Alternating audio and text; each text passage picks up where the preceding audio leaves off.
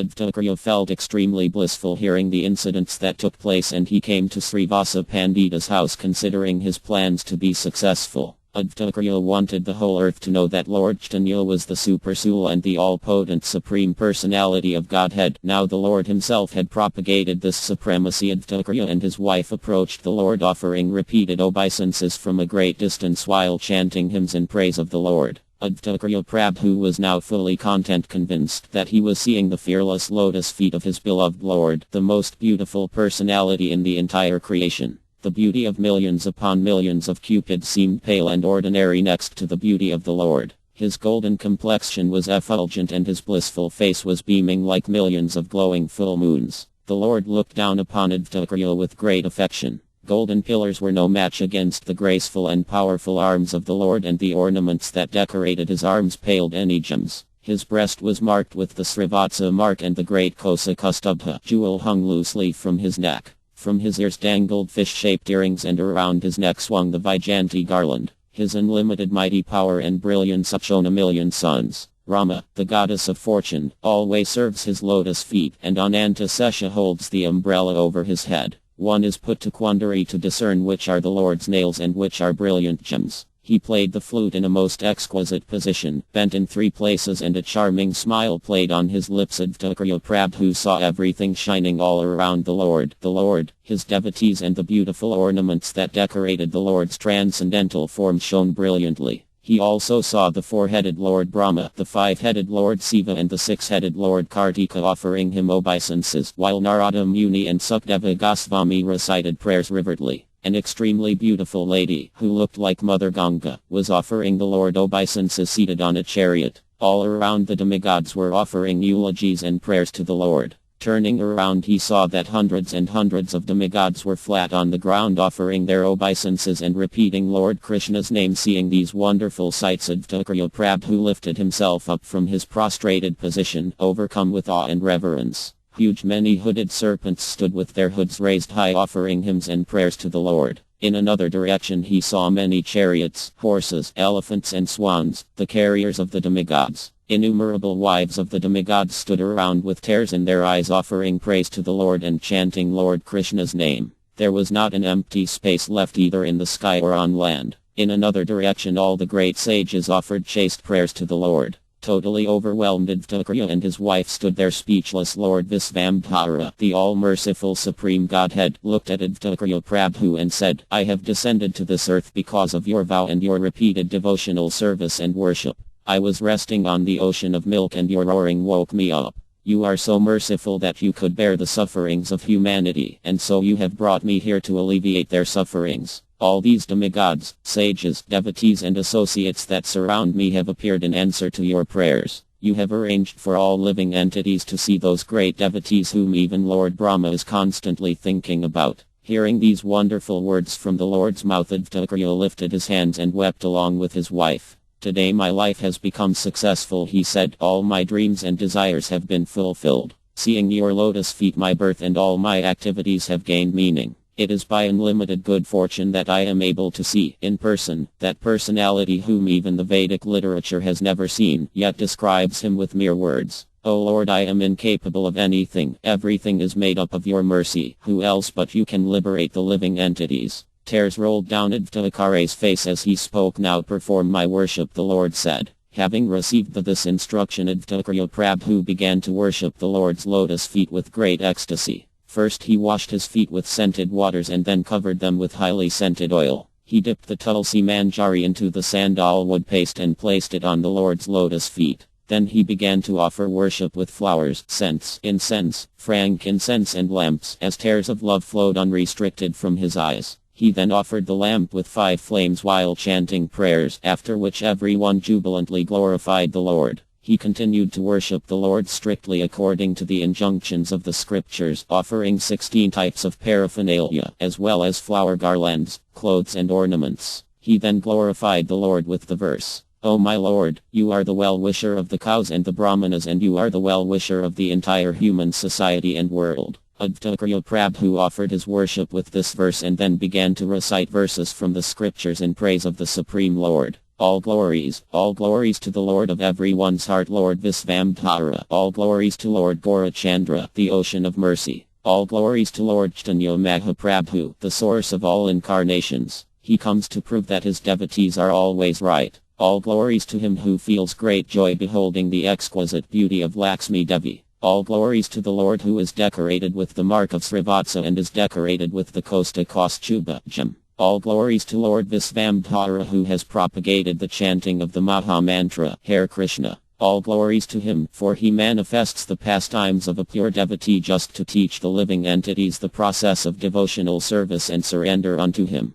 All glories to Lord Mahaprabhu who lies on the bed of Ananta Sesha. All glories to the only supreme shelter of all living entities. O my Lord, you are Lord Vishnu, you are Krishna and you are Narayana. You are eternal, and you appeared as Matsya, Kurma, Vraha and Vamana. In every millennium you protect and maintain the Vedic principles. You are Lord Ramachandra, the life of Mother Janaki, and the destroyer of all the demons. You gave a boon to the Chandala Gahak, and you liberated Mother. You appeared as Lord Nrsimhadev just to protect your beloved devotee Prahlad Maharaja, and in that incarnation you slew his father Hiranyakasipu. You are the most precious jewel of the Vedas and the best of the Brahmanas. You appeared in Nilakala in your deity form to receive the worship of the living entities. The four Vedas search after you, but you have mercifully appeared here and hidden yourself from the Vedas. O Lord, you are most expert in hiding yourself, but your pure devotees are as expert in finding you out and exposing you. You have advented to propagate the congregational chanting of the holy name of God. This is unprecedented in the entire creation. There is no parallel to you. The nectar from your two lotus feet satiates and intoxicates Lord Siva and Parvati. Roma, the goddess of fortune, constantly serves your lotus feet with great attention, and great sages sing incessantly in praise of your lotus feet. Lord Brahma worships you with great awe and reverence, and all the Shruti, Smriti and Puranic Shastras glorify your lotus feet. As Lord Vamana you covered the entire universe up to Satyaloka with your lotus feet, and Bali Maharaja surrendered his life and soul, laying his head at your feet. The holy Ganga emanates from your lotus feet, and Lord Siva feels greatly fortunate to hold her waters on his head. Advtakriya's intelligence was 1,000,000 times greater than Brihaspati's, thus he was fully aware of the absolute and transcendental position of Lord Chaitanya. Drenched in his own tears, Advtakriya Prabhu glorified the Lord and fell prostrate before him seeking shelter under his lotus feet. Lord Gauranga is the supreme personality of Godhead, the supersoul residing in every living entity's heart. He lifted his lotus feet and placed them on Advtakriya Prabhu's head. Seeing this, all the devotees began to glorify the Lord with jubilant sounds of victory. They swooned with joy and filled the air with sounds of the Lord's holy name Hari, Hari. The devotees lost control of themselves. Some of them rolled on the ground, many of them slapped each other boisterously, while others embraced, and some just cried out loudly. Advtakriya and his wife felt that all their desires were fulfilled because Lord Chaitanya had placed his lotus feet on his head. Lord Chaitanya instructed to Advtakriya Prabhu, "O Nara, see my glories and dance." Advtakriya Prabhu happily began dancing with great devotion. Someone started a sweet melodious kirtana and Advtakriya Prabhu continued dancing ecstatically in front of Lord Chaitanya. At times his dancing became sprite, and at other times he danced gracefully with delicate movements. At times he felt very humble and moved about holding a straw in his teeth. Sometimes he spun around jumping in the air and then falling to the ground he rolled back and forth. At other times he would breathe deeply and quickly and fall unconscious with ecstasy. A variety of devotional moods overtook him as he danced ecstatically, spontaneously reciprocating with the mood of the kirtana. Finally he came and sat down quietly like a servitor of the Lord. It is impossible to communicate this inconceivable and transcendental pastime. Advtakriya Prabhu ran to Lord Chaitanya's side. Seeing Lord Nityananda he buckled his eyebrows, and Nityananda Prabhu began to laugh. Advtakriya Prabhu replied laughing, "It is wonderful that you are here Nitai. For a long time I have had no trace of you. Now if you want to go anywhere then I will tie you up." Lord Nityananda laughed at Advtakriya Prabhu's demeanor. Though now they appeared in two different forms, in the pastimes of Lord Krishna they are the same personality. I have already discussed previously how Nityananda Prabhu served Lord Chaitanya in various ways, with great pleasure.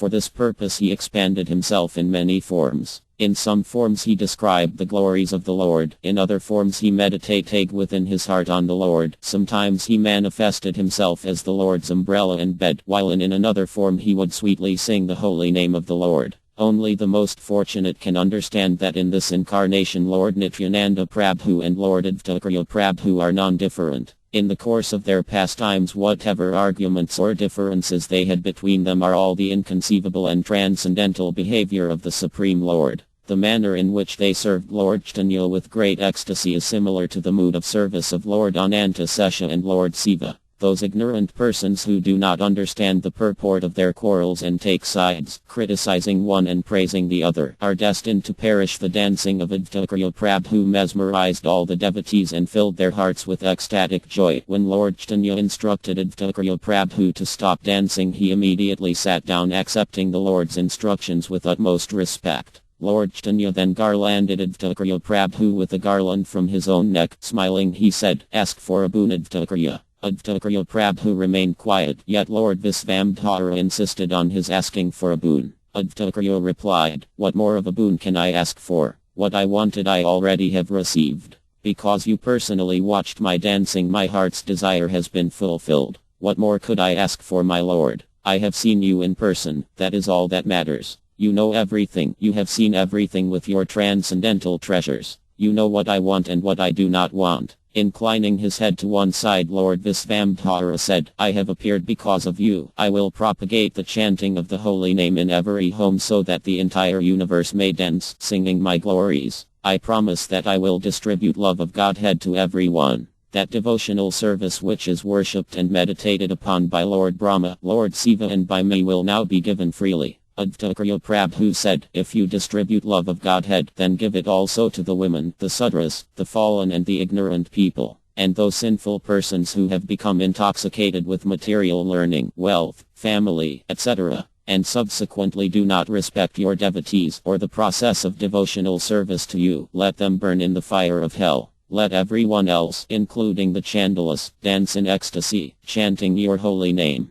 Appreciating the words of Advaita, the Lord roared loudly, "Everything you have said is true. Let the entire world bear witness your mercy upon the ignorant and fallen conditioned souls." While the low-class Chandalas danced in ecstasy, chanting the Lord's name, the Brahmana scholars like Bhatta Misra Chakravarti and others could only criticize Lord Chaitanya. These atheistic scholars vigilantly studied the scriptures and felt very proud, thinking that they had mastered them, which actually destroyed their proper intelligence and understanding of the Vedas. These people criticized Lord Nityananda without understanding his transcendental pastimes, thus inviting their own doom. I have described in this chapter how the entire universe received love of Godhead by the mercy of Sri Advaita Prabhu. The esoteric discussions between Lord Chaitanya, Lord Nityananda and Advaita Prabhu are all known to Sarasvati, the goddess of learning. She appears in the mouth of all the pure devotees of the Lord and sings the unlimited glories and pastimes of the Lord. I offer my obeisances at the lotus feet of all the Vaishnavas so that I may be cleansed of all sins and offenses. Sri Krishna Chaitanya and Lord Nityananda are my life and soul. I Vrindavanadasa humbly offer this song at their lotus feet. Sri Caitanya Bhagavat Madhya Leela Chapter 7. Lord Chaitanya, the ocean of all transcendental qualities, is the most gracefully dancer. He is like the Sintamani gem which fulfills everyone's desire by the arrangement of providence. The rare gem of devotional service unto his lotus feet has been given to me. All glories to Lord Gaurasundara, the life and soul of every living entity, and the most beloved object of Sri Advaita Prabhu and Lord Nityananda. He sustains life in Sri Jagannatha Pandita and Sri Damodara. May that Supreme Lord Gaurachandra, who is the Lord and Master of Jagadisa and Gopinatha, be glorified. Along with all his dear devotees, Lord Gaurachandra continued to perform his ecstatic pastimes with Lord Nityananda Prabhu in Nabadwip. All the Vaishnavas accompanied Srila Advaita Prabhu, who led them in a grand, ecstatic dancing and chanting of the holy name of Lord Krishna. Lord Nityananda Prabhu remained in Srivasa Pandita's house and constantly exhibited the mood of a young boy. When he sat down to eat, he would not feed himself, but acted like a young boy. Thus Maulini, Srivasa Pandita's wife, would have to feed him. Now hear the story of Vidyanidhi Prabhu's arrival in Nabadwip. Pundrika was a very dear associate of Sri Krishna. By the Lord's arrangement he appeared in the village of Katagrama in East Bengal, and purified that land. The Lord himself appeared in Nabadwip, and when he could not find Pundrika Vidyanidhi there, he sighed heavily. Feeling separation from him one day after ecstatic dancing, the Lord sat down and exclaimed, "O my father Pundrika," and began to cry. "O Pundrika, O my father, when will I be able to see you again?" Such was the extent of the Lord's affection for Pundrika Vidyanidhi. In this way Lord Gaurachandra revealed his intimate associates by performing such wonderful pastimes. All the devotees surrounding the Lord were unable to comprehend the import of the name. He continued to repeat and reason for the tears which flowed from his eyes. They conjectured that Pundrika naturally implied Krishna, and Vidyanidhi could have many different explanations, but no one could understand that this person was a very confidential associate of the Lord. When the Lord finally came out of trance, the devotees asked him, "For which associate of yours are you weeping, my Lord?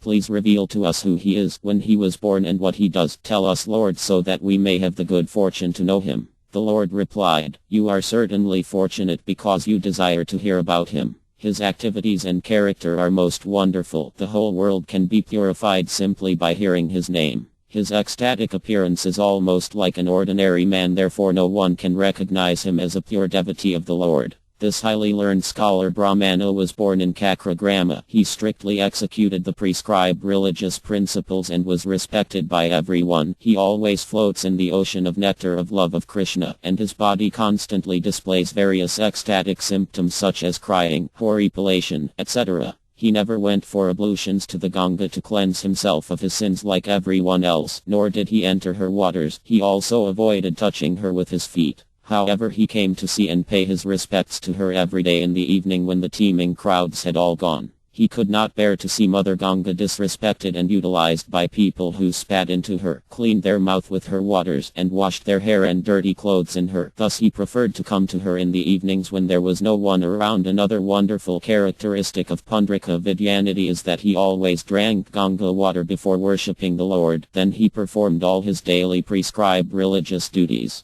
This was meant to give a lesson to all the puffed-up scholars about the greatness of Mother Ganga. He is presently in Kakragrama, but he is soon coming to Nabadwip, where he also has a house. None of you will be able to recognize him, as on first sight one would be inclined to think he was an ordinary materialistic person. I am very anxious to see him, so all of you must endeavor and pray to bring him here very quickly." Talking about Pundrika Vidyanidhi threw the Lord into an ecstatic trance, and he began to weep, saying, "O my father Pundrika." The Lord lamented loudly, for only he could understand the extent of the greatness of such a pure Vaishnava, and through his mercy only can that wonderful and unique position of a pure devotee be revealed. When the Supreme Personality of Godhead himself attracts a living entity, there is no way that one cannot respond. Thus Pundrika Vidyanidhi suddenly desired to go to Nabadwip.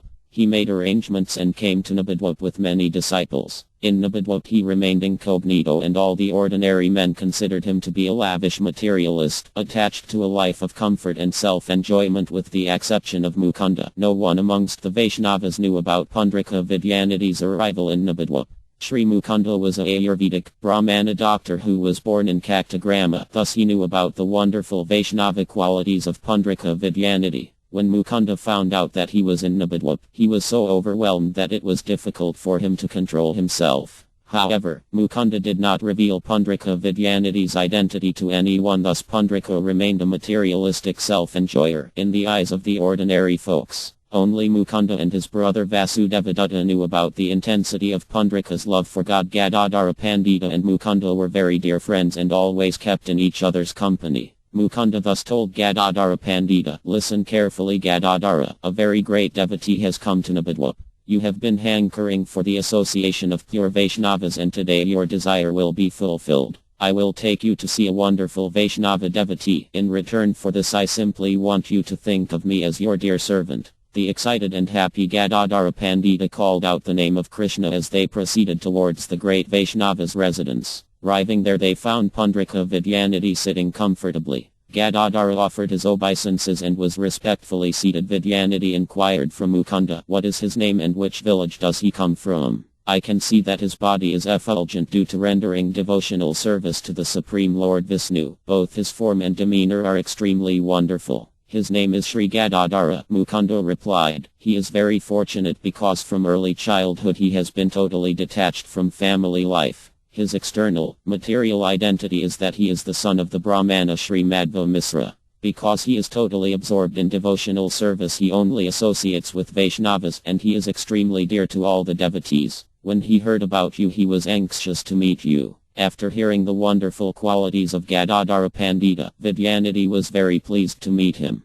That great personality, Sri Pundrika Vidyanidhi, sat like a prince. His beautiful bed was made of wood, covered with intricate brass and a reddish stone inlay work. Above were 3 tiers of ornamental overhangings, made of glittering brocade strips. He was seated on a soft mattress covered with clean expensive sheets, and silk pillows were placed under his back. On either side of him many small and large water pots sat within his reach, as well as a nice shining brass plate with betel pan neatly prepared on it. 2 large ornate mirrors hung on either side of him, which he continually glanced into while smiling with lips reddened from chewing pan. He wore a sandalwood paste tilaka mark on his forehead, and his face was decorated with dots made from a mixture of sandalwood and perfume. As for his hair, it was well groomed and shining with delicately perfumed hair oil. 2 persons stood behind him, fanning him gently with long peacock feathers, and in front of him was a nicely prepared hammock. Because he followed a life of pure devotional service, he looked as charming as Cupid himself. Those who did not know him would consider him to be a prince, as everything about him and around him gave the impression that he was a man of easy and comfortable life, given to pleasure. When Gadadhara Pandita saw these luxurious items and a general atmosphere of materialistic life, he became suspicious. Since Gadadhara was a fully renounced soul from his early childhood, naturally some doubts regarding the character of Pundrika Vidyanidhi entered his heart. He thought, what sort of a Vaishnava is he, surrounded by so much finery and lavish living?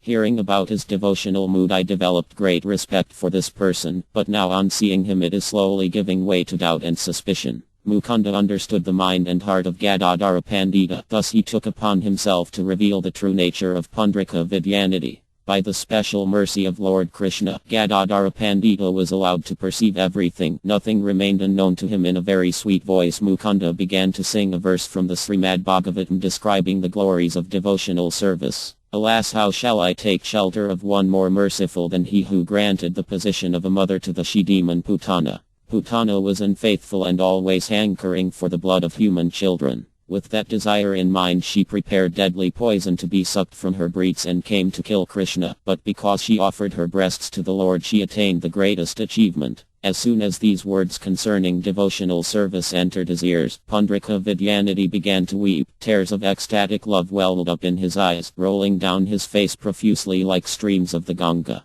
Simultaneously all the symptoms of ecstasy manifested on his person. He wept, trembled, rolled, horripilated, roared, and finally fell into an unconscious state of ecstasy. Then suddenly regaining consciousness, he said in a loud voice, "Speak, speak," and again fell down to the ground. Agitated with spiritual emotions, he kicked everything that was near him, and all the luxurious paraphernalia went crashing to the ground. The shining brass pots of water, the container of betel pen, pillows, bed sheets, everything became a confused mass. He began tearing his fine clothes, and his well-groomed hair went haywire as he wept and rolled in the dust. He cried out, "O Krishna, my Lord, my soul, my very life, you have made me hard-hearted like a stone." He lamented loudly, piteously crying out, "I have been deprived of the Lord's association in his most merciful incarnation." He rolled around and crashed down to the ground. Everyone was afraid he might break his bones. He too trembled so violently that 3 persons could not hold him down.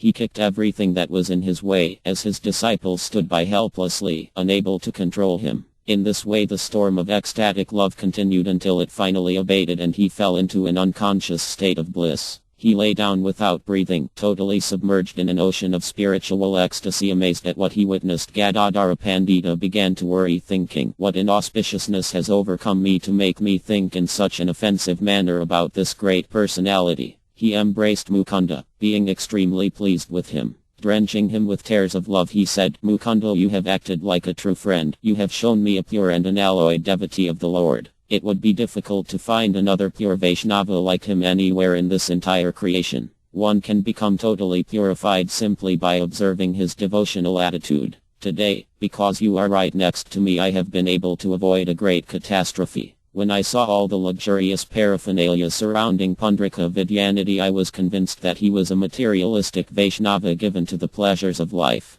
You could read my mind, and being a great magnanimous soul, you revealed to me the unlimited extent of Pundrika Vidyanity's love for God. Yet today I have been offensive, and the extent of my offense can only be mitigated by your mercy. You must be merciful to me and purify my heart. All these devotees who have taken to the process of surrender through devotional service to the Lord have all accepted the shelter of a guide under whose instructions they act. Yet I do not have such an instructor, so I have decided to take shelter of Pundrika Vidyanity and follow devotional service under his guidance. I know that I can counteract all my offenses to him by becoming his disciple. Thus Gadadhara Pandita revealed to Mukunda his desire to become a disciple of Pundrika Vidyanity. Mukunda was extremely pleased with the decision and patted him on the back, saying, "Very good, very good." Sri Pundrika Vidyanity was in a state of ecstatic coma for 6 hours. Gradually he returned to his normal state and sat down quietly. It was impossible for Gadadhara Pandita to control the tears of joy which rolled profusely down his face, wetting his entire body.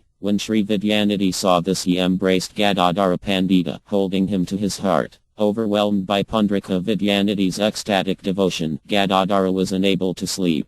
Mukunda spoke up, revealing Gadadhara Pandita's mind. Doubt arose in Gadadhara's mind when he first saw your extravagant appearance and surroundings, but now he is repentant and wants to accept initiation from you. He is a renounced devotee of the Lord. Although he is young, he is mature in spiritual realization, and comes from the very good family of Madhva Misra. From early childhood he has always been very attached to the Supreme Lord. I think it is a very good match, a very elevated spiritual master like Pundrika Vidyanity having an equally able disciple like Gadadhara Pandita. Please consider these points and choose an auspicious deity to initiate him with your Diksha mantra. Pundrika Vidyanity smiled and said, "Be assured that I will do as you say, for by the Lord's mercy I have had the great fortune to meet a person who is like a precious gem. The result of many lifetimes of pious activities is that one may find a disciple such as him. The forthcoming 12th day of the waxing moon is very auspicious. Come here to meet me and your plan will become successful." Overjoyed, Gadadhara Pandita offered his obeisances and took leave of Pundrika Vidyanity. Mukunda and Gadadhara went straight to meet Lord Gaurachandra, who happily received the news of Pundrika Vidyanity's arrival during the night without being seen by anyone. Pundrika left all his associates behind and came to the place of Lord Gaurachandra.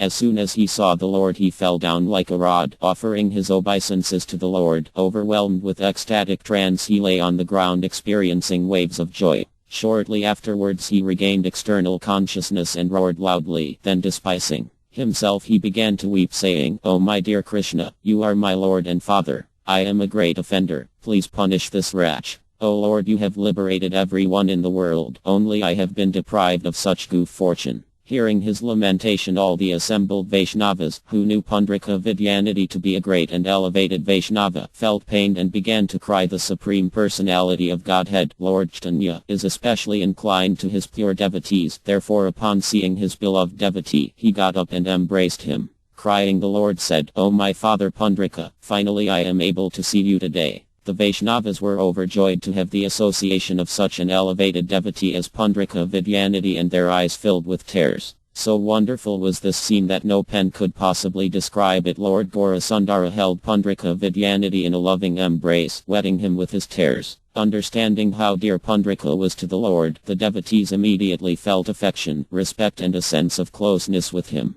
The Lord continued to hold Pundrika Vidyanity closely as if he wanted to merge his body into his. For some time the Lord was unable to move. Remaining like a statue, he held Vidyanity in his close embrace. When the Lord came out of trance, he began to chant the name of Hari, and said, "Today Lord Krishna has been very merciful to me. He has fulfilled all my desires. I have met a person of my heart's desire." Pundrika Vidyanity greeted all the Vaishnavas fondly, and they began to chant the holy name together. The Lord then introduced Pundrika, saying, "His name is Pundrika Vidyanity. The Lord has specially created him to distribute love of Godhead." Hearing this, the devotees happily responded by lifting their arms and chanting Hari, Hari. The Lord said, "Today is a special day. A wonderful thing has happened. I woke up from sleep and my eyes beheld the ocean of love of Godhead directly in person." All this went on while Pundrika Vidyanity was absorbed within himself in an ecstatic trance, totally unaware of his immediate external surroundings.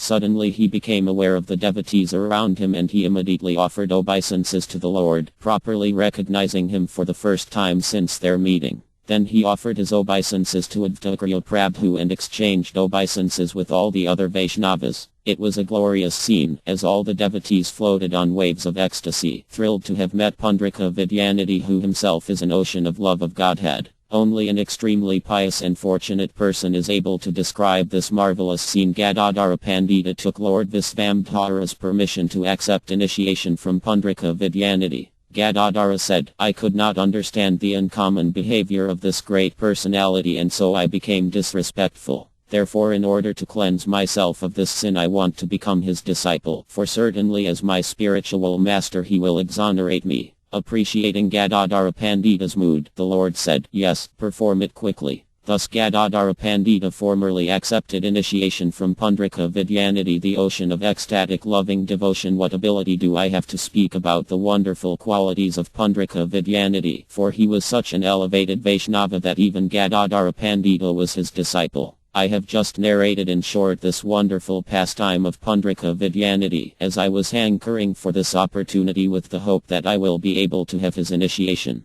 Both the spiritual master and the disciple are competent and are dearly beloved of the Supreme Lord, Sri Krishna Chaitanya. Whoever hears of this meeting between Gadadhara Pandita and Pundrika Vidyanidhi will gradually experience the highest ecstasies of love of Godhead. Lord Sri Krishna Chaitanya and Lord Nityananda Prabhu are my life and soul. I Vrindavanadasa offer my humble song at their lotus feet. Sri Chaitanya Bhagavat Madhya Leela Chapter 8. All glories to the beloved Lord Gaurasundara, who is most dear to everyone, especially Lord Nityananda and Advaita Prabhu. He is the life and soul of Sri Jagannatha Pandita and Sri Gadadhara, and the most precious treasure of Pundrika Vidyanidhi. All glories to Lord Chaitanya, for he is the Lord and Master of Jagadisa and Gopinatha. All glories to the associates of Lord Chaitanya. Lord Chaitanya continued to perform wonderful pastimes in Navadvip along with Lord Nityananda Prabhu. Assisting in their pastimes, Advaita Prabhu, as well as all the other Vaishnavas, performed grand kirtana, dancing ecstatically while constantly chanting of the holy name of Lord Krishna. While Nityananda Prabhu remained in Srivasa Pandita's house, he manifested the mood of a young boy.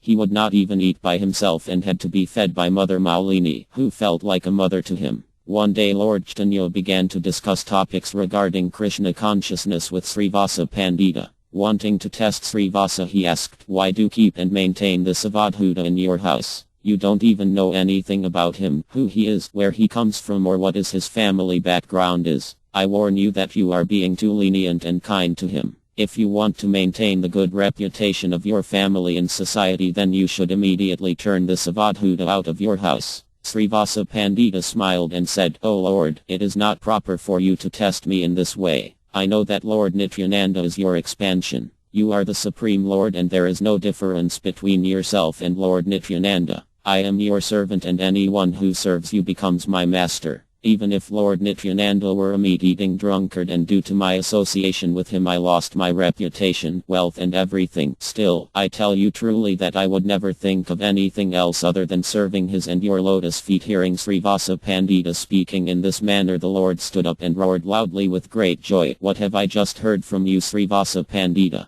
You have so much faith and love for Nityananda Prabhu. You have understood the truth about my dear most confidential associate. This has pleased me so much that I grant you this boon. Even if there comes a time when Lakshmi Devi, the goddess of fortune, is forced to wander about with a begging bowl, still your house will never know the chills of penury. Everyone in your house, including your pet dogs and cats, will find complete shelter in my devotional service. Therefore I leave Lord Nityananda Prabhu in your care so that you may look after him and serve him properly." Saying this, the Lord returned home. Lord Nityananda spent his time roaming about Navadvip. Sometimes he went to the Ganga to take a swim and happily allowed the currents to carry him away. At other times he played with the young boys, acting like a little child himself. He would visit the houses of Gangadasa Pandita and Murari Gupta, and then run to Lord Chaitanya's house where Mother Sasi showered him with affection. Absorbed in the mood of a young boy, Lord Nityananda would try to catch Mother Sasi's feet and she always tried to escape from him. One night Mother Sasi had a dream which she later related to Lord Visvambhara in confidence. "Late in the night I dreamed I saw you and Nityananda. You were two 5-year-old boys, running about playing and fighting. I saw both of you enter the deity room and then come out with the deity of Lord Balarama in your hand, and the deity of Krishna in Nityananda's hand. The four of you then began to fight with each other. Lord Balarama and Lord Krishna were angry and said to you, "Hey, you cheaters, you imposters, get out of here. This house and this room belongs to us, and everything else here like the sweets, curds and milk are all ours." Nityananda replied, "Those days of stealing butter and curd for you to eat are now gone. You are no longer cowherd boys. Now you have become young brahmanas, so give up your possessiveness about all these sweets, yogurt and milk now. If you do not listen to our sweet persuasion, then we will convince you with a beating. Who is going to tolerate your plundering and mischief?" Lord Balarama and Lord Krishna replied, "We will catch hold of both of you impostors and tie you up and leave you here. If by chance you go against the wishes of Krishna, no one will blame us for this." Lord Nityananda Prabhu then replied, "Who is afraid of your Krishna? My lord and master is Lord Visvamdhara." The four of them fought with each other in this way, snatching the sweets and food from each other's hands and mouths and eating it. Nityananda called out to me saying, "Mother, bring my food, I am very hungry." Thereafter I woke up, but I cannot understand anything of this dream, therefore I am telling you. Hearing the description of Mother Sasi's dream, Lord Visvamdhara smiled and spoke to her tenderly. "That was a nice dream you had, mother, but do not tell this to everyone. Our deities are actually living and are very potent. Your dream has increased and strengthened my devotion and faith in them. It is interesting that you dreamt about this, as I have been observing something strange which I did not reveal before because I was feeling ashamed. I noticed that the foodstuff which your daughter-in-law cooked and offered to their lordships, Lord Balarama and Lord Krishna, would remain half-eaten after the offering was over. I was suspicious of my wife, but now everything has become clear." Visnapriya, Sri Lakshmi Devi, the mother of the universe, heard the details of Mother Sasi's dream from the inner quarters and smiled at her husband's words. Lord Visvamdhara said, "Mother, let me go and bring Nityananda here right away and you can feed him." Happy to hear this, Sasi Mata quickly began to prepare for cooking. Lord Visvamdhara went to Nityananda Prabhu and extended an invitation to him, along with a warning. "Today, we are making a special offering to the deities, so please do not misbehave." Nityananda Prabhu caught hold of his ears and cried, "Vishnu, Vishnu, only made people misbehave. You think that I will misbehave because you think everyone is like yourself." Joking in this way, they proceeded towards Viswambara's house. Absorbed in talks of Krishna entering the house, they were given water to wash their feet and then sat down to eat next to each other, surrounded by Gadadhara Pandita and other friends. Sitting together in this way, Nityananda and Visvamdhara looked exactly like Lord Ramachandra and Laxmana sitting in their mother's house. The mood was the same and their affection for each other was the same, as they were the same persons. Mother Sasi was very happy and excitedly hurried to serve out 3 full plates of prasadam for the two of them. When she returned, she found 2 young boys of 5 in the place where Visvamdhara and Nityananda had been sitting. One of the boys had a blackish complexion and the other was very fair. Both of them were exquisitely beautiful and were without any clothing. One of them had 4 arms which held the conch shell, disc, mace and lotus. His breast was marked with the srivatsa, the glistening kosa kaustubha. Jewel hung from his neck and beautiful fish-shaped earrings dangled from his ears. The other boy held the plow and the pestle. She also saw her daughter-in-law, Visnapriya, situated on the breast of one of the young children. No sooner had she seen this wonderful sight than it vanished. Mother Sasi stood still, mummified with ecstasy, and tears rolled down her face, drenching her clothes. All the foodstuff scattered as Mother Sasi fell to the ground and lay unconscious. Lord Visvamdhara rushed to wash his hands and mouth, then quickly ran to rescue his mother. Lifting her up, he said, "Mother, mother, please get up, calm down, get control of yourself. Why did you suddenly fall to the ground?" Mother Sasi slowly regained consciousness and quickly tied her loosened hair. Without uttering a word, she went inside her room and began weeping. She was overwhelmed with ecstatic love for God and nothing else mattered to her. Her breath came in great sighs and her body trembled from head to toe. Meanwhile, the servant, Isana, cleaned the eating room. He collected the remnants of food that had scattered on the floor and ate it all. Isana is truly extremely fortunate, for every day he performed such wonderful activities, yet he remained like a servant. Thus no one knew that he was actually perceiving the highest transcendental truth. Lord Gaurachandra, along with his devotees, continued to perform congregational chanting of the holy name in Nabadwap. Although the Lord's eternal associates had appeared in different parts of Bengal, gradually, in small numbers, they began to come to Nabadwap. There they soon found out that the Supreme Lord had appeared, allaying the fears of the devotees and filling their hearts with bliss. Lord Visvamdhara manifested himself before them as the Supreme Personality of Godhead. The Lord's devotees are as dear to him as his own heart. Thus that Supreme Personality who is intensely sought after through the Vedic literature mixed freely with his devotees, embracing all of them so lovingly that each one of them felt as if he were the most prominent of the Lord's associates. The Lord regularly visited his disciples in their homes, where he would exhibit to them his four-handed form. Sometimes he went to Gangadasa Pandita's house or to Murari Gupta's house, and at other times he visited Srivasa Pandita's. But all the while the Lord's constant companion was Nityananda Prabhu, whom he could not bear to be separated from. Lord Nityananda was always engrossed in the playful mood of a young boy, and Visvamdhara wholeheartedly reciprocated with him in the same spirit according to their particular faith. Various devotees saw Lord Chaitanya appear before them in different incarnations.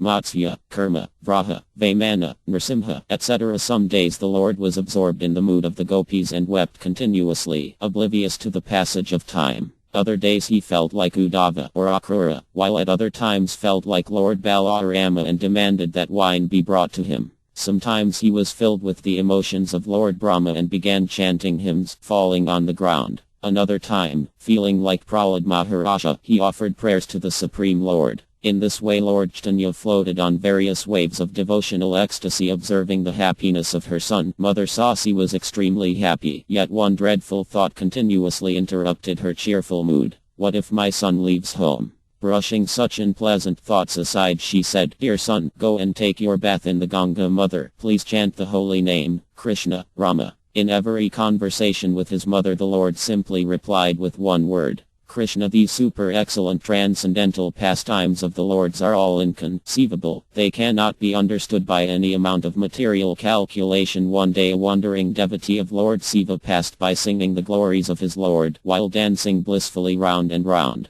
Hearing the singing of the Sivate, Sri Chaitanya suddenly appeared in the form of Lord Siva, with great matted locks of hair piled on his head. Jumping upon the singer's shoulders he shouted loudly, "I am Sankara, I am Sankara." The people watched in amazement as the Lord sat perched on the devotee's shoulder. Playing on a horn and a small hand tabor, the Lord encouraged the Sivate to continue singing. That day that fortunate devotee received the full benefit of purely glorifying his Lord Siva, purely without offenses. Supreme Lord Gaurasundara sat on his shoulders. The Lord regained normalcy and climbing down he personally offered alms to the singer. The singer devotee left feeling extremely grateful and satisfied. The devotee servants of Lord Gauranga shouted Lord Hari's name in illusion, feeling a surge of devotional ecstasy in the Lord's company. The Lord said, "You my brothers, please hear the essential teachings of all scriptures. Why should we waste our nights in useless activities? Let us make a firm resolution from today to spend the nights engaged in the most auspicious activities, chanting the Lord's name.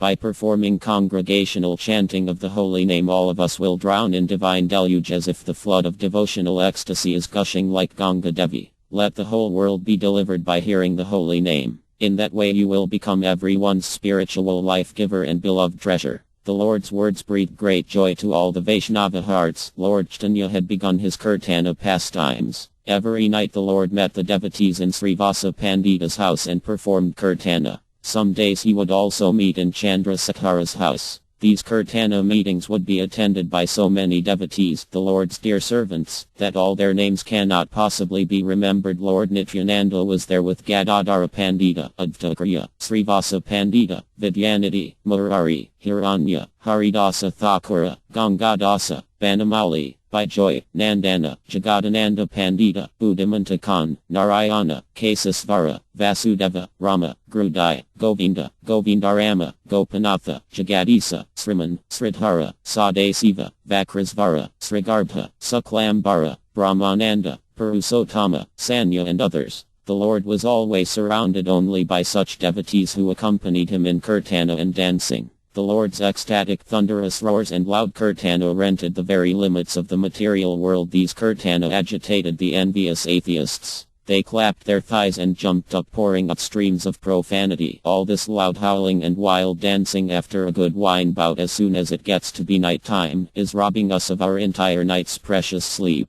These impostors entice women to them with their hypnotic enchantments and enjoy them the whole night. These atheists are consumed in their own fire of hate, and the Lord, Sachinandana, dances in graceful ebullience. As soon as the Kirtana begins, the Lord comes in trance, becomes oblivious of the phenomenal world. Dancing, he falls to the ground with such force that the earth quakes and cracks in places. The devotees look at him mummified in fear. As the Lord's tender body contacts the hard surface, Sasamata closes her eyes, silently praying to Lord Govinda, Krishna, for his protection. Sasamata knows that Nimai is in spiritual trance, yet due to her intense love for the Lord she experienced great agony. She did not know what action to take, so she earnestly prayed to the Lord. O Lord Krishna, please grant me this wish, that I may not know when Nimai hurls himself to the ground. Please grant me this mercy, Krishna. Although for Nimai there is no pain but actual blissfulness, I will be happy to remain unaware of all this. Lord Chaitanya, the Supreme Lord, knew Sasamata's wishes, so accordingly he infused in her divine ecstasy. As long as Lord Chaitanya performed kirtana and dancing, Mother Sasi entered a state of spiritual exhilaration and became heedless of this material world. All the time now the Lord spent in kirtana and ecstatic dancing, surrounded by his followers.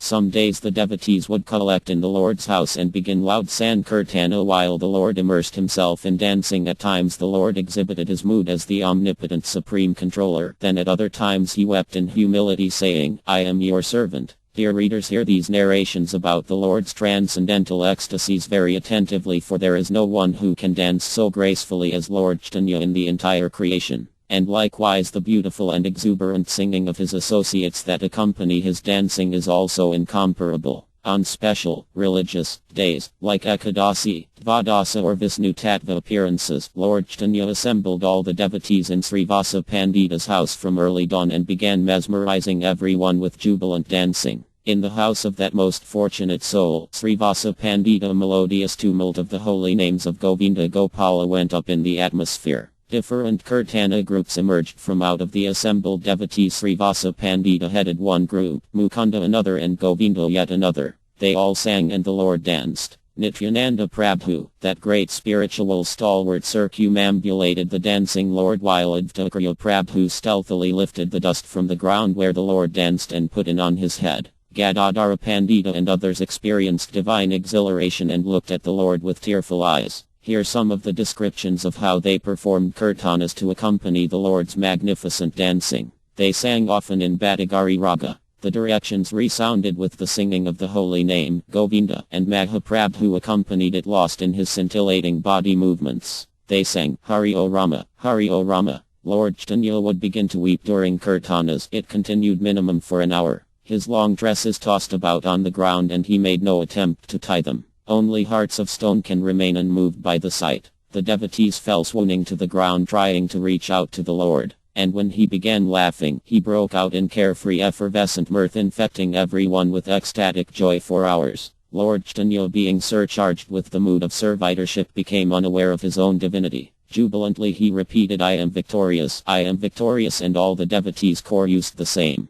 At intervals the Lord sang up so loudly it sounded as if the entire universe would split open. Sometimes he became heavier than our earth, impossible for anyone to hold him. And again he lost so much weight, in a moment he was lighter than cotton wool and being carried around the house jubilantly by devotees on their shoulders. The Lord frequently went into ecstatic trances on the least of provocation, putting the devotees in anxiety, and they chanted Hari loudly into his ears to awaken him. Then sometimes his entire body shivered uncontrolled, his teeth chattering like a little boy out on a winter morning. Next moment he was drenched in cold sweat, like Mother Ganga was flowing out of his pores. His body would suddenly become burning hot, drying up all the cooling sandal paste applied to his person. He released gigantic sighs, throwing asunder the devotees from his front, and then he rushed at the devotees to catch their feet, and all the Vaishnavas tried to escape the Lord. The Lord liked to sit and rest back against Lord Nityananda. Lifting his lotus feet, he looked smiling at the devotees. The devotees immediately comprehended the impact of this pastime, and they ran to loot the priceless treasure of the dust of the Lord's lotus feet. Advaita said, O you thief, now we have crushed your pride.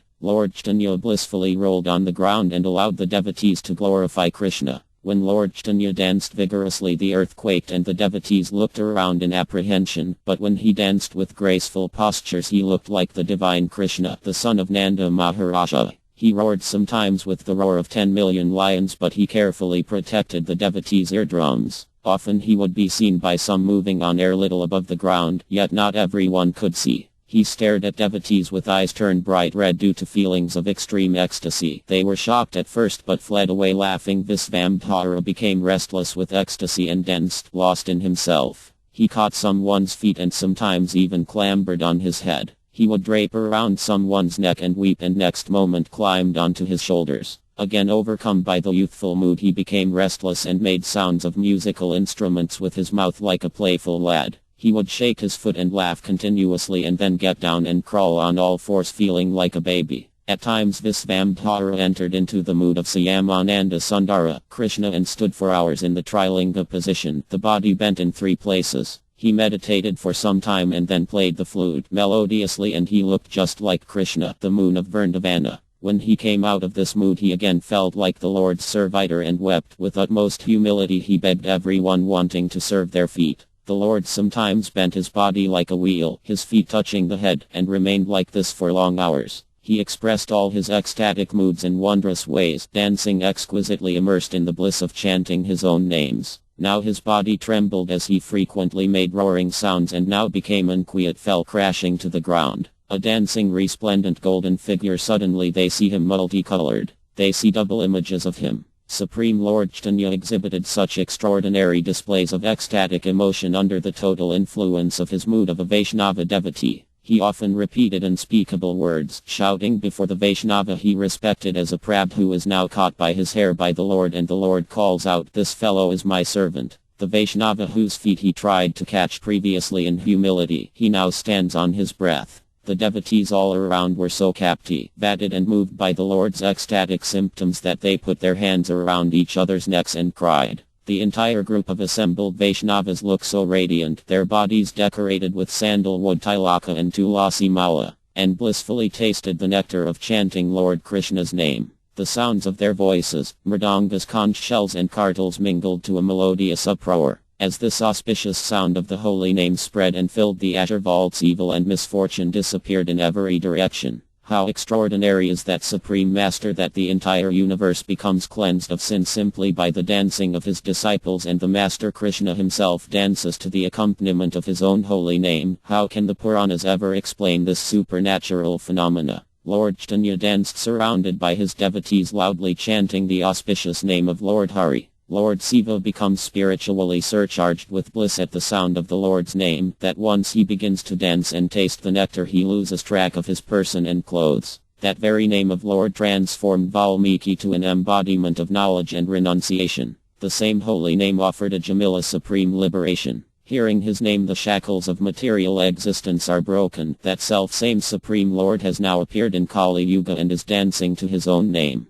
Narada Muni and Sukadeva Goswami roams the universe singing his name, and Ananta Sesha Prabhu with 1,000 mouths glorifies his name. Whose name is the best means for atonement from my sin. That same Supreme Personality dances only to be seen by the most fortunate souls. I am so fallen and wretched that I was not born then to see this marvelous festival of Sankirtana and dance. Srila Vyasadeva's son Sukadeva Goswami praised Kali Yuga in Srimad Bhagavat because he knew the future advent of Sri Caitanya Mahaprabhu. That same Lord now danced immersed within his joyful self and chanting all with the rhythmic patting of his feet. The Vayanti garland around his neck swung wildly, echoing the Lord's ecstatic dancing mood. He tore the garland and threw the shreds at his devotees' feet. Gave up his joy rides on Garuda's shoulder, forgot his conch shell, disc, mace, lotus-holding form, forsake his bed of Ananta Sesha. In his pastimes as Gaura Sundara he rolled on the dust and wept, overcome with the ecstatic mood of servitorship to the Supreme Lord. Gone was his mood of Lord and Master and the pleasures of the Vaikuntha planets. The ecstasy of being the Lord's servant overshadowed all other pleasures. The Lord is supreme subject of all pleasures, yet disregarding the pleasure of Lakshmi Devi's company and exquisite face, he prefers to heave his hands and face in the ecstasy of the Kirtana and drown in an ocean of acute separation from his beloved Krishna. He Supreme Lord who is diligently served by elevated personalities like Lord Siva and Narada Muni, they have given up their wealth, position for this. That same Lord Gauranga has neglected his supreme absolute lordship and with utmost humility, taking straw in his mouth, is begging and praying for devotional service. And if any wretched soul, in spite of the Lord's unprecedented novel example, disregards devotional service to the Supreme Lord, he is unfortunate enough to throw away the nectar and drink poison. These are again those who read and propagate the teachings of Srimad Bhagavatam and establish themselves as Lord and Master, without appreciating the extraordinary beauty of devotional service. All their activities are lowly and futile. They do not know the essential truth in the Vedas, yet they deliver dissertations on the scriptures to equally agnostic audience. They are truly like the mules carrying the burdensome load of useless learning. The Vedas and Bhagavatam have unequivocally elucidated the elevated position of devotional servitorship to the Supreme. Lakshmi Devi, Lord Brahma, Lord Shiva and others carefully cultivate this priceless process. Those who do not have complete faith in Lord Chaitanya's words are most unfortunate and are forever disassociated from his mercy. It was so divinely enchanting to see Lord Gaurasundara dance surrounded by all his associates singing sweet melodious kirtanas. Advaita, unable to control his ecstasy, often went into a trance and covered his entire body with straw, and holding one in his mouth in humility with some on his head he danced vigorously, his eyebrows drawn close together. The assembled devotees were astounded by Advaita's ecstatic symptoms, while Nityananda Prabhu and Gadadhara Pandita were shaking with laughter. Lord Gaurasundara, the dear life of every soul, continued his sublime dance, frequently overcome by endless ecstatic emotions. Lord Gaurasundara exhibited such extraordinary symptoms of ecstasy that are not even mentioned in the Srimad Bhagavatam, nor has anyone heard about them from anywhere else. Sometimes his body became stiff like a statue, and no one could possibly move or bend him. Then again his body became soft as cream, as if he had no bones in the body. Other times he looked at least twice his normal size, and again sometimes he looked at least twice his normal size, and again sometimes he became thinner and smaller than usual. Sometimes he moved drowsily about like a drunkard, suddenly breaking out into a joyous boisterous laughter, shaking his entire frame. Seeing the assembled Vaishnavas surrounding him, Lord Gaurasundara, enraptured in spiritual emotion, started calling each with their previous names. He looked around and shouted out to the individual names like Haladhara, Siva, Sukha, Narada, Prahlada, Rama, Lakshmi, Aya, Brahma, Uddhava. In this way the Lord skillfully revealed different devotees' previous identities in Krishna Leela. All the devotees marveled, filling their eyes with the enchanting dance of Lord Gaurasundara in the mood of Lord Krishna. The crowd at Srivasa Pandita's residence, drawn by the delightful kirtana, was overflowing and over-anxious to see Sri Gaurasundara. Those who arrived early were in the house and could see everything, others remained outside. The Lord instructed for the doors to be closed. The people of Nadia were impatient, creating a loud commotion to get inside. They cried out, "We want to see the kirtana, open the doors immediately." The Vaishnavas inside were unaware of any happenings, their complete attention captivated by the kirtana. Amongst those who were not allowed inside were some atheistic and envious persons making various comments. They said, "They are a bunch of beggars," afraid and feeling ashamed they might be recognized by others, so they closed the doors. You are right, it is only due to the pangs of hunger that they scream non-stop for hours. Actually they closed the doors because they do not want us to catch them drinking wine all night. Nimai Pandita was good and normal. We do not know why God changed his mentality. I think this is a consequence of his past life. In fact, this is happening because of bad association. Ever since Nimai lost his father, he has no one to discipline him. Nimai has since long given up his studies. Grammar is such a subject, if you lose touch of it for even a month you forget it. His mind is now idle. We know all their excuses. We know the real reason for their closed-door activities. In the night they chant mystical incantations, casting spells on women, and bring them here. Together they eat and drink all sorts of things and decorate themselves with fragrant flowers and perfumes and engage in various illicit recreation, so they lock their doors to avoid public censure.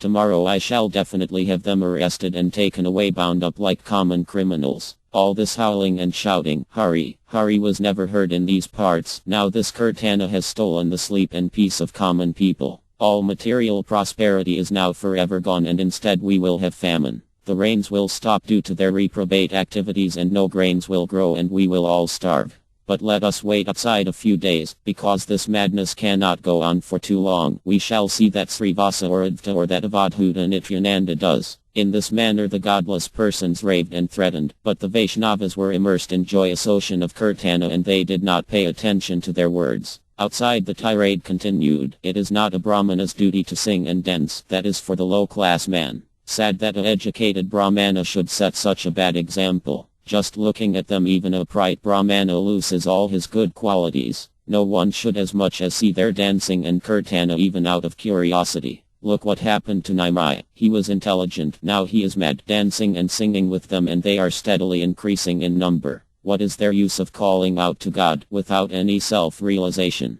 God resided within you. Why reject the wealth in your own house and search for it elsewhere in the forest? Then someone quite unexpectedly said, no use criticizing others, better to just go home and mind our own business. Another voice supported him, saying, we cannot get inside to see the kirtana due to our own misfortune from our previous life. How can we criticize those who are fortunate to be inside, participating in the kirtana? They are very pious. He must also belong to their group. The atheists cried out and pressed aggressively towards him. What is the great loss if we do not see their kirtana? They are simply a few hundred, prancing around screaming as if in war. Without practicing chanting, penances or cultivating knowledge, they follow a concocted method of discipline and meditation. They collect food, stuffs like rice, bananas, milk and curd, and mixing everything they sit together and eat. This way they corrupt the caste system. People came to see the kirtana only to abuse. Just look at how madly they are acting. They indulged in such comments and left. Again a fresh group of people gathered to continue the vilification. When two agnostics met, they engaged in ridiculing the Vaishnavas and rolling in laughter. When they met anyone who had never seen the kirtana, they forced him to go to Srivasa's house, and only on repeated pleadings would they allow someone to get away. Someone said, what a wonder, in spite of seeing all this, the people crazily follow Nimai Pandita.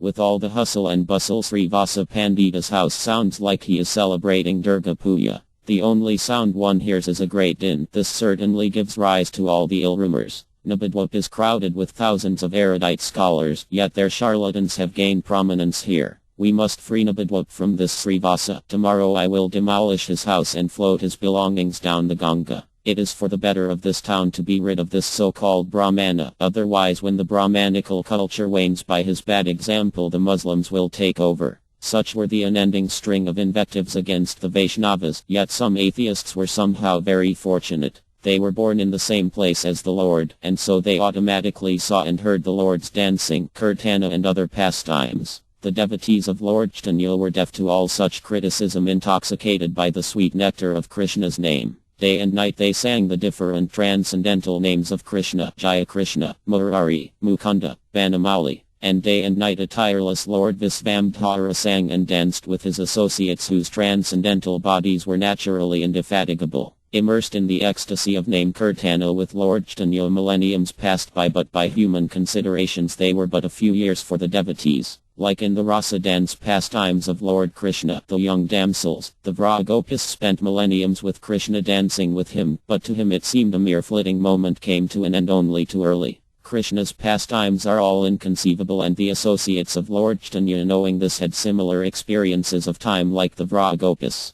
One night, an hour before dawn, Lord Chaitanya suddenly stopped dancing and climbed upon the altar, and lifting upon his lap the shalagrama silas that were in Lord Vishnu's seat, he sat down in it. The seat crackled and protested loudly under his weight. Lord Nityananda quickly rushed to hold up the altar seat. Now with Lord Anantasesha supporting the seat, it did not crumble, and Lord Gaurasundara sat comfortably in it and swayed gently. Lord ordered for the kirtana to discontinue, and as quietness settled he began to reveal the transcendental truth about himself with a booming loud voice. In Kali Yuga I have appeared as Krishna. I am the Supreme Lord Narayana and the fortunate son of Devaki. I am the Lord and Master of the entire cosmic creation. It is I who glorified in all your songs, for you are my servitors. I have appeared for the sake of all of you. I have accepted whatever foodstuffs you have offered. They were gifts meant for me. Srivasa said, O Lord, everything is yours. Lord Chaitanya replied, I will eat everything. Advatakriya said, Lord, it is a great fortune for us.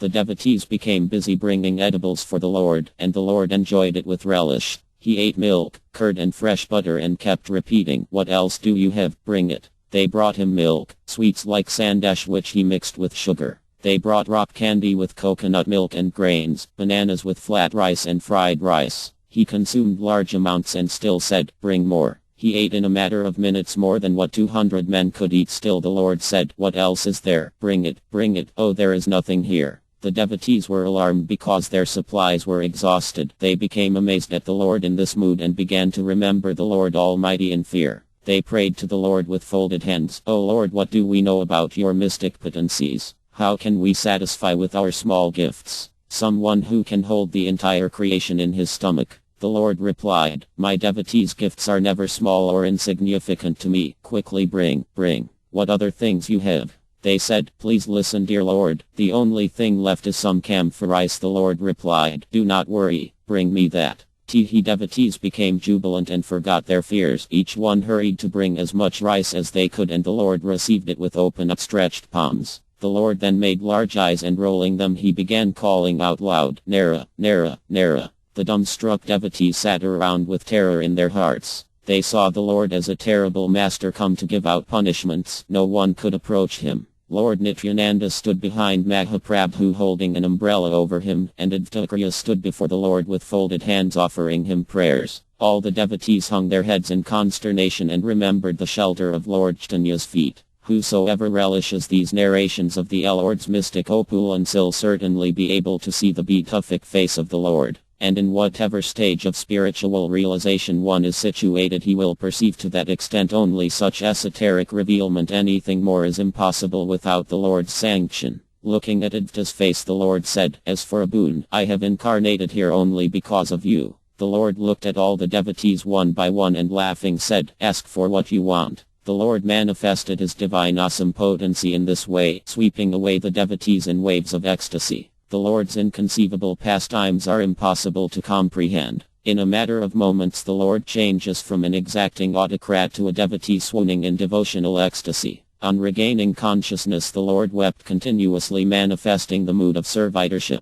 He sent around putting his arms around the Vaishnava's neck and wept, calling them, "Brother, friend." An ordinary person could never see such activities. Only by the arrangement of the Lord's Maya potency the Lord's servitors were eligible to perceive the truth about the Lord's supermundane situation. The devotees were joyous and laughing at the Lord's wonderful character, and they said, "Supreme Lord Narayana has advented." He again fell down unconscious with overwhelming bliss and lay on the ground as if dead. The devotees began to lament bitterly. They thought, "My beloved Lord has left me behind and left this world. Why is he so cruel to me? I will also leave my body immediately." The all-knowing Lord again woke up, feeling he thoughts of his devotees, and started a loud Caitanya. The devotees were suddenly stirred up and in extreme exhilaration lost balance. Nabadwap devotees thus relished such wonderful loving pastimes with the Lord of Vaikuntha. Whoever hears these transcendental pastimes of the Lord, his mind will always dwell in the associations of devotees and in the Supreme Lord Gaurasundara himself. Sri Krishna Chaitanya and Lord Nityananda are my life and soul. I Vrindavanadasa humbly offer this song at their lotus feet. Sri Caitanya Bhagavat Madhya Leela Chapter 9. Lord Sri Gaurachandra is the controller of the universe, and he accepted the garb of a sannyasi not for his own sake but for everyone's benefit. All glory to the son of Jagannatha, Misra and Mother Sasi, and all glory to his Sankirtana movement. All glory to Lord Chaitanya, the very life of Lord Nityananda and Gadadhara Pandita, and he is the most beloved by Advaita and Srivasa Pandita, Jagadananda Pandita and Haridasa Thakura, Vakraswara Pandita and Pundrika Vidyamiti, Yasudeva and Srigarbha. Be merciful, O Lord, and look upon every living entity graciously. May the Lord and all his associates be glorified. For hearing about the pastimes of Lord Chaitanya one immediately attains the supreme goal of bhakti, love of God. Please listen intently to the narration in Madhya Kanda because they depict pastimes of Lord Chaitanya. Now hear the descriptions of Lord Chaitanya's Mahaprakasa Leela or Great Revelation, for this fulfills the desire of all Vaishnavas. The Lord manifested the glorious Sat Praharya Bhava or 21-hour-long devotional emotions. In this pastime he wonderfully revealed his different incarnations, extraordinary feat at feasting and freely giving away to the devotees pure love of Godhead. And all the Vaishnavas honored the Lord in a grand bathing ceremony known as Rajswar, fit only for the most powerful kings of the universe. One day Lord Gaurasundara came to Srinivasa Pandita's house accompanied by Lord Nityananda, who was beside himself with joy. Gradually all the Vaishnavas assembled there. Lord Gaurasundara, who was then fully engrossed within himself, looked about him, as a regal personality surveys his surroundings with intensely powerful glances. The devotees could perceive the Lord's mood and immediately they started loud kirtana. On other days the Lord would dance in the ecstasy of a devotee servant of the Supreme Lord. Then changing that mood momentarily he revealed his identity as the omnipotent Supreme Lord. That mood also would quickly change and he would again revert back to the mood of a devotee. But today, to the good luck of the assembled devotees, the Lord stood up as if to dance as usual, and instead sat on the throne of Lord Vishnu. On previous occasions the Lord would sit on Lord Vishnu's throne immersed in devotional ecstasy, as if unaware of his own conduct. No, so today. Today he did not obfuscate his real identity with the cloak of his internal energy, but sat on the throne continuously for 21 hours. The devotees stood in front of him with folded hands and hearts effervescent with joy. It was a wonderful sight. The devotees were fully content. They spontaneously expressed that it felt like they were in Vaikuntha, and so it was. The Lord also sat amidst all like the Lord of Vaikuntha, and everyone present there became totally free from the influence of the illusory material potency. Lord Caitanya instructed, "Sing that bathing song."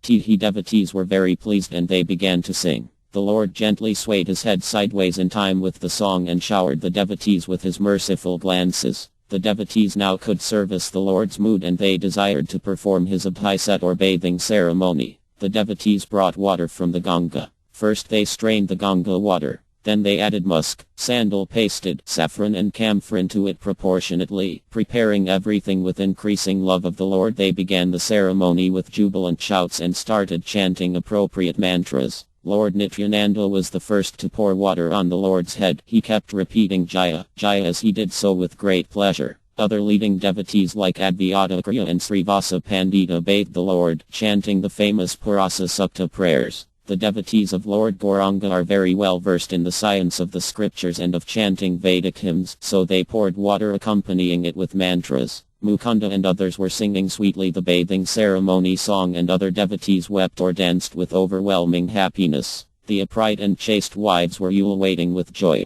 The entire assembly was immersed in an ocean of bliss. The Lord of Vaikuntha, Lord Gauranga, remained seated and the devotees one by one poured water on his head bathing the Lord. Usually on such religious occasions pots of water were supposed to be required, but today it far exceeded that number. Even the demigods came there not wanting to miss the opportunity to make more spiritual progress, but were disguised so as not to be recognized. Where even a drop of water offered to the Lord's lotus feet, that also in meditation, is sufficient to ward off punishment given out by the god of death. What to speak about the good fortune of the people who were able to bathe the Lord directly, who were present there in person. All the servants and maidservants in Srivasa Pandita's house were also engaged in bringing water for the Lord. The wonderful result that one enjoys from serving the Lord was amply proved by one incident. One of the maidservants, a pious woman named Ducky, said, was one of the water carriers. The Lord saw her actively engaged and told her, bring more. The Lord was so impressed with her devotional service attitude that he changed her name to Sukhi or Happy, indicating he had taken away her distress. Having bathed the Lord,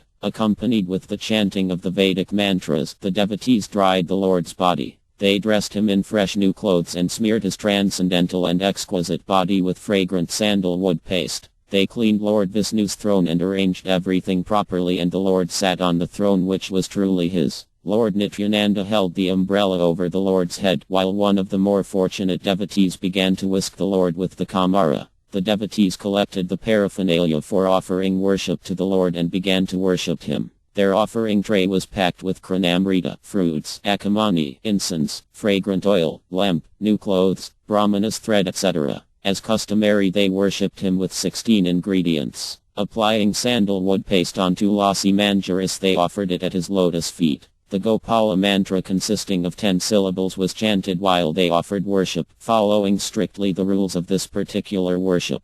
All the devotees were offering their prayers to him. All the stalwart associates of the Lord, like Advaita Prabhu, fell before the Lord's feet like rods and offered full obeisances to him. All the devotees were experiencing spiritual love for the Supreme Lord, and tears cascading down their cheeks mingled and flowed like a river. They constantly chanted verses eulogizing the Lord, and the Lord heard everything with great satisfaction. They prayed, all glory to the Lord of the universe. Kindly direct your merciful glance on this world now ablaze with the threefold suffering. All glory to the original cause of everything, the maintainer of everyone. You have advented to inaugurate the congregational chanting to the holy name. You establish the Savatam Dharma of the Vedas, and you are the protector of the pious, the original soul of all the 14 worlds. All glory to Lord Caitanya, for he is the redeemer of the most fallen souls, an ocean of transcendental qualities, the supreme shelter of the meek and poor. All glory to Lord Caitanya, who is Rajendra Nandana Krishna and who expands to Lord Vishnu and lies on the ocean of milk like Kshirodakasaji Vishnu. He appears as an incarnation for the pleasure of his devotees. All glory to Lord Gauranga, who is the original and absolute, inconceivable, unperceivable. He is always transcendentally situated, the compassionate supreme person. All glory to Lord Caitanya. He was born in a family of Brahmanas as the crest jewel of this class, as well as to liberate the entire Brahmana population. He is the origin of the Vedic religion, the life and soul of every living entity. All glory to Lord Caitanya, who saved Arjuna from an inglorious death, and he gave liberation to the demoness Putana.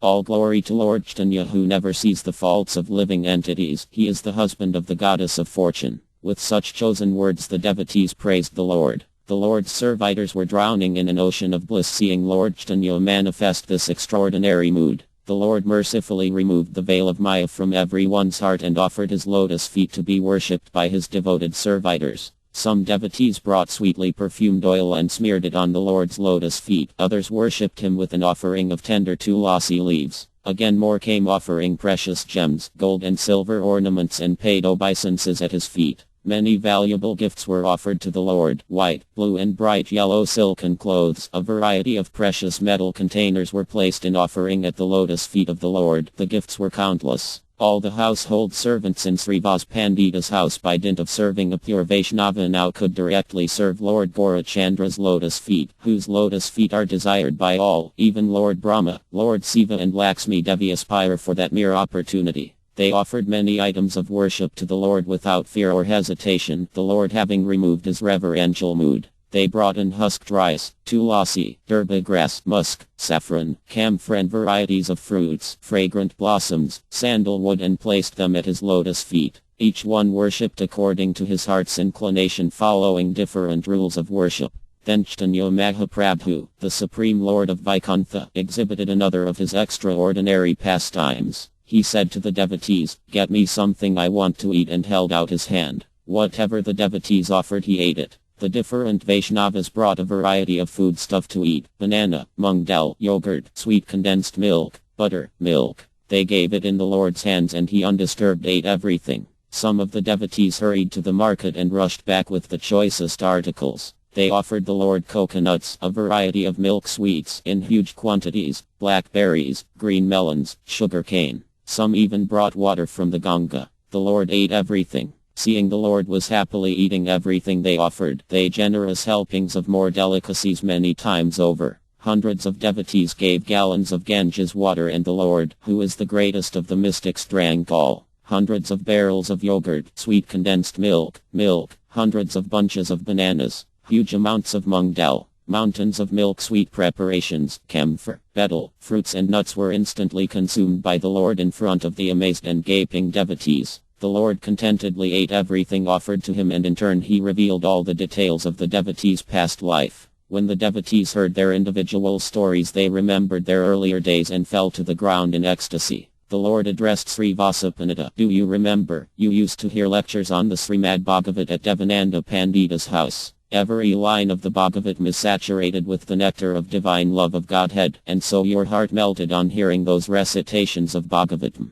You had cried loudly and had fallen unconscious to the ground. The neophyte and ignorant students there, not knowledgeable in the matters of bhakti yoga, could not understand the reason for your extraordinary behavior. You were engrossed within yourself in the ecstasy of love of Krishna, oblivious of the external world, and so did not know as they had carried you out of their door outside." Devananda Pandita, their teacher, witnessed the entire happening without dissuading his students. Since he himself was inexperienced in the science of Krishna consciousness, it is expected that his students will also be like him. On waking and finding yourself outside on the street, you picked yourself up and returned home feeling sad. Your sadness persisted, and so you preferred to be alone. You desired to read the Bhagavatam again. Seeing your sorrowful state, I descended from Vaikuntha into your heart and made you weep with the ecstatic emotions of your love for me. You experienced happiness again reading the Bhagavat and submerged with your tears the place you were sighting in. When Srivasa Pandita heard this, he was overcome with emotions and he fell to the ground crying and drooling, breathing fast and heavily. In this way the Lord spoke to Advaita Prabhu and different devotees and brought back to them recollection of their earlier days. He submerged the devotees in an ocean of bliss while he sat on his throne chewing betel leaf. The devotees danced and performed kirtana singing Jaya Sachinananda, all glory to the son of Mother Sasi. If perchance a devotee is absent, immediately the Lord had him brought before him. He put his hand out and would say to him, "Give me something to eat," and whatever was offered to him by them he ate it all. Then the Lord would say, "Do you remember that night I came to you as a doctor sat next to your bed? I had cured your fever." On hearing this from the Lord, the devotees would fall down overwhelmed by uncontrolled spiritual emotions. Seeing Gangadas, the Lord said, "Can your mind recall that night you were escaping from the Muslim king fearing capture? Your whole family was accompanying you, and when you arrived at the ferry stand there were no boats. You were in a great dilemma. The night was turning to dawn and still no boats were in sight. You began weeping in anxiety. You shuddered at the thought that the Muslims might molest your family in your presence, and so it was better to drown in the Ganges. You thought at that moment I appeared as a boatman rowing a boat towards you. Your spirits lifted seeing the approaching boat. You spoke to me, the boatman, with affection, saying, 'My dear brother, please take me across. I surrender my body, wealth, life, everything to you. I solely depend upon you. Here is a couple of rupees for your endeavor. Take me and my family to safety.' Then I ferried you and your family across and returned to my eternal Vaikuntha abode." Gangadas was carried on the waves of blissful ecstasy from hearing the Lord. Such are the wonderful pastimes of Lord Gaurasundara. The Lord continued, "Do you recall that incident? You were so worried, and I came to your rescue and brought you across." Gangadasa, unable to contain himself further, fell to the ground rolling in ecstasy. Lord Caitanya, the Lord of Vaikuntha, is sitting on his throne, his body covered with sandalwood paste and nicely decorated with fragrant flower garlands. One of his dear servants is fanning him, another is arranging his hair, some other is preparing betel and offering it to him. Many of them were dancing in ecstasy around him. How the entire day passed and how the darkness of night stole in went unnoticed. Realizing that it was night, the devotees got busy lighting up the lamps, and they offered the lamps in worship at the Lord's lotus feet. They began to perform kirtana playing kartal, gongo, conch shell, mridanga, drum and string instruments. The Lord continued sitting in a benevolent mood but remained silent, in spite of the devotees' various activities. Devotees offered different kinds of flowers at his lotus feet and prostrated themselves before him, saying, "O Lord, protect me." Some devotees prayed to the Lord with great humility, others were singing loudly in praise of the Lord. The sound of jubilant crying was the only thing one could hear. Everyone present experienced such an indescribable and wonderful elated feeling right at this moment that everyone joining the assembly felt like immediately being transformed Tati Vaikunthas. In this way the Lord exhibited a mood of supreme opulence while all the devotees stood circling the Lord with folded hands in reverence. Lord Gaurasundara behaved in a casual manner with his disciple, placing his lotus feet on them, and in this manner he performed his transcendental pastimes. Lord Gaurasundara was in his munificent mood, ready to disperse boons to his devotees, and the devotees remained surrounding him with folded hands. The Lord showered his causeless mercy on everyone as he performed the pastime of 21-hour ecstasy. The Lord then ordered, "Go and bring Sridhara immediately. Let him see my opulence. He is constantly thinking about me in separation. I want him to come right away. Go to the outskirts of the town and sit there waiting for anyone that calls for me and bring them here to me." The Vaishnavas rushed to fulfill the Lord's order and went in the direction of Sridhar's residence. Now hear some stories about Sridhar, how he made a living from selling kola, the trunk of the banana tree. He buys the kola joint and then cutting it into short pieces he sells them. Whatever in a day, half of it he spend in buying offering for Mother Ganga. With the other half he uses to maintain himself. This is the test of a true devotee of the Supreme Lord. Sridhar is a very honest and truthful person. Like Yudhishthira Mahara, he always quotes the correct price of his ware and never once vacillates from it. Those who know this fact buys from him at the price he quotes. In this humble way this great soul lives in Nabadwap, known to people only as the kola seller. His real self was unknown to all. He would spend the entire night engrossed in chanting the holy name of Krishna, forgetting everything including sleep.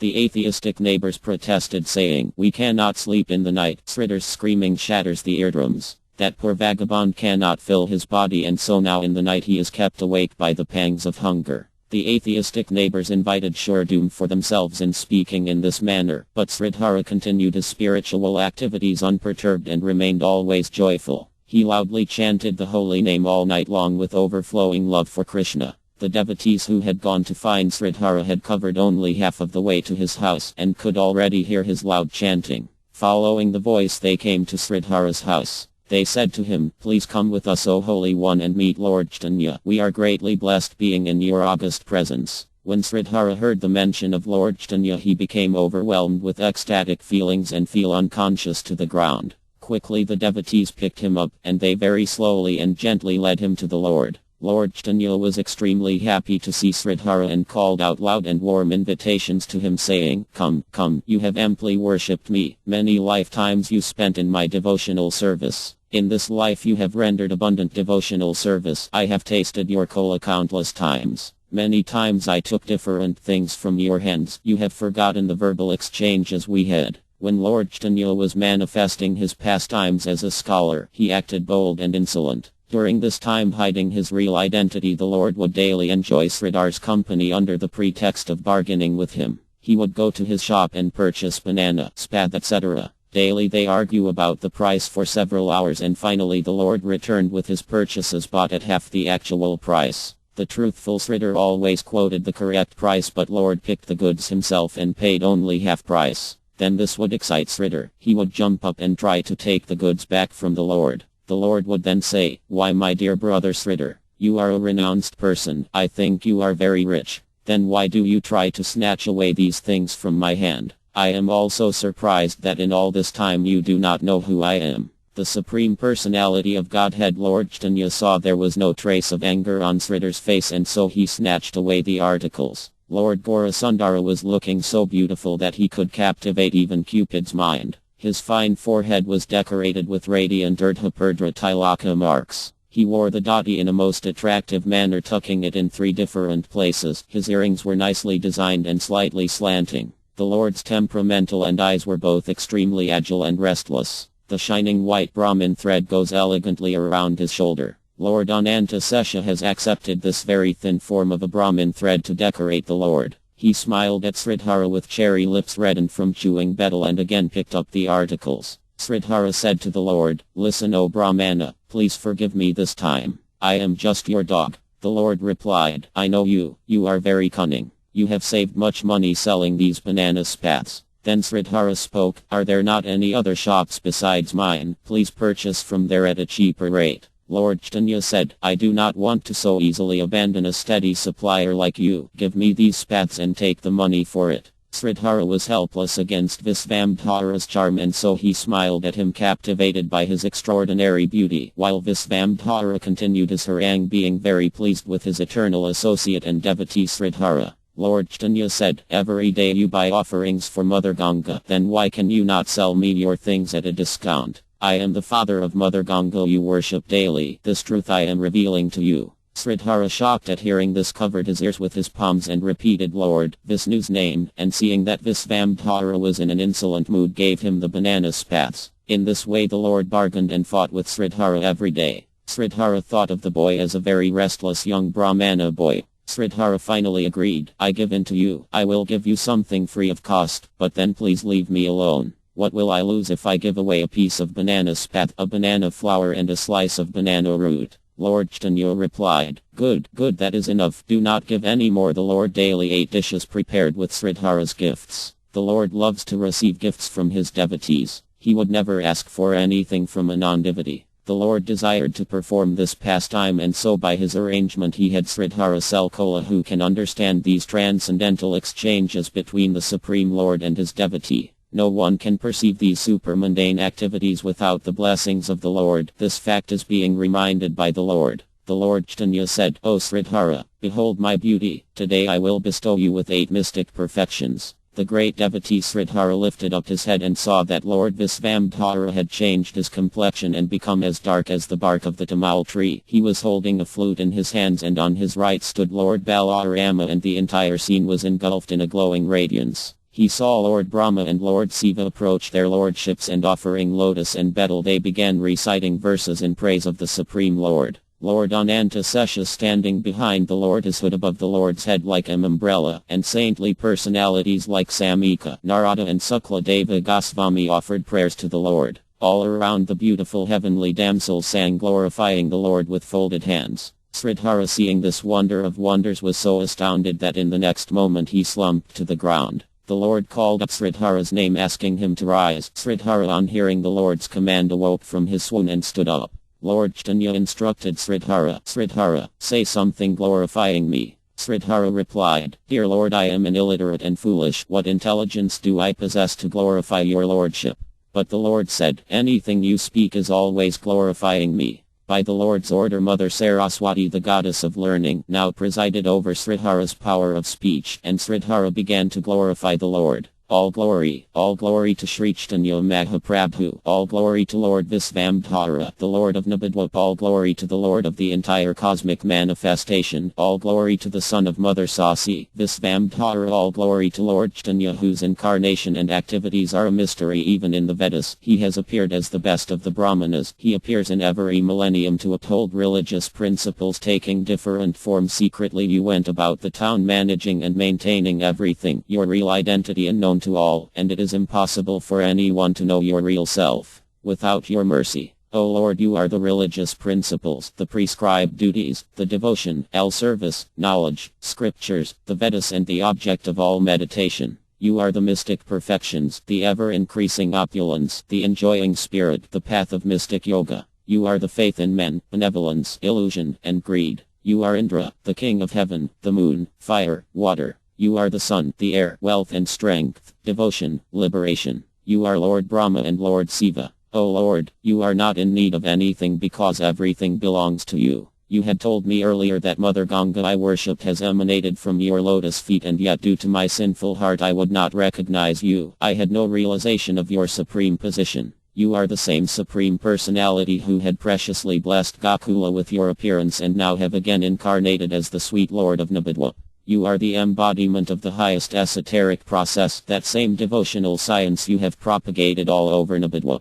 Bhisma defeated you, making you break your promise in battle because of his devotional service, and for the same reason Mother Yasoda bound you. Satyabhama Devi could once sell you her husband Lord Krishna, because of her desire and love for you. Captivated by the love of your devotees, you carried the young cowherd boys on your shoulders. The entire living creation carries and cherishes your thoughts in their hearts, yet you carried Sridham on your shoulders. It is a great secret and mystery how you are defeated by your devotees. Sri Caitanya Bhagavat Madhya Leela Chapter 10. My dearest friend, Lord Gauranga, you are an ocean of transcendental qualities. All glory to you and all glory to Lord Nityananda Prabhu, the Supreme Personality without beginning or end. After bestowing boons to Sridhara, Lord Caitanya began to gently sway his head, and repeated the name Nada, Nada, Nada, and spoke to Advaita Akriya. Ask what you need. The Akriya replied, My prayers have already been answered, my lord. Lord Caitanya appreciated this answer with a thunderous roar that drowned all other sound. While Lord Caitanya was still manifesting his Mahaprakasha Leela in the mood of the omnipotent, supremely opulent Lord, Gadadhara Pandita prepared betel and offered them to the Lord, and the Lord took it and ate it. Lord Nityananda, whose partial expansion Lord Ananta Sesha is the support of the universe, now held the umbrella over Lord Caitanya. Advaita and other great personages stood before him.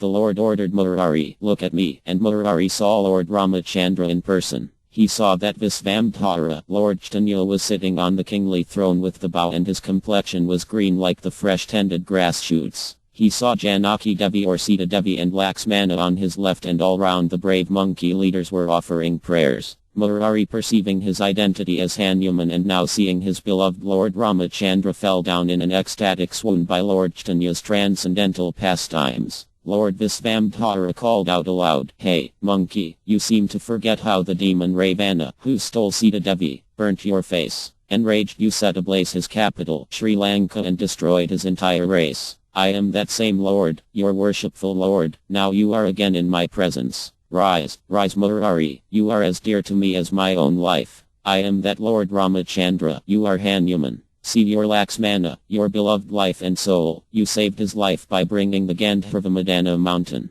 Offer obeisances to the lotus feet of Janaki, Sitadevi, whose distress moved you to profuse tears. Lord Chaitanya's words brought back Murari's consciousness, and on awakening he saw that wonderful scene and began to cry in love of Godhead. Murari's ecstatic crying moved even the lifeless dry wood, what to speak about the assembled Vaishnavas. Again Lord Chaitanya began to speak to Murari, "You may ask me for any boon." Sri Murari replied, "My lord, I do not want anything. Just grant me one wish, that I may sing only your glories. I may put into any situation, but birth after birth I simply want to remember you, and that I may serve you in the association of your servitors. Oh my lord, please do not place me in a position where I may deviate from the absolute truth and forget you are the Supreme Lord and I your eternal servant. Wherever you descend accompanied by your eternal associates, I desire to be there as your insignificant servitor." The Lord replied, "So be it, so be it. I grant you this boon."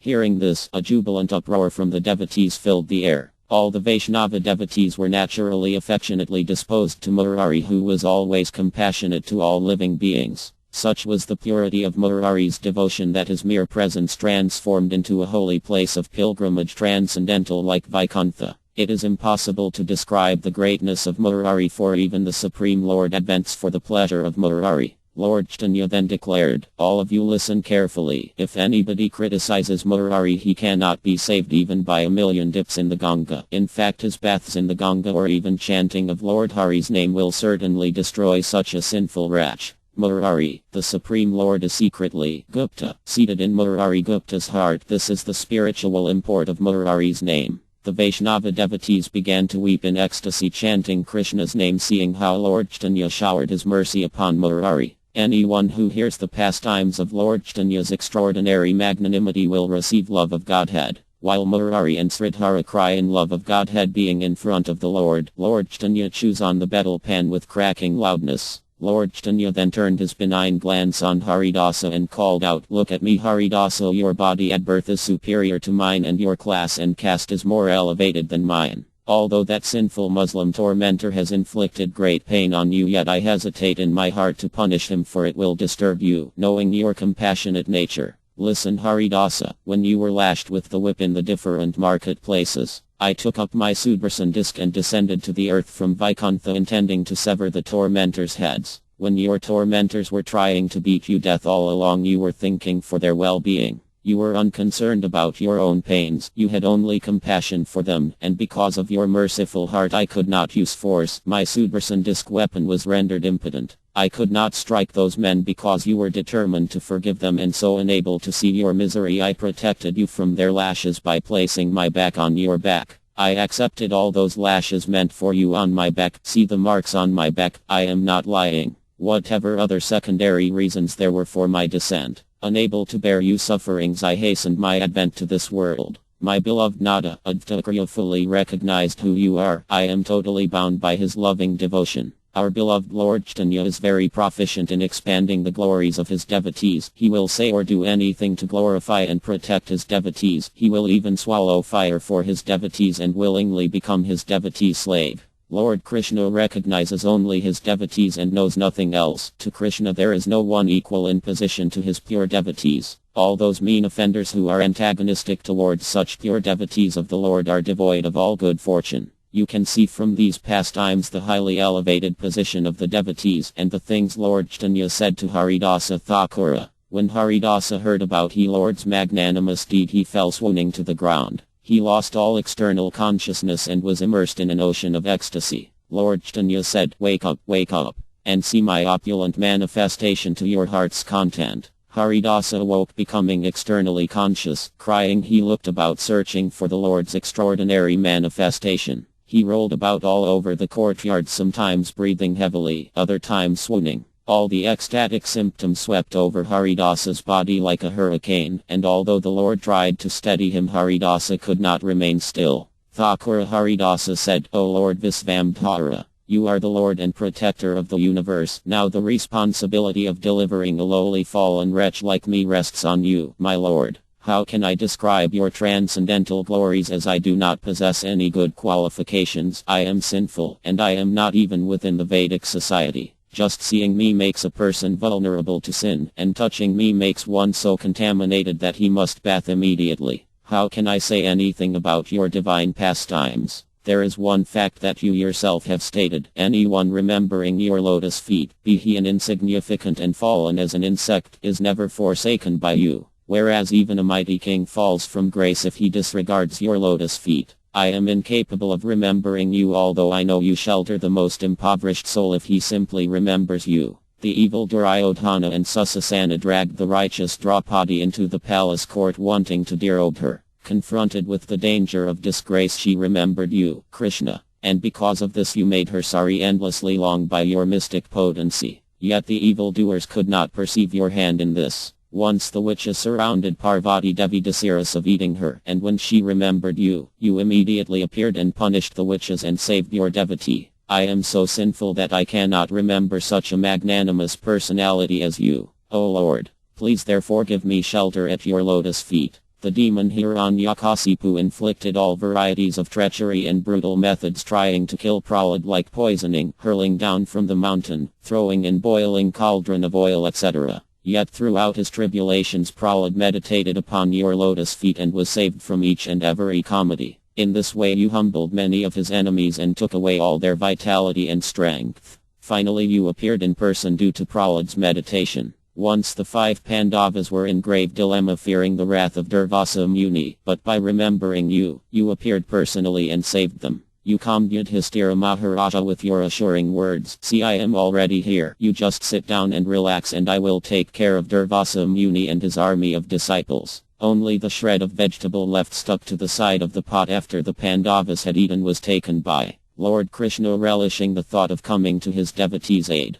The sage with his disciples, meanwhile bathing in the river, suddenly felt full in the belly like having eaten a sumptuous meal. Ashamed and tearful they fled. The miraculous benefits of remembering your lotus feet was amply demonstrated by the Pandavas in this incident. The path of true devotion for everyone is to remember you. You perform your super excellent activities to rescue your devotees. The story of Ajamela is wonderful, of how from the most degraded state he remembered the Supreme Lord at the moment of death. He saw the Yamadutas, angels of death, coming to drag his soul away to the nether regions of hell, and in fear looking for shelter he saw his son's innocent face and called out his name, Narayana, the holy name of the Supreme Lord, and this immediately reminded him of the Lord. As soon as his mind rested on the Lord, all his danger and distress disappeared. Only the elevated devotees of the Lord have easy access to the greatest spiritual treasure, which is the constant remembrance of the Supreme Lord. This is not surprising. O Lord, I am such a destitute that I do not even possess the sweetness of your memory, and yet you have not forsaken me. Although I am unfit to see you, you are present before me in person. I am praying to you now for only one benediction.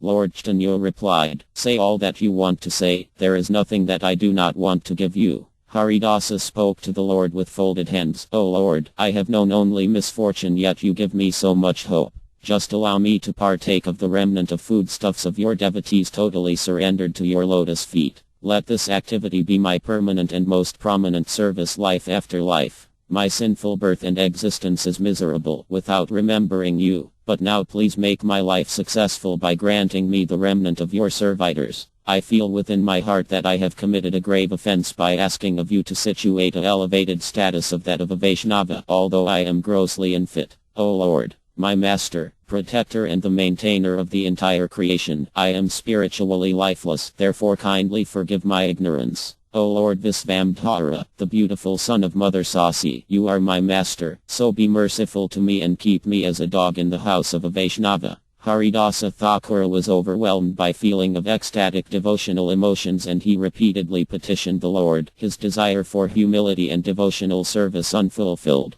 Lord Chaitanya replied, "Listen, my dear Haridasa, you are a highly elevated Vaishnava. If anyone spends a day in your services and association, or you kindly speak to someone for a short time, that person certainly achieves me. There is no doubt about this. Whoever respects and serves you does so to me also, for I perpetually reside within you. As my servitor, your position is unique. You have therefore imprisoned me within your heart eternally. I bless you that since you are crowned already with a faultless character, that you will always continue to worship and serve me and my devotees without a single deviation or offense. A tumultuous sound of joy from the Vaishnavas greeted Lord Chaitanya's boon to Haridasa Thakura. High birth, caste, fruitive activities or wealth are worthless commodities to achieve love of Godhead. Only the intense loving desire for Krishna can bring one to the lotus feet of Krishna. A Vaishnava may take birth in any family, but he always is the most exalted personality. This is the spiritual verdict. The living proof is Haridasa Thakura, who was born into a Muslim family, yet what he saw and spiritually perceived is rarely experienced by even eminent personalities like Lord Brahma, etc. Only the most wretched sinner will discriminate a Vaishnava's caste, race or nationality, and for doing so he suffers the pangs of repeated birth in the lower species of life. One who hears this pastime of the Lord and Haridasa Thakura with proper faith will certainly enjoy the fruit of Lord Krishna Prema. These words are not my concoction but the bold declarations of all scriptures. One is sure to experience the bliss of devotional service to Lord Krishna if one hears the transcendental activities of the pure devotees of the Supreme Lord. All glories to Haridasa Thakura, a giant amongst the Vaishnavas. Remembering him one is freed from all sinful reactions. Devotees started talking about Haridasa. Someone said, he is like Lord Brahma. Another observed, Prahlad has come again as Haridasa. Haridasa Thakura was in every respect a great and unalloyed devotee. He is an eternal associate of Lord Chaitanya. Lord Brahma, Lord Shiva are always desiring in their hearts the transcendental company of Haridasa Thakura. All the demigods feel this same urge to associate with Haridasa, and Ganga Devi wishes to bathe Haridasa in her waters. Such is Haridasa Thakura's exalted position, that just seeing him relieves one from the bondage of material existence. What to speak of associating with him?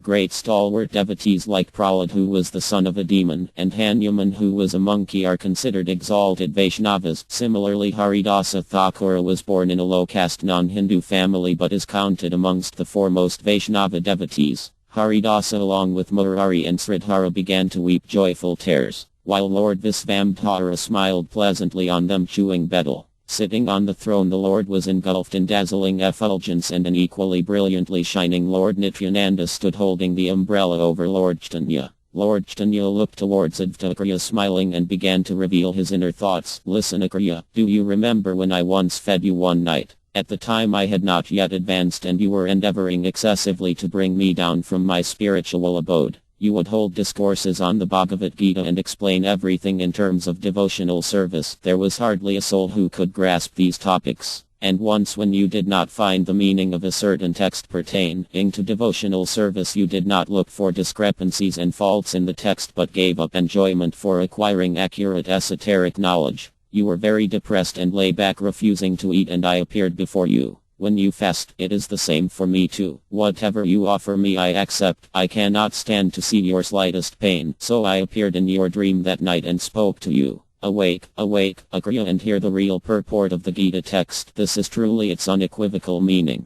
Please get up and eat. Give up your fast. For you I will reveal the esoteric meanings. Eat to your satisfaction and everything will happen in a dream. In this way the doubts that had arisen in Akriya's mind while discoursing on the Gita, the Lord reminded Akriya distinctly of the dreams in which he had appeared to him, clearing his doubts. He reminded the Akriya distinctly of the dreams in which he had appeared to him, clearing his doubts. He reminded the Akriya of the correct number and the precise dates of the dreams and the exact texts he had explained to clear his doubts. Truly Advaita's devotion is glorious. How can I describe his unlimited potency and his devotion? Lord Chaitanya replied, I had explained to you all the texts that were difficult with the exception of one, and that I will explain to you now. The Gita text that reads Sarvata Panipadauta, meaning the Supreme Being's hands and feet are everywhere, is wrongly interpreted due to the rigidness of partisan thinking of certain schools' philosophical thoughts. The real purport of this verse is read as Sarvatra Panipadauta, meaning the Supreme Being pervades everything with his omnipotent presence.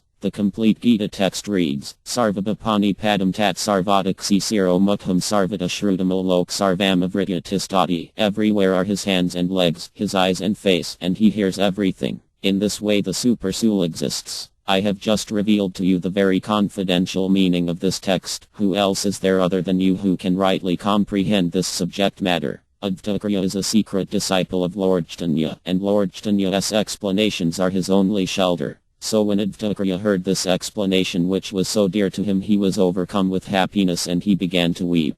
He addressed the Lord saying, I am unable to say anything. It is only my great fortune and glory that you are my Lord and Master. Advaita was merged in ecstatic bliss seeing the wonderful potency of the Lord. One who has no faith in these spiritual explanations and such spiritual exchanges are certainly doomed to perish. Only the rare souls, the pure devotees of the Lord can understand the spiritual dissertations of Advaita, who was personally taught by Lord Caitanya. The instructions of the Vedas are invariably interpreted in various ways, so also Advaita's highly esoteric explanations often found different interpretations. Who can grasp the meaning of the Acharya's dissertations that deal with such subtle spiritual matters? Undoubtedly his words are as good as the Supreme Lord's own. The Acharya's words are like the autumn clouds. It rains in certain areas only leaving other places dry. His words are understood by a few fortunate ones, not everyone. Advaita cannot be blamed for this, for everything depends on the person's ability to understand his words due to his piety and good fortune. Advaita's main devotional duty was to serve the lotus feet of Lord Caitanya. This can be testified by all the Vaishnavas, and those who disregard the instructions of other Vaishnava associates of Lord Caitanya with the excuse that they are followers of Advaita only cannot gain the Lord's favor. Those who accept Lord Caitanya as the Lord of all the Lords, the Supreme Lord, are true followers of Acharya, and the Acharya also recognizes their service. Devotional service to the Acharya is imperishable, yet it is rendered impotent if one does not accept Lord Caitanya as the Lord and Master of everyone, including Advaita. Ravana was a great devotee of Lord Siva, but he did not accept the supremacy of Lord Ramachandra, who is the Lord of even Siva. Lord Siva was displeased with his devotee and did not receive his worship or service, so Ravana's worship was useless, hence he and his entire race was destroyed. Lord Siva does not convey to his devotees his personal feeling about their actions, whether good or bad. Whoever is sufficiently intelligent with understanding the desire of Lord Siva in his heart. In the same way the followers of Advaita, not understanding the desire of their master, claim to be his disciples and criticize Lord Caitanya. Advaita does not tell them anything due to his specific nature, so because of neglecting the advice of other Vaishnavas and the inner desire of Advaita, they perish. These condemned persons do not understand that Advaita's exalted position and his mystic perfection are all due to the mercy of Lord Caitanya. And if anyone volunteers to instruct them on these matters, they become enraged and go to strike their well-wisher. Little do they know that Lord Chaitanya's external potency Devi is exceedingly powerful, and she takes efficient care of such wayward and demoniac souls. Those who do not understand that Lord Caitanya is the most beautiful Supreme Personally and Advaita is his servitor and is like the Lord's different jewelry and ornaments that decorate him. Their positions have clearly defined as the previous verses, and in spite of it, if people fail to comprehend them, they are doomed. A person's elevation and progress in devotional life depends on how much he is serving Lord Caitanya. There is nothing superior to the Lord's devotional service. The devotees can advance in his devotional service in proportion to the mercy he receives from Lord Caitanya and Lord Nityananda by rendering devotional service. In this way devotional mellows constantly increase. Lord Nityananda inspires everyone to chant all the time. He says, "My dear brother, say, O my Lord Gaurachandra."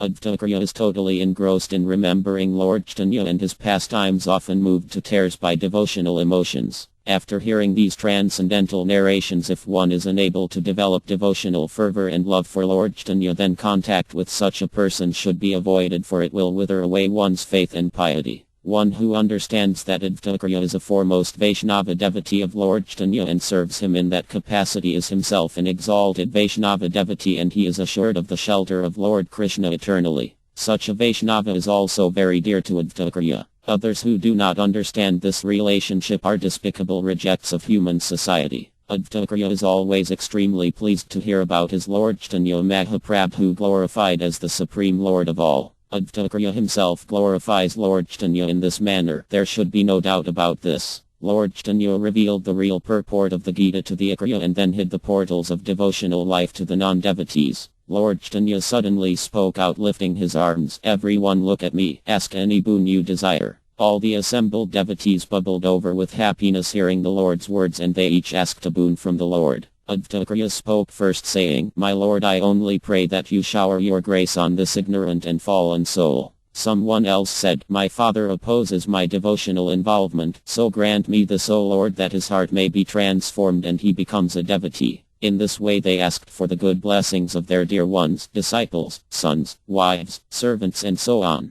One of them prayed, "Lord, please increase my faith in my Guru." Lord Visvamdhara is the benefactor of all his devotees and fulfills all their wishes. Smiling sweetly he granted everyone's boon. Mukunda all this while was behind the curtains outside the room, unable to muster sufficient courage to appear before the Lord. Mukunda is loved by all and he also knows everyone intimately. No one could understand why he was being ignored, because when he sang the Lord seemed to hear all the time. The Lord did not call him inside, nor did he come. The devotees felt sad about Mukunda. Srivasa Pandita said to the Lord, "O Lord, what offense has Mukunda committed at your lotus feet? Mukunda is favored by you, and he is dear to all of us. Who can prevent his heart from melting hearing Mukunda's singing? He is devotionally inclined and always careful in all respects, yet without seeing any apparent fault in him you have insulted him, my Lord. And if he has committed some mistake, then punish him. But why do you disown him and push away your own servant? O Lord, let him see your lordship, but he will never come in unless you call him."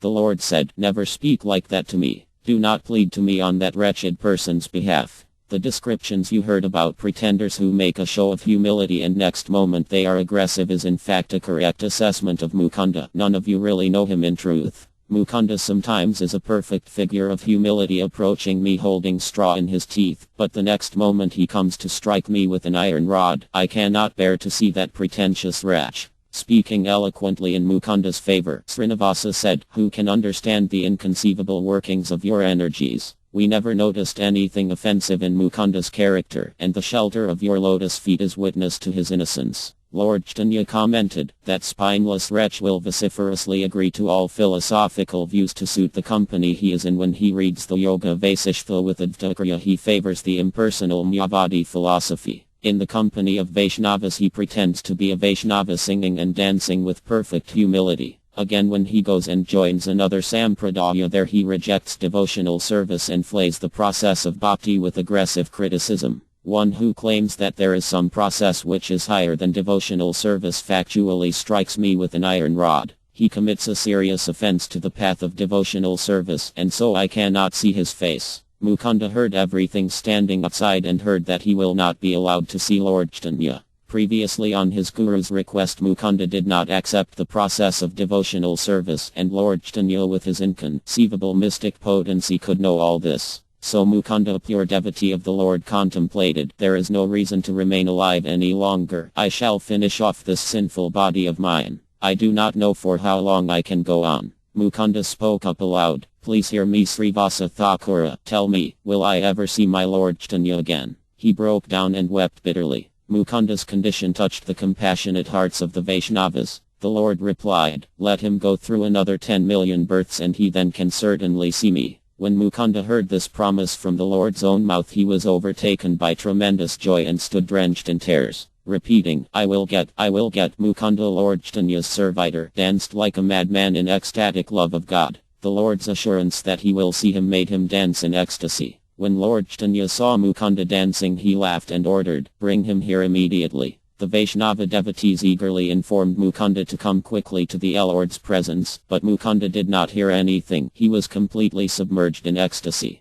Lord Caitanya said, "O Mukunda, your offenses are condoned. Come, see me, and receive my blessings." The devotees went and quickly brought Mukunda in front of the Lord. Mukunda fell to the ground seeing the opulent appearance of the Lord. The Lord spoke, get up, my dear Mukunda, all your offenses have been exonerated. You lost your wealth of devotion by wrong association, but now again by your loving devotion you have conquered and indebted me. I said to you that after 10 million births you will have your desire to see me fulfilled. You immediately pushed away all previous doubts and offenses. You had full faith in the infallibility of my words, thus you have bound me eternally in your heart with the bonds of loving devotion. You are my singer and you shall remain with me. All this time I was cutting jokes with you because of our intimacy. And if perchance you really commit millions of offenses, then I do not consider them to be offenses because you are eternally my dearly beloved associate. Your body is 100% imbued with loving devotion to me. I perpetually reside in your tongue as the holy trance. Mukunda heard Lord Caitanya's reassuring words. They moved him to tears and he felt apathy towards himself. Condemning himself, he said, I am so degraded. I know nothing about devotional service. How can a faithless fool like me experience the bliss of devotion just by seeing you?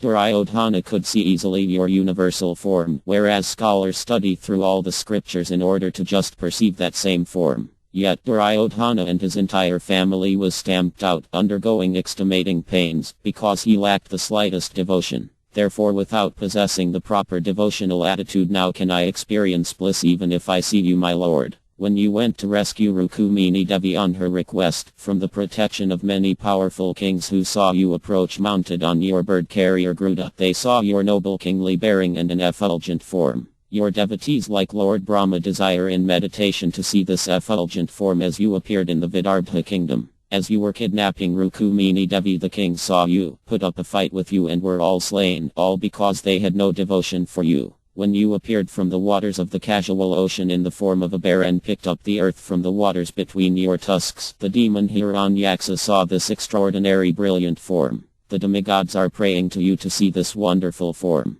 But Hiranyaksha was killed by you because he was a demon and no love and devotion to you. His brother saw your terrible and mighty form of half man and half lion that is rarely seen by anyone, whose breast is the resting place of Mother Lakshmi, your eternal consort. This wonderful form of Narayanzuha unparalleled in the entire creation was seen by Hiranyakasipu, but his life was squashed with ease by you because he was a gross materialist, a non-devotee. O Lord, I have no devotional feelings, yet strangely I am still alive. My head does not roll down due to grievous sins. Kubja, the hunchback maidservant of Mathura, wives of the sacrificial Brahmin priests of Vrindavana, the noble ladies of the palace in Mathura, the garland maker Sudama, when did they see you before they saw you for the first time? Yet all of them were elevated to the blissful state of loving devotional service to you. And Kamsa, the king of Mathura, at the same time saw you but was killed. I do not possess any devotion to you, my lord, but yet you keep me. Lord Anantasesha, that extremely powerful personality, holds this immense cosmic creation with great pleasure only because of his devotion to you.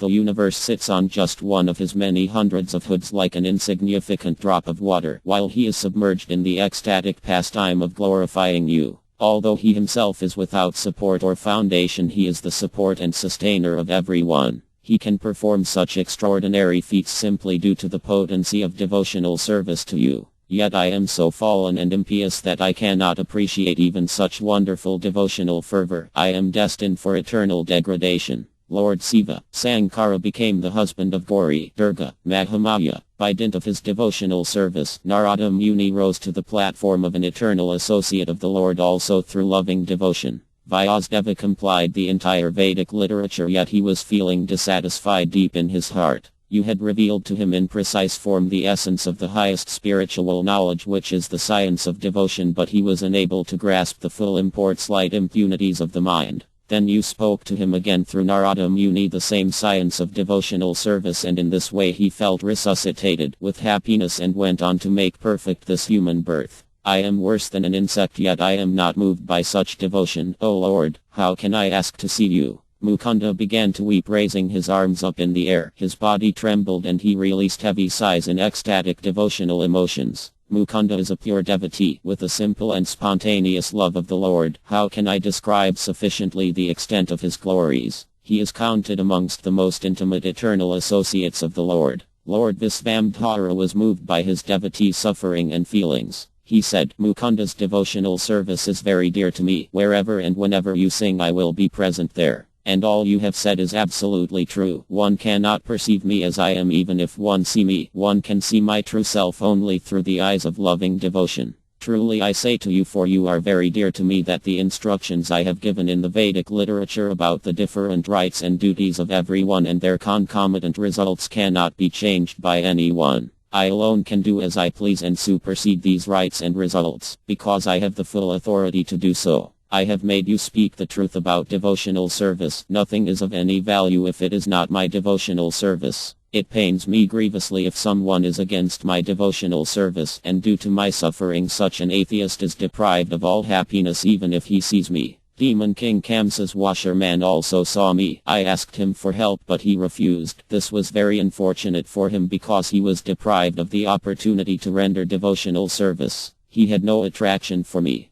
He had performed very severe austerity and penances for many lifetimes just to see me. This piety gave him the fortune to see me, yet he could not experience the exhilaration of seeing me due to lack of devotion. I do not show any mercy to non-devotees, and even if they see me they are deprived of the transcendental result, eternal happiness. One's devotion is drained if one is offensive to the authorized process of devotional service. Due to the absence of devotion, seeing me is fruitless. Whatever you have said are actually just the things I wanted to say. In fact, why should any other topic grace your mouth? I shall propagate the process of devotional service everywhere. This I have said to you. I will do this through your voice, through your songs. All the Vaishnavas' hearts will melt with ecstatic joy hearing your songs. Just as you are very dear to me, so will you also be amongst all my devotees, the Vaishnavas. And wherever I descend in any incarnation, you will be also present as my singer. As the Lord showered blessings and boons on Mukunda, the Vaishnava assembly resounded with great jubilation. Devotees clasped their hands and sang out, "Glory to Lord Jagannatha, glorify the Lord," and so on.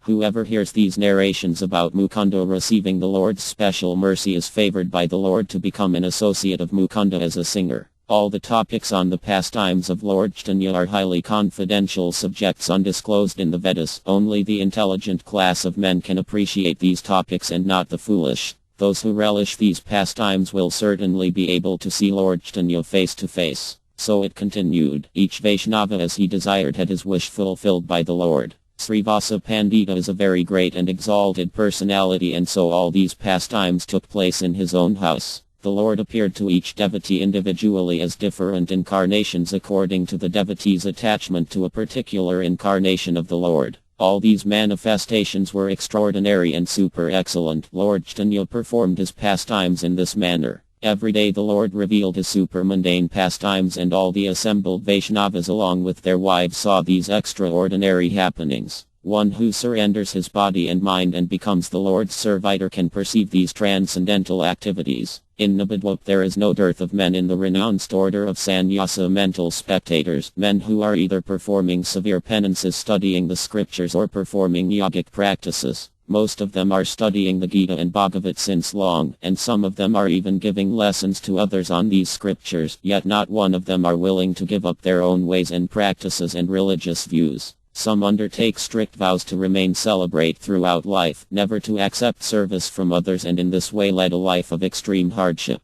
The intelligence of this was covered over by false ego to such an extent that none of them could perceive the descent of Vaikuntha to Srivasa Pandita's residence and the spiritual bliss emanating from these. That which was seen and experienced by the servants and maidservants in Srivasa Pandita's house is unknown to even scholars well versed in all the scriptures. The wonderful boon Murari Gupta's servant received went unnoticed by those who shaved their heads to exhibit renunciation. Lord Caitanya can be captivated by devotion alone, and not with wealth, high birth, erudition, or any such mundane means. One may be crowned with wonderful accomplishments, yet he is unable to attract mercy of Lord Caitanya, for the Lord submits to unalloyed devotion, as is clearly declared in the Vedas. So in Nabadwap, all the great scholars and pundits were unaware of these extraordinary happenings. Those who are sinful are like a lake without water where beauty is absent. How can the living beings otherwise be deprived of the spiritual bliss of experiencing these pastimes? These supramundane pastimes of the Lord are continuously existing, never ever ending. The Vedas describe them as sometimes manifest and at other times unmanifest. Lord Caitanya's pastimes are being performed even now. Whoever is blessed by the Lord to see can see, others cannot see. The Lord appeared to his different devotees in the particular incarnation the devotees worshipped him. He personally taught them about his supreme absolute position and that he is the source of everything and everyone. This knowledge was then later transmitted to posterity. The Lord said, "In every birth you have received my association. Your servants and disciples will thus also see my pastimes through you." The Lord then distributed the garlands that graced his breast, and all were blessed to receive the chewed remnant of the Lord's betel. The devotees were caught up in the wave of ecstatic joy as they munched on the radiant moon like Lord's remnant. The remnant of the Lord's food went to the pious and fortunate Narayani. They gave this innocent little niece of Srivasa Pandita, his brother's daughter, his remnant. She ate the Lord's remnant with joy and relish, and the Vaishnavas blessed her, saying that she was most fortunate since she could serve the Supreme Lord Narayani directly at such a young age. After Narayani had eaten, Lord Chaitanya said, "Narayani, let me hear you cry for Krishna in great ecstasy." Such is the influence of Lord Chaitanya's words that she immediately called out Krishna, Krishna, and began to weep.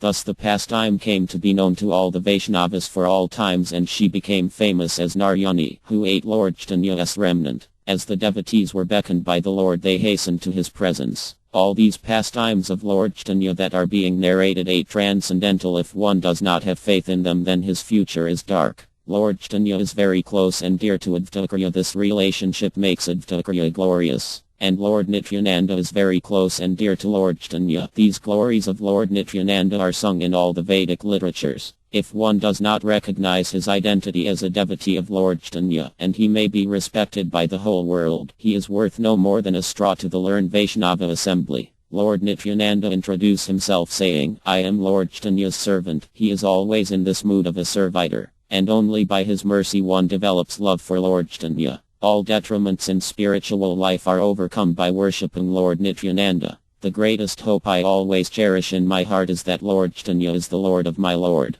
O Lord Chaitanya, kindly offer me the shelter of the lotus feet of Lord Nityananda, who as Lord Ananta Sesha is holding this universe. I am able to sing the glorious life and pastimes of Lord Chaitanya out of my love and attachment for Lord Balarama. My Lord Balarama is always desiring the best for the world. Lord Nityananda knows no other designation other than being Lord Chaitanya's servant, and only through serving Lord Nityananda is one eligible to become a devotee of Lord Chaitanya. As by Lord Nityananda's grace I can know Lord Chaitanya in truth. Similarly, to fully comprehend the truth about devotional service, one must receive the blessing of Lord Nityananda. Lord Nityananda is very dear to all the Vaishnava devotees. Everyone can receive from Lord Nityananda entry into the path of devotional service. Somehow, if by chance someone disregards Lord Nityananda, then Lord Chaitanya himself condemns him to eternal suffering. The full glory of Lord Nityananda is very rarely known. Even the great yogi and exalted Vaishnava Lord Siva does not know his unlimited potencies. One who is not offensive and critical of others, who chants Krishna's holy name always, will soon be able to captivate with his love the uncontrollable and invisible Lord Chaitanya.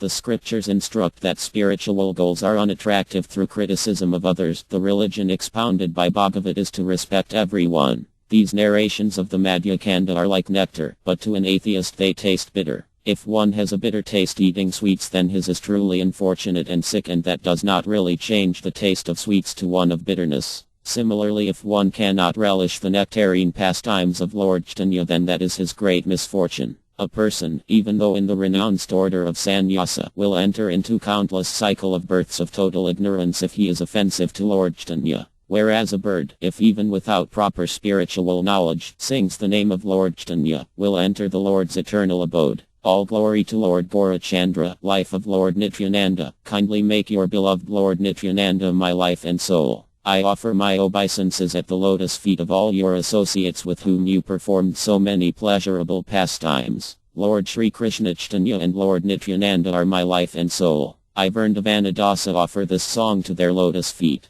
Sri Chaitanya Bhagavat Madhya Leela Chapter 11. O Lord Gauranga, O most precious treasure, O unlimited ocean of love of Godhead, where do you come from? You are the Lord and maintainer of the helpless, the true friends of the downtrodden. All glory to you, Lord Visvamdhara, the most powerful and regal of the Brahmanas. Victory to all your associates who are like honeybees attracted to tea nectar of your lotus feet. You are as dear to Paramananda Puri as his own life, and you are the greatest wealth Svarupa Damodara possesses. You are very dear to Srila Rupa Goswami and Srila Sanatana Goswami, and the heart of Jagadisha and Gopinath. Lord Visvamdhara continues performing his pastimes in Nabadwip, not visible to every eye. The blessed Srivasa Pandita sits in his house situated in the central island of Nabadwip and sees the endless and marvelous pastimes of the Lord. He serves the Lord with pure love and sees the Mahaprakasa Leela pastime with the other Vaishnavas. Lord Nityananda was residing in Srivasa Pandita's house and loved and respected him as his father.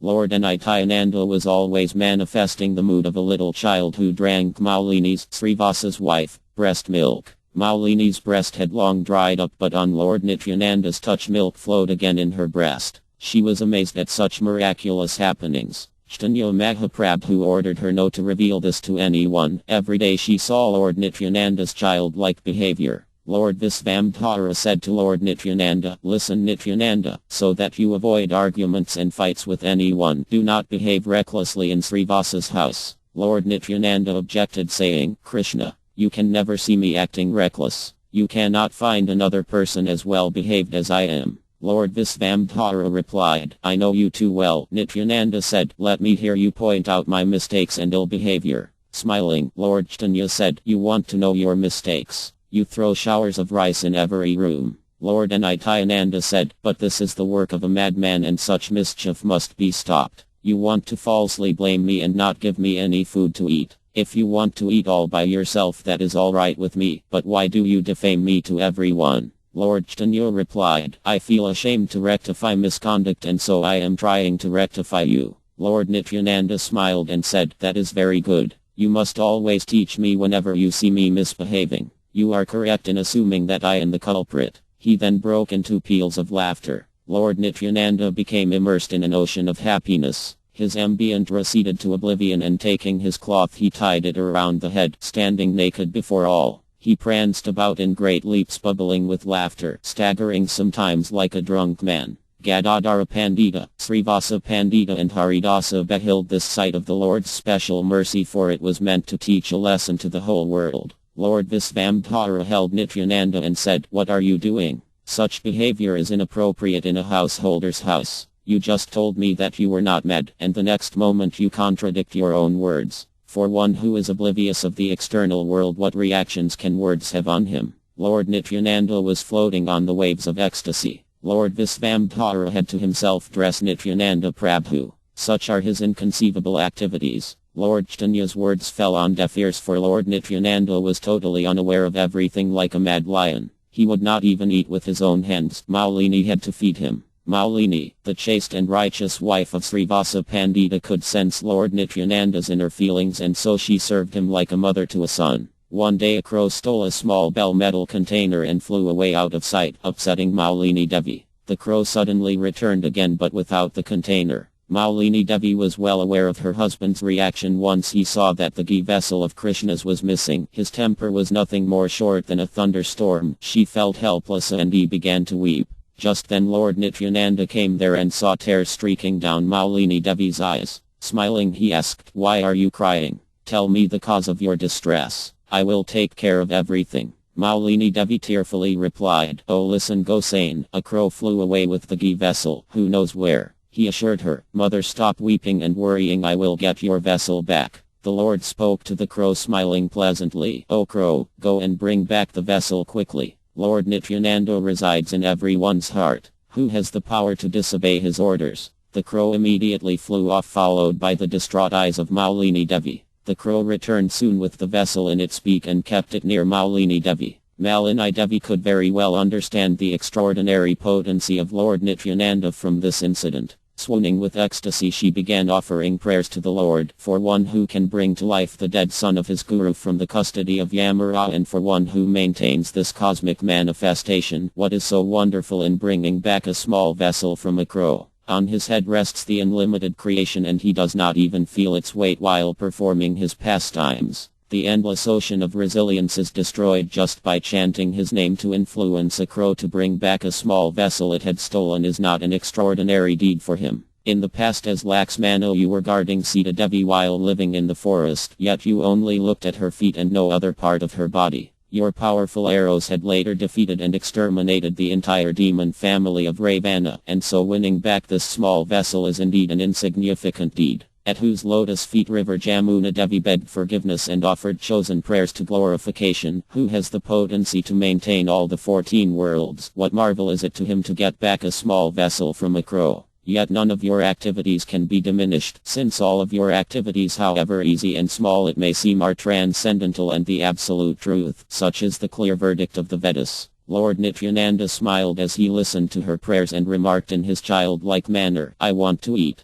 Whenever Maulini Devi saw Lord Nityananda, milk oozed out of her breasts out of spiritual parental love, and Lord Nityananda, in order to fulfill her spiritual desire, sucked on her breast like a child. There are some of the inconceivable pastimes of Lord Nityananda. My capacity to describe all this limited. The pastimes of the Lord are already widely known all over the world. His activities are extraordinary and difficult to understand. Those who know him in truth can easily believe in all his pastimes. Lord Nityananda is always totally engrossed in ecstasy, and he moves about Nadia as does the brilliant sun across the azure vault. A mystic yogi or a learned scholar or anybody may think and say anything about Lord Nityananda. People may comment that Lord Nityananda is not a close associate of Lord Caitanya. I do not care to hear about any such remarks. I only pray that his lotus feet remain imprinted in the depths of my heart. There are many atheists who criticize Lord Nityananda. In spite of hearing his glory, I kick them in the head hoping for the Lord's mercy on them.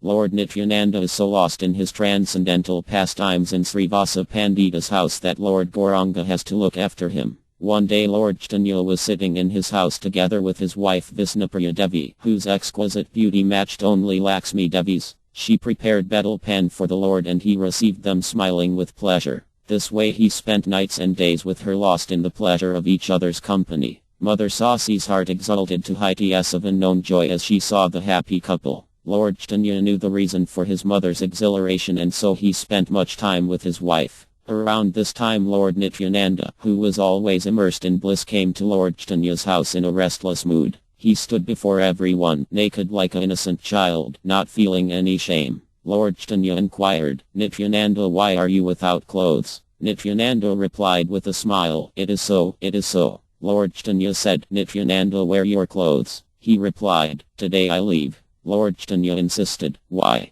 Nitai said, "I cannot eat any more." Lord Caitanya said, "When I say something, why do you answer with a complete why different suspect?" Nitai replied, "I want all around attention." Angrily Lord Caitanya said, "It is not my fault." Nitai replied, "My Lord Sasi Devi is not here." Lord Caitanya said, "Be merciful and wear your clothes." Lord Nityananda said, "I will eat." Like this, Lord Nityananda is always in the serving mood of Lord Caitanya. While one hears the other speaks, and Lord Nityananda wanders all over Nadia laughing joyfully. Lord Caitanya got up and personally dressed Nitai, and Nitai continued chuckling. Sasi Devi smiled seeing Nityananda's activities and felt a motherly affection towards him, thinking of Visvamdhara. His words strongly reminded her of her older son, and sometimes he even looked like him. Unknown to anyone, Mother Sasi felt equal love for both Lord Nityananda and Lord Visvamdhara. When Lord Nityananda came out of his trance, he dressed himself up. Sasi Devi gave him 5 milk cakes to eat.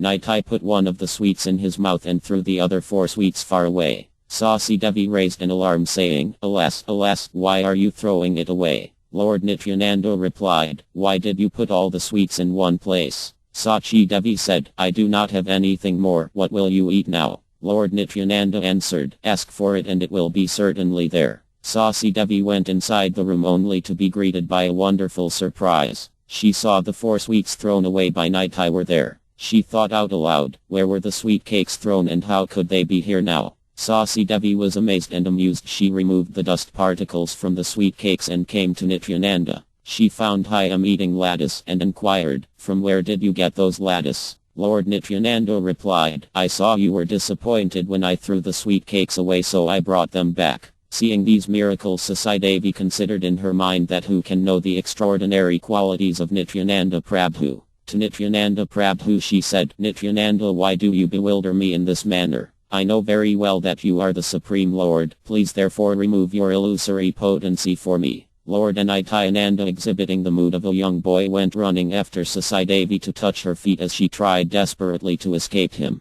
Such are the super excellent activities of Lord Nityananda. They bring pleasure to the pious devotees, but to the envious it brings pain. Those envious and sinful wretches who criticize Lord Nityananda become so contaminated that even Ganga Devi, who purifies everything, runs away from him. Lord Nityananda is the Supreme Lord of the Vaishnavas. As Ananta Sesha, he holds the universe on his hood. Although I have no attachment for Lord Nityananda and Lord Caitanya, I pray that the treasure of the lotus feet of Lord Nityananda be firmly situated in the inner recesses of my heart. This is my earnest desire, for which I beg at the feet of all Vaishnavas. Let Nityananda Prabhu, Lord Balarama, be my Supreme Lord and Master. Lord Sri Krishna Chaitanya and Lord Nityananda are my life and soul. I, Vrindavanadasa, offer this song at their lotus feet. Sri Caitanya Bhagavat Madhya Leela Chapter 12. All glory to Lord Visvamdhara, the Lord and Master of all the Vaishnavas. Please give us devotional service to you and make us your surrendered devotees. Lord Nityananda performed many wonderful pastimes with Lord Caitanya in Navadvip. Lord Nityananda did innumerable extraordinary deeds engrossed in the ecstasy of love of Krishna. Like a little boy, he went about his work with simple enthusiasm. He spoke always very sweetly to all the devotees he met, and danced, laughed, and sang to himself in bliss. Sometimes moved to outburst of ecstasy, he roared loudly, astonishing one and all. He sometimes jumped and swam in the crocodile-infested, swelling, hissing monsoon waters of the Ganga, fearless and carefree. Everyone grasped with consternation, but Lord Nityananda swam about in the waters, laughing and splashing. He swam about the mood of Lord Ananta Sesha, feeling completely at home in the waters of the Ganga, while the spectator devotees held their breath in anxiety. At times Lord Nityananda became so surcharged with ecstasy and love of Krishna that he went into unconscious trance lasting 3 to 4 days. These are some of the inconceivable pastimes of the Lord. They are endless and eternal, and I am incapable of describing them all. One day Lord Caitanya was sitting alone when Lord Nityananda came to him completely naked, chuckling like a child. His eyes and pure face were twinkling, and tears of limitless joy cascaded down his cheeks. He went about repeating like loud peals of thunder this sentence: "My Lord and Master is nigh, my Pandita of Nadia." Lord Caitanya smiled, amused at the sight of Lord Nityananda's large, brilliant, beautiful form and completely bare frame. Hastily Lord Caitanya removed the cloth from his own head and wrapped it around, but Nimai continued to chuckle as if nothing happened. Lord Caitanya then smeared perfume on his body, decorating him with a flower garland, and began to glorify Lord Nityananda. "Your name is Nityananda, and so is your form and demeanor, always and eternally blissful. You are Nityananda now as you were Balarama before. No one can interrupt the ecstatic and unlimited joy you experience, as your name suggests, in everything you do, whether walking, eating, or otherwise. Ordinary men cannot appreciate your transcendental potencies. You are always to be found where Lord Krishna is present. Krishna is eternal and is the absolute truth, and so are you, since you are his eternal associate." Lord Nityananda is perpetually relishing the nectar of loving devotion to Lord Caitanya. All his words and deeds are fulfilling Lord Chaitanya's innermost desire. Lord Caitanya said to him, "Since long I have one unfulfilled desire. I would like to have your karpan loincloth dress." Saying this, he went and brought his karpan, then tore it to many long strips. The Lord then distributed one by one these strips to the assembled Vaishnavas, telling them, "Place it on your heads. These are most precious worshipable objects even to Lord Siva, the king of the yogis." What to speak about others? One attains the exalted position of becoming a pure devotee of the Supreme Lord only by Nityananda's grace. All of you should know that he is the embodiment of Lord Krishna's full transcendental potencies. Lord Nityananda is identical to and is the immediate expansion of Lord Krishna. He is an eternal associate, friend and brother to Krishna. He expands himself as Krishna's bed, ornaments and other such paraphernalia. His character and pastimes are a mystery even in the Vedic literatures, although he is everyone's maintainer, protector and friend. All his activities are full of devotional nectar to Lord Krishna. It is easy to attain the highest perfection of love of Krishna by serving him. So all of you place these strips from his karpina on your heads and go home and worship it with care and regard. The Vaishnavas wrapped the karpina strips lovingly around their heads, following Lord Chaitanya's instruction. Again Lord Caitanya spoke, "Listen, all you devotees. Now drink the water that has washed the lotus feet of Lord Nityananda. This will immediately imbibe in your unfaltering faith in Lord Krishna's devotional service. Of this there is no doubt." Having received Lord Chaitanya's instructions, the devotees washed Lord Nityananda's lotus feet and drank the water. They drank as much as possible, 5 times, 10 times and more. Lord Nityananda, who was throughout the entire episode engrossed within himself, remained smiling benignly. Lord Caitanya sat down and began to distribute this water, Padodaka, with utmost pleasure. The devotees drank and became intoxicated, chanting, "Hari, Hari." The devotees each expressed their joy. Someone said, "Today was the fulfillment of my life." Another said, "All the bonds of my material entanglement were served today." Another commented, "Today I feel I have become a servant of Lord Krishna." Still another voice said, "This water is so relishable, its sweet taste still lingers in my mouth." This water was so unique that immediately upon drinking everyone became spiritually excited. Some danced, some began to sing, others started rolling on the ground, and still others could not stop roaring out aloud in joy. Just then a jubilant kirtana started up. Some devotees sang Krishna songs and others began to dance. In a moment Lord Caitanya rose up and letting out a thunderous cry joined in the dance. Meanwhile, Nityananda Prabhu also stood up and started dancing. Unable to contain their joy, the devotees encircled both their lordships and continued their ecstatic dancing and jostling. They were intoxicated with joy, falling on each other, played little games touching each other's feet and smearing their heads with the dust. Some hung on to the other's neck sobbing happily. They all mingled happily, forgetting the mood of reverence. The Lord and his servants all danced together. Lord Caitanya and Lord Nityananda embraced each other ever so often and danced with blissful gestures. Mother trembled under the rhythmic dancing of Lord Nityananda, and the whole world resounded with Hari Hari. Drowned in the nectarine ocean of love of Godhead, Gora and Nitai, the lords of Vaikuntha danced in ecstasy with their servitors. All these pastimes are endless. They simply became manifest at a certain time and place and again became non-manifest. This is clearly explained in the Vedas. After dancing the whole day, Lord Caitanya finally sat down with all his devotees. He clapped thrice loudly and then spoke benignly. Whoever worships Lord Nityananda in loving devotion loves me also. His lotus feet are worshipped by Lord Siva and Lord Balarama, hence always offer your love and devotion to him. If anyone is critical of him or dislikes him, then even if anyone is a devotee, he is rejected by me. Whoever has even so much as received a slight touch of Lord Nityananda, Lord Krishna will never forsake him. Lord Chaitanya's words brought resounding applause from all the devotees. Whosoever hears these transcendental narrations with faith and devotion becomes protected and maintained by Lord Caitanya. Such activities of Lord Nityananda Prabhu are fully understood by only those who are his confidential associates and the eternal associates of Lord Caitanya. Lord Sri Krishna Chaitanya and Lord Nityananda Prabhu are my life and soul. I, Vrindavanadasa, offer this song at their lotus feet. Sri Caitanya Bhagavat Madhya Leela Chapter 13. All glory to Lord Caitanya, who is an ocean of all transcendental excellences. All glory to him who is also known as Visvamdhar, who is the lawgiver of the entire material creation. You are very dear to Lord Nityananda and the crest jewel of the Brahminical race. All glory to your dearmost devotees. Lord Visvamdhar continued his transcendental activities in Nabadwip, but not all could see them. As Lord Visvamdhar, the supreme hero descended from Vaikuntha, went about revealing his pastimes, the sublime joy of the devotees also increased. His dearmost associate and brother Lord Nityananda accompanied him everywhere and relished the transcendental mellows with him and his devotees. The Lord was always intoxicated, drinking the nectar of his own transcendental name. Every night he was submerged in the congregational chanting of the Lord's name with only his devotees. The non-devotees were disallowed in these curtains. No one could fathom the Lord's potencies or activities. The envious persons, not being allowed to these curtains, went around spreading bad rumors. Someone said, who can be a real Vaishnava in Kali Yuga? All those people are doing this simply for their food. Someone else said, if we could tie their hands and feet and throw them into the pond, then we might enjoy quiet and peace. Yet another said, know one thing for certain, friends. This Nimai Pundit will ruin this village. These miscreants tried various means to enter the curtain hall while the curtain was in progress.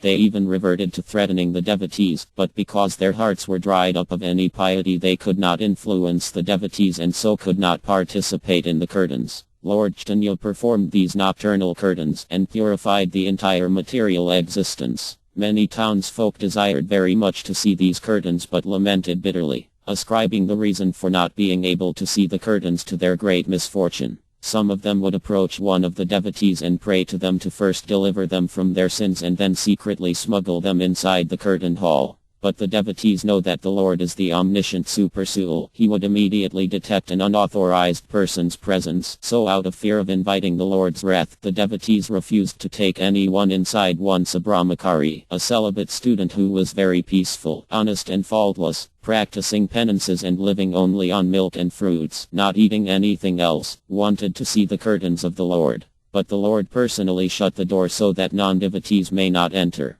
So this brahmachari would visit Srivas Pandit every day and repeatedly request him to allow him inside the curtain. He would say, if you kindly take me inside your house during the curtain, then I can feast my eyes to the pandits chanting and dancing. I will be ever grateful to you for this. Finally one day Srivas Pandit replied, I know you to be a good person, who spent a sinless life eating only fruits and milk, maintaining strict celibacy. I think you are eligible to see the Lord's curtain and dancing. But you have to remain hidden inside the house since the Lord's orders are that no one is allowed inside. He brought the Brahmachari inside, who then carefully concealed himself. The curtain started and the Lord of the 14 worlds, Visvambhadra, began to dance. Lord Nityananda and Gadadhara Pandit danced around the Lord, while Advaita went dancing hither and thither, floating on waves of joy. Everyone was drowned in an ocean of ecstasy, becoming oblivious of the external world as the Lord of Vaikuntha was lost in himself, dancing to his devotees, singing. The only sound that was heard were the Lord's names, and the Lord exhibited all the ecstatic symptoms in unlimited waves. The omniscient Supreme Lord Visvambhadra was fully aware of the Brahmachari's presence, though he was in concealment. After a short while the Lord commented, "Today I do not feel the usual ecstasy while dancing. Can any of you explain this? Maybe someone is hiding inside the house. Please tell me the truth." Srivas Pandit became very afraid. He said, "My lord, I assure you there is no atheists or non-believer in this house, only a Brahmachari, a fully qualified Brahmin who is sinless and drinks only milk and eats only fruits. He had a strong desire to see you dancing." "You were very right, my lord. He is here now in hiding." This information enraged the Lord, and said, "Right now, this very moment, take him out of this house. What spiritual sadhana does he possess to enable him to see my dancing? How can he develop devotion to me by drinking milk?" The Lord dramatically raised his arms and, pointing his finger to make a point, he continued, "Just by drinking milk no one can attain me. Even a low-caste dog-eater can claim me if he takes full shelter of me, then I also accept him. A person may be a renunciate, a sannyasi without worldly attachments, but if he does not surrender to me, then I do not favor him. Tell me, how did Gajendra the elephant, or Hanuman the monkey, or the Gopis, the simple milkmaids of Dra, attain me? What great austerities did they perform? Even the demons perform severe penances and austerities, but they are slain because they do not surrender to me. I will not have any milk drinker here polluting everything. I will destroy everything." The Brahmachari was by now trembling with fear. He came out of his concealment thinking, "It has been my great fortune to be able to see what I have seen, and I have also received the commensurate punishment for my misdeed. But what a wonderful dancing and singing I saw." A devotee thinks and feels this way. He, being the Lord's servitor, is always willing to accept all chastisement from the Lord. The Brahmachari started to walk out of the house with these thoughts in his mind, which of course were already known to the Lord. The most merciful Lord then had the Brahmachari brought back to the house. He placed his lotus feet on his head and blessed him. The blessed Lord said, "Do not try to gain strength by performing austerities and penances. Render loving devotional service to the Supreme Lord Vishnu, Krishna, for it is the highest of all other activities."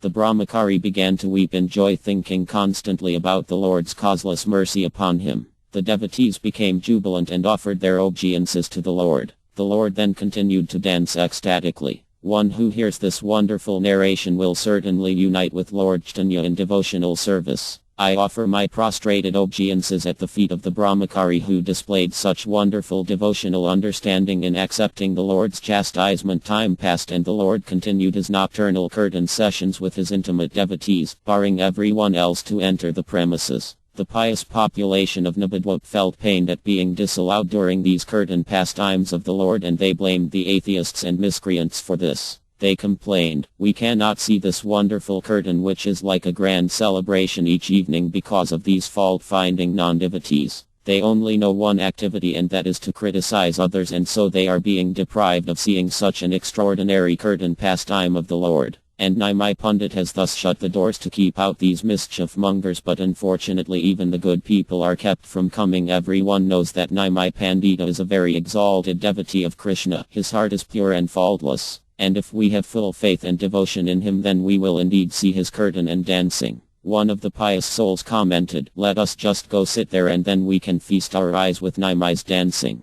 Nimai Pandit has appeared in Nabadwap to deliver the entire universe. I tell you that he will propagate the congregational chanting of the holy name of God in every house and in every town. In this way all the pious folks increased their good fortune, and the impious ones multiplied their sufferings by criticizing the Lord. With the approach of dawn, all these devotees went to meet Nimai Pandit. Everyone brought some gifts for the Lord, like new articles, bananas, fruits, yogurt, clarified butter, flower garlands, etc. As soon as they saw the Lord, they fell to the ground and prostrated obeisances. The Lord blessed them, saying, "May you be blessed by developing love for Krishna. Do not waste time with gossip, just chant Krishna's holy name." The Lord then instructed them on the holy name. Now listen from me the Maha Mantra. Hare Krishna, Krishna Krishna, Hare Rama, Rama Rama, Hare. Go and repeatedly chant this mantra a prescribed number of times. One can achieve all perfections from this chanting, so go on repeating these names, for this chanting is not restricted by any rules. You can sit around together 5 or 10 of you in your house and chant or sing this mantra accompanied by the clapping of hands or cymbals. When you are singing together, then sing this: Haranama Krishna,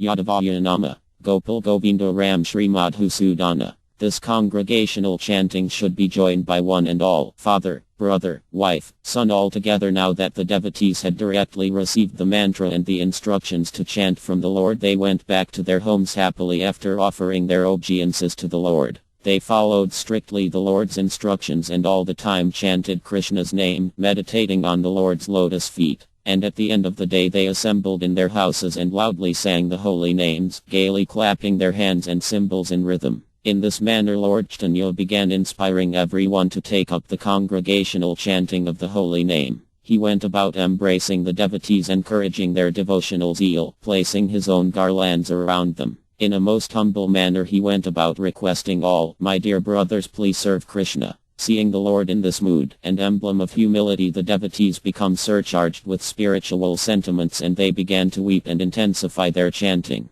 The whole town now became involved in congregational chanting. The devotees brought out their drums, conch shells and cymbals that they generally used to celebrate the worship of Goddess Durga during a big festival, and began to play accompanying the curtain with joyous sounds. The whole town was enveloped by the transcendental sound of the Lord's name. Sridhar, the leaf plate seller, happened to be walking down that way loudly singing Krishna's name. When he heard that loud curtain, he began to dance in ecstasy. When the other devotees saw this dear devotee of Lord Caitanya dancing, they came and surrounded him and began to sing. Sridhara was overwhelmed with spiritual emotions and he fell to the ground rolling on the floor and kept chanting Krishna's name. When the non-devotees saw this, they started ridiculing him and laughing at him. They said, "Just see him. That fellow also has become a Vaishnava. He can't afford clothes nor does he have money to eat. Suddenly he is exhibiting all these ecstatic symptoms. This is all for show." They all lied by begging, but now they have started an untimely festival. The atheists continued to hurl such insulting remarks at the devotees, but the pious devotees went on chanting Krishna's name undeterred. One day the Muslim magistrate, the Qazi, was passing that way. He heard the tumult of singing of the Lord's name accompanied by drums, cymbals and conch shell. He tried to remember the instruction in his own scripture about practice of other religions. The Qazi cried out, "Catch all of them, let us see what your teacher Nimai Pandit does to stop me." All the devotees fled in fear of Muslim fanatics. The Qazi's men went about breaking the drums and beating up the devotees, spreading terror. He said, "It seems that there is sudden outburst of Hindu religious activities nowadays in Nadia. I will punish the culprits severely. Since it is already late and getting dark, I am letting you off, but if I see this again I will convert all of you to Islam." The evil Qazi would send his men every day patrolling the town looking for any curtain. The devotees became despondent and they went into hiding, fearing violent retaliation from the Qazi and his men. The envious atheists were siding with the Qazi. They commented, "God's name should be chanted in the mind. Which scripture enjoins one to make a hue and cry in chanting God's name? This is a correct punishment they have received for transgressing the Vedic injunctions. They have no fear of flouting the social norms. That Nimai Pandit who acts so proud will now be cowered by the Qazi, and that Nityananda who roams about everywhere will soon see the end of all the fun. They call us atheists for speaking out the truth. At long last Nadia will be rid of these charlatans." The devotees did not protest against the Qazi ban out of fear. They went to the Lord and reported to him, "We have stopped our curtain out of fear for the Qazi, whose men in hundreds search the streets and houses. We will have to leave Nabadwap and settle elsewhere. We have come to tell you this." When Lord Caitanya heard that someone was trying to stop the sand curtain movement, he became infuriated. He looked awesome, almost like Lord Shiva at the time of the cosmic annihilation. He roared loudly like the rumbling of thunder, and the devotees, afraid of this sudden change in the Lord, held their ears as if begging forgiveness from the Lord for a mistake they had not committed. The Lord said, "Nityananda, be prepared. Go immediately to all the Vaishnavas and assemble then on the streets. I shall bring out a curtain party and take it all over Nabadwap. I will see what anyone can do to me. You will see how I burn the Qazi's house down." Today I shall shower incessant rains of love of Godhead on everyone. Today the atheists will face the final hour. So do not waste a moment, my brothers. Go and deliver this message to everyone. Tell them that if they are desirous of seeing Krishna's mystic potency in action, then let them bring a flaming torch with them. I will smash the Kazi's palace and I will do kirtan all along. The entire creation is full of my devotees, and when I am present there, then what is there to fear? Go and put a stop to your anguish. Come and assemble in the afternoon after lunch. The devotees dispersed right away, each going his way in great anticipation, not caring about eating or anything. Excited talks filled every home that Nimai Pandit will take out a Sankirtan and dance in the streets of Nabadwap. For the many thousands who were lamenting for so long that they could not see Nimai Pandits dancing, this news was cause of great rejoicing. So everyone prepared their own torch. Even if the father had made a torch, the son made his own. They competed with each other to make the biggest torch. Huge barrels of oil were kept in readiness. Nabadwap in those days was very thickly populated. The constant flow of people with torches poured out of the houses onto the streets. Who could count the millions of torches? The women, children, and old men were excited with great anticipation. Slowly the clusters of devotees moved towards Nimai Pandit's house. When Lord Caitanya heard that all the Vaishnavas had assembled at his behest and were at his doorsteps, he went to meet them and began to organize them in groups. Advaita was to head up a group and was the chief dancer, and he would be supported by a kirtan group. In another group Haridas was the dancer, and he also was backed by a kirtan group. Yet another group was to be led by the main dancer Srivas Pandit. The Lord's eyes fell on Nityananda and immediately he said, I will not leave your side, my Lord. My only duty is to always be near you. I can never leave your lotus feet embedded in my heart. What power do I possess to dance independently away from you? My devotional service to you is I am always with you. When Lord Caitanya saw the streams of ecstasy flowing from Nityananda's eyes, he embraced him and kept him near him. In this each had his desire fulfilled. Some went off with his group, others stayed close to the Lord dancing and singing. Now please listen attentively to the description of this Nagar Kirtan, for this will cut asunder the bonds of karmic reactions. Here is the list of some of the main devotees who came. Gadadhara Pandit, Vakrasvara, Murari, Srivas Pandit, Gopinath, Jagadisa, Vipragangadas, Ramai, Govindanandana, Chandraskara, Vasudeva, Srigarbha, Mukunda, Sridhara, Govinda, Jagadananda, Nandanakriya, Suklambara. The devotees of Lord Caitanya are innumerable and I do not know all their names. Vedavyas will reveal all their names in the future in the Puranas. It is not humanly possible to describe how the Lord danced along with all his associates of different categories. The Sankirtan pastimes of the Lord is unique. Never was such pastimes ever revealed before in any other incarnation. As the kirtan picked up gusto, the Lord's joy also increased. The devotees were carried in waves of sublime joy. The Lord and husband of the goddess of fortune was dancing on Nabadwap streets, and anyone who saw him became free from all sorrows. Soon it was dusk, but the devotees were totally engrossed in the kirtan, oblivious of the material realm. Millions of men, women, and children lined the streets, standing in doorways, seeing the moving mass of men, and their tumultuous singing of the Lord's holy name echoed and filled the cosmos. And above this tumult rang out loud and clear the Lord's own thunderous voice. The devotees replied with equal gusto, chanting Lord Hari's name. Then, as if by previous arrangement, all the torches were lit at the same time like magic. Millions of flaming torches lit up the darkened sky, matched by the millions of hearts kindled by the magic of sublime bliss. Words fail to describe the marvelous sight. One could be easily confused whether it was a full moon night or broad daylight, or had Krishna himself descended in the form of his Brahmajyoti. The Lord again called out loud the name of Lord Hari, and the devotees became attentive.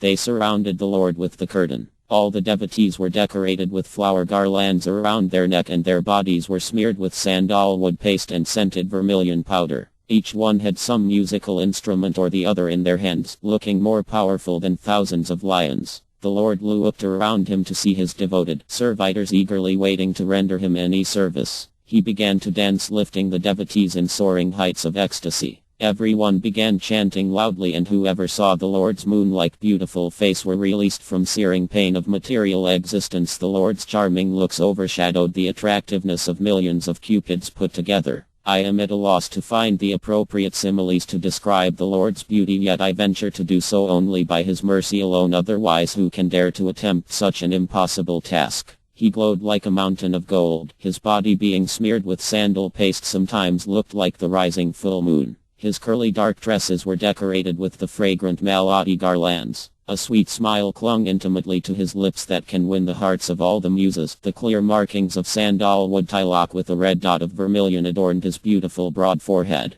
He raised his arms up in the sky chanting the name of Hari and danced. The knee-long flower garland around his neck swayed with each movement. His upraised arms glistened like fine tapering pillars of gold. His body became drenched with the incessant flow of ecstatic tears from his lotus petal eyes. As the ecstatic feelings increased, the hairs of his body stood on end like the ever-fresh kadamba flower. The moist reddish lips, so exquisite and when parted, revealed a symmetrical set of pearl-like white teeth. The long arched eyebrows lanchished almost all the way up to the beginning of his ears. His strong shoulders shamed the king of elephants and his chest was broad and full. The Brahman thread hung loosely across his chest. Lakshmi Devi and Tulasi Devi are constantly praying for the shelter of his lotus feet. That Supreme Lord wears his fine and clean clothes very artistically. The up-tilled nose is aristocratic and the sinewy tendons of his neck gives the impression of being the neck of the king of the forest. Strong and powerful, he towers over the others, his long body well-formed and proportionate, whining like a mountain of mother gold. Everyone looking at him commented on his divine and beautiful presence.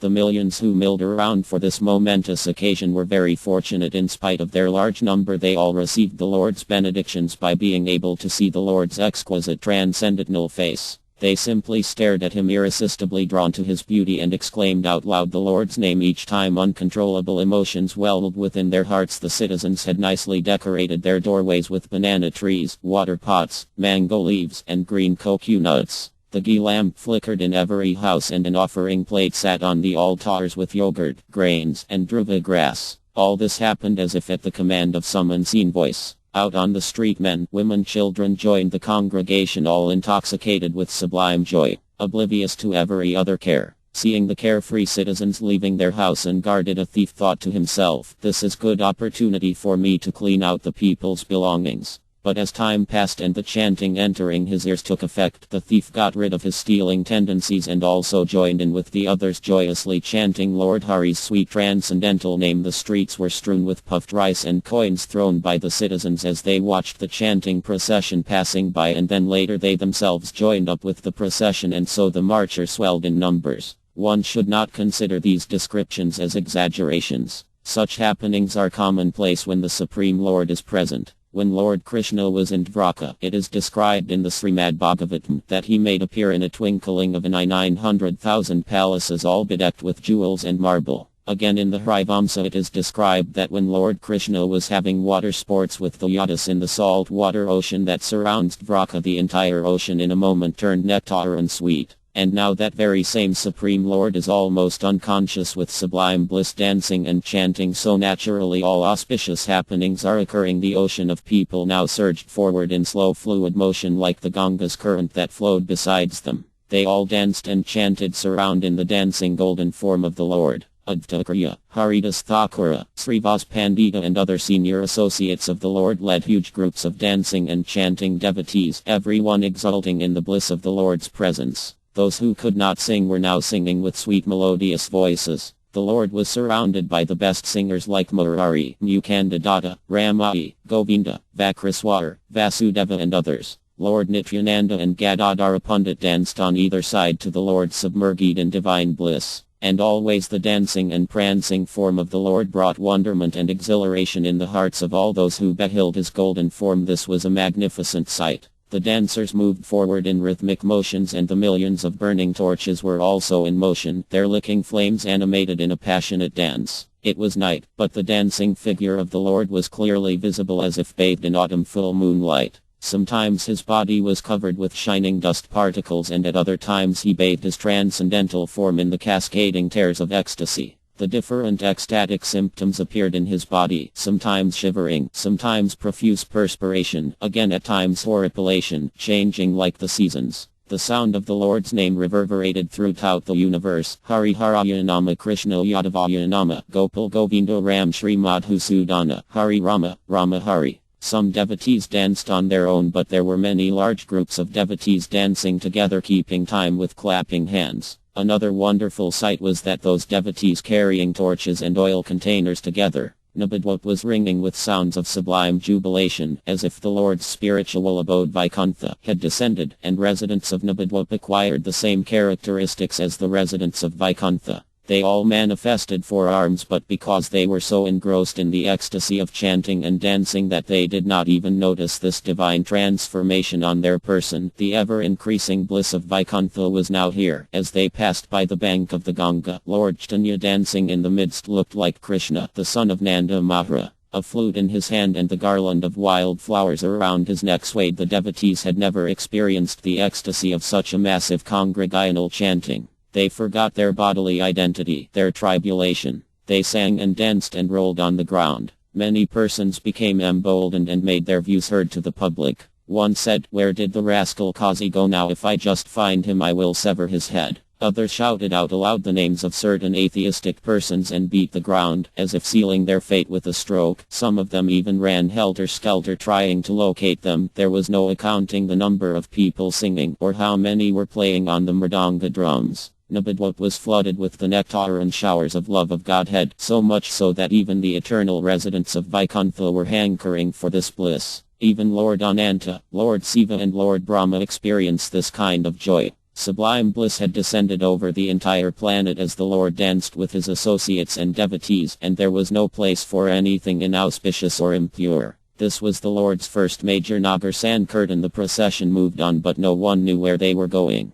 There was just one resounding thunder of the Lord's name piercing the coverings of the material world that was all-pervading. The demigods accompanied by their associates came to see the Lord. When they saw him, they, like the humans, also became overwhelmed with transcendental joy. They mingled in with the crowd dressed as humans to avoid detection and joined in with gusto singing and dancing. All the demigods were present: Brahma, Siva, Vruna, Kubera, Indra, Yamara, Soma the moon god, etc. They became aware that everyone present there was experiencing transcendental ecstasy, so they went along with the devotees wanting more of the Lord's association. Thus the humans and the demigods were chanting the Lord's holy name together as the procession passed the uncountable houses all nicely decorated, the marketplaces, the large squares. One could understand that Nabadwap was a very well populated and an opulent town. It was impossible to count the people that lived there. It seemed that because the Supreme Lord was to advent here, that he had arranged for many people to live here and participate in his Sankirtan movement. Just the number of ladies who were chanting were so numerous that counting them would be futile. Everyone who saw the Lord dancing and chanting like a golden flash could not contain their hearts and emotions. Even those with hearts of stone were moved to tears, falling to the ground, seeing how the Lord showered his causeless mercy and hearing the sighs and sobs of sublime ecstasy of the devotees. As the Lord danced, repeating over and over again Lord Hari's name, the garland of flowers swayed wildly. His beauty was breathtaking. The way the Brahman thread hung carelessly over his shoulders, the dhoti nicely pleated and tucked in place neatly, his golden frame covered with fine glimmering dust. Tears flowed unrestrained from his lotus eyes like the languid flow of the Mandakini Ganga of his heavenly planets. Who would have liked to see the moon after having seen the blooming lotus face of the Lord? As some of the teardrops clung to the cleft of his fine nose, they shone like a string of white pearls. His glossy black locks intoned with the garlands around his head made a fine sight. The devotees prayed, "O Lord, please grant us this one desire, that we may hold within our hearts this pastime birth after birth." The devotees were asking in this manner for benedictions from the Lord as the Lord continued his extraordinary dancing pastime, surrounded by his intimate associates. The Lord knew how to inspire devotees to come and join, and he danced, always reciprocating the mood and movement of the devotees. The Lord of Vaikuntha danced as the devotees sang, "Come and sing Hari, Hari all of you, fear not, for the holy name, even though not chanted purely, will deliver you from death." The author humbly describes in poetry the description of Lord Caitanya as he danced. Lord Visvambhadra, the Lord of the universe, danced along the bank of the Ganga. The devotees eagerly covered themselves with the earth, having the impressions of his lotus feet. Wonderful ecstatic symptoms manifested on his person, and tears like nectar cascaded from his eyes. With a voice like the rumble of thunder, he chanted Lord Hari's name. Smiling sweetly, he raised his arms and sang. His golden form was much more enchanting than Cupid. Charmingly dressed, his black curly hair was decorated with fresh and fragrant flower garlands. Such beauty sent the mind reeling, as if when a person is afflicted by the 5 amorous arrows of Cupid. In complete bliss Visvambhar moved about in a restless dance. He was intoxicated with the holy name. His body and limbs were perfectly shaped and beautiful, being nicely smeared with sandal paste. The garland around his neck matched his love-agitated movements. The arch of his eyebrows were like Cupid's bow shooting arrows of enchantment. His teeth were white and glistening like pearls. His benign face was an ocean of mercy. How can I describe the many hundreds of ecstatic emotions that manifested in him, sometimes tears, or shivering, or perspiration, etc. At times he bent his body in 3 places just like Krishna and played flute on his finger. He moved about like a maddened elephant. He was the cynosure of every eye. His Brahman thread decorated his broad chest as if Ananta Sesha had taken that thin form to serve his lord. Lord Nityananda and Gadadhara and all the other intimate devotees danced by his side, and each time they looked at the Lord they saw the Lord smiling back at them. Lord Siva, by chanting the name of this Lord, becomes mad and goes about naked. That same Lord is now going on the streets of Nabadwap performing congregational chanting. Laxmi-Devi, the goddess of fortune, is hankering always to touch and dress this Supreme Lord's black curly locks and is so attracted by his dress. That self-same Supreme Lord is so engrossed in singing and dancing that he rolls in the dust in ecstasy. Following him are his devotees carrying millions of flaming torches lighting up the world like the full moon, and not a soul could refrain from chanting the Lord's holy name. This was such a marvel that Nabadwap had never witnessed. The residents looked at each other and chanted Hari Hari. Lord Nityananda was always by the Lord's side, knowing Visvambhar's every mood. So whenever the Lord swooned in ecstasy, he held out his hands to hold him. As he held him this time, Visvambhar slowly sat down in a meditative pose and clapping his hand gleefully began to loudly chant Hari Hari. Then he began to speak with childlike innocence. I am the Supreme Lord Narayana. I killed that demon Kamsa and I deceived Bali Mahara. I constructed Tat Bridge over the ocean to Sri Lanka and killed the demon Ravana. I am Lord Ramachandra. In this manner he revealed his real supreme identity. And everyone could understand this esoteric truth, for it is inconceivable by human mind. And in the next moment, to increase their confusion, the Lord changed his mood completely and said with utmost humility and meekness, O Lord, please grant me devotion at your lotus feet. Whichever way the Lord acted were also mind-robbing, even when he put his toe to his mouth. The Lord of Vaikuntha, Lord Visvambhar, was dancing all over the Nabadwap town. This town is actually the Svetadvipa of the spiritual world, which will be later explained in the Vedas. Amidst the mridanga drum conch shell, cymbals whose number is countless, and the chanting of the holy name, danced the Lord like the crest jewel and crown. All glory to the congregational chanting, all glory to Lord Visvambhar, all glory to the devotees of the Lord. Whichever way I look I see Lord Visvambhar drowning everyone in the nectar ocean of love of Godhead. The procession sometimes moved fast, sometimes much slower, depending on how long the Lord danced in one place.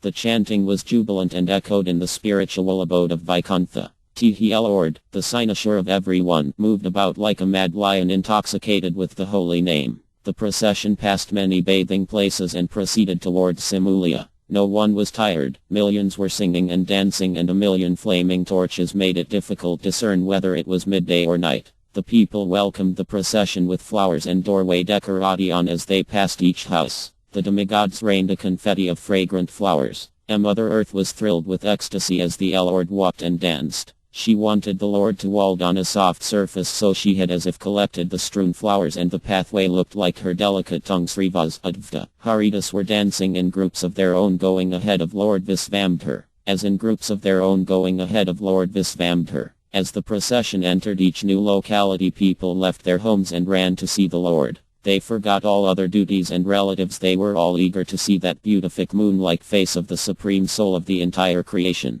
Without consciously realizing, they were all being drawn into this congregational chanting. Without being aware, they were all becoming intoxicated with holy name of Krishna. They began manifesting symptoms of supramandan joy. Some rolled on the ground, some made sounds with their mouth as if playing a musical instrument. Others were embracing anyone they met. They had come so inebriated by the chanting and dancing that many were seen just offering prostrated obeisances, falling to the ground like a rod. And there were others who were kissing the devotees' feet and simply crying in ecstasy. One could hear many comments from different people. Someone said, I am the Senimai Pundit. I have been assigned to deliver the world. Another commented, I am a Vaishnava from Svetkadvipa. Yet another remarked, I am an eternal resident of Vaikuntha. Again someone said, where is that rascal Kazi? I will crush his head if I could lay my hands on him. Incited by such comments, some ran to try to capture an atheist and climbed up a tree and then jumped down angrily shouting, "I am death to 12 atheists." Another said, "Can you hear me, O God of death? Tell me, where is your son, the sun god?" The Lord of Vaikuntha, appearing as Sasi's son, was now and here chanting and dancing. The floodgates of the Holi name was flung open by HM. The Holi names which gave the god of death Yamara Tename Dharmara, or the upholder of religious principles, and the holy name that saved the worst of sinners Ajamila from the jaws of doom, was now being freely distributed by the Lord himself, and those who could not chant the name could at least hear it chanted and reap the transcendental benefits. Chitragupta, the compiler of man's good and evil deeds in life, has to be immediately informed that his records of evil deeds have to be thrown away. I cannot be blamed if I take stern action against him if he dissolves, since now every living entity is delivered. That holy name has converted Varanasi into one of the most important places of pilgrimage, because Lord Shiva is constantly chanting that Holi name of Krishna. This holy name is always chanted by the purest of devotees, who are the eternal residents of the spiritual abode. Lord Shiva has become worshipable by all the demigods and humans because he is relishing every moment the sweet nectar of the Holi name. This very name is now being heard by every living entity. So the devotees warned all the atheists that if they do not discard their evil ways and take up the chanting of the holy name and the worship of Lord Visvambhar, then they will destroy them. The devotees loudly challenged the atheists to now come forward and desist their chanting of Krishna's name. They fisted the earth with great force as if beating to pulp a recalcitrant atheist. The effects of chanting the Holi name had so divinely maddened them, taught they were not aware of what they did or said. When the atheists saw that citizens of Nabadwap had all become mad with ecstasy, they were bathing inside with hate and envy.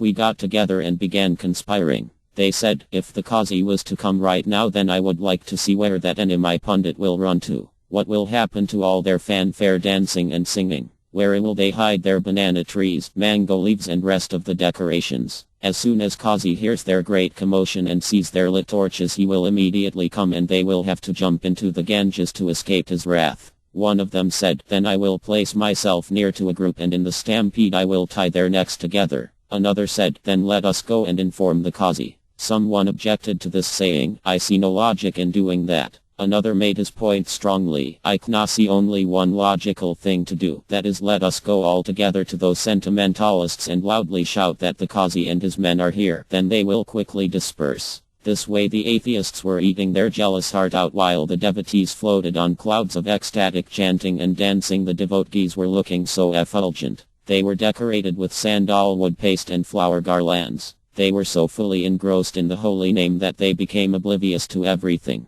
The Sankirtan proceeded towards Srimulya. As the devotees chanted and danced, the Lord also chanted and danced right in their midst. The activities of devotees increased the Lord's ecstasy. No one could imagine how much water was contained in the Lord's lotus eyes. Incessant tears cascaded in rivulets of pure nectar and water. Sometimes shivering overcame him that he lay on the ground. Even Nityananda Prabhu was lamenting because he could not hold him still. And when at the pinnacle of ecstasy he fell unconscious, then no force of life was found in him for a long time. This was the wonder of wonders. Excited talks went around amongst the citizens. They said, this person must be the Supreme Lord Narayana himself. Another said, he is so much like Narada or Prahlad or even Sukadeva Goswami. Whoever he may be, he is certainly not an ordinary human being. The more critical and calculating one said, he is indeed a great devotee. Each one commented according to the level of one's understanding. Lord Nimai was oblivious of anything. He was engrossed in the ecstasy of the holy name, and as he lifted his arms chanting Hari, Hari,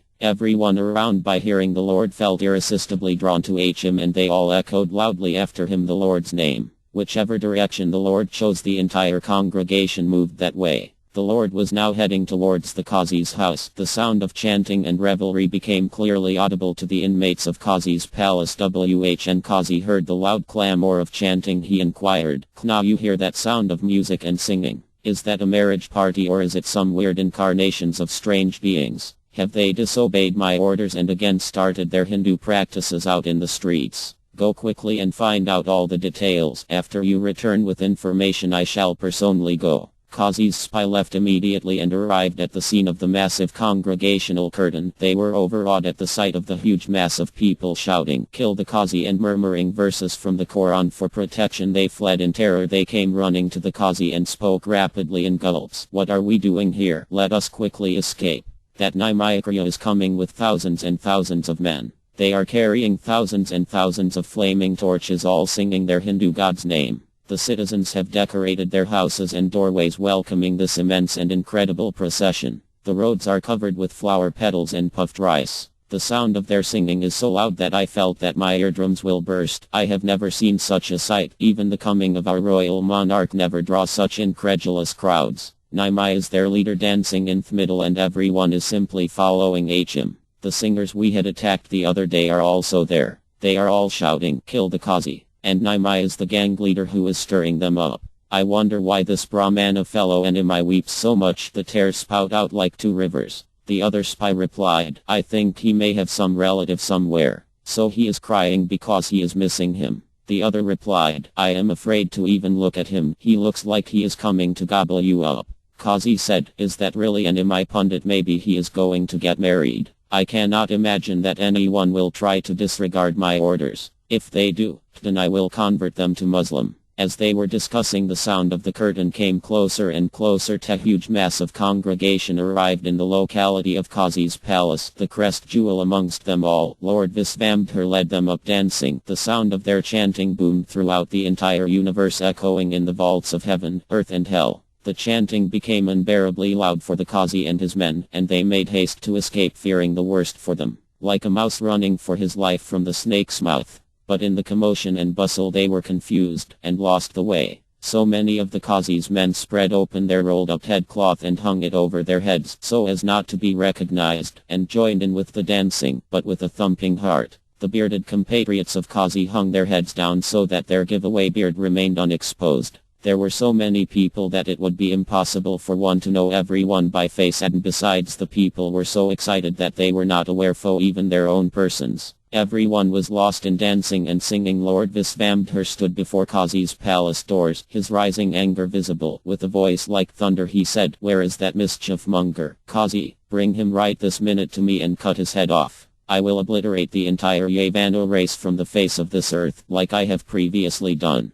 Break open and smash everything. Break it. Break it." These were the orders of the Supreme Lord. Who could disobey? The congregation was already exuberant and inebriated with the association of Lord Caitanya and the holy name, so such a command from the Lord was immediately put into action with great enthusiasm. They ransacked the entire property. They went through the house and indiscriminately broke anything that came their way. The garden lay limp and ravaged as if after a hurricane. Banana trees lay uprooted. Broken branches hung from mango trees. The flower garden was stamped to the ground. Lakhs and lakhs of people overran the palace rooms and the grounds. Throughout the entire operation the congregation was chanting, "Hari, Hari." The holy name was their constant companion. They punctuated every move with Lord Hari's name. Lord Visvambhar then said, "Now burn down everything.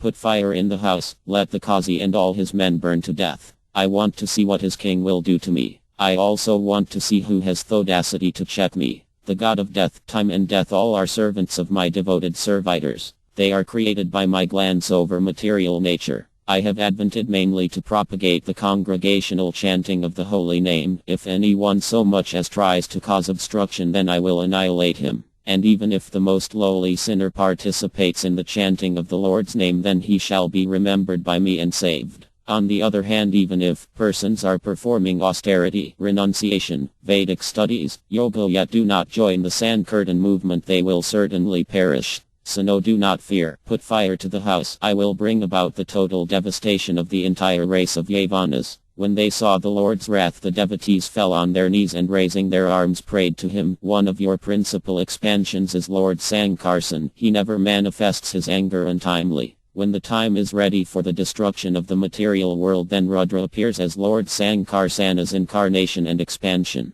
And after Rudra completes the work of annihilation or pralaya, he again returns into your transcendental body. The work of annihilation is carried out by the expansion of or expansion. So if you are angry, then who can check your wrath? The Vedas glorify you as angerless and eternally blissful. Our hearts cannot see you as minimize the Vedic injunction. Even Lord Brahma never attracts your ire. Creation, maintenance and annihilation of the material world are simply your transcendental pastimes. Today you have sufficiently chastised that Kazi, and if next time he does anything again, then you can destroy him. All glory to Lord Visvambhar, the Supreme Lord of all lords. All glory to Lord Gaurasundar, the Lord of the universe, the Lord of Lakshmi Devi, and who rests on Lord Ananta Seshal. Lord Caitanya smiled after listening to their choice prayers and then began to dance and chant with everyone. The Kazi was justly dealt with. The Lord was pacified that congregational chanting in public will continue. He now led the procession back towards the town.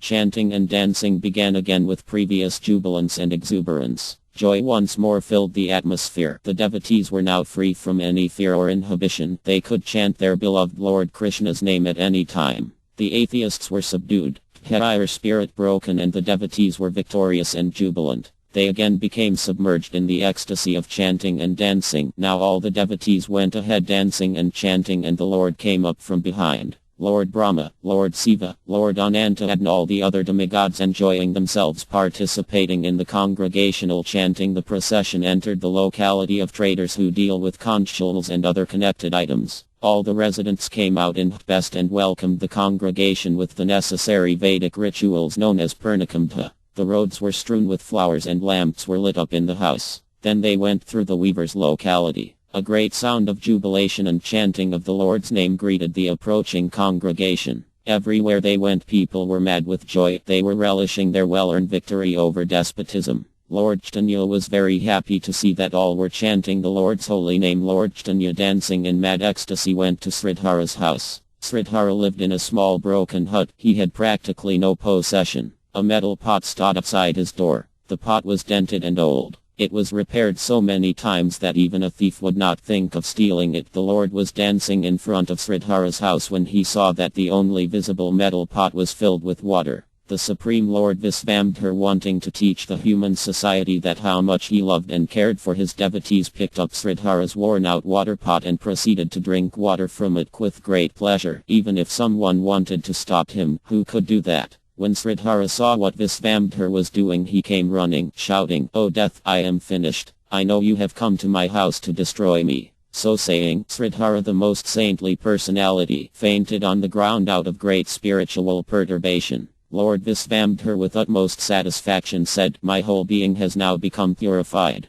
Today finally I have attained devotion to the lotus feet of Lord Krishna simply by drinking water from Sridhara's pot." Saying this, the Lord shed tears of divine ecstasy. The lesson the Lord taught everyone through this pastime was that by drinking water from a pure devotee's water pot develops immediately attachment to the lotus feet of Lord Krishna. In the Padma Purana Dikanda it is stated, "The wise devotee who is desirous of purifying himself completely of all sinful reactions should specifically approach a pure Vaishnava and beg from him his food remnants. If all this is not available, then at least he should beg some of his water remnants, or drink the water that has washed his feet." The devotees began to cry in great joy to see the Supreme Lord manifest such mercy and special affection towards his devotee. Nityananda, Gadadhara, Advaita, Srivas fell down to the ground and began to roll and cry. Haridas, Vakraswar, Chandraskara, Jagadananda and the numerous others close associates of the Lord were unable to contain their spiritual emotions. They burst out in tears of exultation. They cried out Krishna's sweet name.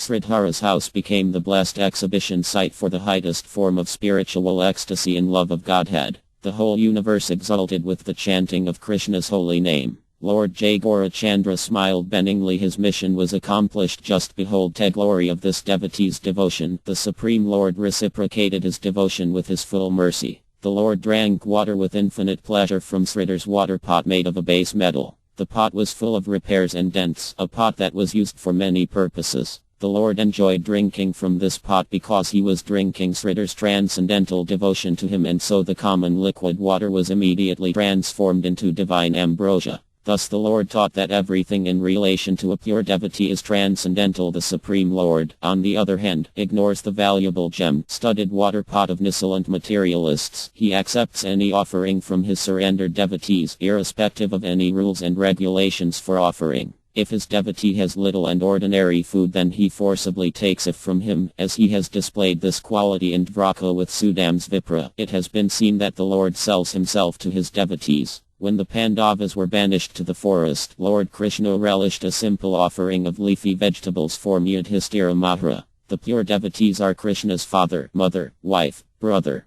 Lord Krishna sees his surrendered devotees as his own kith and kin, but not otherwise. Lord Krishna manifests himself to his devotees according to the desire and mellow of the devotees. Lord Krishna allows himself to be sold or purchased by his unalloyed devotees. All the scriptures have described this wonderful quality of Lord Krishna, that he specially favors his pure devotees and is always protecting them personally from all calamities. One should see the magnanimous position of a pure devotee and thus be inspired to develop spiritual attachment for Krishna. The position of Lord Krishna's servant is never to be viewed deprecatingly. Lord Krishna, the Supreme Godhead, never accepts as his servant a person of little spiritual caliber. After having performed his prescribed duties for many millions of lifetimes, leading a pious life of non-violence and humility, and praying constantly and sincerely to the Supreme Lord, a person is awarded the opportunity at his time of death. Ganga water to him and the chanting of Lord Narayana's holy name. This will certainly afford him liberation from all material bondage. Only then can he be blessed to become a servant of Lord Krishna. All the commentators of Bhagavatam have clearly indicated that the liberated souls can render full devotional service to the Supreme Lord, performer of transcendental pastimes. Therefore the devotee's position is almost equal to the Lord himself, and the Lord always sees his devotees in a more exalted position than himself even. The innumerable eulogies that have been compiled since time immemorial about the divine excellences of a pure devotee is inadequate to describe him perfectly. Lord Shiva and Lord Brahma are very happy to be called Lord Krishna's servants, and Ananta Sesha is always hankering to serve him. Although the pure devotees are almost equal to the Lord himself, yet they are constantly wanting to serve him in loving attachment. Advaita is such an elevated devotee. Many persons do not know his real mood and position, and so they are discontented when Advaita is glorified as a devotee of Lord Caitanya. Lord Krishna is greatly pleased when anyone calls him a devotee, because who besides Lord Krishna knows perfectly well who is a pure devotee? The most abominable sinners proclaim themselves as God only to ensure a full belly regularly. Gathering around him a crowd of asinine disciples, the impostor poses himself as the Lord of the universe. Although the body of such a cheater is only fit for the dog's meals, he still becomes deluded by the external energy of Lord Vishnu to think that he is the supreme controller. And now just behold the opulence of the Lord of all lords, Lord Gaurachandra. Simply by his desire millions of people converged with millions of burning torches to begin a historic march against oppression. All the way they were greeted with decorated doorways and showers of floral confetti from the heavenly denizens. It was difficult to understand the transformation that took place in the Lord after he drank water from Sridhar's water pot. All the devotees began to shed tears of joy, seeing the special mercy that the Supreme Lord showered upon his pure devotee. Sridhar was thunderstruck, and with tears brimming over in his eyes, holding straw in the teeth, in utter humility he knelt before the Lord, chanting Hishali name, and said, "What have you done, my Lord? What watgar have you drunk?" But Lord Visvambhar's bliss was uncheckable. After having drunk water from his devotee's water vessel, he danced in ecstasy, surrounded by all his associates who sang and danced along with him. Nityananda Prabhu and Gadadhara Pandit were always like two jewels decorating the Lord's either side. Kolreka Sridhar's fortune is indeed so great that even Lord Shiva and Lord Brahma are moved to tears of joy and appreciation. The Supreme Lord Caitanya is unattainable by wealth, fame or erudition, but is captivated by unalloyed devotion. After the water drinking incident, the Lord moved on from Sridhar's place towards the town. Navadvip became the most hallowed place in the entire creation as Lord Caitanya and his associates danced and sang in ecstasy the Lord's holy name. Only the sound of the Lord's name echoed in concave extremities of the universe. The divine exaltation that is experienced by Sukadeva Goswami, Narada Muni, Lord Shiva, and others on hearing the holy name was now being experienced by the residents of Navadvip as they passed through the different localities in Navadvip. Although the curtain was going on for a whole night, one should not think that this was just one night. Rather, several yugas passed in that time unknown to anyone. Nothing is impossible for Lord Caitanya, the Supreme Lord, to accomplish. A mere raising of his eyebrow annihilates the entire universe. Only the most fortunate and pious souls can comprehend such esoteric truths about the Absolute. A dry mental speculator is not eligible for such revelations. The townspeople were raptured beyond comprehension by Lord Chaitanya's beautiful dancing, loud thunderous shouts of joy and the profuse flowing of divine nectar in the form of the chanting of the Holy Name. People thanked Mother Sasi for carrying in her womb such a child as Lord Visvambhadra. He blessed Jagannatha Misra for being a good father to the Lord. They were grateful for the good fortune that descended upon the residents of Nabadwip. They all wished that this night never ends as the Lord performed his pastimes for many yugas. These pastimes of the Lord has no beginning or end. They appear and then of a certain time they disappear. The Lord manifests himself to the devotee according to the desire and mood of the devotee. In the Srimad Bhagavatam it says, O Supreme Lord who is glorified in choice verses, out of compassion and love for your dear devotees in whatever forms they meditate upon you in their spiritual bodies, Lord Chaitanya is even to this day performing his eternal pastimes. Those who are pure in heart can see them. The Lord descends only to please his devotees. One may perform austerities and sacrifices for millions of lifetimes, but without devotional service all his performances will be futile. And devotional service means to serve the pure devotee of the Lord. This is the verdict of all the scriptures. I offer my obeisances to Lord Nityananda. All glory to him, for only with his mercy one can glorify Lord Chaitanya. Many persons see Lord Nityananda differently. Some say he is Balaram, or he is very dear to Lord Chaitanya, or he is the expansion of the omnipotent Lord. Many say they do not know who he really is. Each one sees him according to his realization. Whoever he may be, he is very special to Lord Chaitanya, and may his lotus feet be the only treasure of my heart. Let all the atheists who criticize Lord Nityananda be very careful lest they be kicked in the head. I affirm my obeisances at the feet of this dearmost devotee of Lord Caitanya. May he be my Lord and Master. I can know Lord Nityananda only by Lord Chaitanya's mercy, and I can know Lord Chaitanya only if Lord Nityananda shows me. Lord Chaitanya is Lord Rama and Nityananda is Laxmana. Lord Chaitanya is Krishna and Nityananda is Sankar Sansa. Lord Nityananda possesses the power to fully satisfy Lord Chaitanya with his transcendental service. The intimate associates of Lord Chaitanya are in full knowledge of Lord Nityananda's extraordinary position. But at times one may see a certain elevated devotee quarreling with other devotees. This is all transcendental and is happening by the desire of Lord Krishna. No one should side with any party, because they are all most elevated Vaishnavas, and in doing so one will certainly make offenses against a Vaishnava.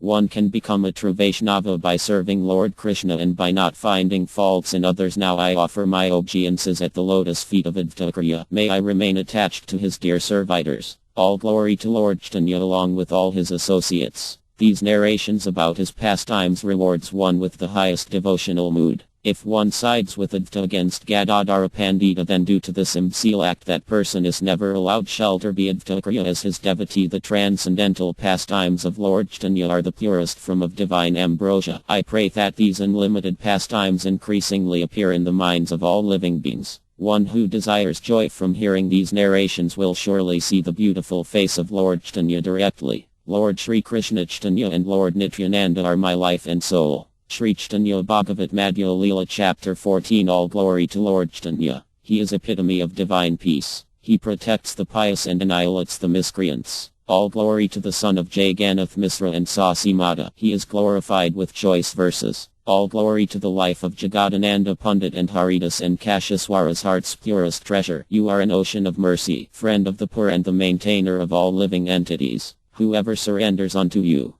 you accept him and become his master. Lord Chaitanya could not stay without curtain as he passed time in Nabadwip.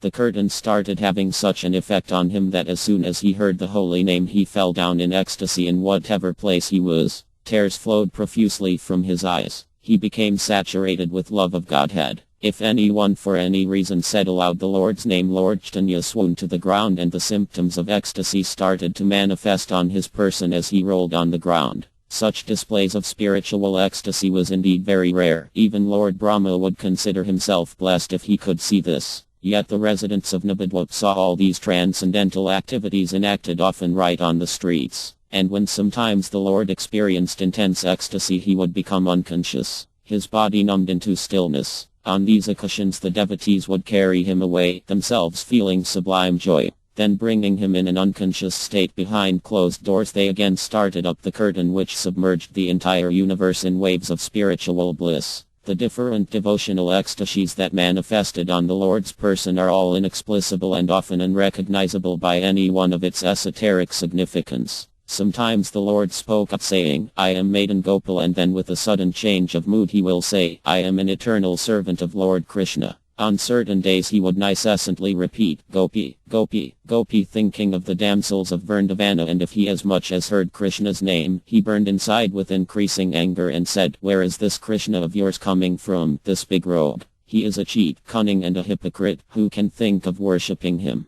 He wins the heart of the ladies, and then once they trust him he drops off their ears and nose. He is so greedy he almost snatches their lives from them. I do not care to hear about this thief. In this manner he would speak out angrily to anyone who repeated Krishna's name in his presence. Again on other days he would call out Vrindavana or Gokula or Mathura in great joy, and then on other occasions he would draw on the earth with his nails. Sometimes drawing a standing form of a person bent in 3 places and looking at it he would weep so bitterly as if the entire world would drown in his tears. He would at times say, I see a huge dense forest full of lions, tigers and bears. Like this the Lord was totally absorbed in the mood of sublime devotion where night became day and day became night for him. The devotees who watched these were overcome with great spiritual emotions and they embraced each other. What these devotees saw so easily of the Lord's ecstatic manifestation, even Lord Brahma would constantly pray for such a favor. The Lord was now spending almost all his time outside his own house in the residences of the different devotees. He gave up all his familial and external responsibilities. Only sometimes he would do something to please his mother.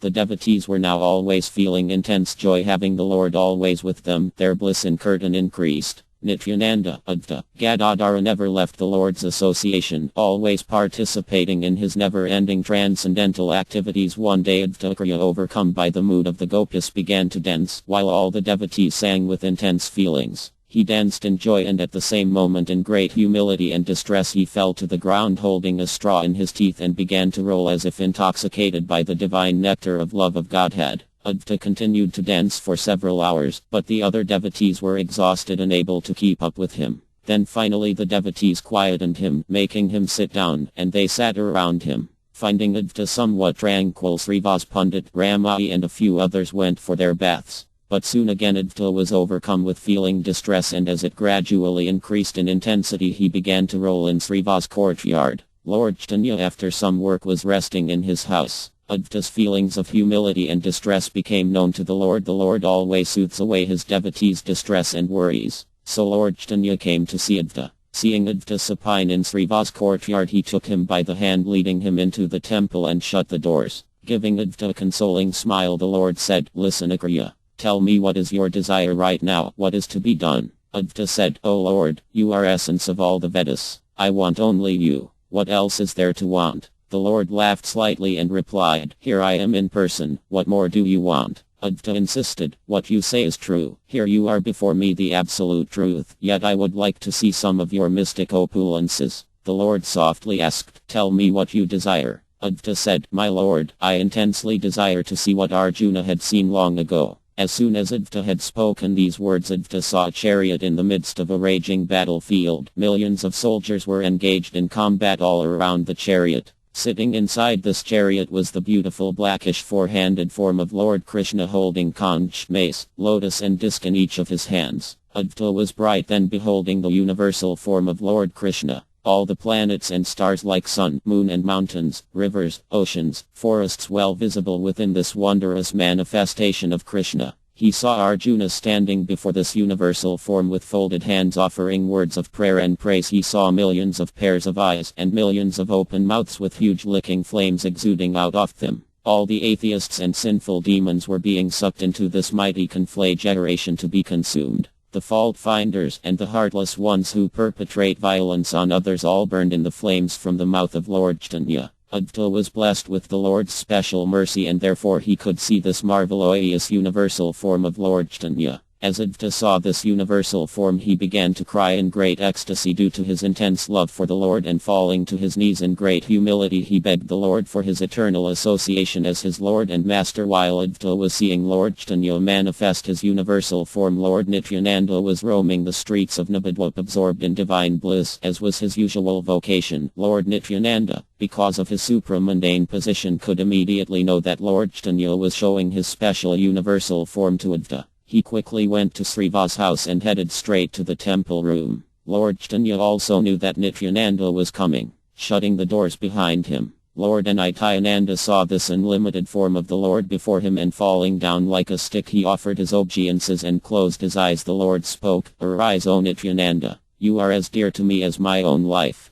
You know everything about me. Anyone who is attached to you in loving devotion, I make him my own. No one is more dear to me than you. And anyone who tries to see differences in you and Advaita will never gain the proper knowledge to understand the Supreme God or me in this incarnation." Nityananda and Advaita began to dance jubilantly. Lord Caitanya responded with a thunderous voice saying, "Just look at yourself." Nityananda and Advaita, overwhelmed with joy, started glorifying the Lord with beautiful prayers. Lord Visvambhadra smiled upon them with great appreciation. Although all these transcendental incidences were being enacted in Sriva's residence, none of the others could see. These narrations are from the lotus mouth of Advaita. Those who do not have faith in them are the most abominable of sinners, and those who do not glorify Lord Caitanya as the Supreme Absolute Lord are evil-hearted men who are avoided by saintly personalities. My greatest hope and assurance is that Lord Caitanya is the master of my dear master, Nityananda. The Lord chose Navadvip to reveal his pastimes openly before the public eye, yet only the devotees could comprehend its esoteric content.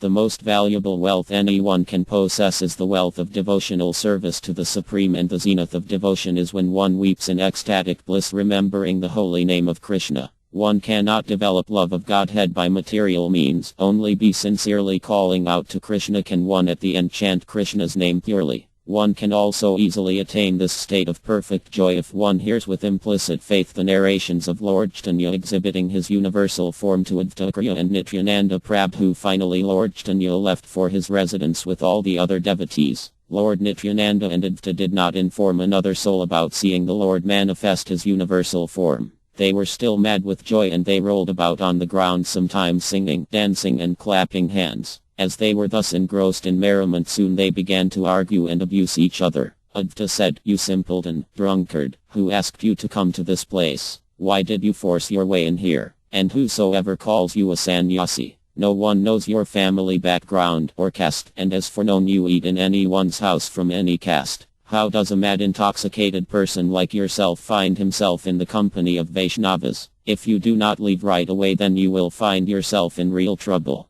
Lord Nityananda replied, "You baldy fellow, you would be wise to sit quietly. I will first show you my power and strength with a few blows. You foggy old Brahmana, you have no fear. I am an Avadhuta renunciate and the Lord's brother. You are a householder totally engrossed in family life, whereas I am a fully renounced and realized soul. If I strike, you cannot say or do anything, yet without reason you are trying to show off in front of me." These words incensed Advaita with burning rage. He flung his clothes in all directions and began to severely chastise Nityananda. He said, "You fish-eater, you meat-eater, how do you call yourself a sannyasi? I have undressed myself before you in sheer disgust. Who knows you? What about your parents, your house? Nothing is known to anyone. Let anyone come forward and identify you and recognize you. You are just a thief wanting to eat everything, gobble up anything and destroy all. You claim to be a sannyas. A sannyasi does not demand anything, but you fill your belly 3 times a day. This Srivas Pandit cannot discriminate between the people of different castes. That is why he has allowed this Avadhuta to join this company of Vaishnavas. He does not understand that this so-called Avadhuta will ruin everyone's caste and reputation. What a menace this drunkard is. It is difficult for ordinary folks to understand this exchange of spiritual love between the two, which sounds like a pernicious verbal fight. No one hold commit the spiritual blunder of supporting one against the other. The deep spiritual significance of such abusive exchanges between devotees are unfathomable to most. And due to ignorance of this fact, if someone glorifies Advaita and denounces say Gadadhara Pandit, then he will be doomed, and certainly he will not be considered a devotee of Advaita either. The activities of the Supreme Lord and the Vaishnavas are all transcendental, incomprehensible to the materialist. An atheist can never understand that both the Lord and his pure devotees are on the same transcendental plane. One who worships Krishna's lotus feet, seeing all Vaishnavas to be dear to the Lord, will indeed cross over this ocean of material nescience. Lord Sri Krishna Chaitanya and Lord Nityananda are my life and soul. I Vrindavan Das humbly offer this song at their lotus feet. Madhya Leela Chapter Sri Chaitanya Bhagavat Madhya Leela Chapter 15. All glory to Lord Gaurachandra, the Lord of the entire universe. He is the crown jewel of the Brahmanas, the supreme amongst all the Vedic personalities, the perfect renunciate. He is an ocean of compassion, appeared like a brilliant gem out of the womb of the blessed Mother Sasi. All glory to Lord Visvambhar and Lord Nityananda. All glory to his devotees and associates. One attains the highest perfection of life by constantly hearing the narrations of Lord Chaitanya's transcendental pastimes. These topics of the Navadvip Leela as recorded in the Madhya Kanda is like an ocean of nectar.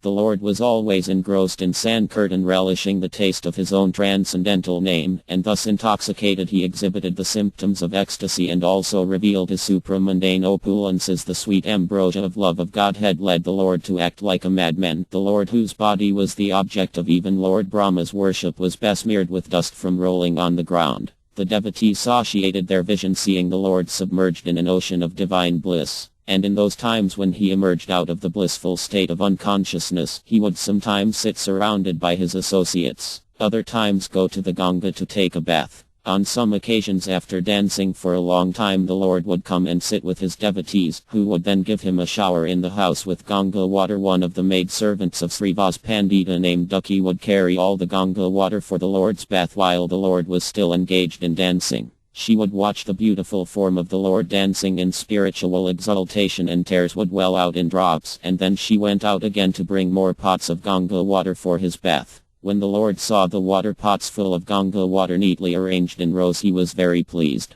He inquired about this from Srivas Pandit, who brings the Ganga water daily. Srivas Pandit replied, "Ducky, the maidservant brings them daily." The Lord said, "Then you all should name her Sukhi or happy instead of Ducky, which means sad. The name Ducky is not fitting to her. I think Sukhi is the most appropriate name for her." The devotees were moved to tears, seeing the unlimited mercy of the Lord upon this poor maidservant. They began to call her now as Sukhi, and Srivas Pandit now stopped seeing her and treating her as a maidservant. This shows that one can easily attain Krishna's lotus feet by loving devotional service to him. One cannot avoid the jaws of death merely by shaving one's head as a mark of renunciation. Material knowledge, high birth, beauty or wealth are useless if not used for Krishna's satisfaction with attachment. Lord Chaitanya, the Supreme Lord, incarnated to play the part of an ideal personality. All his actions conform exactly to the Vedic injunctions. The blessings this maidservant Ducky received from the Lord is never seen by those who are blinded by false pride. One can imagine the divinity grace on Srivas Pandit, whose servants and maidservants are so fortunate. One day, as was usual, the Lord was dancing in Srivas Pandit's house.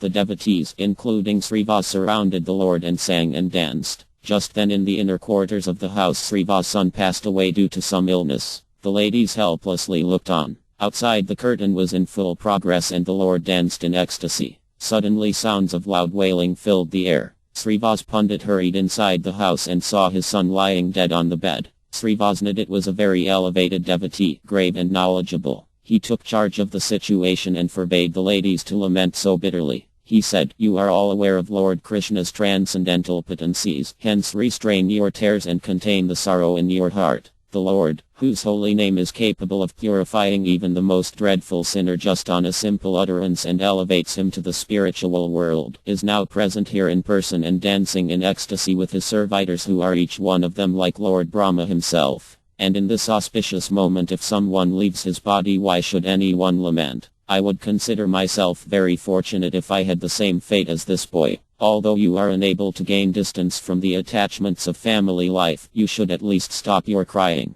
Nobody else should learn about this incident, lest this raises an alarm and disturbs the Lord's bliss in dancing, and if this happens, then I shall certainly throw myself into the Ganges." These words had a sobering effect on the women and they stopped crying. Srivas Pandit went back to join the curtain. He was soon heaved high in the waves of divine bliss generated by the curtain and the Lord's presence. Srivas Pandit was very exalted and rare, and such are indeed the characteristics of a servant of Lord Caitanya. The Lord danced for a while, relishing the bliss of dancing. Soon the news of Srivas Pandit's son's passing away reached the devotees. Still no one openly expressed anything, but were profoundly moved within. Lord Caitanya, the omniscient Supreme Personality, knew everyone's heart. He inquired, "Today something perturbs my thoughts. What distress has cast its dark shadow in your house, Pandit?" Srivas replied, "My lord, what distress can affect me, since your benign smiling faces illuminates my house?" Finally the leading devotees informed the Lord about Srivas' son's demise. Gravely the Lord asked, "When did this happen?" and was told that it occurred in the early past of the evening at about 4.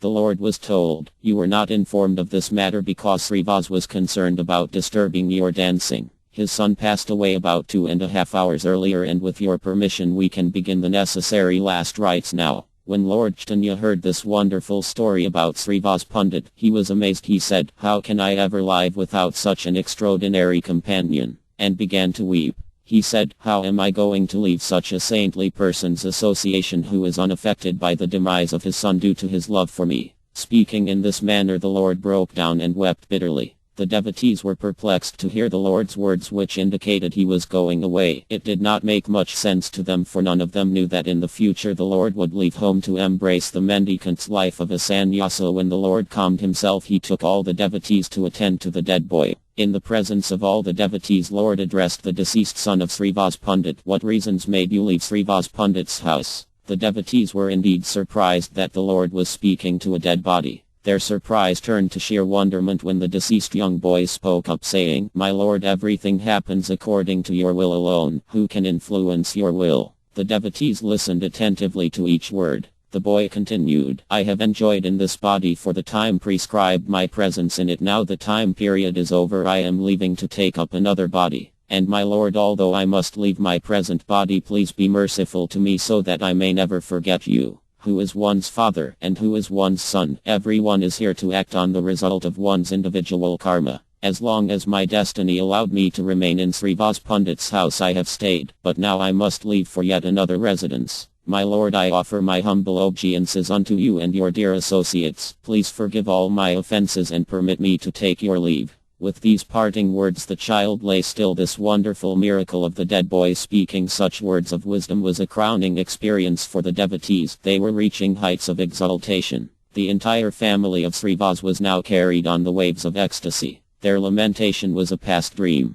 Experiencing the bliss of love of Godhead, they threw themselves at the Lord's lotus feet and said, "O Lord, birth after birth you are the Father, Mother, and Son. May we never forget the shade of your lotus feet. Let us take birth in any condition and place, but please let our devotion at your lotus feet be unflinching." Srivas Pandit and his 3 brothers prayed earnestly to the Lord, and all the devotees cried out in appreciation and joy. The Lord said, "Listen to me, Srivas. You are well conversant with the knowledge of family and material life. You are unaffected by the distressful conditions of family life. Not only that, you are so elevated that anyone who sees you will also become free from this entanglement. Nityananda and myself are your 2 sons, so remove the pain of separation in your heart." The devotees jubilantly greeted these words of divine compassion and love from the Lord. The Lord accompanied all the devotees as they carried Srivas' son to the Ganga, performing kirtan all the way. The required rites completed, they all bathed in the Ganga and each went his way home, chanting the holy name of Krishna.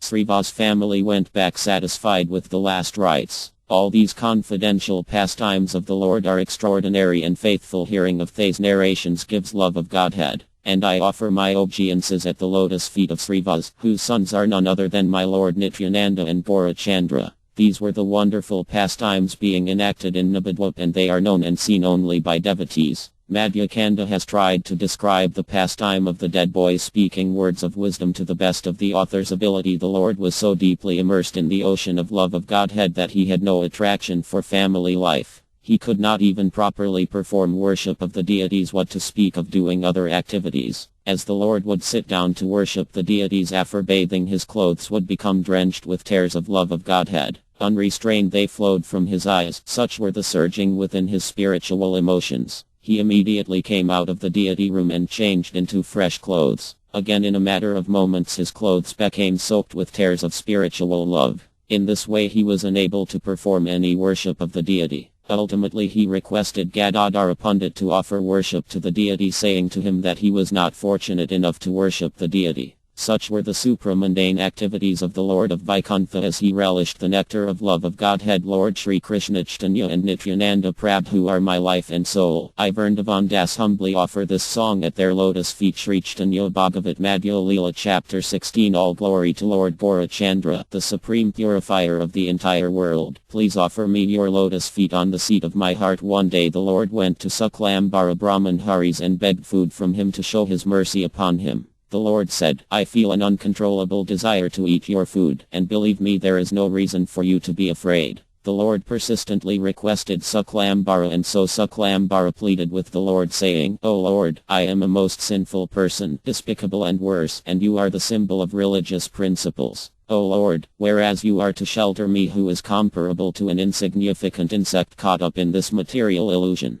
The Lord replied saying, but do not consider my request to be an illusion. I very much want to eat food cooked by you. Go quickly and arrange for everything. At midday I will come to your house. Suklambara was still quite in anxiety, and so he approached other devotees for comfort. They spoke reassuringly. Why should you be afraid? He is none other than the Supreme Lord. It is his nature to search out devotees who worship him with single-mindedness, and from them he likes to beg food. Remember, he ate at Vidura's house, who was a Sudra's son. Therefore, you quickly go to your house and prepare to cook for the Lord with care and devotion. Even after this, if you are still afraid, then try to cook without directly touching the food. You are very fortunate to have received this wonderful opportunity from the Lord. The Brahman Suklambara hurried home feeling exceedingly elated. Feeling clean after bathing, Suklambara put scented water on the fire for cooking rice. He also began to cook a delicacy prepared from the pith of banana tree trunk. While this cooking was in progress, Suklambara folded his hands and began to sing the names of the Lord, praising him and invoking his grace. Attracted by Suklambara's devotion, Lakshmi Devi, the universal mother and the goddess of fortune, blessed the Brahman's endeavor with her favorable glance. The delectable taste of ambrosia immediately mixed in with the food. Meanwhile, Lord Visvambhadra had completed his bath and came to Suklambara's house in dripping clothes. Suklambara's humble dwelling was situated on the banks of the Ganga. He was accompanied by Nityananda Prabhu and some of his associates. He changed to dry clothes and sat down to eat. The Lord served himself according to his wish, as Suklambara watched him with intense pleasure. As the Lord relished the food, all the devotees looked on with delight.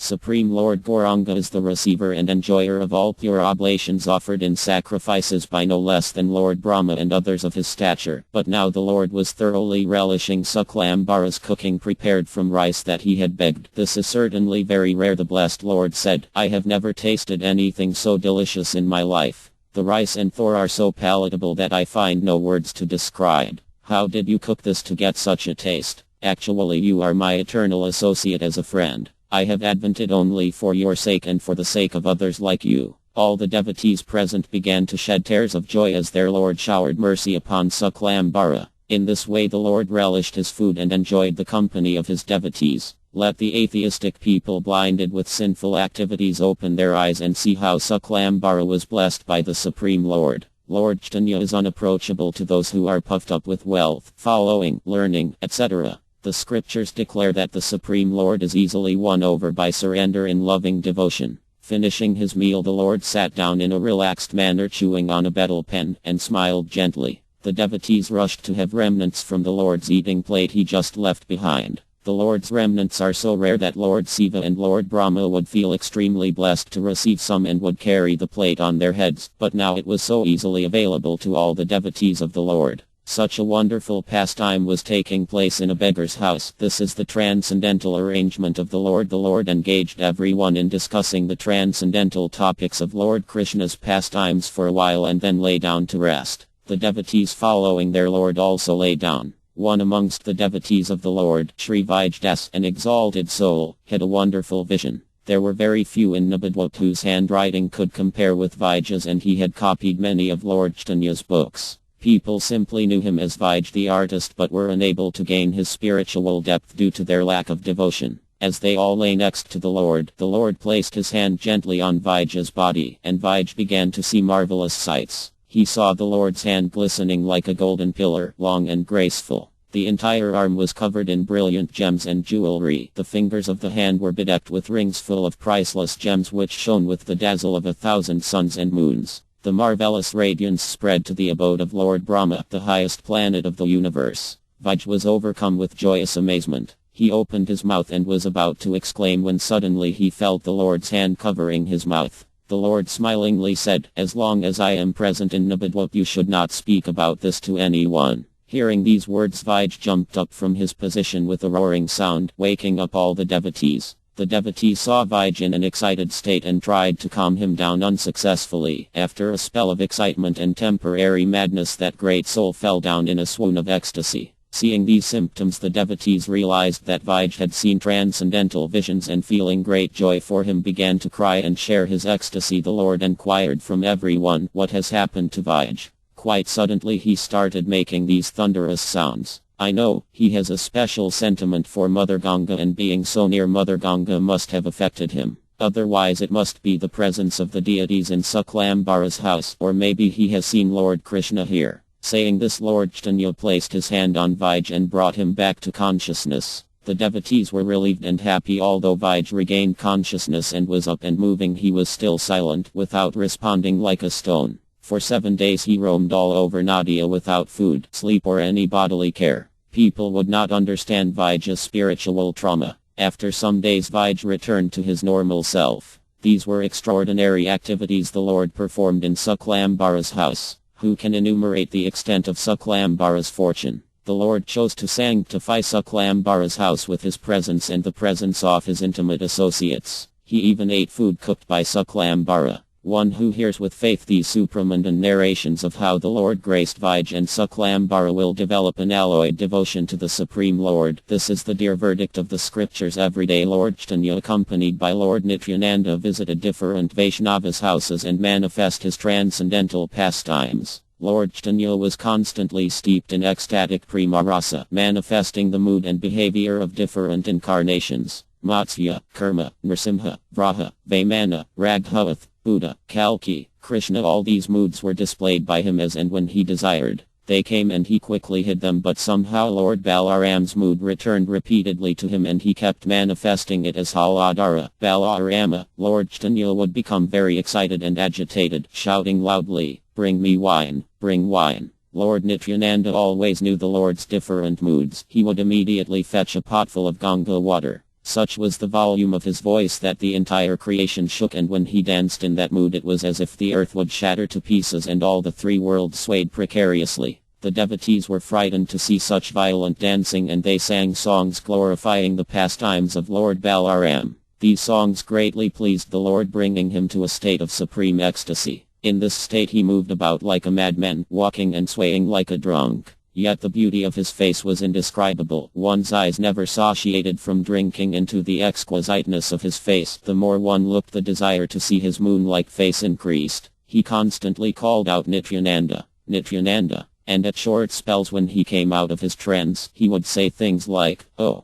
life ebbs out of me." Then changing his mood, Lord Chaitanya said, "Oh Krishna, you are my father, you protect me, and Balaram my uncle educated me with a stick." The Lord was so overwhelmed with spiritual ecstasy that it unnerved the devotees to see their Lord in such a trance. They cried out in fear. All the activities of the Lord are so extraordinary. Sometimes he felt the mood of intense separation from Krishna that tears flowed in streams. His wailing pierced everyone's heart. Esoterically, he was feeling separation from himself. As the gopis or the cowherd damsels of Vrindavana felt intense separation from Krishna, losing their minds in his absence, then seeing the rising moon and mistaking it for Krishna's glowing face, they almost died due to mixed emotions. Similarly, all these ecstatic devotions possessed Lord Chaitanya, and he rushed to his devotees, clinging to their necks, weeping continuously. Mother Sasi filled with consternation to see her son in that state. How can mere humans describe the wonderful ecstatic prema the Lord exhibited?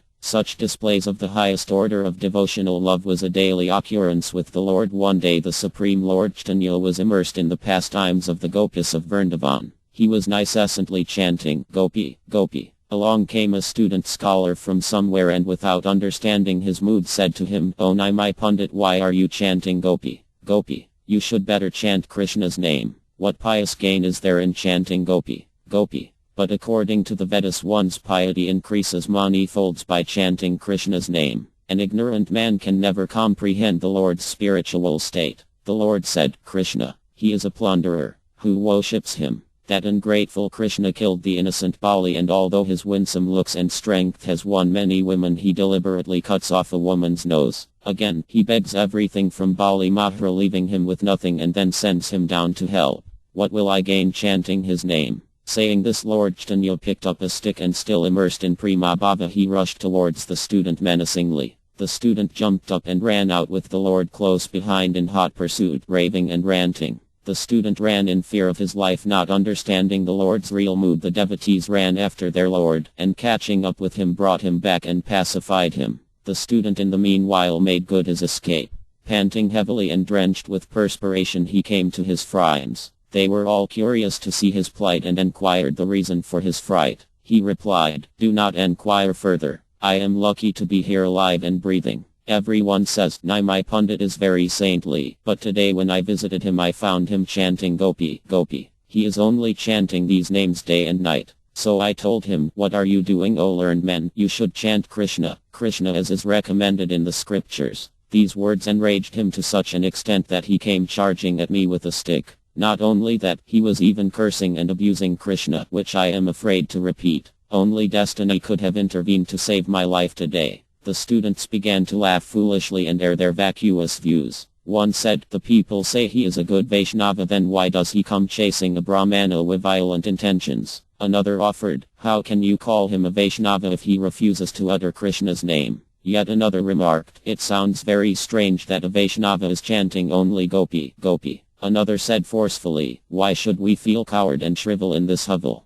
Don't we also possess that power so characteristic of Brahmanas? He may be a Brahmin, so are we learned in the scriptures. Why should we tolerate his threatenings? He is not a king or officer that he can punish us. Let us group together, and next time he tries to intimidate us we will thwart him. He may be the son of the learned Jagannatha Misra, but our parents are no less worthy. Just see, yesterday we were studying together as mates, and today how does he become suddenly the big master?" The offenders and atheists spoke so caustically against him, but Lord Caitanya, the super soul residing in everyone's heart, knew everything. One day he was sitting with all his devotees when suddenly he made a mysterious remark, whose meaning was too shrouded for anyone to understand. He said, "The medicine Pipalik Handle was prepared to cure the excess phlegm, but instead it increased the phlegm in the body." Saying this, the Lord began laughing loudly, musing over something incomprehensible to all. The devotees became very concerned. Lord Nityananda knew the inner meaning of the Lord's statement and the Lord's confidential mood. He thought, soon the Lord will leave home and take sannyasa.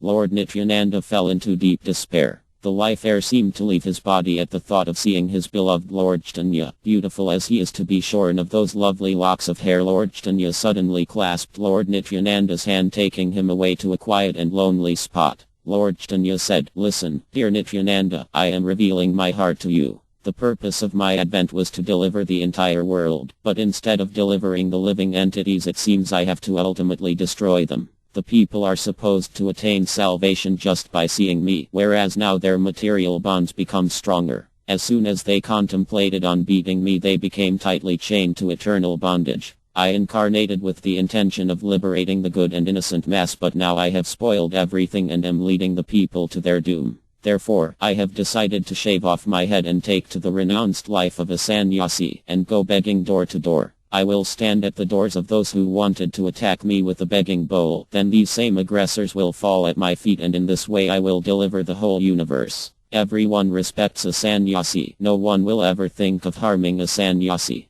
Tomorrow when I take up begging as a sannyasi, I can go safe anywhere. I have fully decided to take up the sannyas order and leave my home and family. Please do not feel sad due to this. Rather, please give me permission to take up the renounced life. Whatever is your desire, I will certainly act in accordance, but you should consider that I have taken this incarnation for a specific reason and so require your permission in this matter. If you really want to see that everyone in the world becomes liberated, then you must not stop me from my decision. And you are the last person to lament over this, because you know the confidential reason for my advent." When Nityananda heard from his dear Lord that he was shaving his beautiful locks and entering the renounced order, Nityananda's heart shattered to pieces in grief. He did not know what to say to Lord Caitanya, but he was sure that the Lord will go ahead with his decision. Lord Nityananda replied, "My dear Lord, you are absolutely independent. Whatever you wish must be executed. Who can desist you or go against your wishes? Whatever you have decided is surely to happen. You are the maintainer and protector of this cosmic manifestation. Your wishes are always for the good of the people.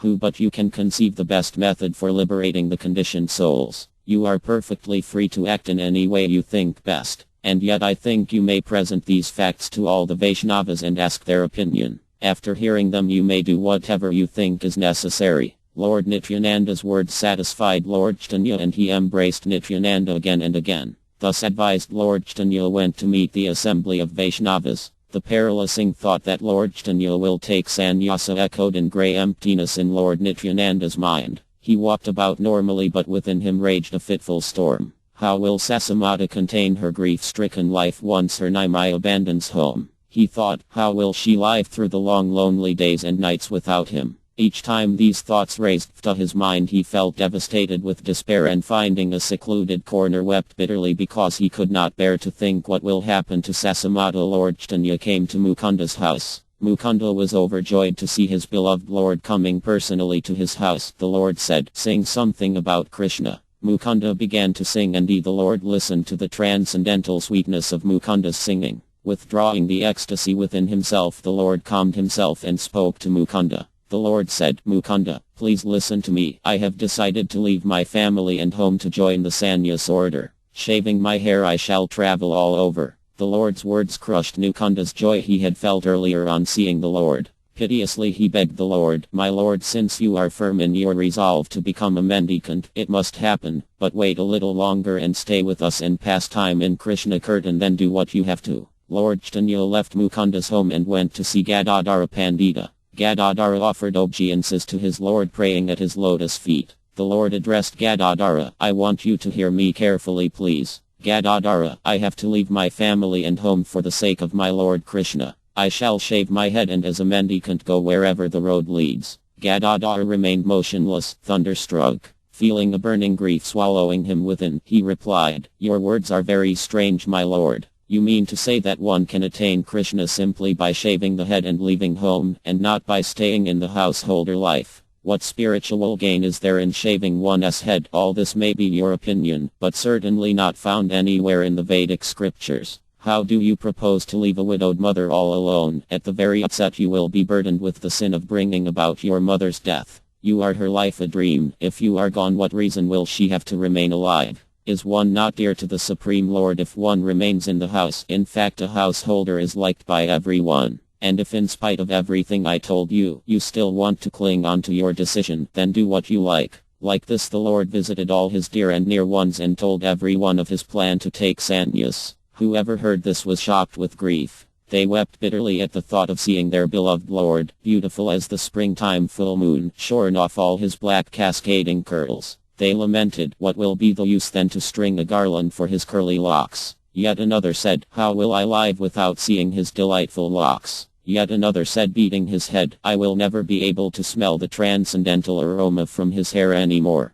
The devotees were wailing in grief, tossed about in an ocean of despair. Loudly they wailed, for they were going to lose their beloved Lord. Lord Sri Krishna Caitanya and Lord Nityananda are my life and soul. I Vrindavan Das offer this song at their lotus feet. Sri Caitanya Bhagavat Madhya Leela Chapter 17. All glory to Lord Visvambhar, the son of Mother Sasi. Bold as a lion, our Lord is the deliverer of the fallen souls. All the devotees very much perturbed and grief-stricken. They were already feeling the pangs of separation from their beloved Lord Caitanya. They cried piteously. They said amongst themselves, "Where will he go after taking sannyasa? Where will we see him again? Surely, he is not going to return to this village after accepting a mendicant's robe. There is no way of finding out where he will be and which direction he will travel in." The devotees were constantly worrying in this manner, their hearts filled with consternation that they may never see their most precious Lord again. No one took interest in food and sleep any longer. The Lord could not bear the pain his devotees were suffering. Smiling pleasantly to alleviate their distress, the Lord assured them, "Why do you unnecessarily vex yourselves? I am always present with you. It is wrong of you to think that once I have taken sannyasa I will leave all of you and go far away. Not for a moment can I leave you. All of you are my eternal associates, not just for this birth, but birth after birth. Those of you who are associated with me in this incarnation will eternally remain with me in the mellow of congregational chanting of the holy name. In every millennium I advent and in every one of my innumerable incarnations you have participated in my pastimes. With this advent I have come with two incarnations, one is the congregational chanting and the other is my transcendental deity form full of bliss. In both these incarnations you must participate in my pastimes with full vigor and joy, chanting with me in ecstasy. I am taking sannyasa only to educate humanity, therefore please allay your fears and worries. Placating the distressed devotees with his sweet words he embraced each one of them again and again. Lord's words had a pacifying effect on the devotees, and feeling more assured they allowed their beloved master to leave. Word spread swiftly everywhere that Nimai was going to embrace the mendicant's life. When Sasi Devi heard this news her heart almost stopped. Her grief was so intense that the pain of the entire universe seemed like nothing. She fell to the ground unconscious, tears flowing in torrents and remained lying on the floor, a heart-rending sight. The lotus-eyed Lord saw all this sitting very still and grave. Sasamata cried out to Nimai saying, "My darling son, please do not leave your mother and go. All of us are simply depending on seeing your divine lotus face. Your lotus eyes and moon-like glowing face, ruby lips and pearly jasmine white teeth, words like showers of ambrosia, graceful gentle elephant strut are impossible to live without. Your constant followers Advaita and Srivas and your bosom friend Nityananda and Gadadhara are always there. Just stay home and perform your congregational chanting. You have incarnated to teach everyone the principles of religion. Then what religion teaches one to leave one's mother? You embody the religious principles, and if you forsake your mother, then how will you teach the world about religion?" Laden with immense love for her son, Sasi Devi waited out these words, and the Lord heard all this quietly. Unable to speak, his voice choked with intense love for his mother, she continued, "Your elder brother left some time ago, and then your father left for the Lord's eternal abode. Only you remained, and looking at you I could forget my pains of separation. Now if you leave I will certainly give up my life. My dearest son, just see the pitiful sight of your lonely widowed mother. How can you leave me? Stay home. Nityananda is always here. You can perform kirtan in your own house with all the devotees. You are everything to me. Your eyes are full of love and compassion, and your long hands are exquisite. Your words are cascades of nectar. My darkened house without a lamp is illuminated by your presence, and your lotus feet is the source of life-giving elixir." Silently Visvambhadra sat and listened, bearing the deep pain within as his mother out of intense love spoke painful words of separation. Like Kausalya trying to reason with Lord Ramachandra, Sasi Devi spoke on. Unable to calm herself, the Lord still remained silently listening. She felt drained out, rampaged by the storm of grief. Food and sleep were to her now a curse. The Lord, seeing his mother's condition, revealed to her some secrets that might pacify her. He said, "Mother, please calm yourself and listen. I have been your son since many births. You were once Prishan and I was your son. Again you became Aditi in another life, and you were residing then in the heavenly planets, and I became your son Vaimana. Then once again I became your son Kapila when you were Devahuti. When you were Kaushalya I was your son Rama. Another time you were Devaki in Mathura, imprisoned in the dungeons of the cruel king Kamsa, and I became your son Krishna. In this present incarnation I will be your son twice. You will be the mother of my incarnation as the deity form, and also the mother of my incarnation as the holy name. Mother, like this you have had me as your son eternally. I can never leave you, mother. I revealed this to you very confidentially. Now mother, please allay your fears and grief." Sasi Devi, on hearing this esoteric narration, was somewhat calmed. Sri Krishna Chaitanya and Lord Nityananda are my life and soul. I Vrindavanadass humbly offer this song at their lotus feet. Sri Chaitanya Bhagavat Antya Leela Chapter 1. I worship the two brothers Lord Chaitanya and Lord Nityananda. They are the most magnanimous supreme lords, transcendentally situated and embodying inconceivable spiritual potency. These two supreme controllers have now appeared on this earth in their eternal forms. O Lord, I offer my repeated obeisances at your lotus feet. You are the supreme absolute truth, omniscient of the past, present and future. You have now appeared as the son of Sri Jagannatha Misra. I also offer my fallen obeisances at the feet of all your devotee servitors, who are your sons, Goswamis in the renounced order of life or the congregational chanting of the holy name which you fathered and propagate, your consorts, according to apparent analysis, Visnupriya, who is the Bhudevi potency, Laxmipriya, who is the Sridevi potency, and Nabadwapdem, which is Leela or Neela or Durga potency. According to the consideration of Melo, these spiritual potencies are represented by Gadadhara, Narahari, Ramananda, Jagadananda, and so on. All glories to Sri Krishna Chaitanya, the beloved Lord of Laxmi Devi, the goddess of fortune. Lord Nityananda is very dear to him. All glory to the Lord of Vaikuntha and the best amongst all the sannyasis. All glory to his illustrious devotees. Lord Gaurachandra is the friend of the fallen souls. Please place your lotus feet on the throne of my heart. Please hear attentively the topics described in the Antya Leela dealing with the Lord's activities after taking sannyasa and his traveling to Jagannath Puri the night of his sannyasa initiation. Lord Chaitanya remained in Katwa. Immediately after the completion of the sannyasa ceremonies, the Lord instructed Mukunda to sing. He stood up and began to dance vigorously. The devotees encircled him and joined in the chorus. The Lord was immediately overcome with ecstasy. As he danced, the Lord experienced heavy breathing, laughter, perspiration, shivering, horripilation and roaring. Then with a voice like thunder or the roaring of 1,000 lions, he crashed to the ground. The impact of his fall sent shock waves amongst the spectators. The Kamandalu flew out of his hand to one side and the sannyasa staff went in another direction. The Lord became enraptured and maddened with love for himself. Dancing and swirling, he went to his guru and embraced him with glowing pleasure in the Lord's merciful embrace. Kesava Bharati was enlightened with love of God. He began to dance singing and pirouetting ecstatically. His Kamandalu and danda flew from his grip. He became oblivious to the external world and intoxicated with divine love. He rolled on the ground, unaware that his clothes no longer covered his body. The Lord was pleased to see Kesava Bharati in such ecstasy. They danced together, putting the devotees into fits of ecstasy. The devotees appreciated this rare sight with vociferous chanting of the holy name. I offer my obeisances at the feet of Kesava Bharati, the most stalwart sannyasi, for he danced with the Supreme Lord who is difficult to meet even for the personified Vedas. He is the guru of the Lord of the entire endless creation. The night flitted by as the guru and his disciple danced together. At dawn the Lord begged leave of his guru, saying, I will enter the forest, and there I will find the Lord of my heart. Krishna Chandra, his guru, replied, I will accompany you and relish with you the ecstasy of Sankirtan. The Lord benedicted his guru and allowed him to come with him, requesting him to walk in front while he followed behind. As the Lord was preparing to leave, he embraced Chandraskaracharya and began to cry loudly. Lord Chaitanya said, Please return home to all the Vaishnavas and tell them that I have left for the forest. Please go back without the slightest remorse. I am always imprisoned in your heart. You are my father and I your son. You are my eternal associate. The Lord then left. Chandraskaracharya was overpowered by strong emotions and fell unconscious. No one can understand the Lord's inconceivable potency, and therefore even the unbearable pain of separation can keep a person alive. After some time, when he regained consciousness, Chandraskaracharya left for Nabadwap.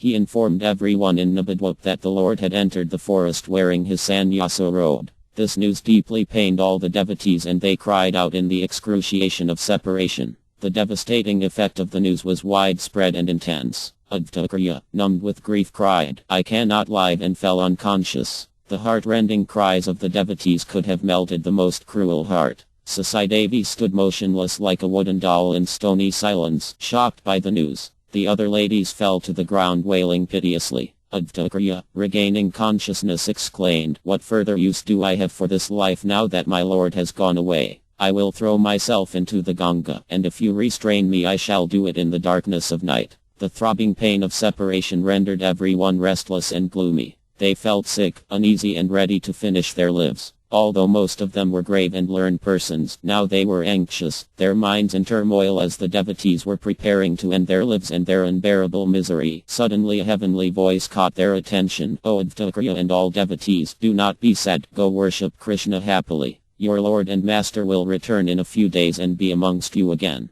Give up your resolve to take your own lives, because you can be with the Lord just as before. Hearing this heavenly message, the devotees forgot about giving up their lives and sat around Sasidevi singing the Lord's glories. Lord Gaurachandra, the best of sannyasis, now traveled with Nityananda, Gadadhara and Mukunda in a westerly direction, all the time chanting the holy name. In front of the Lord went Kesava Bharati and behind him was Govinda. Walking like the king of the forest, the Lord was followed by thousands of wailing people. They were all around stamping the forest, but still they followed undeterred. Filled with compassion, the Lord turned to them and said, "All of you go home and chant Krishna's holy name. May you soon be blessed to have Krishna as your life's priceless gift. May that devotional mellow which is desired by Siva, Brahma, Sukadeva Goswami and others appear in your hearts." The devotees loudly voiced their appreciation and joy and returned home as if in trance. The Lord walked into the district of Radha and blessed the entire tract of land.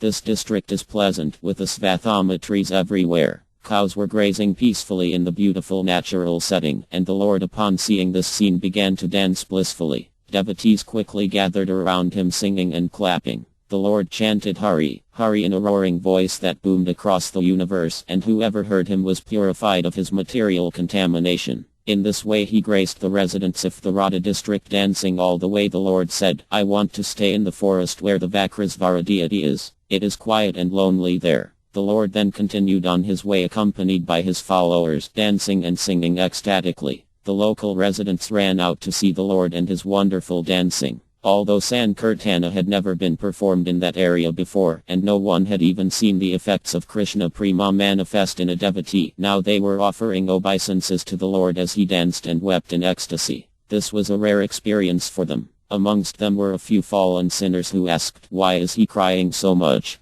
But even those fallen souls were affected by the scene, and by the Lord's mercy they began to roll on the ground crying. The entire universe was now echoing the Lord's name. Yet there remained a few who refused to chant. Anyone who is against the chanting of the Lord's name is indeed the worst kind of sinner. Finally at the day's end the Lord with all his followers came to a village and spent the night in a pious Brahmana's house. The Lord took his meal and went to sleep.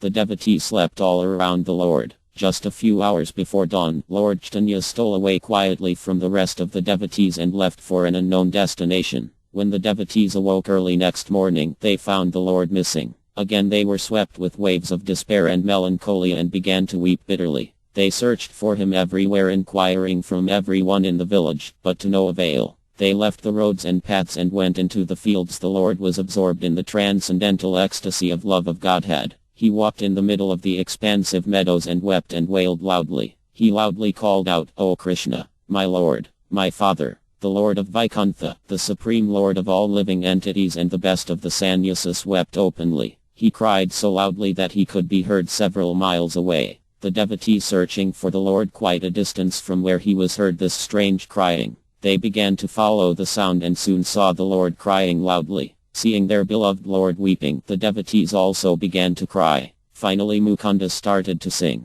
When the Lord heard Kirtan he began to dance, and all the devotees surrounded their Lord and happily joined the Kirtan. The Lord then continued his journey westward, dancing on the way, with the devotees following singing Kirtan. When they were only 8 miles from Vakrasvara, the Lord decided to change direction. He turned around and went east, still absorbed in the ecstasy of dancing. He was blissful and laughing to himself. Finally he revealed the mystery behind his laughter and change of direction. He said, "I am going to Nilakala, Puri, because Lord Jagannatha has instructed me. You should come to Puri immediately." The devotees were relieved to learn of the Lord's plan. No one can know the workings of the Lord's mind save his intimate devotees, and then only by his mercy can they know his inner desires. Who can fathom why the Lord was first going to Vakrasvara and then why finally he did not go? It seems that the Lord in a deceptive way was purifying the residents of the district for Radha by his presence. There was no other reason for him going to Radha. The Lord now journeyed towards the Ganga which lay at a distance. He was always engrossed in the ecstasy of love of Godhead, yet he saw that the residents of the tract of land through which he was passing were disinterested in devotional life.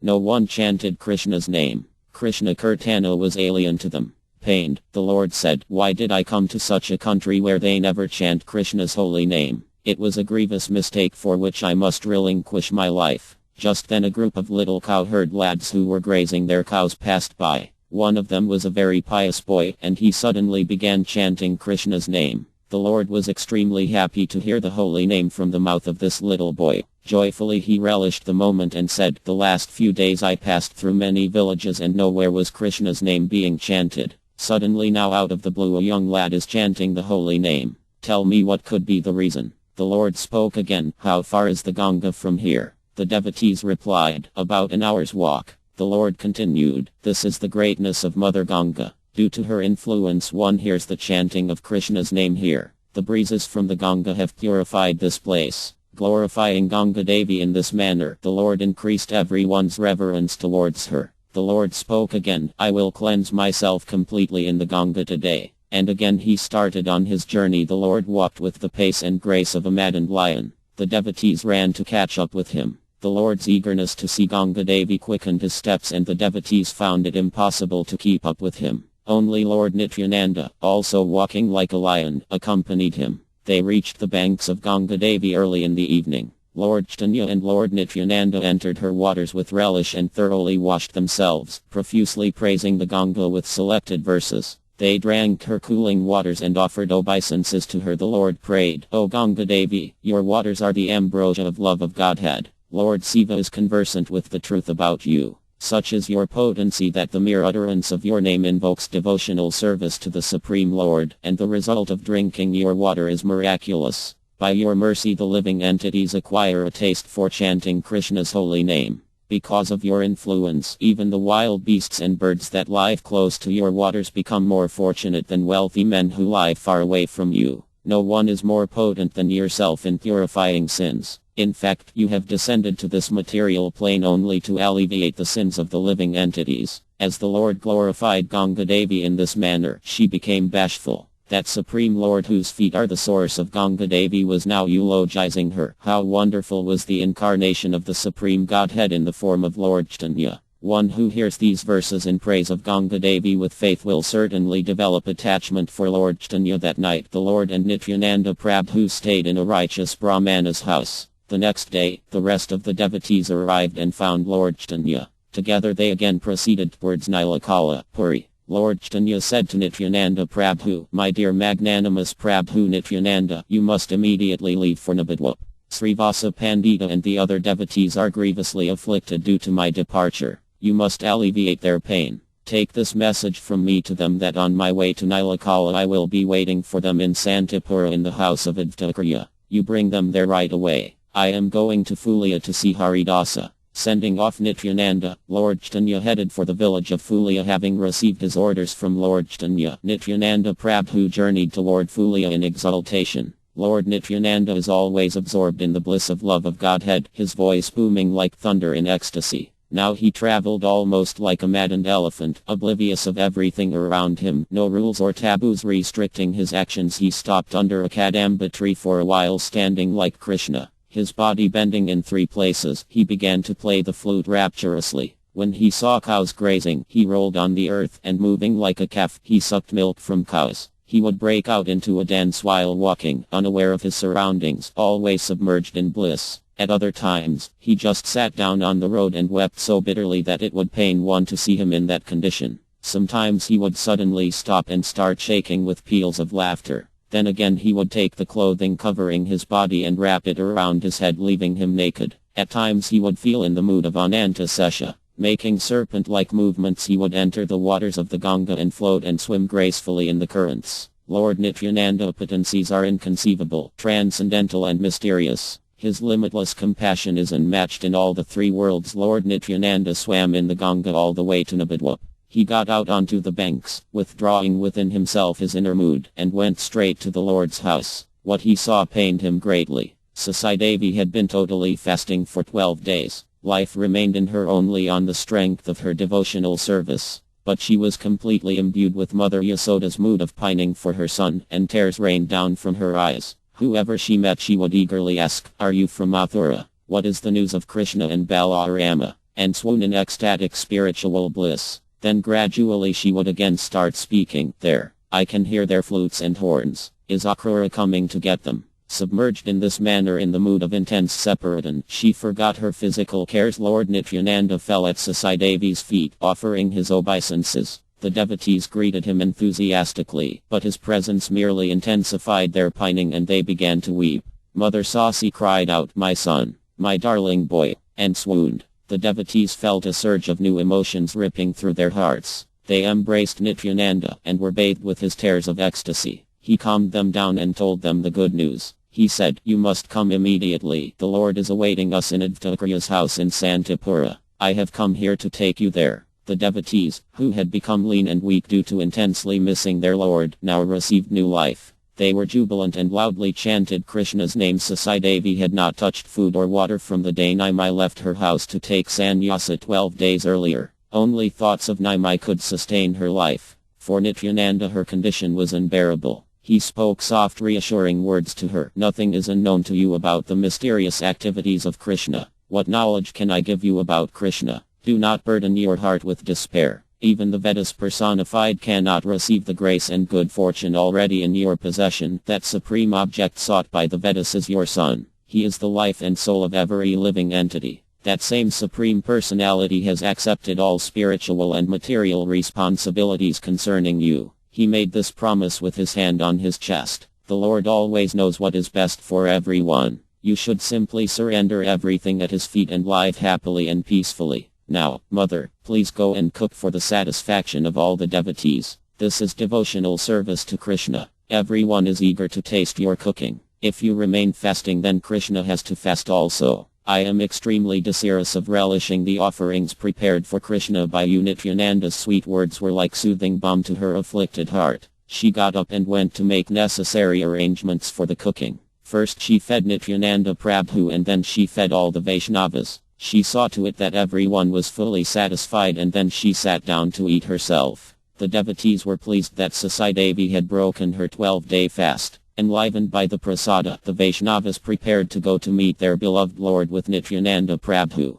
The residents of Nabadwip were by now familiar with the details of Nimai's sannyasa ceremony. The Lord's wonderful sannyasa name, Krishna Caitanya, had a miraculous effect on them. They chanted out loud the Lord's name and glorified him. When the people of Nabadwip came to know that the Lord was presently in Fulia village, they became elated and decided to go and see him there. Old, young, men, women and children all hastened to Fulia chanting jubilantly, "Hari, Hari." Those atheists and fault-finders who had previously been vituperative against the Lord were now eager to reach Fulia with their friends. They said, "He was born in Nabadwip, but his real identity remained a secret. Out of ignorance we maligned his work and spiritual mission. Now we must fall at his feet and beg forgiveness. Only then will all our offenses be exonerated." Thousands of people flocked to the pier. The boatmen were in a dilemma. Everyone wanted to be the first and they could not risk crossing the river overloaded with people. Many found their own means to cross the river. Some went in small dinghies, others tied themselves to upturned earthen water vessels which made them float easily. Someone used a raft made out of banana tree trunks which was also very handy. Even pregnant women dared the crowd and jostling.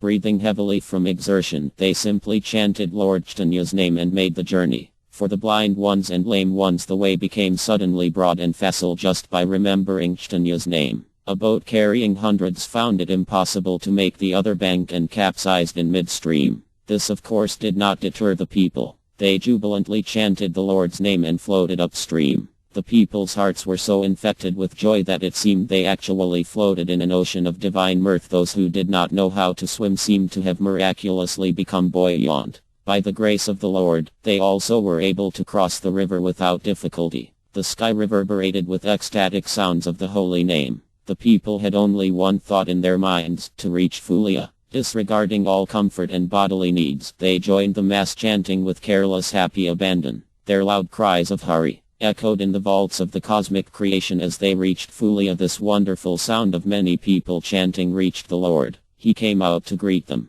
The people saw him and held their breath. His exquisite appearance as a sannyasi and his extraordinarily beautiful face which eclipsed the beauty of millions of moons were a memorable vision for all. The Lord was continuously chanting the holy name as tears of ecstasy cascaded down his cheeks. Everyone was now falling to the ground to offer their obeisances. People fell on top of each other in their fervor to show respect to their Lord. They did not care if there were thorns on the ground. They were all boundlessly happy. They lifted their hands and prayed to the Lord for his protection and shelter, crying out, "Save us! Save us. The village of Fulia was now teeming with millions of people who were captivated by the infinitely charming face of the Lord. The fields and roads were overflowing with people who had no intention of returning to their houses, for they had even for a moment beheld the lustrous benign face of the Lord. The Lord blessed them all with his merciful glance and proceeded towards Santipura. When he arrived in Advtakriya's house, Advtaprabhu fell at his beloved Lord's lotus feet. He began to weep, relieved of the miserable pain of separation. He remained supine, his arms curled around the Lord's lotus feet. He bathed them with his tears of love.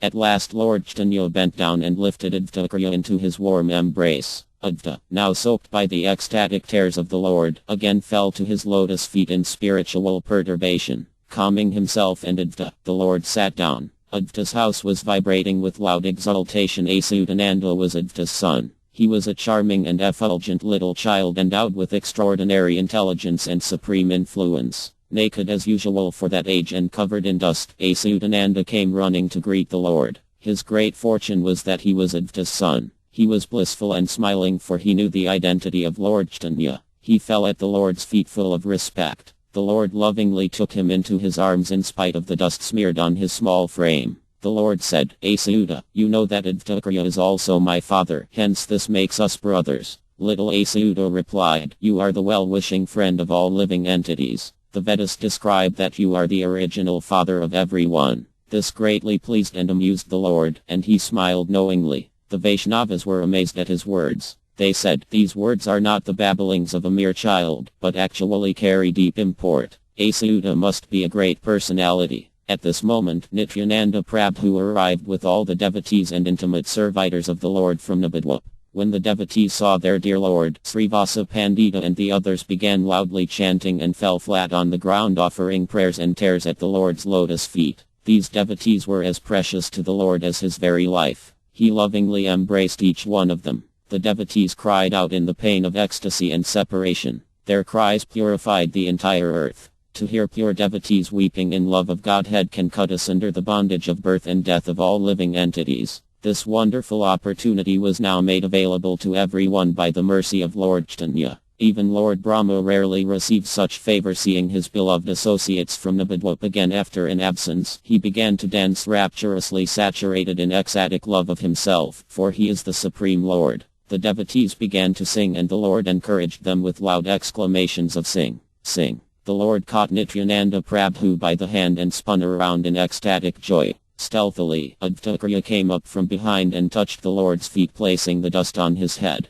The Lord's dancing postures were enchanting. Simultaneously he manifested the different symptoms of devotional perturbations of weeping, shivering, horripilation, mirth and so on. The movements and nuances of the limbs and different parts of his transcendental body were an expressive composition of some divine love poetry. His arms raised in exultation, and chanting Hari, Hari. He enchanted the devotees and submerged them in an ocean of ineffable bliss. The devotees were just recently deprived of their Lord's presence, and now to be again in his company by his mercy was certainly cause for extreme exhilaration and celebration. They surrounded their Lord and danced and pranced oblivious of everything else. They fell on each other, bumped against each other, and rolled on the ground, smearing their bodies with the dust of everyone's feet. Someone pressed another devotee's feet against his chest and remained saturated in bliss, tears of joy flowing unrestrained from his eyes. The devotees could not contain their happiness, having regained their beloved Lord and Master. The Lord of Vaikuntha dancing free from all care with his associates is indeed an extraordinary sight. Above the sounds of dancing, the singing of the Lord's name rang out loud and clear. Advtakriya's house resounded with sounds of mirth, of which only Nityananda Prabhu was fully aware. Lord Caitanya went around embracing his loving associates and infusing them with love of Godhead. Receiving the Lord's divine touch, the devotees became mad with joy. In a loud voice that resembled the rumbling of thunder, they expressed their boundless bliss. This further increased the pleasure of others. As the Lord danced with his associates, Mother Earth seemed to sway and tilt. Nityananda, Advta and the others all were caught in a maelstrom of infinite ecstasy, and they freely allowed their limbs and body to express their ceaseless happiness. After a while the Lord stopped dancing, and entering a mood of divine lordship he sat down upon the throne of Lord Vishnu. The devotees stood around him in great awe and reverence with folded palms as the Lord began to reveal his real identity as the Supreme Lord. He said, I am Krishna, Rama, Narayana, and Matsya. I have assumed these incarnations and more. I am Karma, Vraha, Vaimana, Buddha, and will be Kalki. I am Prasnagarbha, Yagriva, the Supreme Lord of Lords. I am the moon of Nilakala, Lord Jagannatha. I am Kapila and Nrsimha. All living entities visible and invisible are my servitors. The Vedas sing of my supramundan excellences, and I am served by the endless planetary systems. I am time, the destroyer of everything except my devotees. All dangers are easily eradicated simply by remembering me. I rescued Draupadi from great public shame and insult. I also saved the Pandavas from the fire trap in the house of Lak. I protected Siva by slaying the terrible demon Vritasura. I liberated my servant, Gajendra the elephant, from excruciating death pains. I stood by Prahlada in all his tortures. I protected the cowherd boys from all kinds of harm and attacks. I churned the milk ocean to extract the nectar of immortality. I deprived the demons of that nectar and gave it to the demigods, thus aiding them to victory. I slew the obnoxious demon Kamsa, who was threatening my devotees. I finished the demon king Ravana, destroying his entire race. I lifted Govardhana hill with my left hand, and I tamed the vicious snake, demon, Kalya. I appeared in Satya Yuga to propagate the practice of austerity and meditation, and in Treta Yuga to introduce the performance of sacrifices. In Dvapara Yuga my purpose was to establish proper procedures of temple worship. Presently in Kali Yuga I have come to promulgate the congregational chanting of the holy names of God. Even the Vedas fail to enumerate all my incarnations. In Kali Yuga, by participating in this Sankirtana movement, every sincere soul will taste the nectar of love of Godhead. This is the reason for my appearance in this Yuga. The entire Vedic literature instructs the searching soul to seek my shelter, but I am always to be found in the company of my surrendered devotees. They are everything to me: father, mother, friend, son, brother. Although I am absolutely independent, my nature is to be captivated by my devotees' pure love for me. All of you are my eternal associates. All my incarnations are only for your pleasure and protection. Know for certain that I cannot remain even for a moment bereft of your association. Out of his causeless mercy for his devotees and all the living entities, the Lord revealed the confidential knowledge of himself. The devotees were jubilant. They fell flat on the ground offering obeisances. They were so devotionally perturbed that they were unable to do anything. They prayed and rolled on the ground, relishing the highest ambrosia of love of Godhead. The Lord's associates were now saturated. Their previous heart aches due to separation from the Lord were now cured. The compassionate Lord is expert in alleviating everyone's grief, so why should suffering humanity not take shelter of the Lord? Lord Gaurachandra is an ocean of mercy. He always discounts the wayward soul's faults and sees his goodness thereafter. Withdrawing his mood of supreme opulence and absolute autocracy, the Lord was back to his normal self, calm and composed. He led everyone down to the Ganga to bathe. He played and frolicked in the waters with the devotees. On returning, he watered the tulasi plant, indicating the others should follow, and circumambulated her. Then they all went to the temple room, offered obeisances to Lord Vishnu, and circumambulated the Lord. Lord Gaurahari called everyone, and they sat down together to eat. The Lord sat down beside Lord Nityananda amidst happy and cheerful devotees.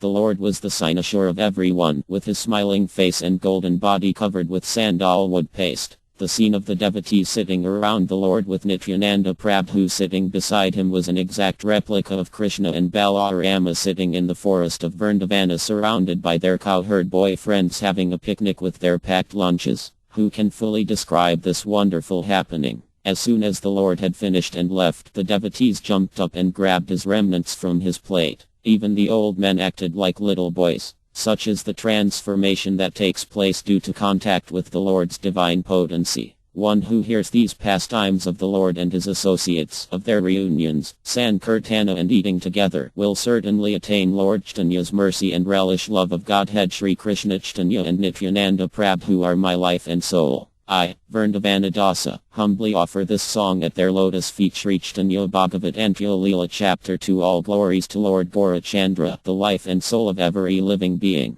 He is terror personified for the miscreants and the protector of the devotees. He is the Lord and Master of Ananta Sesha, Laxmi-Devi, Brahma and Siva, and the friend of the poor. He is an ocean of benevolence and the best of all sannyasis. All glory to the Lord and all his associates. May he shower benedictions upon me so my mind may remain in eternal meditation on his lotus feet. The Lord passed that night in Advaita's house relishing unlimited spiritual bliss. He and his loving associates relished confidential talks about his transcendental activities. In the morning, after completing his daily morning duties, the Lord sat down with all the Vaishnavas. He said, I am going to Nilakala, but you should not become despondent because of this. After offering my obeisances to Lord Jagannatha, I will return to be amongst you again. Return to your houses and blissfully engage in performing kirtana, for you are my eternal associates and are more dear to me than my own life. The devotees replied, As you wish, O Lord. No one can divert you from your decision.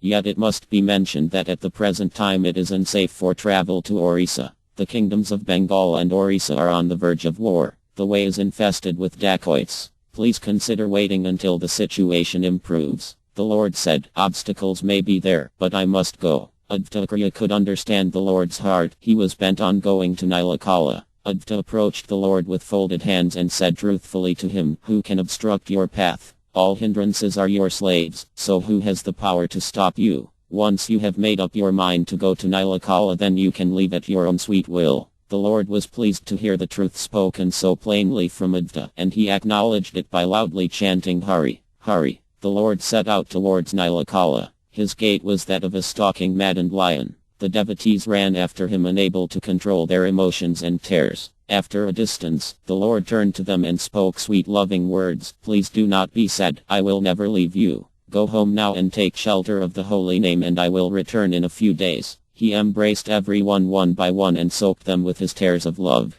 It was a moving scene as the Lord and the devotees cried in each other's arms. Finally pacifying and reassuring everyone, the Lord traveled south. But the devotees were not to be consoled so easily. As the Lord disappeared from their sight, they fell to the ground crying piteously, just as the gopis of Vrindavana had wept bitterly as if thrown into an ocean of endless woe when Krishna was journeying to Mathura leaving Vrindavana. The same mood of separation was now being experienced by the devotees of Lord Caitanya. The situation and mood then in Krishna's pastime is the same now in Lord Chaitanya's pastime. Life and death are entirely controlled by Krishna. It is of no consequence if one consumes poison or the elixir of immortality. Only what Krishna wants will happen. If he wants, someone will die. If he wants, someone will go on living. The Lord was journeying happily towards Nilakala with Nityananda, Gadadhara, Mukunda, Govinda, Jagadananda, and Brahmananda. The Lord wanted to test his devotees. He inquired, Please tell he frankly if any one of you have brought any necessary things for the journey.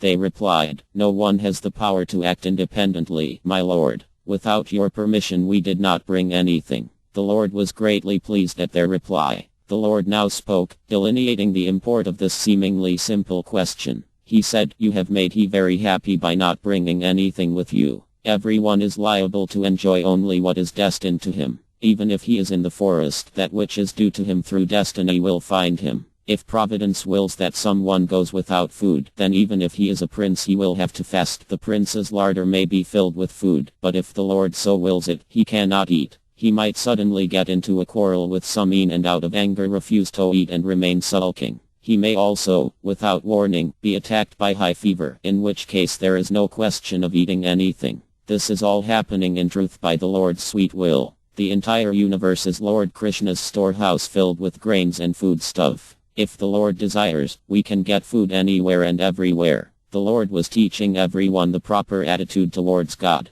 One who accepts to heart these instructions becomes perfectly happy in life. One may try very carefully to do something, but the result of that endeavor depends entirely on the Lord's will. Discussing in this manner, they arrived at the village of Taisara. A very saintly personality named Ananta Pandita was living in Taisara. The Lord decided to sojourn to his residence. This shows how fortunate Ananta Pandita was. Ananta Pandita was overwhelmed with divine bliss to have the Lord of Vaikuntha personally come to his house as his guest. He joyfully busied himself to feed the Lord and all the devotees. The Lord sat down together with all the devotees and relished and honored prasada. He was instructing everyone how to lead the ideal mendicant life of a sannyasi by begging everything. That whole night he spent in discussing topics of Krishna's pastimes. Next morning, after blessing Ananta Pandita with his merciful glance, the Lord proceeded in his journey, Krishna's name constantly vibrating on his lips. When the villager saw the Lord's compassionate moon-like face, which was a soothing balm to all tribulations, they spontaneously began to repeat the Lord's holy name.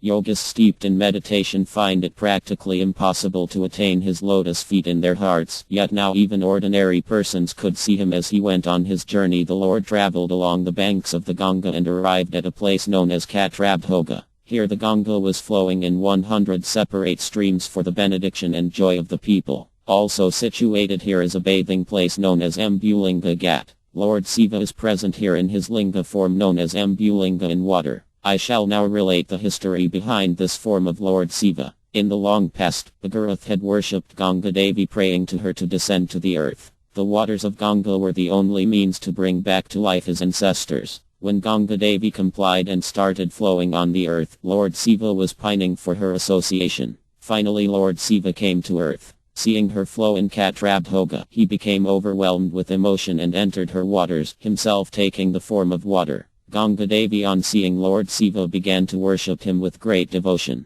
Lord Siva knows the depth of Ganga Devi's devotion and attachment for the Lord, and Ganga Devi is also aware of Lord Siva's highly elevated position. By the touch of Ganga water, Lord Siva became water, and Ganga Devi offered him prayers with deep reverence. From that time, the place became famous as Ambulinga Ghat. Katrabhoga also became an important place of pilgrimage with both Ganga Devi and Lord Siva present there. And now the transcendental significance of this pilgrimage site was further enhanced by the footmarks of Lord Caitanya. The Lord approached the pilgrimage spot with increasing ecstasy. He roared loudly the holy names and fell swooning, only to be caught timely into Nityananda Prabhu's safe embrace. The devotees responded loudly taking the Lord's name. The Lord took everyone into the waters of the Ganga at the Ambulinga Ghat and bathed. The Lord and the devotees enjoyed an exhilarating bath. All these descriptions will be compiled later in detail by Vedavyasa. The Lord came out of the water feeling uncontrollable spiritual emotions storming in his heart. As he changed into fresh dry clothes, his clothes became soaked with tears of ecstasy.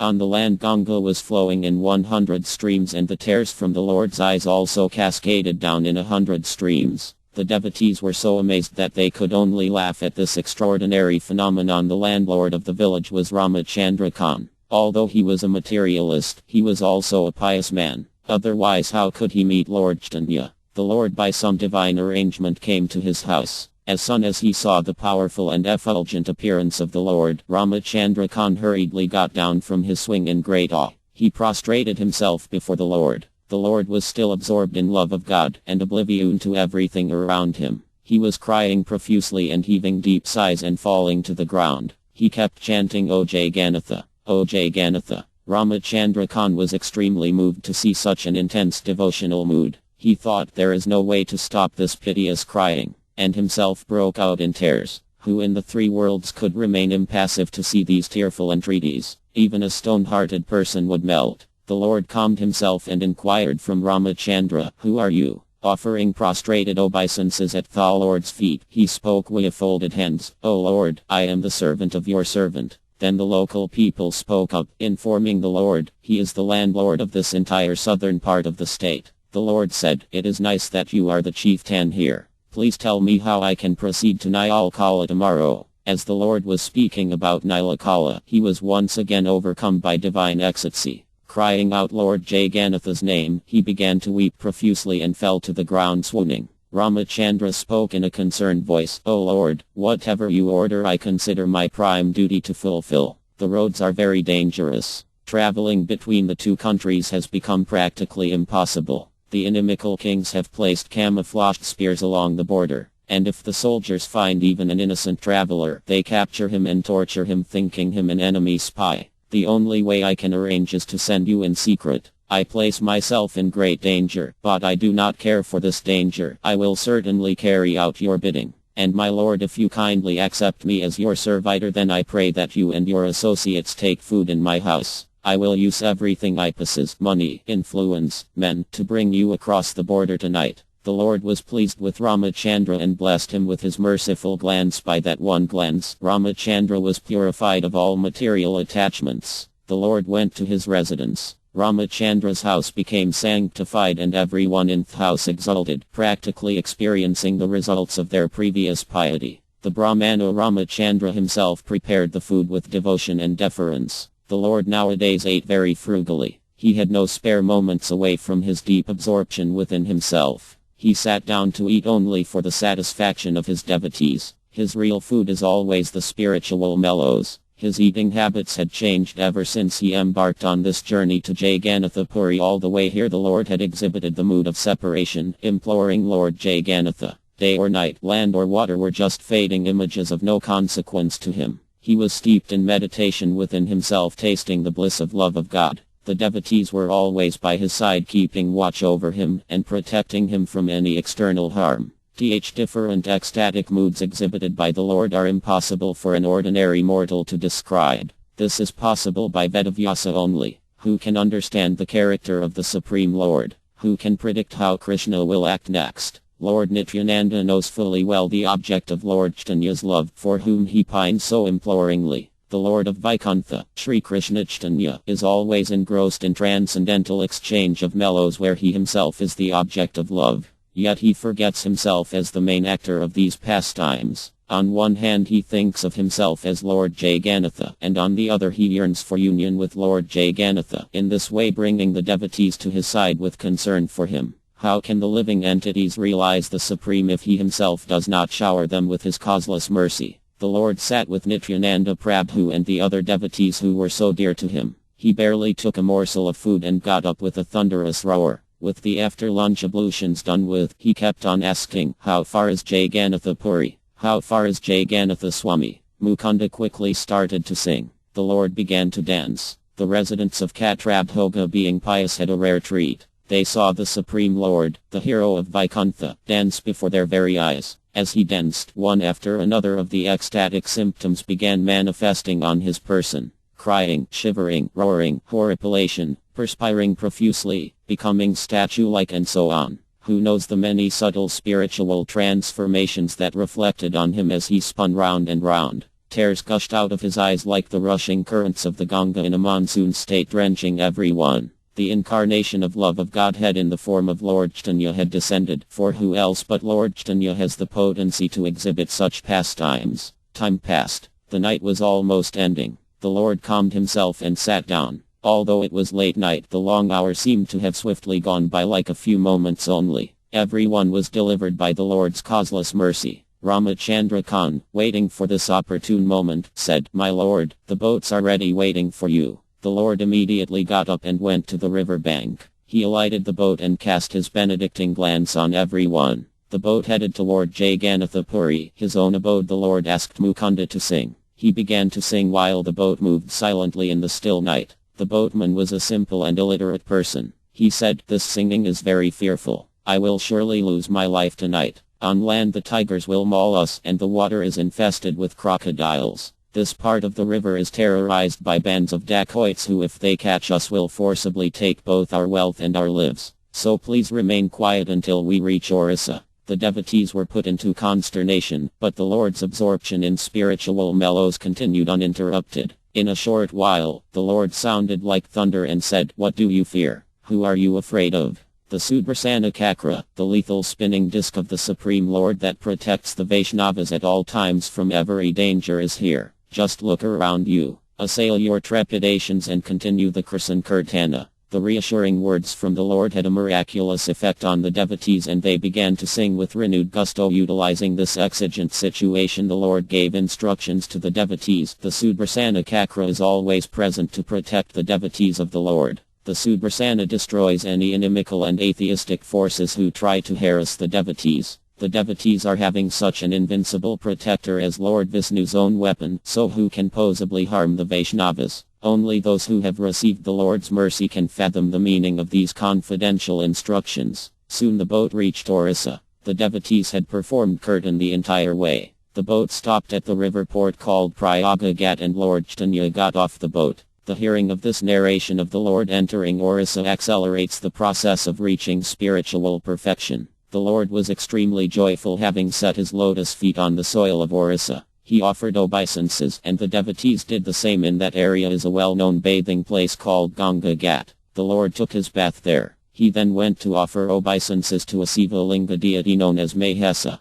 This teeth was established right next to the bathing place by King Yudhishthira of the Pandavas. The Lord brought the devotees to a temple and requesting them to wait there, he went away to beg alms. The Lord went door to door with his cloth spread out to receive alms. As he stood before each house, the people were captivated by his magnanimous appearance and immediately offered him something. Whatever was available in the household they gave it with great pleasure. Lakshmi Devi, the goddess of fortune and the giver of all foodstuff and opulence, is always praying to receive shelter at the Lord's lotus feet. That same Supreme Personality is now knocking on every door in the guise of a sannyasi, begging alms only to benedict the conditioned souls. The Lord returned to the devotees after collecting alms, feeling content. The devotees began to laugh seeing what the Lord had begged and said, "The Lord can certainly maintain us." Jagadananda Pandita eagerly prepared the food. The Lord sat down with all the devotees and ate. They passed the night in that village performing Krishna Kirtana. At dawn they were again on the road walking towards Puri. After a few miles they were suddenly stopped by persons demanding tax, refusing right of way to the devotees unless they paid.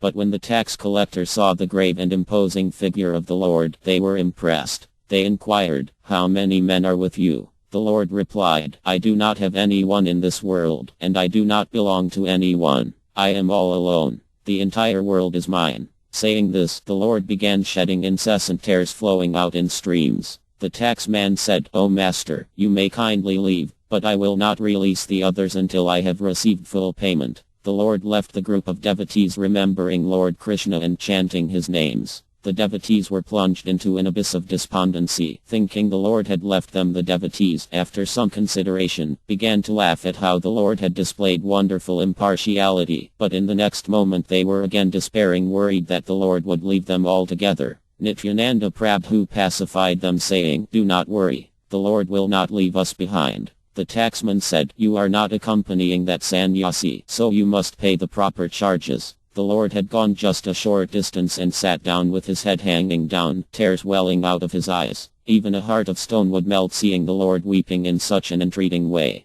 The taxman was filled with wonderment. He said, "He is certainly not an ordinary soul. It is impossible for a human being to shed such an excessive amount of tears." Looking again carefully at everyone, he inquired from several devotees, "Tell me clearly who you are. Whose associates are you?" They replied, "That sannyasi is our master. You must have heard of him. His name is Sri Krishna Caitanya. We are his servitors." Saying this, the devotees broke down in tears of divine love for their Lord. The taxman was now dumbfounded. Being infused by their mood and purified by their association, he also began to cry, tears coursing down his cheeks. The taxman now hastened toward the sitting figure of the Lord and threw himself down on the ground like a rod before the Lord's lotus feet. Very humbly he said, "The great fortune of seeing you has actually resulted from pious activities of many millions of lifetimes. Kindly forgive me for my offenses at your feet, and I pray that you may arrive safely in Nilakala." Lord Caitanya blessed the taxman and continued his journey.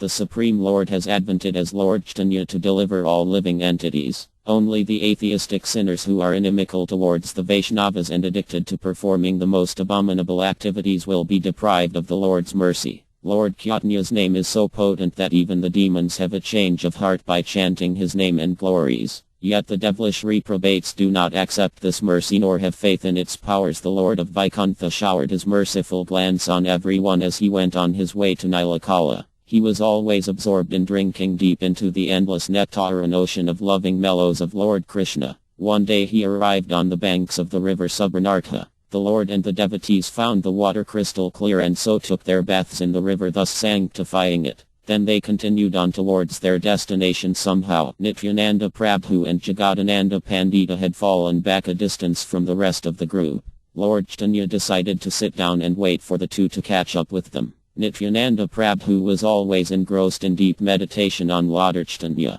This loving mellow made him act intoxicated and mad. Sometimes he cried loudly, almost wailing, then suddenly began roaring loudly in an ear-splitting voice, then again abruptly starting to laugh. When he saw a river or stream he plunged into the water and swam for a long time. At times he covered his body with dust. He would sometimes fall swooning in ecstasy to the ground so hard that people were made to believe that all his bones were shattered. When he started dancing just on his own, it was difficult, or so it seemed, to keep the earth steady from tilting off balance. This sort of behavior and power are not unnatural for Lord Nityananda. Lord Ananta Sesha is his partial expansion and Lord Chaitanya resides eternally in his heart. Jagadananda Pandita wanted to go and beg food from the village, so he wanted to leave the Lord's danda behind. He was assigned by the Lord to carry his sansa danda or staff on the journey. He left Nityananda saying, "Here, look after the Lord's danda very carefully while I am gone," and gave him the danda.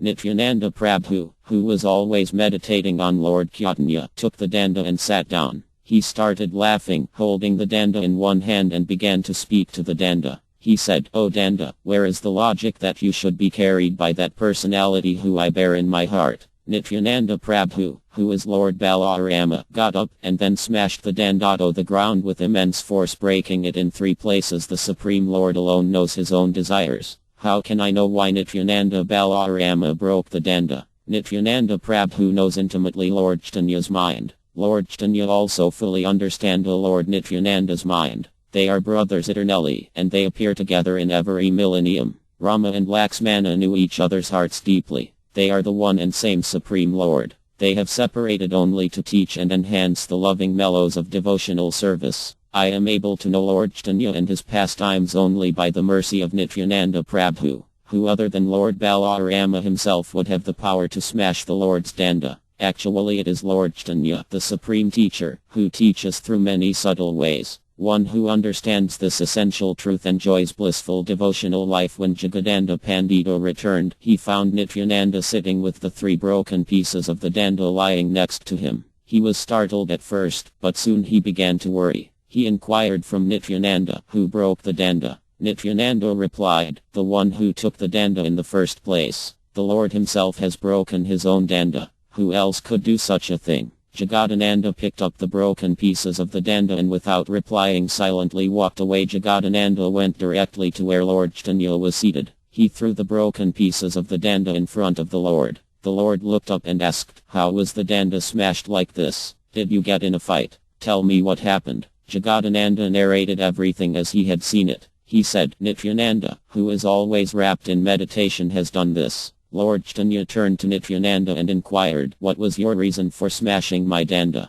Nityananda Prabhu retorted, "They were just some bamboo sticks that I broke, and if you cannot forgive me for this, then punish me as you wish." The Lord replied, "A danda is the residence of all the demigods and you reduce its importance to some bamboo poles. Who can comprehend the esoteric pastimes of Lord Chaitanya? What he considers in his mind he never speaks, but says something quite different. So if anyone falsely claims to know the Lord's mind, he is certainly ignorant and a cheat. If the Lord decides to destroy someone, on meeting him the Lord treats him affably. And to devotees who are as dear to him as his very soul he shows himself to be unbiasedly disposed. These are the various moods and pastimes the Lord reveals. They are inconceivable, hence only those who are graced by the Lord's mercy can perceive their true nature. The danda was broken by the Lord's own desire, yet now he was showing his anger. The Lord said, "I had only my danda as a companion, but that also was broken by Krishna's will. Now I am alone, so all of you go ahead and I will follow behind."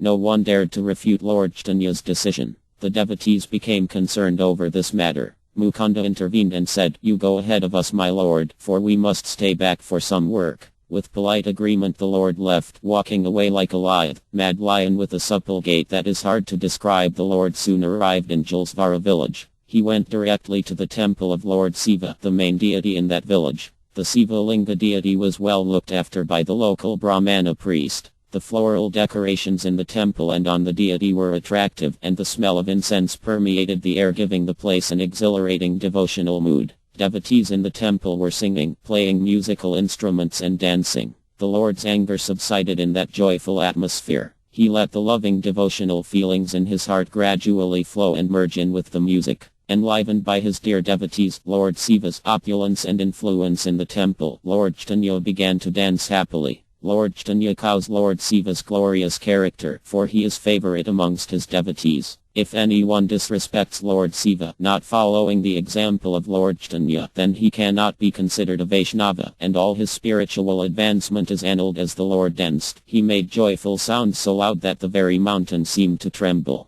Lord Siva's devotees were struck with amazement, and thought that Lord Siva must have appeared in person. The musicians and singers again reached a crescendo, and the Lord became fully absorbed in dancing, losing all contact with the outside world. Meanwhile, his devotees arrived. Mukunda began to sing, joined by others. Seeing his beloved associates, the Lord experienced great joy, and danced more vigorously while the devotees danced circling him. The whole scene was dynamically transformed. Tears flowed out effusively in 100 streams from the Lord's eyes. Who can describe all the happenings properly? This temple of Lord Shiva was now sanctified by the Lord's presence and dancing. The real purpose for which the temple was built was now fulfilled. After a while the Lord became peaceful and embraced all his devotees with great love, giving them divine pleasure. Upon seeing Nityananda Prabhu, the Lord rushed to embrace him. Holding him firmly he said, "Your real business is to calm me down and restrain me and help me maintain my sannyasa vows, but instead you are increasing my madness. If you continue in this way, soon you can have my head too.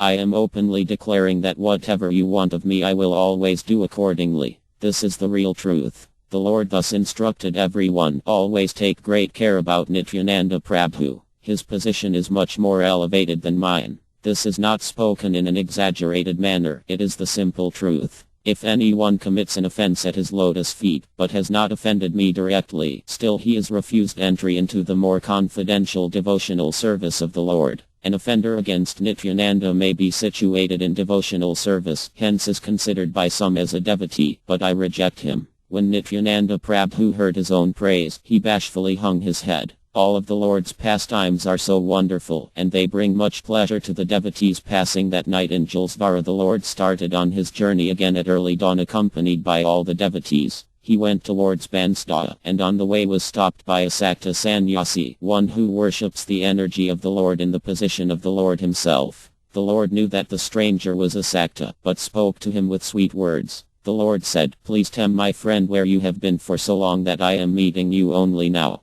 Where are your other friends?" The Sakta became captivated by the Lord and slowly he began revealing all information about himself and all the other Saktas. Lord Caitanya smiled as he listened to him. The Sakta invited the Lord to his so-called monastery, saying, "Please come now to my matha and we can all enjoy the bliss drink together." The Sakta was referring to an alcoholic drink as bliss, and this amused Lord Caitanya and Nityananda Prabhu. The Lord replied, "I will definitely come to enjoy your bliss drink. You should go ahead first to be sure everything is prepared for when we come." The Sakta was very pleased to hear that his invitation was accepted and he left quickly, feeling elated. How fathomless is the Lord's character! The Vedas declare that Lord Krishna is the friend and deliverer of the poor and wretched. Hence the Lord spoke so amiably to the Sakta sannyasi. People began to say, "This Sakta has now been delivered, and by his contact other Saktas will also become purified just like him." The Lord uses various means to liberate the conditioned souls. The Lord arrived at Ramuna village. In Ramuna is the deity of Lord Gopinatha. Upon seeing himself in the deity form, the Lord began to dance ecstatically with all his devotees. Lost in love of himself, he became oblivious to everything. He wept piteously in loving separation. Even the cruelest hearts melted hearing him cry. After a few days, Lord Gaurasundara came to Haipura village and stayed in a locality called Brahman Nagara. There he visited the temple of Lord Adivraha. This deity is unique and was self-manifested. By seeing this deity, all material entanglements are severed. The temple was situated on the bank of the river Vaitarini. Just by seeing this river one is cleansed of all sins. This entire area is a very holy pilgrimage site. Even if an animal crosses the river at this spot, the demigods have the vision to see him take a four-handed Vaikuntha form. Nilakalapuri is exactly 80 miles away from this spot known as Nabdhiga or Virajakstra. This entire area is dotted with many temples. It is impossible to tabulate all of them with details. At first the Lord went with the devotees to take bath in the river by the bathing place named Dasasvamedha Ghat.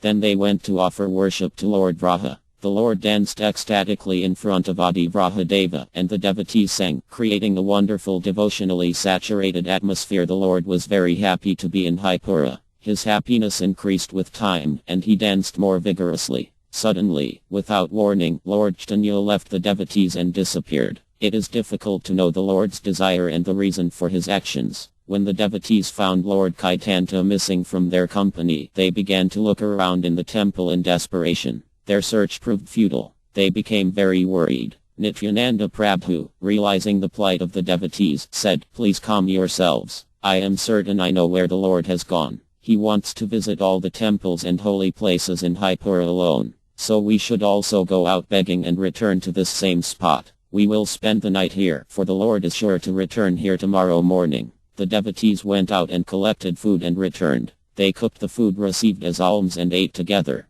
Lord Caitanya in the meantime had visited the different temples and returned to the devotees. The devotees were jubilant and greeted him with loud chanting of Hari, Hari. In this way the Lord with his associates blessed Jaipur with his presence and then continued on the journey. After a few days, the Lord arrived in Kataka city. From there he went to take a dip in the river Mahanadi. He then went to the temple of Saksi Gopala to offer worship.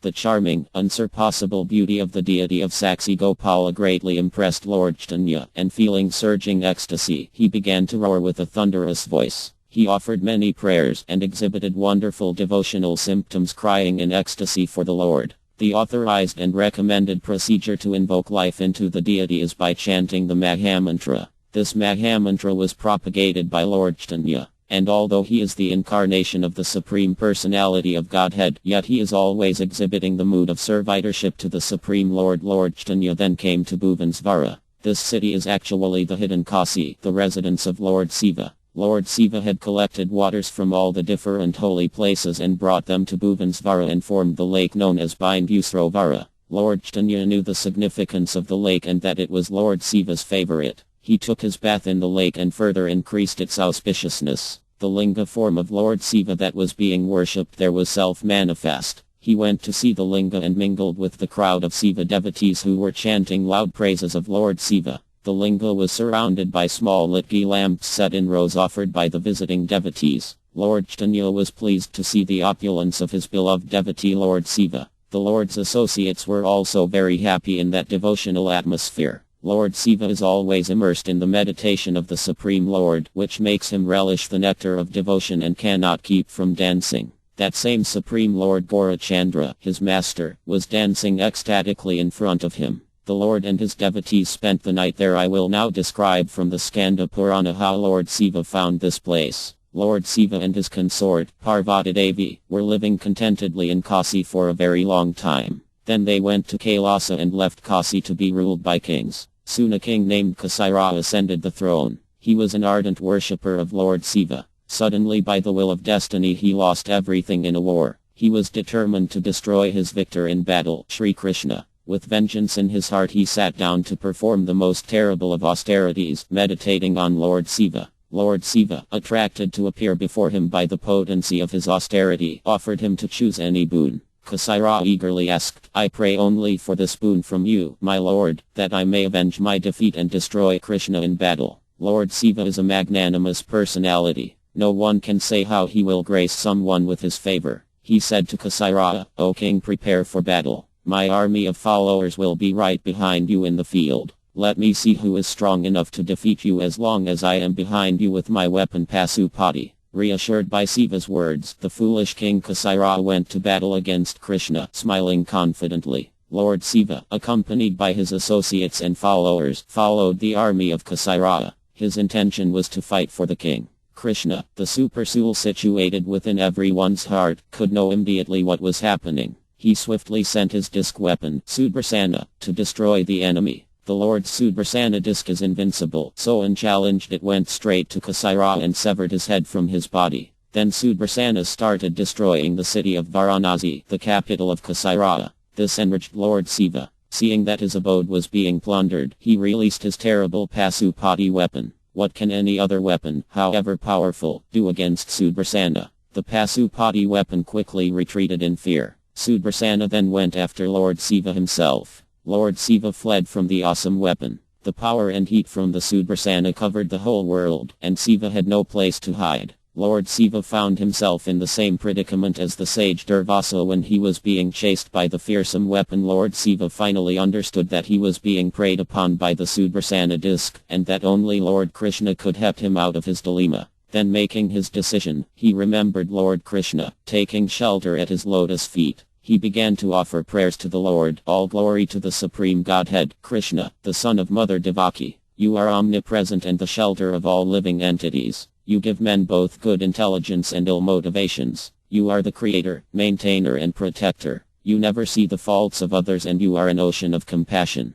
You are the only well-wishing friend of all those who are suffering. You are the forgiver of all offenses, so kindly forgive my offenses since I have taken shelter of you. Lord Krishna, being appeased by Lord Siva's prayers, recalled his Sudarsana and appeared before him. Lord Siva saw him faintly smiling, although his eyes were still stern. He was surrounded by his cowherd boyfriends and Vrindavana damsels. Krishna said, "O Siva, you are well aware of my position and power, so what suddenly prompted you to act in this fashion? That degraded king, Caitanya, is no better than a little insect, and siding with him you are fighting with me. Now you have seen the fearsome might of my Sudarsana disc which not even you could counter. All the most powerful weapons like Brahmastra and Pasupati Astra put together are no match for Sudarsana. The unique feature of the Sudarsana disc is to pray after the one who sends counter weapons. Now I am feeling that there is no one in the entire creation who dislikes me more than you." Hearing these somewhat angry words of chastisement, Lord Siva felt trepidation within. Lord Siva threw himself down to the ground and caught hold of Lord Krishna's lotus feet.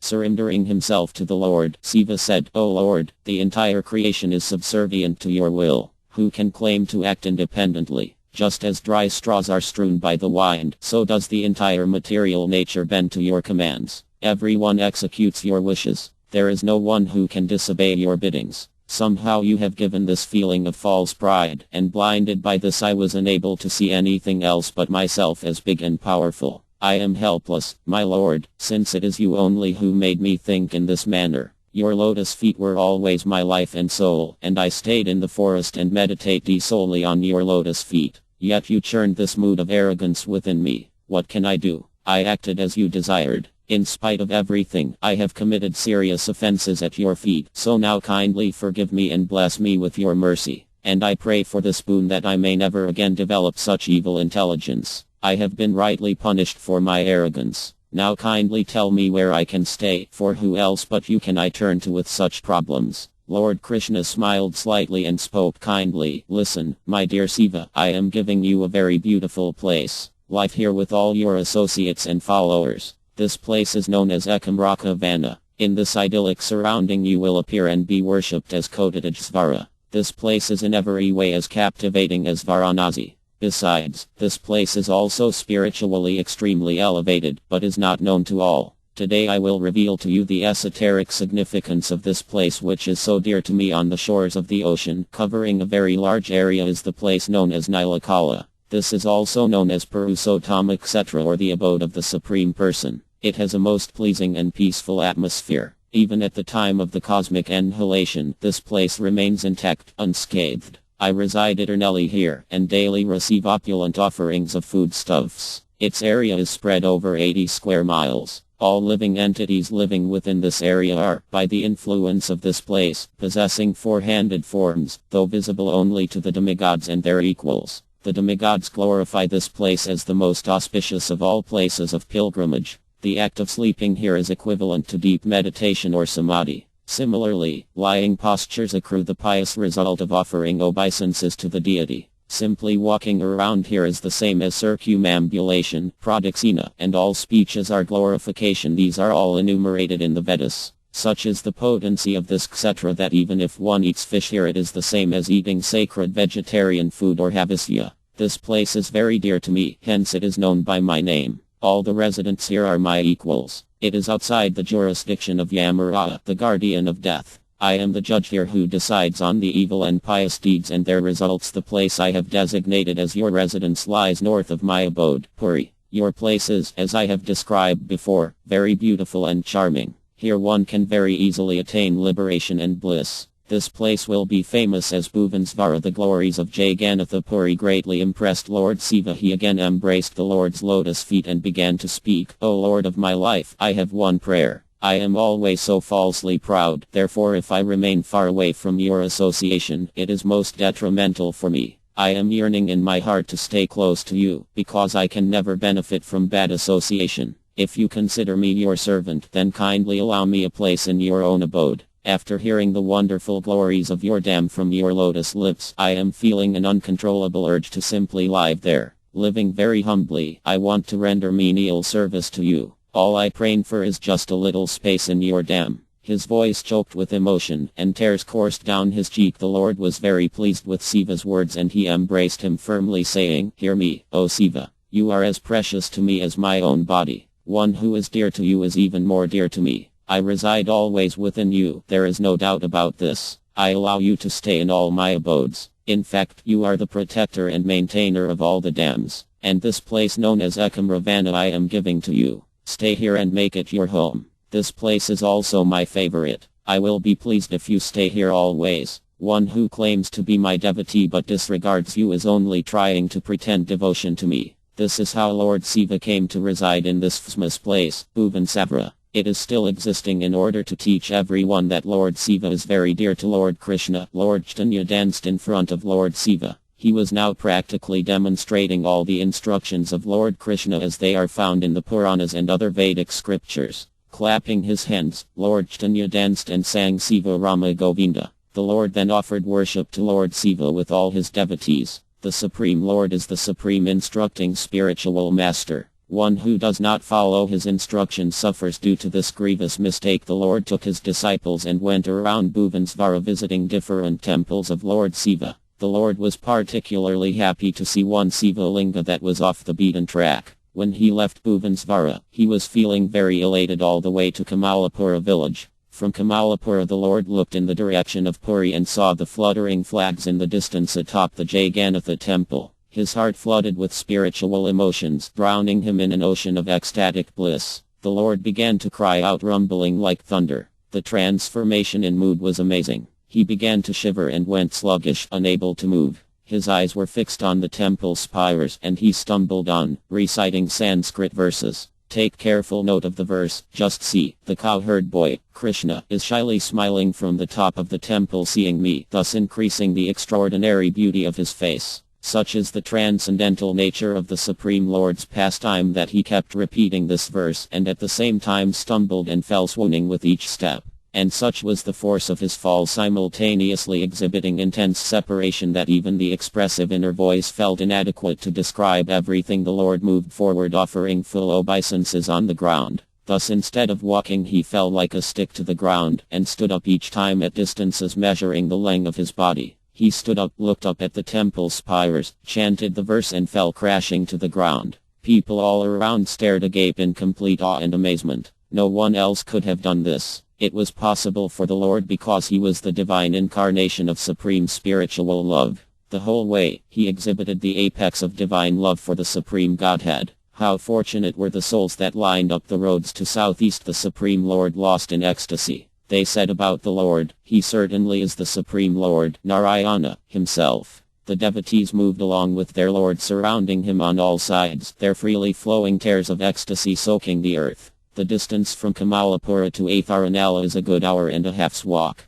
The Lord required 6 times more that time. When he came to Atharanala he withdrew within himself all the ecstatic moods and feelings. He equiposed himself and sat down with all the devotees. He spoke entreatingly to the devotees saying, "You have been real well-wishing friends to me, having brought me to Lord Jagannatha. Now kindly tell me whether I go after you, or I am allowed to go ahead of you alone." Mukunda replied, "You go ahead of us." The Lord left their company and walked towards the temple of Lord Jagannatha. His gait was regal like the maddened king of the forest. With quickening steps he entered Jagannatha Puri temple. Whoever hears this narration of the Lord entering Nilakalapuri will be carried on waves of ecstatic bliss. By the will of the Supreme Lord, Sarvabhauma Bhattacharya also came at the same time to see and worship Lord Jagannatha in the temple. As Lord Caitanya stood in front of the deities of Lord Jagannatha, Subhadra, and Sankarsana, Balarama, he began to roar loudly like the booming of the ocean waves. He was yearning to hold Lord Jagannatha in his embrace. He jumped and pranced as his spiritual emotions became ebullient, his spouting tears being sprinkled all around.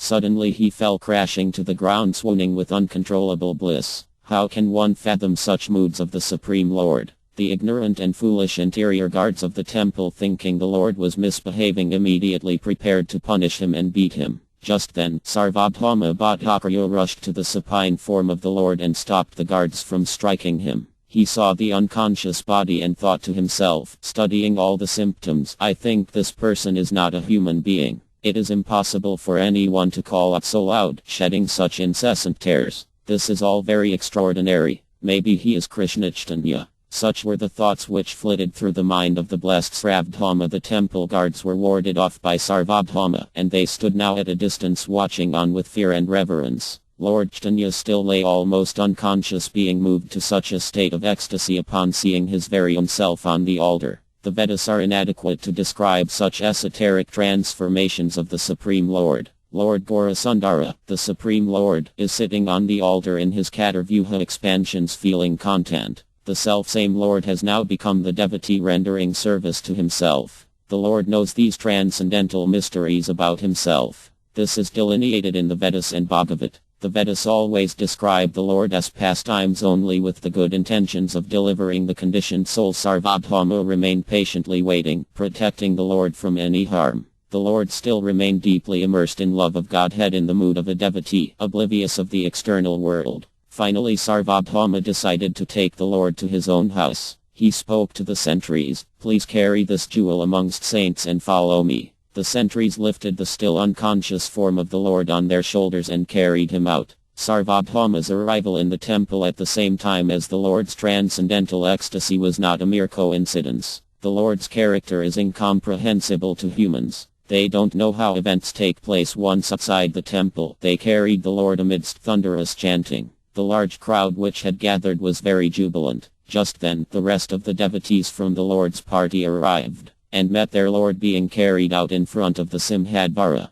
They became very joyful seeing their beloved Lord. Everyone in the crowd wanted a chance to carry the Lord, so the Lord was passed down from hand to hand like being transported by a swarm of ants, as the ants pass foodstuff down a long lawn. The devotees paid their obeisances to the Lord, and joined the flowing mass of jubilant people. So many people had come carrying the Lord that when they arrived at Sarvabhauma's house, the doors had to be closed, keeping the huge crowd outside. Sarvabhauma was extremely pleased to see the associates of the Lord. He received them with proper respect and etiquette, seating them comfortably. By now his doubts about the Lord's identity were calmed. Sarvabhauma was feeling elated beyond words. How very fortunate he was. That personality whom the Vedic literature so eloquently and repeatedly glorifies, in fact there are entire volumes fully devoted to glorifying him, was now here in his house in person. When he saw Nityananda, a radiant personality, he fell to the ground, smearing his head with the dust from his lotus feet. Then he gathered some of his men and asked them to accompany the Lord's associates to the temple of Lord Jagannatha. Their guides were at first hesitant, then thinking frankness a better proposition, began to earnestly request the devotees in the following manner. With folded hands they says, "Please be calm and composed when in front of the deities of Lord Jagannatha. Do not act like your guru did some time ago. We do not know who you are, but only if you give your word to remain equipoised in the temple are we willing to accompany you. The way your guru acted, we are sure that it was only by God's will that Lord Jagannatha remained on his altar. I think there is no need to elaborate further on the subject, because all of you saw how your guru crashed to the ground. If it were anyone else, he would have died on the spot. This is all very inconceivable to us. Therefore we request you to please remain composed." The devotees began to laugh, but they assured their guides that they had nothing to worry about due to them, that they would behave normally. The devotees went inside the temple and beheld Lord Jagannatha, who is the source of the quadruple expansions of Catarvyuha. He was the Lord of the universe, and he manifested himself as the source of all bliss and is always with his devotees.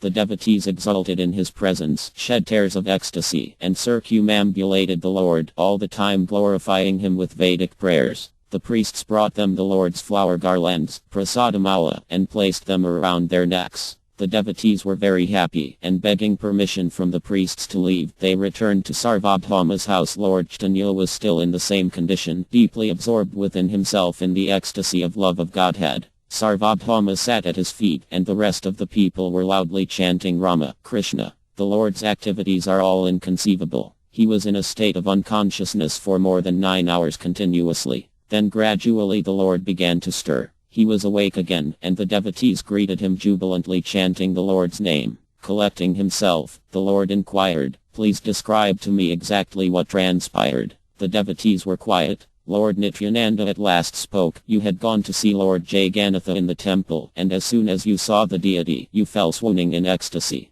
By the will of Providence, Sarvabhauma was there at that moment and he took care of you and brought you to his house. You have been totally absorbed in ecstasy for the past 9 hours. Here is Sarvabhauma offering obeisances to you. Lord Caitanya quickly got up and embraced Sarvabhauma. The Lord spoke to Sarvabhauma. Lord Jagannatha is very merciful. He has brought me to Sarvabhauma's house. I was wondering how to contact you and have your association. Lord Krishna has easily fulfilled my desire. The Lord looked benignly at Sarvabhauma and smiled. The Lord continued to speak, kindly hear me. I came to the temple and saw Lord Jagannatha. Upon seeing him I felt the immense urge in my heart to go and embrace him and hold him to my chest. Luckily, Sarvabhauma was about and I was saved from a serious danger. Therefore, I firmly declare that from today I will see Lord Jagannatha from a distance, not entering into the inner sanctum. I will stand next to the Pur of Gruda and see the Lord. I am fortunate today that I did not embrace the Lord, thus avoiding a dangerous situation. Nityananda Prabhu said, you certainly averted a possible mishap. It is late. You should quickly bathe. Lord Caitanya replied, Nityananda, you should always correct me and steady me. I have given this body of mine in your total care. After completing his bath and other rituals and feeling refreshed, the Lord came and sat with the devotees, a sweet smile faintly playing on his lips. Sarvabhauma had arranged for a lot of Mahaprasada, so he had it brought in and placed it before the Lord. The Lord offered his prayer of thanks to the Lord for the opulent Mahaprasada, and sat down to partake of it with all the devotees. The Lord said, give me as much as you can of the ladra preparation, and you can take all the pitha, cheese dumplings and other sweets. The Lord was very much relishing the transcendental taste of Mahaprasada. He ate his ladra with the greatest relish, and the devotees this simple, spiritually saturated pastime. They laughed with boyish joy. Sarvabhauma, who had arranged this feast, was certainly an eternal associate of the Lord, otherwise, no person could have this sort of rare gift and fortune. He brought rice for the Lord on a golden plate and gave it to him. The Lord immediately began eating it. The scene was so transcendentally exhilarating that the details fail me and are therefore reserved to be later delineated by Vedavyasa. After the meal, the devotees sat around their Lord. The meal was a treat for all in every respect. Anyone who hears these transcendental pastimes with devotion will indeed be blessed with Lord Caitanya's direct association. And anyone who hears the narration in Antya-lila of how Lord Caitanya came to Nyalkala will swim in an ocean of devotional love. Lord Sri Krishna Caitanya and Nityananda Prabhu are my life and soul. I, Vrindavanadasa, humbly offer this song at their lotus feet. Sri Caitanya Bhagavat Antya-lila Chapter 3. All glory to Sri Krishna Caitanya, the repository of all transcendental qualities. He is the life and soul of Nityananda Prabhu and Swarupa Damodara Prabhu. He is the supreme actor of Vaikuntha and an ocean of compassion. He is the crest jewel of all the sannyasis and the true friend of the destitutes. Please hear attentively these narrations of Lord Caitanya's pastimes as recorded in the Antya-lila or final part. His pastimes are concentrated nectar derived from nectar, and Lord Siva and Lord Brahma are always hankering to relish it.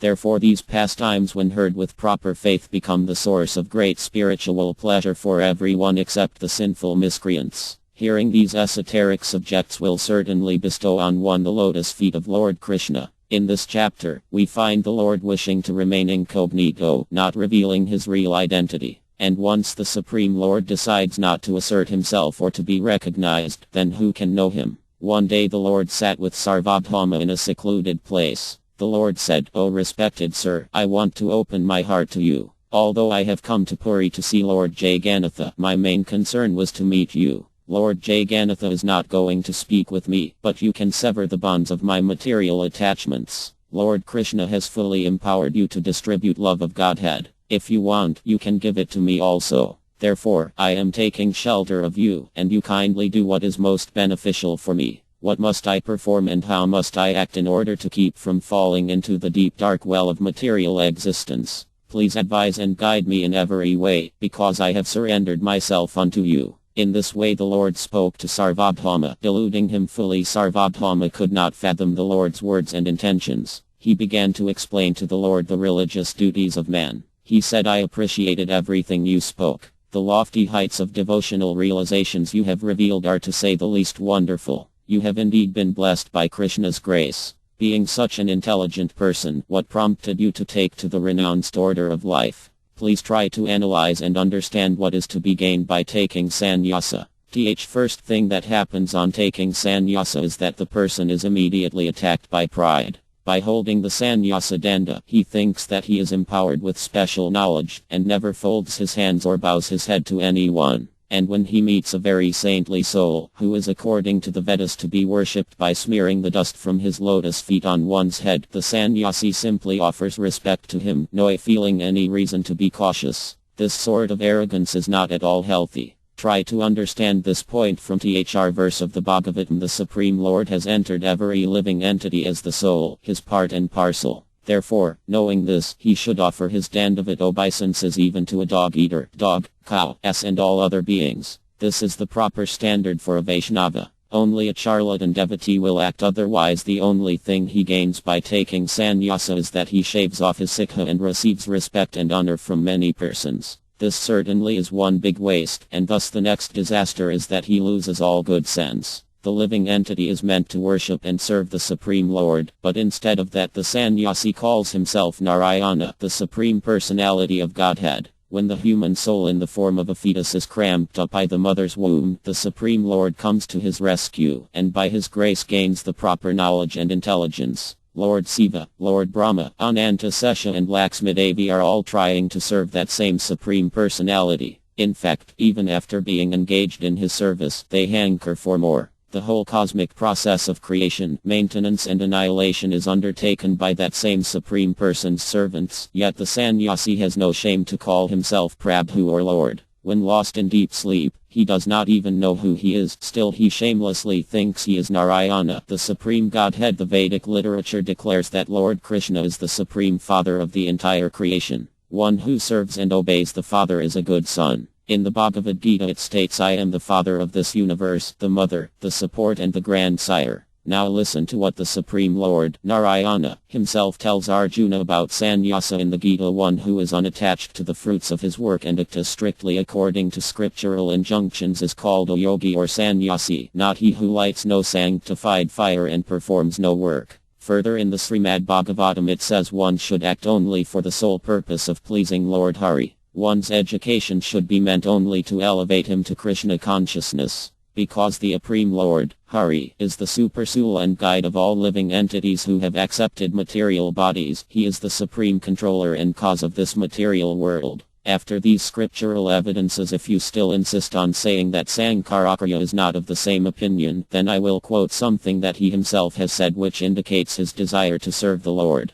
He said, O Lord, although Jiva and Brahman are non-different qualitatively, I, a Jiva soul, am always under your control, and my existence depends entirely upon you and not vice versa. There is no qualitative difference between the ocean and its waves, but still the waves exist because of the ocean and not the other way around. Therefore, the Supreme Lord, Krishna, is the Father, and this cosmic manifestation belongs to him. He is the maintainer of both the material and spiritual realms. One who does not worship and serve the Father is to be ostracized. This is the essence of Sankaracharya's words. Without a sincere probe into the actual meaning of his words, what is the use of shaving one's head, because this will result in further distress. A sannyasi should utter the name of Narayana incessantly with loving devotion, but without this devotional attitude, there is no use becoming a renunciate. Hence I ask you why you embarked on this idea of becoming a sannyasi. If you wanted to deliver the world by distributing the science of devotional service to Lord Krishna, then what compunction drove you to shave off your sikha and discard your brahmana thread?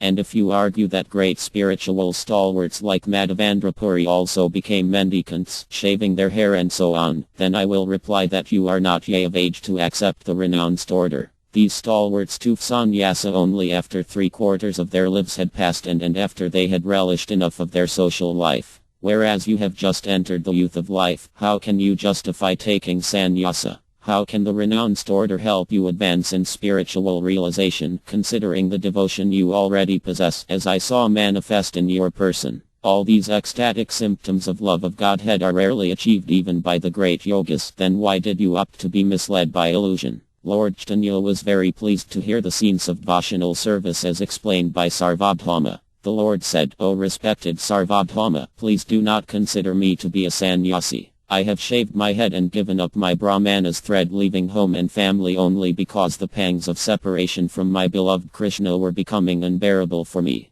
Therefore do not look upon me as a sannyasi. Rather, I pray to you to be merciful so that I can develop attachment for Krishna. The Supreme Lord had desired to put his own devotee into such illusion. How can this poor servitor know the truth? If the Lord himself does not reveal himself, then who is able to know him as he is? Yet when his devotee speaks without proper knowledge, still this greatly pleases the Lord. The Lord is always engaged in performing many pastimes with his devotee servitors. In fact, he advents only for the pleasure of his devotees. The Lord is always reciprocating the devotional mellows with his devotees. As the devotee surrenders unto Krishna, the Lord is willing to give that much of himself. He is always favoring his devotees. He is Bhakta Vatsala. Who can influence the Lord to act otherwise? Lord Caitanya looked at Sarvabhauma and smiled, but Sarvabhauma was still very much under the spell of the Lord's illusory energy, and so he failed to fully comprehend his words. Sarvabhauma said, "Your status as a sannyasi is certainly more elevated than mine. According to scriptural injunctions, you are worshipable and I am the worshipper. It is not logical that you should praise me. This might make me an offender." The Lord replied, "Please do not deceive me further in this manner. I have fully surrendered to you." In this way the Supreme Lord, Gaurasundara, played with his servitors. Who can fathom the transcendental pastimes of the Lord? The Lord again spoke to Sarvabhauma, "I have a great yearning to hear explanations of the Srimad Bhagavatam from you. All the doubts that assail me can be allayed only by you." Sarvabhauma replied, "I am well aware that you have deep and mature understanding of all the scriptures. What purport from the Bhagavatam is unknown to you. Yet I realize that it is the nature of noble and cultured devotees to discuss amongst themselves about the science of devotional service. Now tell me please which portion of the Bhagavatam seems to create confusion in you. I will try my best to explain it." The Lord of Vaikuntha, Sri Krishna Caitanya, smiled quietly and recited a verse from the Bhagavatam. Those who are self-satisfied and unattracted by external material decides are on the other hand attracted to the loving service of Sri Krishna, whose qualities are transcendental and whose activities are wonderful. Hari, the personality of Godhead, is called Krishna because he has such transcendentally attractive features. By the Lord's grace, Sarvabhauma began his dissertation in the presence of Lord Gaurasundara, who is the Lord of the Goddess of Learning and Speech, Mother Sarasvati. He explained, the real meaning of this verse is as follows: the essential truth is loving devotional service at Krishna's lotus feet. Those persons who are fully realized souls and are free from all hankerings and bindings surrender to the lotus feet of Krishna. Such is the extraordinary potency of Lord Krishna's transcendental qualities. Such liberated souls are constantly glorifying Lord Krishna's pastimes and qualities, and those who disregard the Lord's transcendental nature are doomed to annihilation. Sarvabhauma was totally absorbed in the discourse he was giving. He offered 13 different expositions on the same verse and finally fell silent, saying, "I am unable to go on further on this subject." The Lord smiled again and said, "Each one of your delineations is correct. Now I will also give my explanations. Please judge if they are accurate or not." Sarvabhauma stared wonderstruck at the Lord. Any further elucidation on this subject is beyond human power. Yet the Lord's annotations were his original, and never before were they explained. Sarvabhauma, still in a state of shock, thought these words must have emanated from the mouth of the Supreme Lord himself. After his explanations the Lord roared like thunder, and becoming absorbed in himself he manifested his wonderful six-armed form. The Lord spoke, "Sarvabhauma, now what do you say? Do you think I am not qualified to be a sannyasi? Do you not consider me a sannyasi in your heart? I have come here only to see you. Many lifetimes you have spent in my service with great devotion, so I have come personally to present myself before you. I have incarnated specifically to initiate the Sankirtan movement. Know for certain that I am that Supreme Lord who is the cause of the entire cosmic manifestation. And you have always been my unalloyed devotee, so I have specially come to see you. I have come to protect my devotees, the saintly souls, and to destroy the demoniac forces. Allay your fears now and glorify me." Sarvabhauma saw this most wonderful six-armed form more dazzling than a million suns, and he fell swooning in uncontained ecstasy.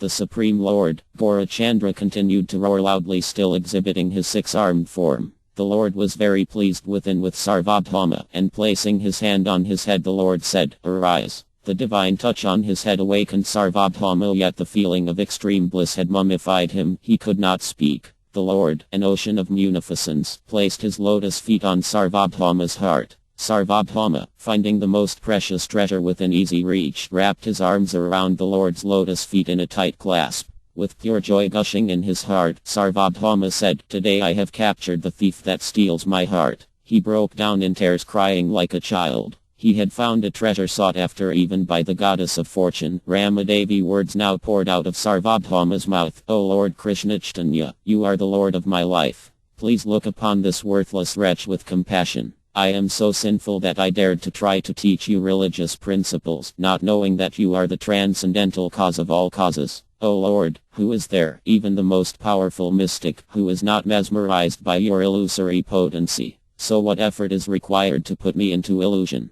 But now, my Lord, please grant me undeviating devotion at your lotus feet. All glories to Sri Krishna Chaitanya, the Lord of my heart. He has appeared from the womb of the Divine Mother, Sasi. He is the life and soul of everyone, and the protector of the Vedas, the Brahmanas, the pious and religious principles. He is the supreme autocratic lord of all the planetary systems, including the spiritual planets of Vaikuntha. You possess an eternal form full of knowledge and bliss, and you are the invaluable crown which decorates the sannyasa order. The saintly Sarvabhauma, endowed with transcendental intelligence, glorified the Lord with choicest verses. He continued eulogizing, "May my heart, like the bumblebee, be deeply attracted to the lotus feet of the Supreme Lord, who has manifested himself in this present incarnation as Sri Krishna Chaitanya only to rejuvenate the path of devotional service unto himself, which due to the passage of time had become almost lost and neglected." Again he sang, "I take complete shelter of the Supreme Absolute Lord, who is unrivaled, is the cause of all causes, and is the most munificent personality. He has advented as Sri Krishna Chaitanya to teach humanity the science of renunciation, knowledge, and devotion to himself."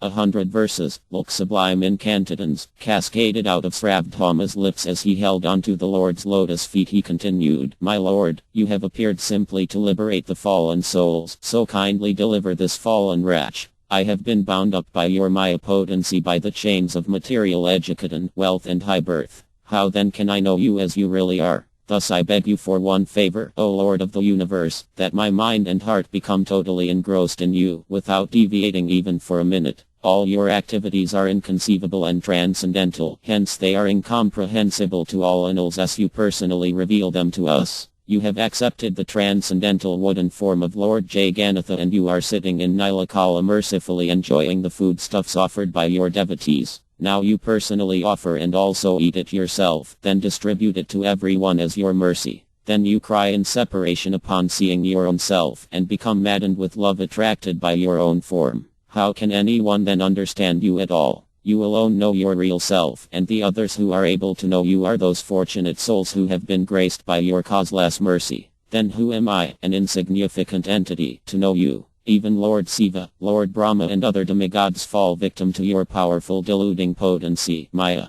In this way, Sarvabhauma offered many entreaties and praises, becoming suddenly eloquent by the Lord's blessing. The Supreme Lord Gaurachandra, still manifesting his six-armed form, smiled benignly upon Sarvabhauma and said, "Dear Sarvabhauma, you are my eternal associate, therefore you were able to see my mystic opulences. I have come to this place only to meet you, because you have worshipped me for a long time. All your explanations on devotional service have greatly pleased me. You have enunciated the absolute knowledge, and naturally so, for why should anything inferior come from your lips? The 100 verses which you just composed in my glorification, when heard or read by anyone, will certainly help develop undeviating devotion unto me. These verses will be famous as the Sarvabhauma Sataka, or Sarvabhauma's 100 verses. Whatever you have seen of me now should remain a secret, not to be discussed amongst others. At least as long as I am present on this earth, I forbid you to reveal it to anyone. Nityananda is very close to me, in fact he is my second body. Serve his lotus feet with deep devotion. His character and identity are also extremely esoteric subjects. Only when I disclose the truth can anyone know about them." After confiding in Sarvabhauma, the Lord withdrew within himself his mystic manifestation. Sarvabhauma became submerged in ecstasy with the truth about his Lord dawning upon him. Anyone who hears these supramundane pastimes of the Lord and his qualities is immediately liberated from the entanglement of the material mesh and finally attains Lord Chaitanya's personal abode. These are very confidential pastimes on Lord Krishna's pastimes, hence one is assured the shelter of the Lord if one sincerely hears them. In this way Lord Chaitanya liberated Sarvabhauma and continued his Sankirtana in Nilakala. He performed non-stop kirtana and dancing. Days and nights became submerged in a deluge of devotional nectar. The residents of Nilakala were offered a rare transcendental treat of this Sankirtana mood, and they responded jubilantly singing, Hari, Hari. The people saw Lord Gaurachandra and said, Here is our moving Lord Jagannatha. The Lord's looks mesmerized the people. They forgot whatever they were doing. Wherever he went, he was always greeted with resounding chanting of Hari, Hari. People threw themselves to the ground to bathe in the dust that bore the impression of his lotus feet, and only the most pious and fortunate could avail themselves of this transcendental opportunity. Their bliss is impossible to describe. Who could resist such perfect beauty? The Lord's exquisite form stole everyone's heart. His eyes were always decorated with cockades of tears of loving separation and bliss, his lips forever vibrating the Hare Krishna name. His golden body embellished with sandalwood paste and flower garlands moved with a lissom gait that makes the movements of a mad elephant look awkward. Lord Chaitanya, the Supreme Lord, although he walked about in the streets, was always deeply saturated in the sublime nectar of love of Godhead and was oblivious to this world. One day Sri Paramandapuri returned after a long tour of all the holy places of pilgrimage. Lord Chaitanya saw him approaching from a distance and got up hastily with great deference. The Supreme Lord Gaurachandra was extremely happy to see his devotee, and lifting his hands in the air, he began to dance. Relishing this delectable moment of meeting his devotee after a long period of separation, he exclaimed, Hari, Hari, my eyes have seen Sri Paramandapuri. How fortunate is my birth! How blessed is my vision! In all respects my religious practices have now become fruitful. Today my acceptance of the sannyasa order has become a success. Sripada Madhavendrapuri has appeared before me. He rushed to embrace his beloved devotee, and holding Paramanandapuri to his bosom, the Lord bathed him with tears of divine ecstasy. Paramanandapuri, looking at his dear Lord's moon-like beatific face, came into a state of indescribable bliss, benumbing him, making him forget himself. After a while they offered obeisances to each other. Indeed, Paramanandapuri is the object of Lord Chaitanya's love. The Lord was pleased to find back his eternal servitor, and kept him beside him as his associate.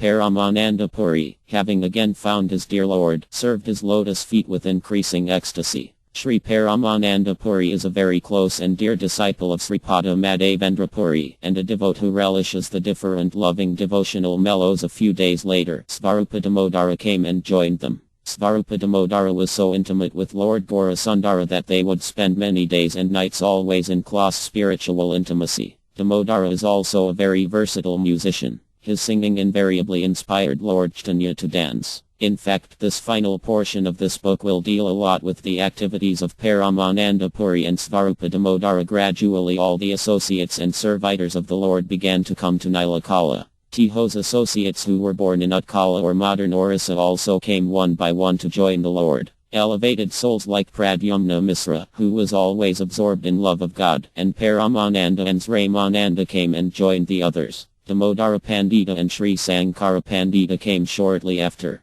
Pradyumna Brahmachari also came. He was a pure servant of Lord Nrsimhadeva. It is described that Lord Nrsimha manifested himself in his body and that while he performed kirtan he looked like Lord Nrsimha as a sannyasi. Bhagavanakriya, who, like a lotus, could remain unpolluted even in the midst of mundane discussions and association, also came to meet the Lord. Once they saw their beloved Lord, the devotees became immediately free from all distress and joined their Lord in singing and dancing. The Lord of Vaikuntha, now a sannyasi, danced with his associates in divine ecstasy. Lord Nityananda was always submerged in the loving mellows of Lord Chaitanya, and this made him restless and caused him to act according to his own sweet will. Once he rushed toward the deity of Lord Jagannatha wanting to embrace him. Even the temple sentries could not keep him in check. Then one day he jumped upon the golden altar and entwined his arms around the deity of Lord Balarama. The sentry O duty, seeing this, came rushing at him to bring him down from the altar.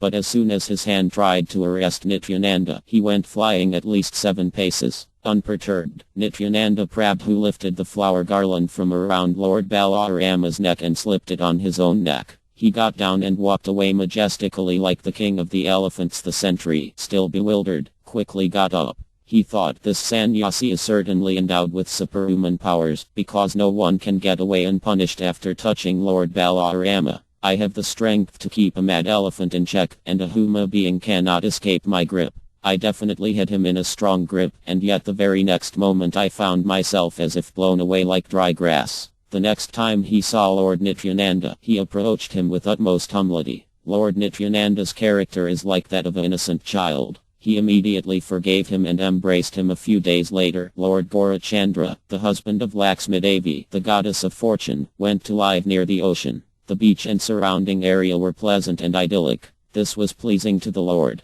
The moon had set the night aglow with her soft aura. The southern breeze caressed the Lord as he sat on the seashore. His body and beatific face were exquisitely decorated with sandalwood paste. He was continuously chanting the Hare Krishna Mahamantra. The flower garland hanging loosely around his neck covered a large portion of his chest. He was a picture of perfect beauty. The devotees sitting around him relished his every movement. The waves were like swiftly approaching white lines foaming as they crested one after another. The Lord smiled, looking at the endless swells of churning water. The benedictions Ganga Devi and Yamuna Devi had already received from the Supreme Lord were now being showered upon the ocean. The Lord spent the whole night performing kirtan in divine bliss. He was immersed in the nectarine ocean of his own loving mellows and danced vigorously, drowning his devotees in the flood of ecstasy. The different ecstatic symptoms like horripilation, crying, shivering, roaring and perspiring sometimes came in waves one after the other, and at other times all at once. All the different devotional ecstasies bloomed like the various seasonal flowers on the Lord's body. This was only possible because of the Lord's inconceivable potency. The devotees gathered around the Lord as he danced, saturated in the mood of a Vaishnava. The Lord felt happy in the company of his devotees and forgot the pangs of loving separation. The Supreme Lord utilizes but a small fraction from his resources of unlimited potency to carry out his pastimes, and even that is impossible for any other person to imitate. The Vedic scriptures in describing the Lord unequivocally state that no task is too difficult for the Lord to do. The ecstatic devotional symptoms of love of Godhead exhibited by Lord Chaitanya cannot be repeated by anyone. There is no end in describing Lord Chaitanya's glories. Only those who are graced with Lord Chaitanya's grace are able to comprehend him with all his potencies. Therefore all the knots of material entanglement can be easily severed by taking full shelter of the Supreme Lord. That Supreme Personality who is constantly meditated on by the most perfected beings like Lord Shiva, Lord Brahma and so on is now dancing freely with his devotees lost in the currents of his own devotional ecstasy. I fall at the feet of those devotees who performed Sankirtana with the Lord all night. Curtains on the seashore became more frequent, and the Lord participated with ecstatic dancing. It was around this time that Gadadhara Pandita began to spend practically all his time with the Lord. They ate together, slept together, went on walks together. Gadadhara Pandita served Lord Chaitanya continuously. When he read aloud to the Lord from the Srimad Bhagavatam, the Lord entered a state of blissful trance. Gadadhara Pandita's voice always made him happy, and he would accompany the Lord to visit different Vaishnavas. One day the Lord went to Sri Paramananda Puri's Matha and sat close to him. Sri Paramananda Puri is very dear to the Lord, just as Arjuna was very dear to Krishna. They became totally absorbed in discussing Lord Krishna's pastimes very confidentially. They spent a long time together. There was a well in that Matha, and the water was no clean and drinkable. Lord Chaitanya, as the Super Soul, knew all the details regarding this well. So he inquired from Puri Goswami, "Please tell me how you find the well water." Puri Goswami replied, "This is a very unfortunate well. Its water is very muddy." The Lord showed immediate concern, lamenting over this inconvenience to Puri Goswami. He said, "It seems that Lord Jagannatha is being very miserly. Actually, whoever touches the water of this well will be cleansed of all sins. Therefore, by Lord Jagannatha's mystic potency, the waters turned muddy so no one can drink or touch it." The Lord stood up, and lifting his hands in the air he began to speak, "O Lord Jagannatha, I beg this benediction from you that Mother Ganga may enter this well. Please instruct Ganga Devi, now flowing in the nether regions, to appear in this well." The devotees became extremely jubilant, chanting Hari. Hari. The Lord returned home that night with all his devotees. While the devotees slept, Ganga Devi, feeling honored to carry out the Lord's order, appeared in that well. In the morning everyone saw the miracle. The well water had turned crystal clear. The devotees marveled and chanted the Lord's holy name, and Sri Puri Goswami became almost unconscious with joy. The devotees understood that the Ganga had entered the well. When Mahaprabhu heard the news, he came and upon seeing the fresh clean water became very content. He spoke to the devotees saying, "Listen all devotees, whoever drinks this water or bathes in it, I say truly that he will experience unalloyed devotion to Lord Krishna." The devotees responded jubilantly to the Lord's words. The Lord then bathed in and drank the water from the well with great exhilaration. He said, "I remain in this world only because I am bound by Sri Puri Goswami's love. I am his property. If he wants to sell me, then he can do so." Anyone who simply sees Puri Goswami becomes the receptacle of Lord Krishna's love. Describing the extraordinary qualities of Sri Puri Goswami and blessing the well the Lord left for his residence, the Supreme Lord takes pleasure in lauding the transcendental qualities of his devotees. Who is so mean and despicable that he will not worship such a Supreme Lord? The Lord always advents to protect his devotees and to perform wonderful pastimes in their association. He even does things for his devotees which in general opinion are considered wrong, as he did when Lord Rama killed Vali in support of Sugriva, his devotee. The Lord gladly serves his Shreviters. Thus Lord Chaitanya won the hearts of his devotes. The Lord liked to perform Sankirtana on the ocean shores. He built his residence near the beach and stayed swimming in the ocean of devotional bliss. The ocean experienced indescribable ecstasy having the Lord's close association. Hence Rama, Lakshmi Devi, was born out of the ocean. Whatever sins the residents of Nilakala may commit become completely cleansed simply by bathing in the ocean. Ganga Devi, calculating the value of this golden opportunity, swiftly flowed to merge into the ocean. Sri Krishna Chaitanya's presence blessed the ocean and purified its waters. When Lord Chaitanya had come to Nilakala, King Prataparudra was away waging war against the southern kingdom of Vijayanagara. Meanwhile, Lord Chaitanya, after a long sojourn in Nilakala, went back to Bengal. The Lord felt especially merciful towards Ganga Devi, so he came to Bengal. Sri Vidya Vakaspati was Sarvabhauma's brother. He was gentle, charitable, and very saintly. One day Lord Chaitanya arrived at his residence with all his servitors without prior notification. Sri Vidya Vakaspati, seeing that his geet was none other than the Lord of Vaikuntha, Lord Gaurasundara, fell like a rod at his lotus feet. The Brahmana host was so confused with extreme joy that he did not know what was the proper thing to do next. The Lord, also happy to southeast th saintly Brahmana, embraced him and said, "I have a request. My heart is bent on going to Mathura, Vrindavana. I want to spend a few days here to bathe in the Ganga. But please find me a quiet bathing spot where I will not be disturbed by crowds. Thereafter, I want you to help me start my journey to Vraja. If you want me to remain here, then you must make arrangements." Sri Vidya Vakaspati attentively heard everything the Lord said. He replied with great humility, "Oh, how fortunate now is my entire family and race simply by receiving the dust from your lotus feet by your coming to my house. My house and everything belong to you, my Lord. Kindly remain here comfortably. I will see that no one knows you are here." The Lord was content to hear his humble and sincere words, so he stayed there for a few days. But how can one hide the sun? So also the Lord's arrival was immediately known.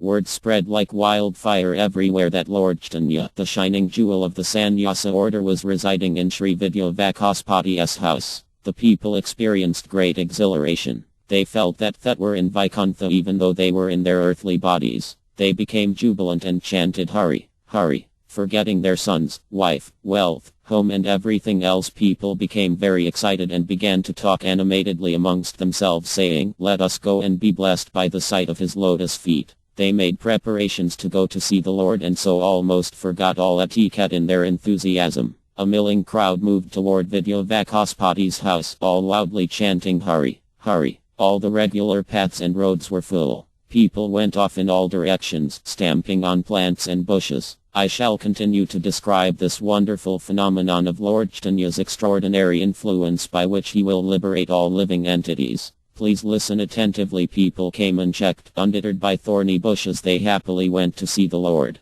Areas which were woody and wild were cleared up by the moving mass of people and made into makeshift pathways. All of them had one word on their tongues, the holy names of God. People were expectant, and some talked amongst themselves. One said, I will fall at his feet begging him to give me just this benediction that all my material entanglements be severed. Another said, if I could just see him once with these eyes, then I consider I have received everything obtainable, then why should I ask anything more from him? Yet another said, I was hopelessly ignorant about his real position and potencies, therefore for so long I have only criticized him in a very offensive manner. Now I will clasp his lotus feet to my heart and beg him to tell me how I can get rid of all my offenses. A fatherly man said, my son is a compulsive gambler, and so I will beg the Lord to make him stop.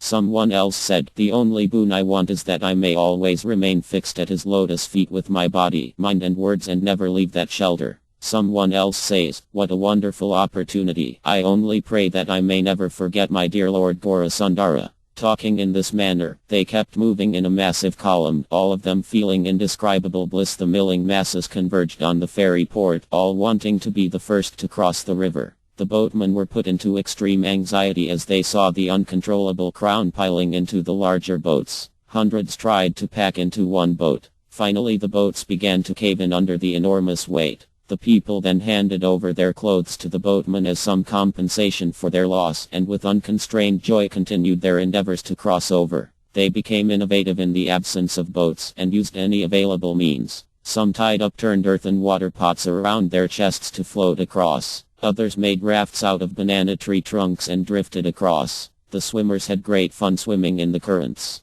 The whole atmosphere reverberated with such tumultuous sounds of chanting Hari, Hari, that it replicated and pierced the outer covering of the material cosmos. Vidyavakaspati came running in search of large boats and collected many. But the impatient crowd had not the time to wait. They just crossed over anyhow. Only the Supreme Personality can attract the minds of people in the way Lord Caitanya was now doing. The people, having passed over the Ganga, came directly to Vidyavakaspati and fell at his feet. They said, you are very saintly and fortunate because the Supreme Lord Caitanya is a guest in your house. Your good luck cannot be described, so now you kindly save us. We are the most sinful persons, fallen into the dark well of material existence. Kindly let us and show us his lotus feet so that our wretched and bad lives may become successful. Sri Vidyavakaspati was extremely moved to see the sincerity of the people, and he began to weep with joy. Thousands of people were gathered there and Sri Vakaspati led them all to his residence. The only words vibrated in the atmosphere were the chanting of the Lord's name. Lord Gaurasundara is an ocean of compassion, and he had incarnated specifically to liberate all living entities. When he heard the tumultuous chanting of the holy names of God, he came out of the house to bless the huge mass of fortunate souls and increase their pleasure. An enchanting figure appeared before them whose beauty was unparalleled. His effulgent face was always decorated with a gentle smile, and his eyes were effusive with transcendental joy. His golden form was ornamented with sandalwood paste tilaka markings, and a flower garland hung loosely on his chest. With a gait as graceful as an elephant he walked and raised his long exquisite knee-length arms and chanted Hari, Hari, with a sound which resembled a thunderbolt. When the people saw Lord Gaurasundara they jumped and danced in great exultation, chanting loudly, and then fell to the ground like sticks offering obeisances. Getting up like the ocean waves, they raised their arms to the sky and prayed, O Lord, please save us sinners. The Lord smiled benevolently and blessed them, saying, may you develop love for Lord Krishna. Chant Krishna's name, worship him and hear about his pastimes. Make Lord Krishna the greatest treasure of your lives. The people were happy beyond words to receive such benedictions. They repeatedly praised the Lord and pleaded, your advent in this world is a secret. You appeared in the womb of Mother Sasi in Nabadwap only to liberate the whole universe. But we are so sinful that we could not recognize you and remained in the deep dark well of ignorance, spoiling our human lives. You are an ocean of mercy. O Lord, the benefactor of all living entities, benedict us that we may never forget you. All this was happening by the potency of Lord Gaurachandra. That these ordinary people were speaking eloquently, the whole village began to become excessively crowded. There was no empty space. People climbed to treetops and roofs. Their eagerness to see him increased with every passing moment. The extraordinary phenomenon was that although the trees and roofs were overcrowded, no houses collapsed or trees fell crashing down. This all happened by the transcendental potency of the Lord. Endlessly their eyes remained fixed on his perfect and beautiful face. Once having seen him, they had not the desire to return home. They chanted jubilantly and drank in the captivating beauty of the Lord with their immovable glances. The Supreme Lord Gaurasundara is the master of all mystic potencies, hence he could leave Sri Vidyavakaspati's residence without his knowledge and went to Kulia village. The people also did not see him leave. Only Nityananda and a few other associates accompanied him. Meanwhile, Sri Vakaspati began to frantically look everywhere for the Lord. Not finding him anywhere, he came to the conclusion that the Lord must have left. He was grief-stricken. Lifting his face to the heavens, he began to weep bitterly. The people outside, noticing the Lord's absence, were convinced the Lord must have gone inside to avoid this commotion. Thus the entire mass of thousands began to chant loudly, echoing in the vaults at all the third worlds. Sri Vidyavakaspati's mind was still paralyzed with grief. He came out amongst the thronging mass and broke the sad news of the Lord's departure to them. He said, I could not even know at what time in the night he left and where he went. The crest jewel of the sannyasa order, our beloved Lord, has deluded us, a most sinful lot, and gone. My dear brothers, I say truthfully, I do not know his destination. Sri Vakaspati tried with many words to convince them of the truth, but he could not invoke their trust in him. They continued to think that the Lord was hiding in seclusion to avoid the madding crowd, and so they waited in expectation. People came up to Sri Vakaspati and requested him, please take me inside to southeast the Lord. I promise you I am alone. They started catching his feet and entreating him, we want to see him just once with these eyes, then we can return home happily. Please place this prayer before the Lord, so that sinners like us may also see him. He will not refuse you. Vakaspati patiently tried to tell them the truth, but failed to convince them of his sincerity. As time went by, people realized that the Lord was not coming, and they became impatient and frustrated. They spoke cutting words to Vakaspati. Someone said, Vakaspati has hidden that rarest gem amongst sannyasas, our Lord Caitanya, and then he is coming and telling us lies. Why should he feel sorry if we are liberated? What joy is there in saving oneself alone? Another person complained, a good person's nature is that he is satisfied when others are liberated. An ordinary soul simply thinks selfishly of his own betterment, but a saintly soul sees first to the salvation of others even before he considers himself. Yet another person said, even in ordinary social dealings, if one buys sweets and instead of sharing them with others just eats them himself, it is considered an offense. Again someone said, this Brahmana is somewhat crooked in his behavior, he is not inclined to help others. On one hand Vakaspati was greatly afflicted by the Lord's departure, and now such blame being hurled at him at random caused him extreme distress. He had no means of relief from this dilemma at this very moment. A Brahmana came and spoke softly into Vakaspati's ear, Lord Caitanya has gone to Kulia village. Now do what you want to immediately with this information. The clouds of gloom cleared away, and Vakaspati was happy again. He embraced the Brahmana warmly.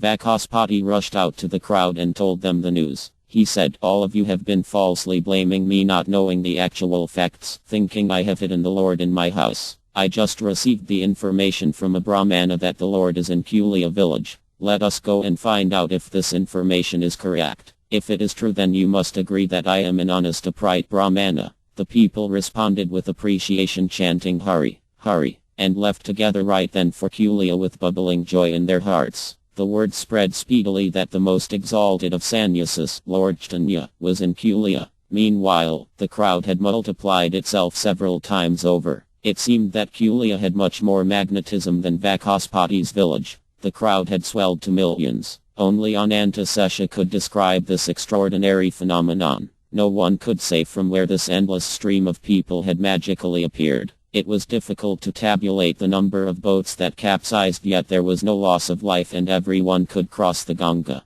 The miraculous happening was that each time a boat was on the verge of drowning, land appeared below and prevented the calamity. All this was happening only by Lord Caitanya's desire. Whoever sings the glories of such a supreme personality can easily cross over this material ocean as if it were as small as the hoof print of a calf. And it is not surprising that those who were eager to see the Lord could cross Ganga Devi without untoward incidents. Countless thousands crossed the river on their own, drowning in an ocean of joy. Once on the other side, they embraced each other, chanting loudly the Lord's holy name. It was a big day for making money. No one could calculate how much the boatmen earned. Makeshift markets selling a variety of ware suddenly appeared everywhere and did bustling business. Gradually every space was being filled up, and the whole town became an ocean of fluid mass of people. Far above the humdrum of activities was the loud and clear sound of chanting God's name. It was the all-pervasive word that was comprehensible. Yet in spite of this tumult, the Lord remained in seclusion. When Sri Vidyavacaspati arrived in Kulia, he began searching for the Lord.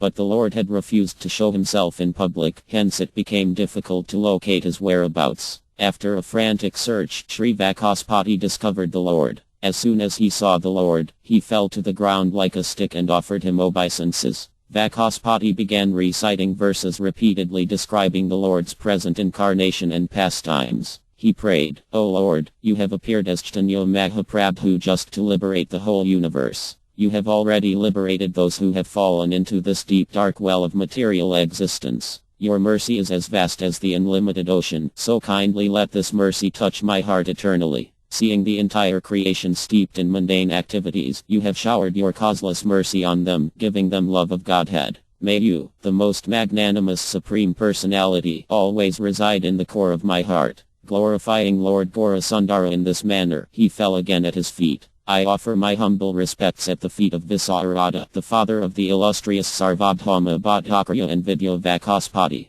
Vacaspati looked up at his dear Lord, and exhilarated by the shower of his merciful glances, he began to speak again. He stood up and with folded hands he prayed, "O merciful Lord, I have one prayer. You are the supreme autocrat, acting according to your own sweet will, fully independent of anything. Others can know your mind only as much as you reveal it to them. You are not bound by rules and regulations imposed by anyone. All the people outside do not understand this simple truth about you, and so in their minds they are angry and blame me, saying I have hidden you inside my house. They are aware of the actual facts and so they are angry at me. Therefore, my Lord, kindly step outside for a moment and show yourself, then they will once again accept me, a truthful person, a Brahmana that I am." The Lord smiled hearing his words, and was immediately ready to comply with the Brahmana's request. As soon as the Lord stepped outside, the people became drowned in an ocean of bliss. People everywhere threw themselves to the ground offering their obeisances. Each according to his knowledge and capacity began reciting verses eulogizing the Lord.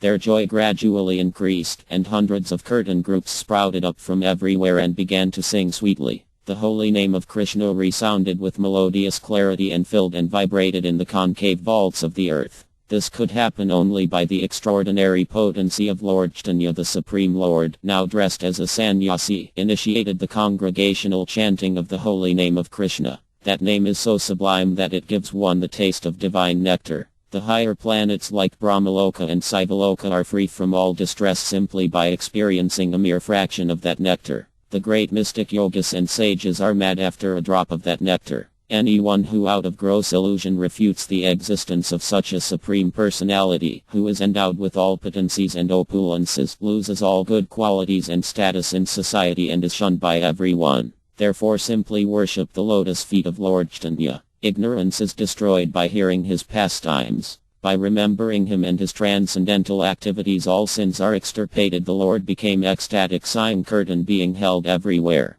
Tears cascaded down his cheeks as if Ganga Devi had manifested in his eyes and began to flow freely everywhere. The Lord became immediately absorbed in the congregational chanting, everything else fading out into insignificance. Whichever curtain group appeared in front, the Lord joined with them in dancing with sublime joy. This multiplied the enthusiasm and bliss of that group, and they considered themselves most fortunate to be graced by the Lord in this way. Lord Nityananda, who is the foremost amongst the devotees who are mad with love for God, sometimes caught Lord Chaitanya and made him dance. Sometimes he danced along with the Lord, lost in the ecstasy of spiritual love. Lord Chaitanya now danced with full abandon, roaring loudly with ecstasy. Such is the potency of this sound that all despondency is dissipated on hearing it. Lord Siva becomes so intoxicated when he dances meditating on Lord Gauranga that he is not even aware of his nakedness. Now this same Supreme Lord, Gauranga, is dancing in the view of mortals. The whole cosmic manifestation is created by his potency, and all the demigods are always eager to have the direct sight of the Lord. His advent has liberated the entire universe and has now sent the whole mass of people into waves of divine bliss. Yet the Lord was unaware of the crowd that swelled and poured in from all directions to see him.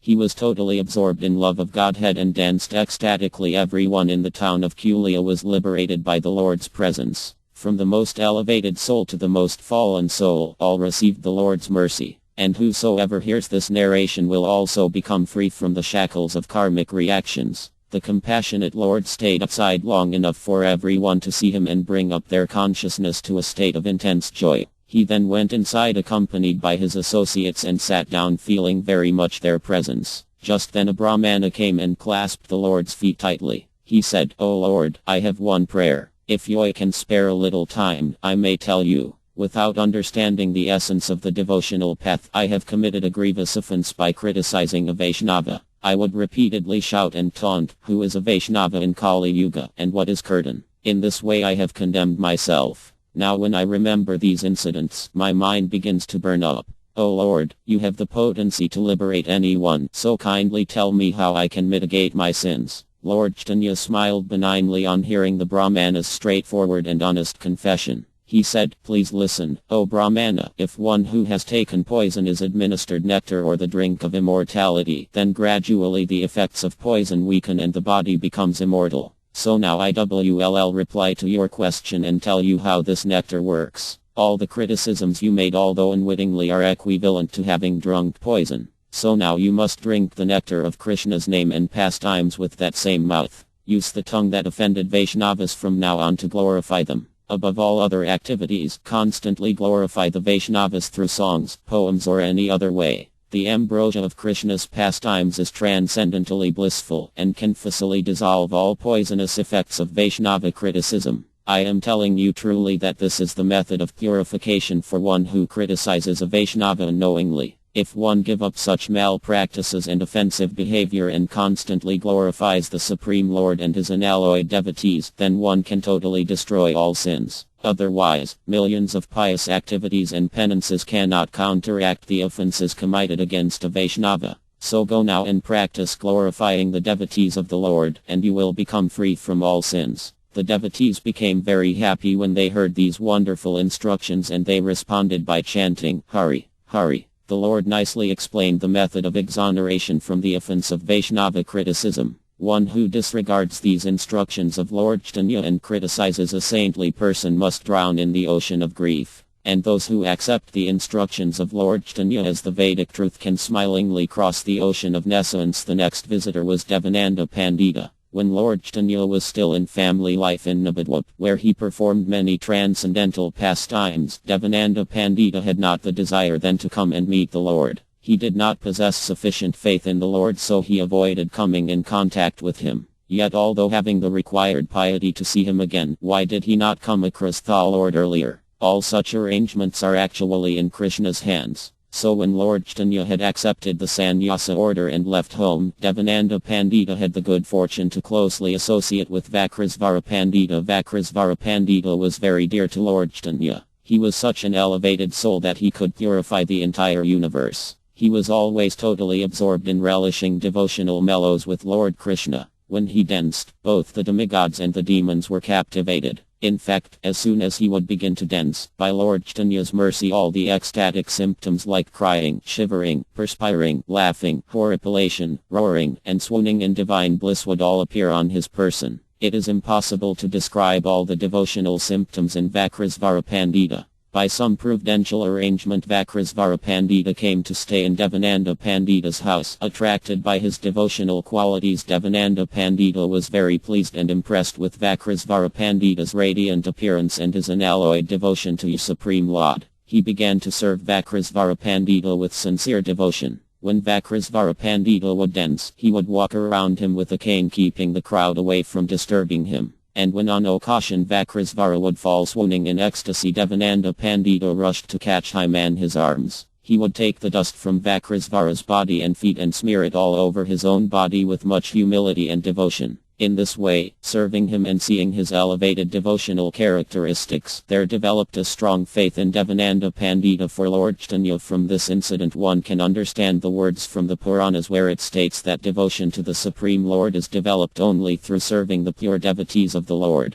Devananda Pandita was a very pious and noble person. From his childhood he was studying the Srimad Bhagavatam. He was calm and peaceful, in control of his senses, unattached to material things, and had so many other good qualities. In spite of these qualities he could not develop attraction to Lord Chaitanya's lotus feet. But by Vakrisvara's grace, his perverted intelligence became rectified. Therefore we find in Srimad Bhagavatam that service to a pure devotee is even higher than service to the Supreme Lord himself. Thus in the Bhagavatam it is stated, there may exist some doubt about the success in attaining perfection by serving the Supreme Personality of Godhead, but there is absolutely no doubt whatever in achieving perfection by serving the pure devotee of the Supreme Lord. Therefore it is clear that to gain the mercy of Lord Krishna one must serve his unalloyed and surrendered devotee. Devananda Pandita developed the right devotional attachment for Lord Gauranga due to his intimate association with Vakrisvara Pandita. Now he lay supine, hugging the Lord's lotus feet in great awe and humility.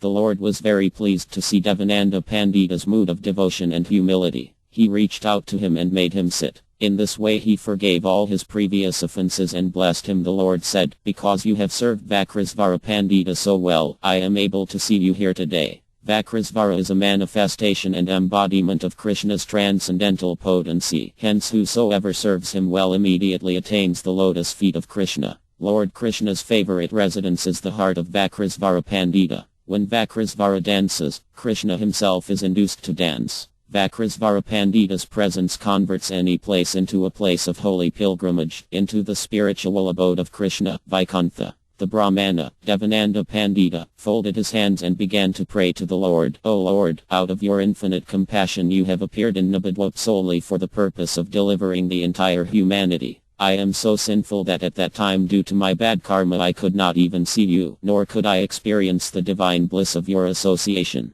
Your nature is to shower benedictions on every living soul, hence I pray that I may develop attachment to your lotus feet. I have one special favor to ask of you. I need your divine guidance. I am completely without knowledge, yet I am trying to teach from a book full of knowledge. The Bhagavatam is meant to be taught only by realized souls. O Lord, please instruct me what to teach and how to explain the Bhagavat." The Lord began to explain the essence of the Srimad Bhagavatam. "Listen, O learned Brahmana, interpret the Bhagavatam only in the light of bhakti or devotion. Do not enter any other process. The beginning, middle and end, throughout the Bhagavatam establishes that devotional service to the Supreme Lord is eternal, absolute and infallible. Devotional service is the only reality, the absolute truth. Even at the time of total dissolution of this cosmic creation when everything else is annihilated, only this reality remains unaffected, perfect. The Supreme Lord Krishna does not give devotional service to everyone. He easily offers liberation to an aspirant while hiding the science of unalloyed devotion.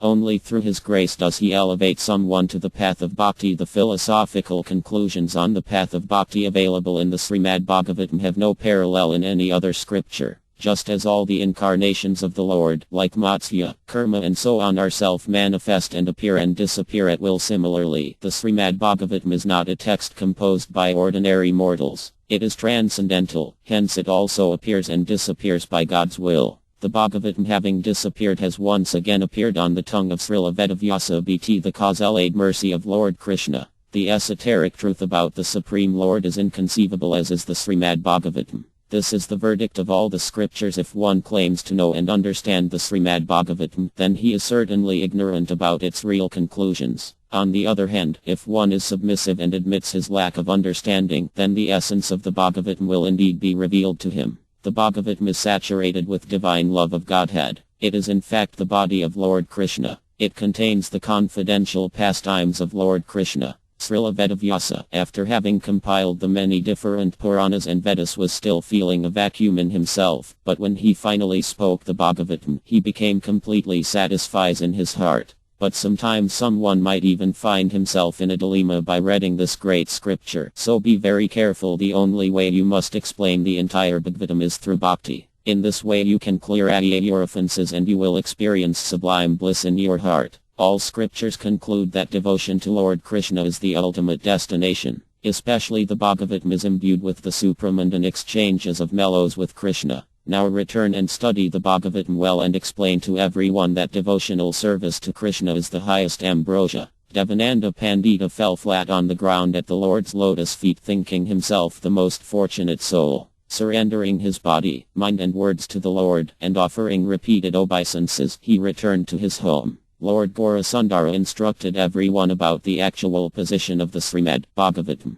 The Bhagavat teaches nothing but bhakti, so if one does not explain the path of devotional service while teaching the Bhagavatam, then he uselessly wastes energy and words, and he also earns the fruits of offenses. One who understands that the Srimad Bhagavatam is a treatise dedicated fully to the science of devotional service becomes a recipient of Lord Krishna's special grace. The presence of the Bhagavatam in any house makes the house sanctified and free from all inauspiciousness. Worshipping the Bhagavatam is equivalent to worshipping Lord Krishna. Hearing and reading the Bhagavatam is an alloyed devotional service. There are two meanings of the word Bhagavat. One is the book Srimad Bhagavatam and the other is the person Bhagavat, who is the personification of Lord Krishna's mercy. By daily worshipping, studying and hearing the Srimad Bhagavatam, one is actually elevated to become a person Bhagavat. On the other hand, if Srimad Bhagavatam is read by a sinful person without the proper attitude, then due to lack of proper understanding he will criticize Lord Nityananda. Lord Nityananda is the embodiment of the essence and divine mellows of the Srimad Bhagavatam.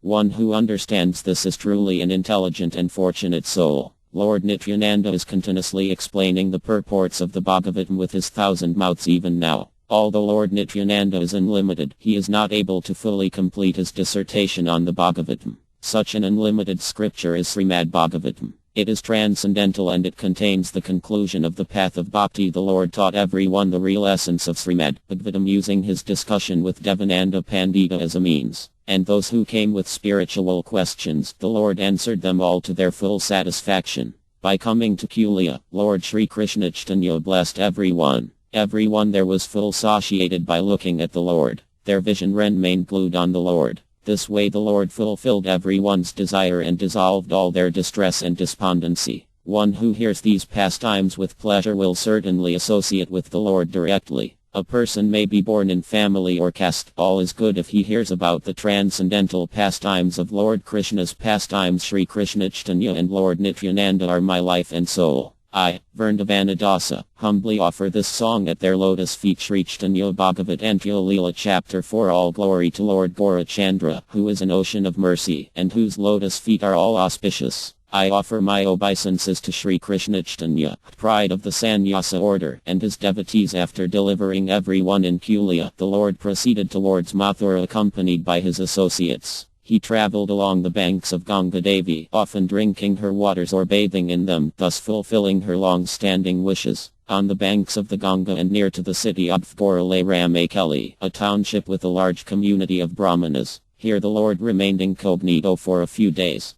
But soon everyone came to know that Lord Chaitanya had arrived, just as it is an exercise in futility to try to hide the sun. So men and women of all kinds and ages poured in from every direction. Feeling excited and flushed with pleasure, the Lord was as usual totally absorbed in divine ecstasy. Nothing interfered with it. One after another the different ecstatic symptoms manifested on his person, and he fell swooning again and again. The devotees were also wrapped in the Lord's blissful mood, and they performed continuous kirtan, leaving aside all other business. When sometimes the Lord cried out in a spiritual mood, this sound would be carried far and heard by travelers a couple of miles away. Although most of the people were simple rustic folk, ignorant about the intricacies of devotional service and mellows, yet by seeing the Lord in all his variegated splendor they became very happy. The people remained watching the Lord from a distance and offered their prostrated obeisances, resounding the holy name of Hari, Hari. When the Lord's name entered Lord Chaitanya's ears, his bliss increased several-fold. He lifted his arms and encouraged them, saying, "Go on, chant, chant, chant." The Lord blessed these people with such a feeling of overwhelming joy that even the Muslims joined in chanting Hari, Hari. What to say of others? The Lord was emanating so much compassion that even the Muslims offered prostrated obeisances from a distance to the Lord. And the Lord had no other thought in his mind than kirtana and dancing. The crowd began to swell and grow. They watched entranced. No one had any desire to leave. The people were jubilant, and their chanting made a tumultuous sound that rose upwards and rent the atmosphere for miles around. The only sound was Hari, Hari. Close by, within earshot, was the ruling Muslim king's assembly house, yet this did not cower their spirits. They fearlessly chanted loudly, forgetting all attachments to home and family. But in the meantime, the police inspector had gone to the king's palace and reported the arrival of a sannyasi in Ramakeli. He also reported that this sannyasi's continuous chanting of some ghostly mantra of the faithless had attracted a huge gathering. To this news the king replied, "Tell me, how is this sannyasi?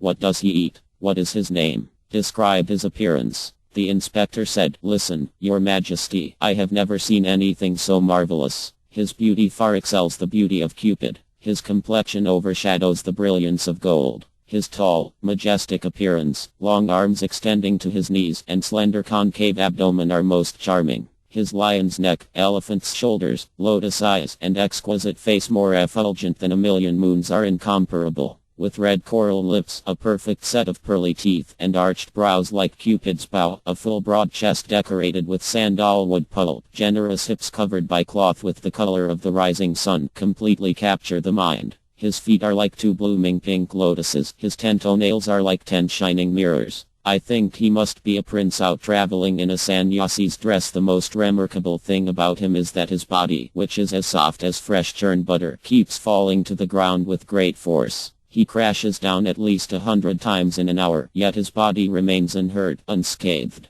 The hairs of his body are always standing on end like a jackfruit. At times he shivers so violently that hundreds of people cannot keep him calm. His eyes emit tears like 2 effusive rivers flowing endlessly, and sometimes he laughs so long and loud that for a couple of hours he does not stop. Then suddenly he falls swooning to the ground, overcome by the Caitanya, and remains lying unconscious, to the petrification of the onlookers. When he danced, it was a treat, for he eyes how he raised his hands and incessantly chanted, "Hurry, hurry." He seemed to forget every other activity. People who converged on that spot from all directions had no desire to leave. I myself have come across many sannyasis, mystics and wise men in my lifetime, but this sannyasi is certainly extraordinary. I repeat, your majesty, this sannyasi's arrival in your land is indeed a great blessing. He does not eat or sleep. He is all the time enwrapped in dancing and kirtana. The king, although grossly materialistic, heard everything, and he marveled at the discretions of the sannyasi. The king called for Caitanya and inquired from him, still in disbelief, "Caitanya, I want your opinion on this matter.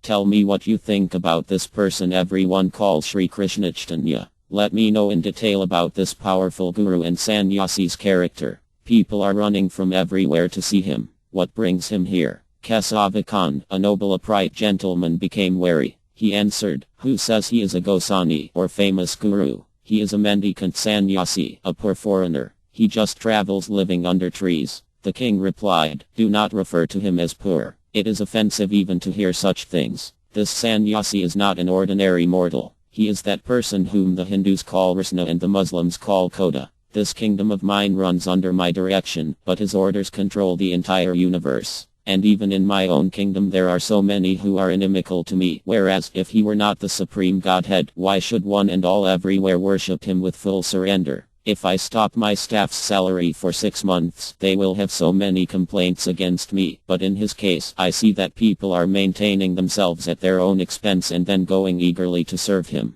Therefore, please understand that this sannyasi is God. Do not say that he is some poverty-stricken mendicant." After a thoughtful pause the king continued to speak, "Now hear my orders concerning this sannyasi. I do not want anyone to disturb him. He is free to go anywhere and preach anything he wants from his scriptures. Let him perform kirtana with the people and be satisfied and stay wherever he desires. If anyone tries to stop him for anything, be he the Qazi, police inspector, or anyone, I will punish him with death." With these words, the king inside his inner quarters. Such are the wonderful ways of Lord Caitanya that this was the same King Hussein Shah who was responsible for desecrating and destroying hundreds of temples in Orissa. Although Hussein Shah was such a fanatic and despotic Muslim ruler, he accepted Lord Gaurachandra as the Supreme Lord, but the spiritually blind cannot see him as the Supreme Personality. They shave their heads and become sannyasis, but when they hear the Lord's eulogies, they burn within with envy. The whole universe resounds with the Lord's panegyrics, and ignorance is dissipated by hearing his glories. Ananta Sesha, Laxmidevi, Lord Brahma and Lord Siva are all intoxicated and mad after relishing the super excellent pastimes of the Lord. The Vedas sing laudatory hymns in his praise, describing his supreme lordship over everything. So if anyone feels irked hearing the transcendental qualities of Lord Krishna Caitanya, then even if he is endowed with all good characteristics, they become malefic and cause him distress. On the other hand, if a person bereft of all good qualities remembers the Lord's lotus feet, he is immediately elevated to the spiritual abode of Vaikuntha. The concluding portion, or Antya-lila of this book reveals the transcendental activities of the Lord performing Sankirtana. The king's wise words created new confidence in him amongst the pious circles. They secretly assembled in a house and began discussing this news. They said, "Our king's character is terribly tyrannical. He is always influenced by the mode of ignorance. He has caused widespread devastation, demolishing thousands of temples in Orissa. Suddenly, by some divine arrangement, he is now being prompted by the mode of goodness." His words strongly indicate this change. But now again, if someone influential comes along and sways the king with ill advice against Lord Caitanya, then the king might have him brought in his presence and then anything could happen. So we must immediately send a message to the Lord suggesting that this place, being always under the surveillance of the Muslim king, is unsafe, and so he must proceed to the next village. A secret message was dispatched to Lord Caitanya through a reliable and honest Brahmana. The Lord was then totally submerged in divine ecstasy, relishing the bliss within himself, and was continuously roaring like the rumbling of thunder. Millions of people chanted Hari, Hari, and Lord Caitanya danced in ecstasy. No unnecessary words or other activities distracted him from dancing, singing and encouraging the others to sing. The messenger Brahmana stood there amazed at the sight, failing to find the right opportunity to speak to him. To speak about others trying to talk to him, the Lord even refused to converse with his own associates. The Lord was swimming in the tides of ecstatic bliss. He was tasting the nectar of his sweet devotion unto himself, forgetting every other activity. The messenger did not find the occasion to speak to the Lord, so he approached his devotees. The Brahmana said, "You are all followers of the Lord, so please approach him timely and give him a message from the pious section of our village.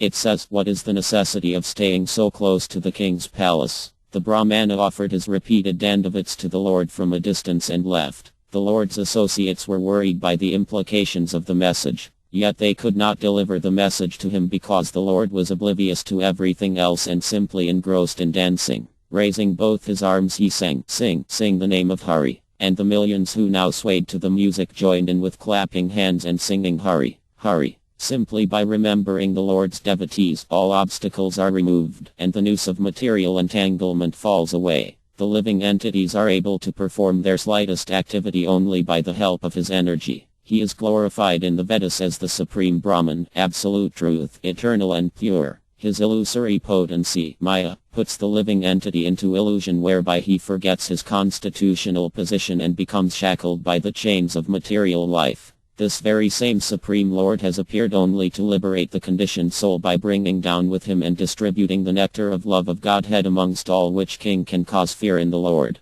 The Vedas declare that Yamaraja, the Lord of Death, and Death personified are the Lord's menial servants. Lord Gaurachandra, the son of Mother Sasi, is the Lord of both the material and spiritual planets. Now he continued Kirtana with unbounded joy, unconcerned about anything else. The Lord had ignited the hearts of the teeming millions who came to see him with such transcendental happiness that even they were unafraid of the king's close proximity, what to speak of the Lord himself becoming intimidated by the king. Although the spectators were mostly very ignorant, when they saw Lord Caitanya they became fearless of even death. Then why should the thought of a mere king invoke trepidation in them? The atmosphere resounded with jubilant chanting of Hari, Hari. As the crowd appreciated the presence of the Lord of Vaikuntha mingling with them singing and dancing freely, suddenly the devotees began to worry, and this was immediately felt by the Lord, who is the supreme soul within everyone's heart. The Lord smiled and returned to his normal behavior. He then spoke, cutting asunder the anxiety of his devotees. He said, "I know you are very concerned and afraid, but why should the king call for me? It is natural for me to meet someone who wants to see me, but it is not possible that everyone would like to meet me.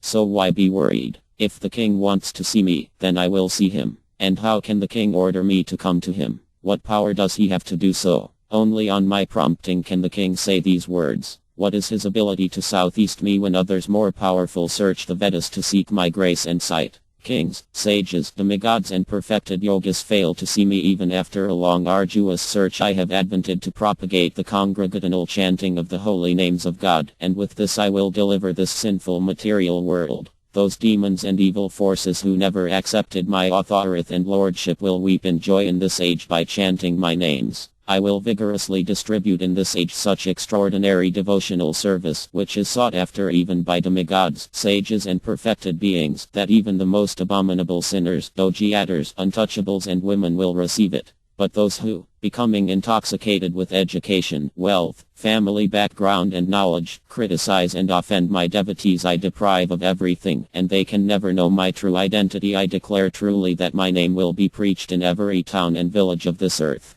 I have appeared in this universe, so I want that people seek after me, yet nobody is doing so. Therefore it is highly improbable that the king would want to see me. The Lord finished his talk, giving the devotees hope and joy. The Lord stayed in that village for another few days, performing kirtana and dancing, without the shadow of fear hanging over the people. Who can understand the Lord's mind? The Lord went back to Bengal instead of proceeding to Mathura. Lord Caitanya told the devotees, I am going to see the Lord of Nilakala. The supremely independent Lord, the source of the highest spiritual bliss, traveled southward, singing and dancing on the way. He stayed close to the Ganga all the way, and in a few days he arrived at Advaitakarya's house. Advaitakarya's days were fully taken up, blissfully absorbed in watching the wondrous activities of his son, neglecting all other work. Now I will describe these wondrous activities of the son that had so captivated the whole attention for the father. Advaitakarya's son's name was Achyutananda. He was certainly the fit son of an able father.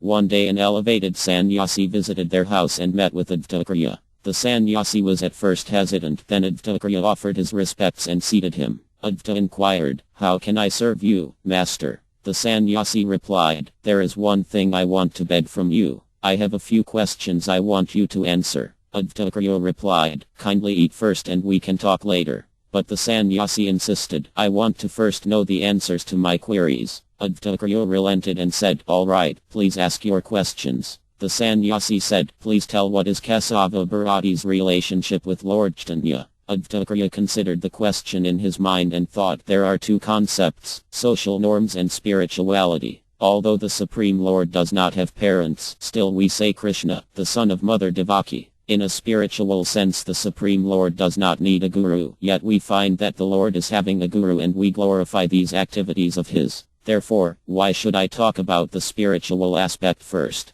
Better I speak about the social norms first. After thinking in this manner, Advaita said to the sannyasi, Sri Kesava Bharati is Lord Chaitanya's guru. You already know that, yet why do you ask? As Advaita was speaking these words, Achyutananda came running into the room. Achyutananda was 5, without any clothes. His chubby and charming form was covered with dust. He was as beautiful and attractive as Kartikeya. At this age he was already very knowledgeable, devoted, and an extremely potent personality. When he heard his father's words saying that Lord Caitanya has a guru, he became very upset and angry. But when he spoke he smiled and said, Father, what did you say? Can you please repeat it? You really think that Lord Caitanya has a guru? I cannot understand how you can dare to say such a thing. If such words have emanated from your mouth, then surely we find ourselves in Kali Yuga now. Or maybe it is because the illusory potency of Lord Caitanya is insurmountable. Even Lord Brahma and Lord Shiva are deluded by it. I can understand that you have been affected by Lord Chaitanya's deluding potency. It must be under the influence of the Lord's illusory potency that you have uttered such a statement as, Lord Caitanya has a guru. By Lord Chaitanya's desire the entire cosmic manifestation enters into the pores of his transcendental body as he lies in the waters of the causal ocean.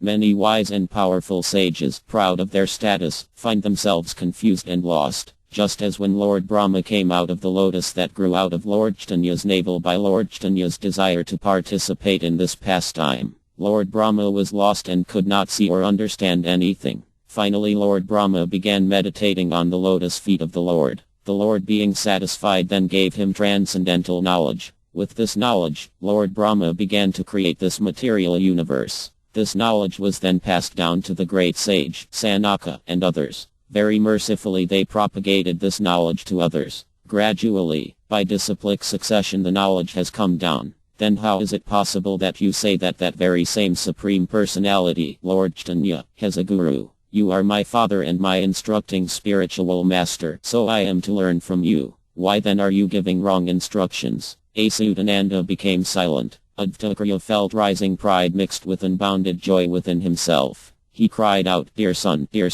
and picked Achyutananda up in his arms, drenching him with tears of ecstasy. He said to his son, "As a matter of fact, you are my father and I am your son. You have come to me as my son to give me spiritual instructions. I have certainly offended you, so please forgive me. I promise never to say such things anymore." Achyutananda became immediately shy hearing his own praises, and he kept his head down. The visiting sannyasi was overwhelmed hearing Achyutananda's words, and he fell down to the ground like a stick offering his obeisances. He said, "He is truly a worthy son of Advtakriya. Like father, like son. All this is very wonderful to me. Right here is proof of the Lord's inconceivable potency. Otherwise how could such words emanate from a mere child's mouth? I have chosen an auspicious moment to come and see Advtakriya, and I saw the most amazing miracle." He offered repeated obeisances to Advtakrit and his son, and feeling content and blissful, the sannyasi left, chanting Lord Hari's holy name. Achyutananda was indeed a worthy son of Advtakriya because he had taken complete shelter of Lord Chaitanya's lotus feet. If someone worships Advtakriya but disregards Lord Chaitanya, even if he is Advtakriya's son, he will be doomed. Advtakriya was so impressed with his son that he forgot all other duties. He took him in his arms and wept in great satisfaction. He smeared the dust from his son's body all over his own body. He began to dance happily, saying, "Lord Chaitanya's associate has appeared in my home. Who can know the extent of Advtakriya's devotion?" As he danced with his son in his arms, Lord Chaitanya found Advtakriya engrossed in dancing when he arrived at his house with all his associates. When Advtakriya saw that the dear lord of his heart had arrived, he fell to the ground and offered his obeisances, chanting Hari, Hari. He immediately went into a state of intense ecstasy, oblivious to his body and home. The ladies of the house chanted loudly, praising the Lord. Advtakriya's house echoed with jubilant sounds. Lord Chaitanya firmly took Advtakriya in his embrace and showered him with tears of immense joy. Advtakriya fell to the ground and placed the Lord's lotus feet on his chest, weeping profusely. The devotees were amazed to see such wonderful loving exchanges between the Lord and his dear associate, so they also were unable to contain their tears of happiness. Advtakriya Prabhu composed himself, and with utmost humility he offered Lord Chaitanya a seat.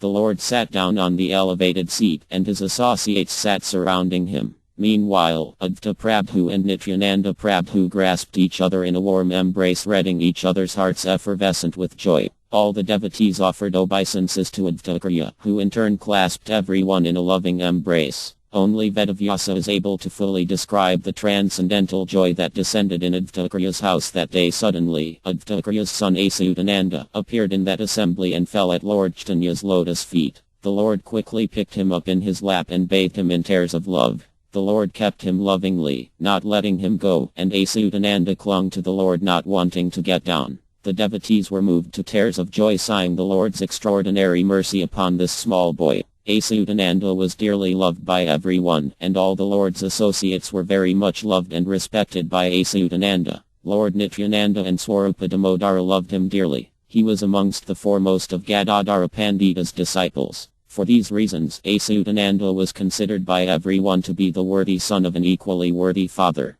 Thus the Lord was experiencing divine bliss to be amongst his old and dear associates once again. He remained for a few days in Advaita Prabhu's house, immersed in the ecstasy of Kirtana. Advtakriya's joy at having his dear Lord in his house was ever increasing. After the initial excitement, Advtakriya gave more thought to other matters. He sent a messenger to Nabadwap to inform Mother Sasi of the Lord's arrival in Santipura. The messenger was transported in a palanquin for speed. He requested Mother Sasi to immediately accompany him back to Advtakriya's house. Since Lord Chaitanya had left home, Mother Sasi had gradually become more and more immersed in an ocean of spiritual bliss, of love of Godhead. She was unaware of external situations. She spoke things that had no immediate relevance, or seemed to be listening to someone unseen. When Mother Sasi met anyone, she would ask, "Please tell me the news from Mathura, Vrindavana. How are Krishna and Balarama faring in Mathura? And how well is that sinful demon, Kamsa, continuing his tyrannical activities? What about that thief, Akrura, who stole my Rama and Krishna?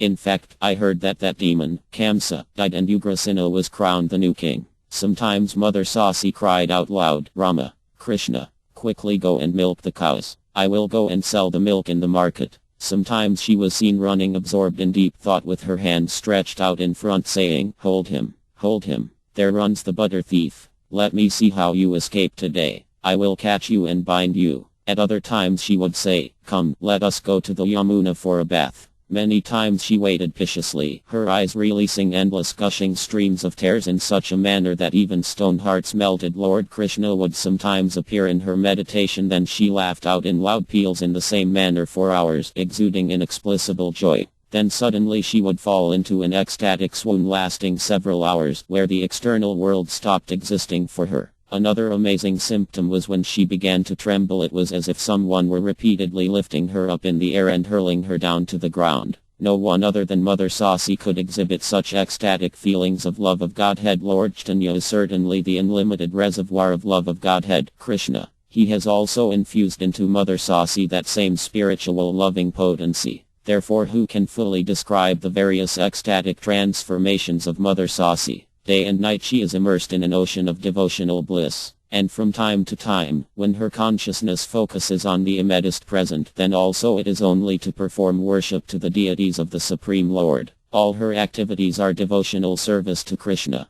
The messenger from Santipura arrived at a time when Mother Sasi was engaged in remembering Krishna. The messenger said, "Lord Gaurasundara has come to Santipura. Come, Mother Sasi, let us go right away to see him." This news deeply moved Mother Sasi into a state of overwhelming placid bliss. She was indescribably content. The other devotees of the Lord were jubilant. Gadadhara Pandita, Murari Gupta and other beloved devotees of the Lord immediately accompanied Mother Sasi to Santipura. When Mother Sasi and the devotees arrived in Santipura, the news was quickly brought to Lord Chaitanya. The Lord rushed to meet his mother. When he but saw her from a distance, he fell to the ground like a rod and offered obeisances. He circumambulated her on and on, chanting many verses and offering repeated dandavats. He prayed, "You are the universal mother, the embodiment of pure devotion, transcendental to all material inebrieties. By your gentle glance upon the living entities alone, the jivas can develop love and attachment for the Supreme Lord Krishna. You are personified devotional service to the Supreme Lord. You have the potency to fulfill everyone's desire. You are in fact Ganga Devi, Mother Devaki, Yasoda, Devahuti, Persni, Anasuya, Kausalya and Aditi. They have all emanated from you and will finally merge in you. Who can describe your transcendental glories? You dwell in everyone's heart." The Lord chanted eulogies in this manner, and he fell to the ground in joy, offering obeisances. Who other than Krishna himself can exhibit such extraordinary heights of devotion to father, mother, guru, or to any superiors? As he offered obeisances and chanted prayers, his whole body was bathed in ecstatic tears. And when Mother Sasi saw her son for the first time after such a long interval, she became inert with ecstatic bliss. All the while the Lord sang verses of praise, she remained stiff in spiritual shock like a wooden doll. The Lord continued exuberantly, "Whatever devotion I have for Krishna is only due to your grace. And all the millions of servitors of the Lord who have the slightest relationship with you are extremely near to my heart. Anyone who simply remembers you will become free from all material bondage." Ganga Devi and Tulasi Devi are famous for purifying everything by their mere touch, but even they are highly privileged to have your association. You have put so much time, energy, and love to raise me from birth. I have been always cushioned by your affection at every step of my life. I will never be able to repay this incalculable debt of love to you. Here again, only your wonderful qualities can counteract this burden of debt. It gave the Lord a special satisfaction to glorify his mother. The devotees also experienced transcendental joy hearing the Lord. Mother Sasi, or Ai as she is more popularly known, knew that her son was Narayana, the Supreme Lord, incarnated on earth, and so could say anything at any time. Mother Sasi then spoke up saying, "Who can understand your words? Logs in an ocean are tossed about and drawn away by waves not having any control of direction. Similarly, the living entities are in this material ocean being swept away without volition by the waves of your illusory agency.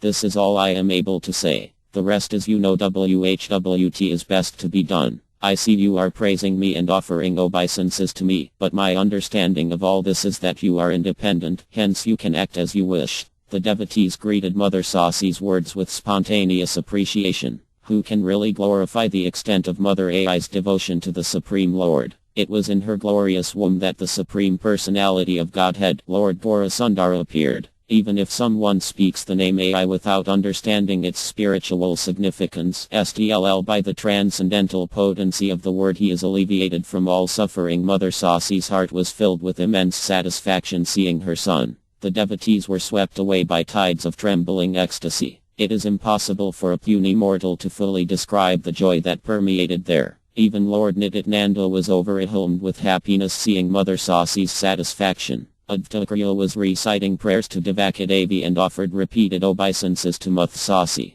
All the devotees like Haridasa, Murari, Srigarbha, Narayana, Jagadisa, Gopinatha and others were very blissfully affected by her joys. Whosoever reads and hears these ecstatic narrations is enriched with the jewel of love of Krishna. Advaita came to the Lord and gained permission for the fortunate Mother Sasi to cook for him. Mother Ai went to the kitchen with bubbling joy thinking, I am cooking for my Gaura Chandra, who is the Supreme Lord Narayana. Innumerable items of food appeared as if by magic. Many of the preparations she cooked were unknown to me and so I have no name to describe them. Mother Sasi knows that the Lord loves to eat sack or spinach, so she turned out 20 varieties of sack. In fact, each vegetable was prepared in 10 to 20 different ways. After cooking, she brought all the dishes and placed them neatly in the dining hall and put some tulasi buds on each item. In the middle of the room she spread a very nice sitting mat for the Lord. The Lord came with all his associates to eat. When he saw the elaborate arrangements with the countless dishes he fell down and offered dandavats. The Lord exclaimed, leave aside partaking of these foodstuffs. Just by seeing this transcendental food one becomes free from all material entanglement. And how can I sufficiently glorify the quality of cooking?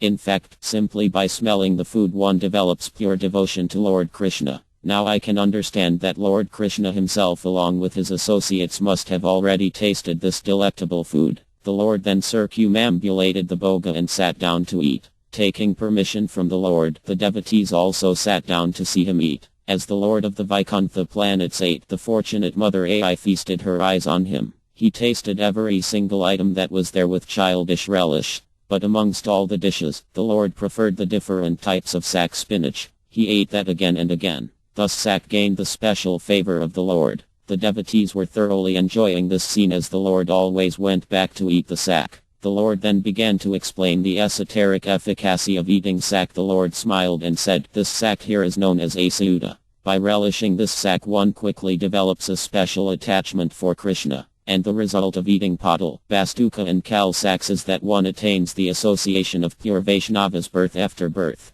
By eating Salinka and Helanka sack, one is not only free from diseases, but achieves the platform of pure devotion to Lord Krishna. The Lord ate and in between spoke out the transcendental qualities of eating different kinds of sack. Everyone experienced such spiritual ecstasy that day while the Lord took prasada that only Lord Ananta Sesha knows these facts in detail and is constantly describing them with his 1,000 tongues. In Kali Yuga that same Lord Ananta Sesha has appeared as Lord Nityananda, the Avadhuta. Everything that I write are simply pointers and are only by his grace. They are all explained by Srila Vyasadeva in detail. Anyone who reads and hears these descriptions becomes free from the darkness of ignorance. After this pleasurable experience of eating, the Lord got up and washed himself. As soon as he left the seat to wash and again sat down to relax, the devotees pounced on the Lord's remnants and began to eat. Someone said, why should a Brahmana take these remnants? I am a Sudra. Only I have the right to eat this. The other replied, I am not a Brahmana.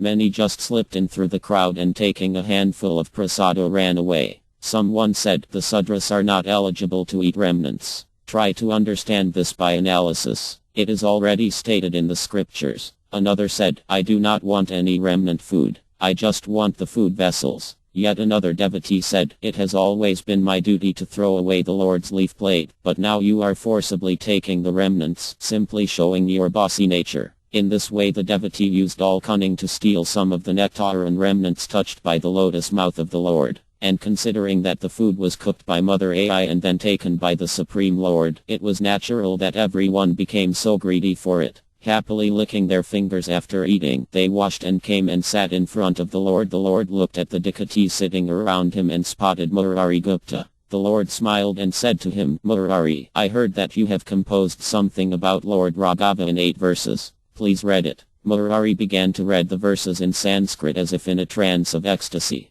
The meanings of which are, I constantly serve the lotus feet of Lord Ramachandra, the spiritual master of the 3 worlds, whose brother, Laxmana, is Lord Ananta. Laxmana is dressed in opulent kingly attire with a bright golden complexion, always meditating on serving his older brother, Lord Rama, and who is a most expert archer and is always walking in front of the Lord. I constantly serve the lotus feet of Lord Ramachandra, the spiritual master of the three worlds, who with his family slew Kara, Trisira and Kabandha, thus clearing the idyllic forest of Dandaka of mischievous demons, who killed King Bali and made friends with Sugriva. Like this, Murarigupta recited all the 8 verses. Then on the Lord's instructions he began to explain the meanings of those verses. Murari explained, with a complexion like that of fresh durba grass, he is seated on a gem-studded majestic throne smiling benignly. Sri Janakadevi, Sita, is on his left. He is the supreme archer, teaching everyone the art of archery. He is the desire tree who more than fulfills all the yearning of his devotees. His younger brother, Laxmana, is Lord Anantasesha.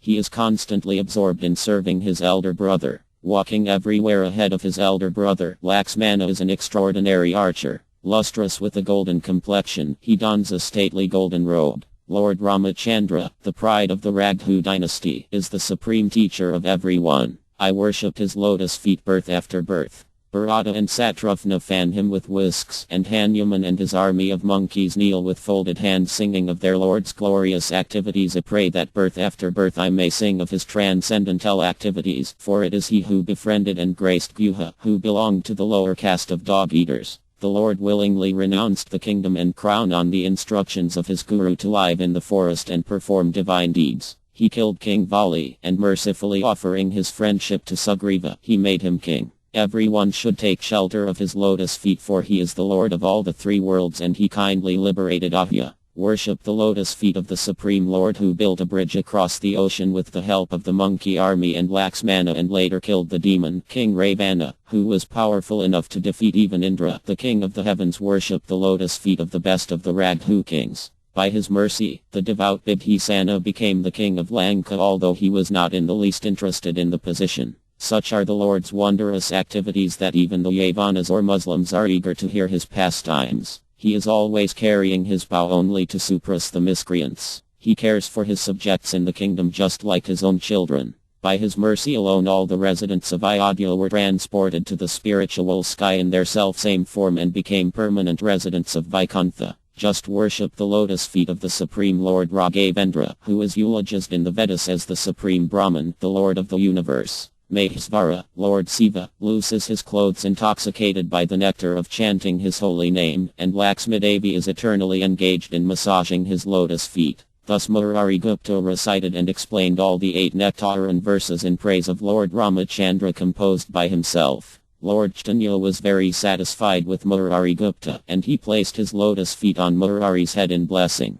The Lord said, "Listen, dear Gupta, I am blessing you that you can eternally serve the lotus feet of Lord Ramachandra. Whoever takes your shelter and association for a single moment will easily attain Lord Rama's lotus feet." The devotees resounded their loud approval hearing Lord shower his blessings upon Murarigupta. In this way the magnanimous Lord dispensed boons to the devotees, always surrounded by the bee-like associates who are eternally attracted to the lotus feet of the Lord. Suddenly a leper appeared in that assembly and came before the Lord. He threw himself down on the ground like a stick, groaning in pain. Then getting up he lifted his arms high and began to wail loudly. He said, "O merciful Lord, you have risen like the sun on this earth only to dissipate the sufferings of this material life. Your compassionate nature is always moved by the distress of others, and so I have come to you. I am burning in the pain of leprosy. Kindly tell me how I can be relieved of this." When the leper had finished speaking, the Lord addressed him angrily with a thundering voice. He said, Go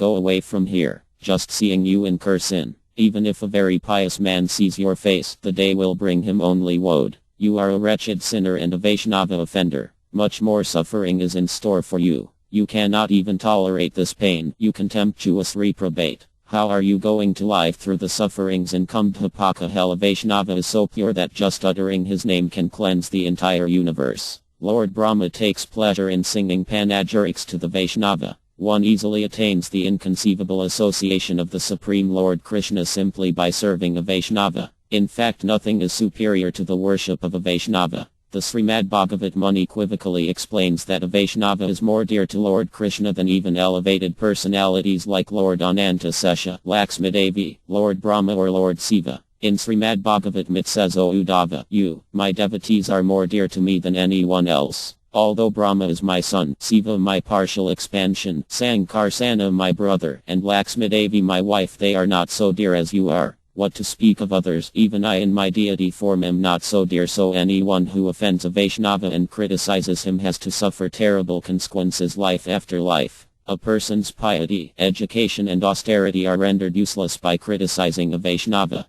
Lord Krishna even refuses to accept worship from a Vaishnava offender. Mother Earth feels blessed when the Vaishnava dances on her, whose very sight destroys nescience and sin in every direction, who when dancing if he lifts his arms to the sky waves away all ill fortune in the heavenly abodes. Such an elevated devotee is Srivasa Pandita, and you are so demoniac that you have offended him. Your leprosy is just a mere reminder of your offenses. The actual punishment is yet to come, to be meted out by Yamaraja, the god of death. Therefore I do not even want to see you, and I am not he one to deliver you. The leper quietly heard the Lord's chastisement, then with utmost humility and meekness, holding straw in his teeth, he began to speak. He prayed, in my ignorance I have destroyed myself. Delirious with the material disease, I have grievously criticized and offended a Vaishnava. For this heinous act I have rightly deserved my painful due. Now my Lord, pray think of my deliverance. It is the nature of saintly personalities to heal the suffering of the wretched and forgive the blasphemers.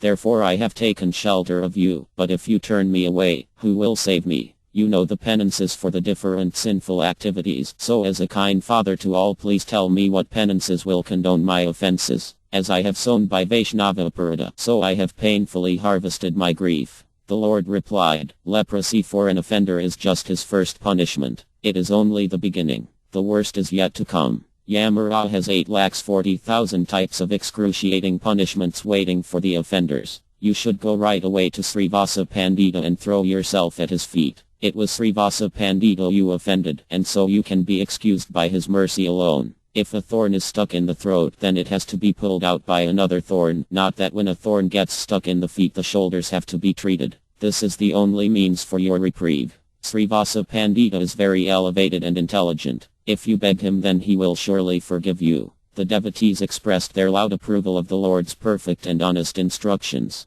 The leper paid his obeisances to the Lord and the devotees and hurried off to see Srivasa Pandita. Srivasa Pandita, out of his causeless mercy, exonerated the leper from all offenses and saved him from the worst fate. The Lord had clearly described the horrific results of offending a Vaishnava. In spite of hearing this, if a person is still so foolish to indulge in criticism and blasphemy of Vaishnavas, then Lord Caitanya will personally mete out the due punishments. If one sees two Vaishnavas quarreling, then one should never think that something is amiss or that there is enmity and malice between them. Such quarreling is in fact pleasing to the Lord and is transcendental. The arguments and abuses exchanged between Rukmini Devi and Satyabhama Devi, although sounding like serious fights, are factually not so, because they are forever united in their service to their common Lord and Master. There is no enmity between Vaishnavas. The Supreme Lord himself induces these fights due to his frolicsome nature. But if anyone foolishly sides with one Vaishnava against another, then he is doomed due to offending a Vaishnava. The Vaishnavas are the extensions of the Lord's limbs, so how can one benefit by serving him with one hand and inflicting pain on him with the other? One who has developed such vision becomes steady in devotional service. One who understands that Lord Krishna and his devotees, the Vaishnavas, are non-different, and with this knowledge serves the Lord, can easily cross the ocean of nescience. One who glorifies, hears and understands these transcendental subject matters can always avoid Vaishnava Aparada. The Lord remained a few days more in Santipura enjoying his stay in Advtakriya's house. Soon it was time to celebrate the auspicious occasion of Srila Madhavendra appearance day. Although there is no difference between Madhavendra and Advtakriya, yet Advtakriya considered himself to be Madhavendra disciple. It is certain that Lord Gaurasundara is eternally present in Madhavendra body. His devotion to the Supreme Lord is unparalleled. By Lord Krishna's grace, the Lord's transcendental potencies were fully manifest in Madhavendra. Kindly hear attentively how Advtakriya became a disciple of Sri Madhavendra before the advent of Lord Sri Caitanya in this world. The entire planet was bereft of any devotional feelings towards the Supreme Lord. Even then, Srila Madhavendra, by the special mercy of Lord Caitanya, was constantly experiencing devotional ecstasy. All the ecstatic symptoms would manifest on his person. He was so totally saturated in meditating on the Supreme Lord Krishna that he was not aware of what he was doing. While walking on the streets, suddenly he would start to dance very gracefully and chant the holy name. Sometimes, due to intense devotional feelings, he would go into a spiritual coma lasting several hours. Again, at times experiencing acute love and separation, he would cry, shedding torrential tears gushing out like the river Ganga in spate. Then there were instances where he would break out in loud peals of laughter, and intoxicated by the nectar of love of Godhead, he became unaware that he had lost the clothes he had on. Srila Madhavendra Puri spent his days happily relishing his sublime relationship with Lord Krishna. Only the absence of devotion amongst the general populace disturbed him and made him morose. He gave much thought to how to alleviate this suffering of the people. He arrived at the conclusion that the Supreme Lord Krishna must appear. The society then had no interest in nor understood the purpose of celebrating festivals of Lord Krishna's pastimes or holding night-long curtains glorifying Krishna. People's understanding of a perfect religious activity was to stay up nights listening to songs about the demigoddess Mangal Kandi. The only gods they knew were demigods like Sasti and Visahari, and they worshipped these demigods with much fanfare and ostentation. Many persons simply desired to increase their wealth and dynasty. To reach this end, they worshipped demons and ghosts with offerings of animal flesh and wine. Their fondest enjoyment was to listen to banal songs of equally mundane songsters. It was truly a sign of great piety if someone uttered the names of God, Govinda or Pundaraksa once at the time of the morning bath. People were so steeped in the mode of ignorance and deluded by Lord Krishna's Maya that they had no concept of who a Vaishnava is. What is Krishna Kirtana? Why do devotees dance and even weep in ecstasy during Kirtana? Srila Madhavendra Puri was deeply pained by the godlessness of the people, yet he found no one to speak to. Thinking that sannyasis would be sympathetic to his concern because of their renounced order, he approached them, but to his dismay he found that they were polluted by the desire to become one with God. So he gave up further attempts to talk to them. He felt forlorn. He had no place to turn to where he could discuss topics of Lord Krishna's pastimes. Learned scholars, yogis, hermits and even sannyas were never heard speaking any instructions guiding the people to serve the Supreme Lord. All of them were only interested in exhibiting their learning by presenting logic and argument. In fact, they had become agnostics, refusing to accept and revere the deity forms of the Supreme Lord. Seeing these negative conditions and himself all alone, Srila Madhavendra Puri decided to live away from society in a forest. Srila Madhavendra Puri observed, "Why am I roaming amongst people searching for a Vaishnava? How can I meet one amongst them if they themselves have no appreciation for a Vaishnava? Therefore let me just go to the forest and live there. There at least I will not have to associate with a non-devotee." About the time he made up his mind to withdraw from society, by divine arrangement he met Advaita. Sri Advaita was also greatly afflicted for the same reason. He felt despondent seeing the lives of people were empty and meaningless without devotion to the Supreme Lord. Sri Advaita in the meanwhile, in spite of such reverse conditions, had continued to preach about devotional service to Lord Krishna by the Lord's mercy alone. His discourses on the Gita and Bhagavat always stressed devotional service to Lord Krishna, which is in fact the essential truth in these books. So when Sri Madhavendra Puri came to Sri Advaita's house, it was a wonderful meeting of two highly elevated Vaishnavas. When Sri Advaita saw Srila Madhavendra Puri, recognizing all the signs of saintliness in him, he immediately fell to the ground offering his obeisances. Srila Madhavendra Puri picked up Sri Advaita and embraced him warmly, drenching him with tears of spiritual ecstasy. They sat down and entered the unlimited ocean of nectar of Lord Krishna's pastimes. They forgot about themselves and everything else, talking to each other about Krishna. Srila Madhavendra Puri was such an elevated devotee and lover of Lord Krishna that just by seeing a blackest cloud he would become unconscious due to uncontrollable spiritual agitation. Hearing Lord Krishna's name brings him immediate ecstasy, and roaring loudly he would manifest various symptoms of divine love. Sri Advaita could see all these Vaishnava qualities in Srila Madhavendra Puri. He was extremely pleased to meet him, and so he wanted to hear spiritual instructions from him. This was how the two spiritual stalwarts met. Sri Advaita, since their meeting, always celebrated Srila Madhavendra Puri's appearance day with great festivity, leaving all other work. So now he applied himself fully to commemorate this special occasion. Lord Caitanya and his associates were also very happy to join in the festivity, especially seeing how vigorously Sri Advaita went about decorating and making endless preparations for the celebration. Necessary requirements began pouring in from different people, just a clear indication to show how so many persons were attracted to the saintly qualities of Srila Madhavendra.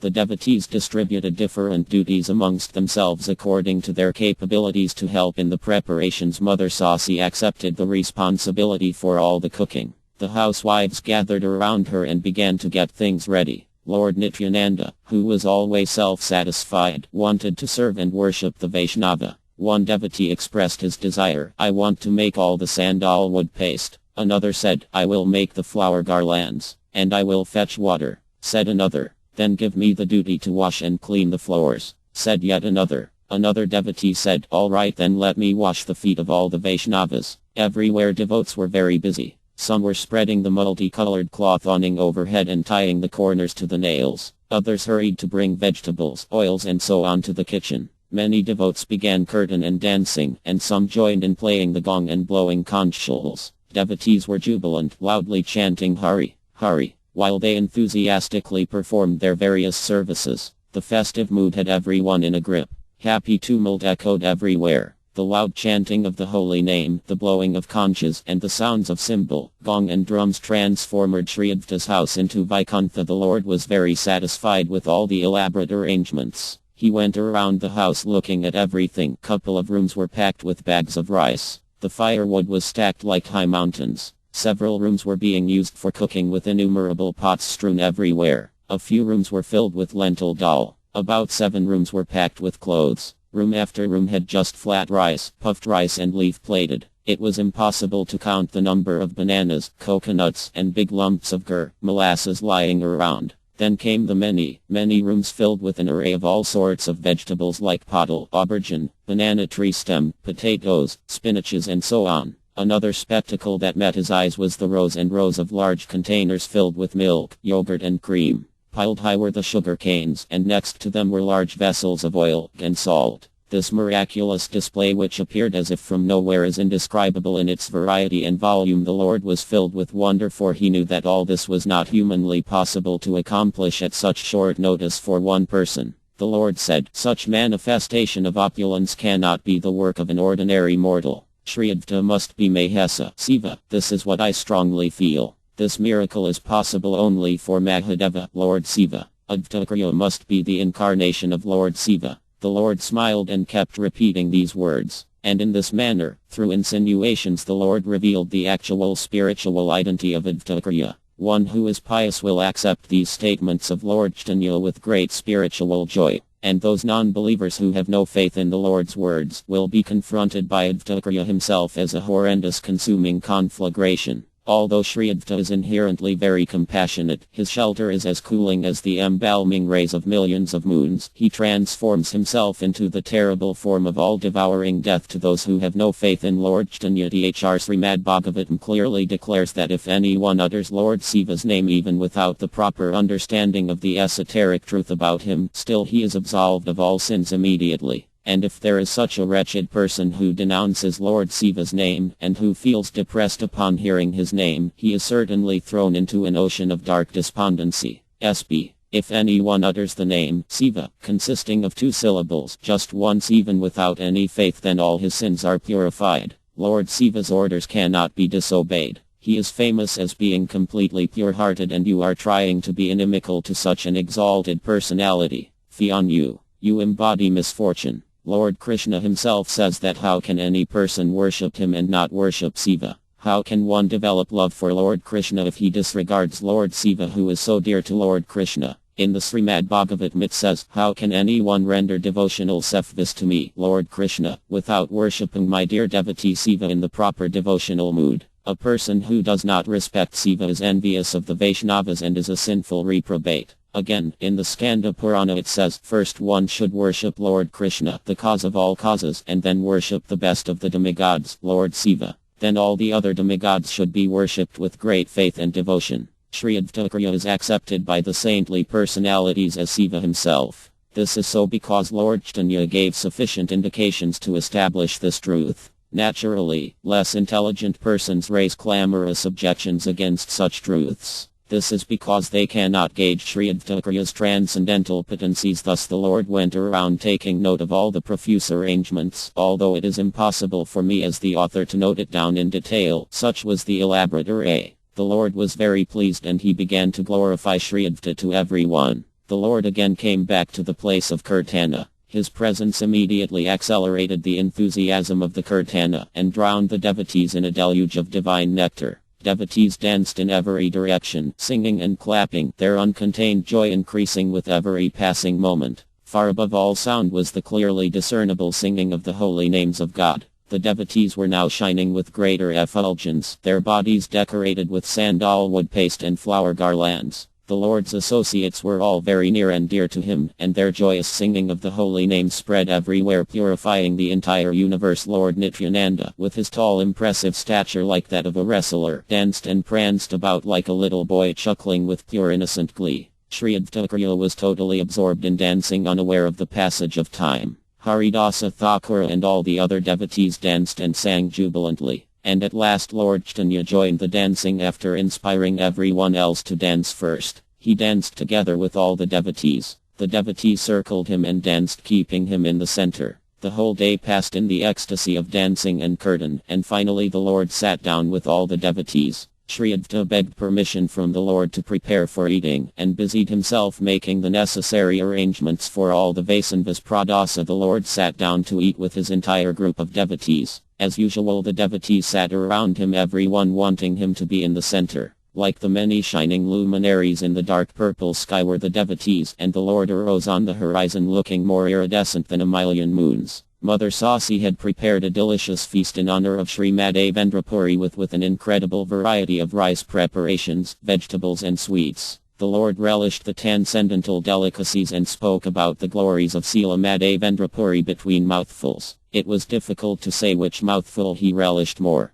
The Lord said, if one is fortunate enough to taste this wonderful prasada in honor of Srila Madhavendra Puri's appearance day, then one is immediately showered with loving devotion to Lord Krishna. The Lord then got tea from prasada and after washing himself he sat down. Sri Advaita brought many flower garlands and sandalwood paste and placed them before the Lord. First the Lord garlanded and smeared sandalwood paste on Lord Nityananda and Swarupa Damodara Prabhu with great affection. Then one by one the Lord garlanded and smeared sandalwood paste on all the Vaisnavas with his own hands. The devotees were extremely happy to have received these directly from the Lord. They all cried out loudly the Lord's holy name, making a joyous clamor that is impossible to describe. There was no way to gauge the pinnacles of ecstasy Sri Advaita climbed, because above everything he had the Lord of Vaikuntha himself as his guest. How is it humanly possible to fully describe all these transcendental pastimes of the Lord? The different activities the Lord performs within the span of a day cannot be recorded by anyone, even if allowed a period of 1,000,000 years to complete it in.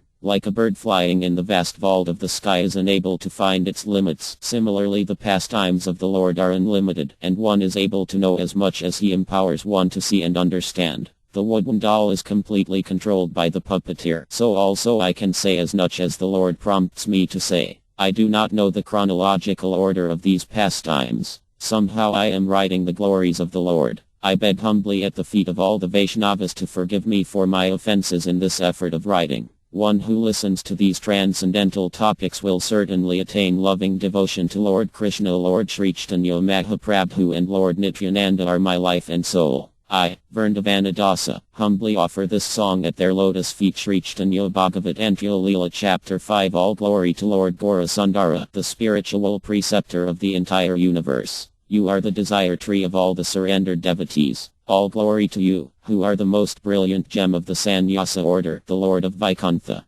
Please bless the living entities with your merciful glance. All glory to the Supreme Lord Gauranga along with all his devotees and associates, for you are the most munificent Lord, an ocean of divine compassion. Please hear attentively the topics narrated about the Lord in this concluding portion of this book. The Lord stayed another few days in Sri Advaita's house and then went to Kumarahata to Srivasa Pandita's house. Srivasa Pandita at this time was immersed in meditation on Lord Krishna, so when Lord Gaurasundara, the Lord of his life, appeared in person before him, it was like the object of his meditation was suddenly there in his presence, and as if the result of deep and sincere meditation was answered. Srivasa Pandita threw himself to the ground like a stick and paid his respects to the Lord. He clasped the Lord's lotus feet to his chest, and heaving long sighs of love he wept profusely. The Lord picked up Srivasa Pandita and embraced him, drenching him with tears of divine love. Srivasa Pandita's entire family was truly blessed by the Lord's causeless mercy. They all crowded to see the Lord, and raising their arms in a gesture of overwhelming joy, they began to weep.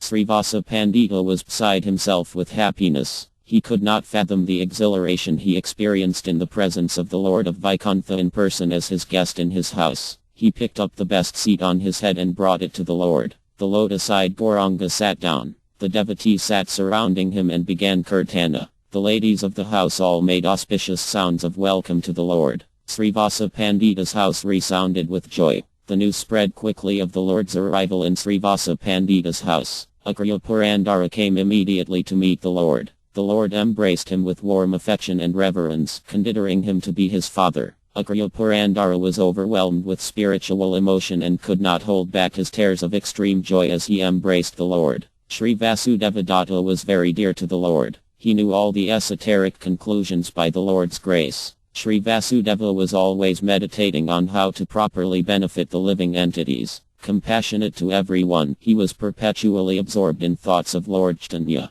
He never looked for faults in others, but always praised their good qualities. He had great attraction and love for the Supreme Lord and his service, and he was always respectful to the Vaishnavas and rendered humble service to them. When the Lord saw Sri Vasudeva Datta, he was very pleased and he embraced him and wept profusely in ecstasy. Sri Vasudeva fell down to the ground and clasped the Lord's lotus feet and began to cry out loudly. He cried so piteously that what to speak of men, even the stones could be moved to tears. Sri Vasudeva was endowed with such wonderful qualities that he alone could exemplify himself. The Lord loved Sri Vasudeva so dearly that he said, "It is indeed true that I belong to Vasudeva." Repeatedly the Lord said, "My body is Vasudeva's property. He can sell me anywhere he wants." This is true and not meaning anything else. A moment's association with Sri Vasudeva can bless anyone with Lord Krishna's protection from all dangers. O Vaishnava devotees, please hear me. I say truly that Sri Vasudeva owns me completely. The devotees became jubilant hearing the Lord shower such causeless mercy on Sri Vasudeva, and loudly chanted the holy name. Lord Gaurasundara is expert in praising his devotees and increasing their glories. Just as the devotees are always eulogizing the Lord's transcendental qualities, the Lord also does so in the same manner. The Lord stayed for some time in Srivasa Pandita's house performing exhilarating pastimes. Srivasa Pandita and his brother Ramai Pandita were always engaged in singing the glories of the Lord, and the Lord, feeling spiritually animated by their singing, danced in ecstasy. Both the brothers, Srivasa Pandita and Ramai Pandita, are very beloved of the Lord. They are like the two bodies of the Lord. Srivasa Pandita pleased the Lord in many ways by performing Caitanya, discussing from the Srimad Bhagavatam and maintaining proper standards of Vaishnava etiquette. It was in Srivasa Pandita's house that the Lord performed some of his most wonderful pastimes. One day the Lord called Srivasa Pandita aside and asked him confidentially about some family matters.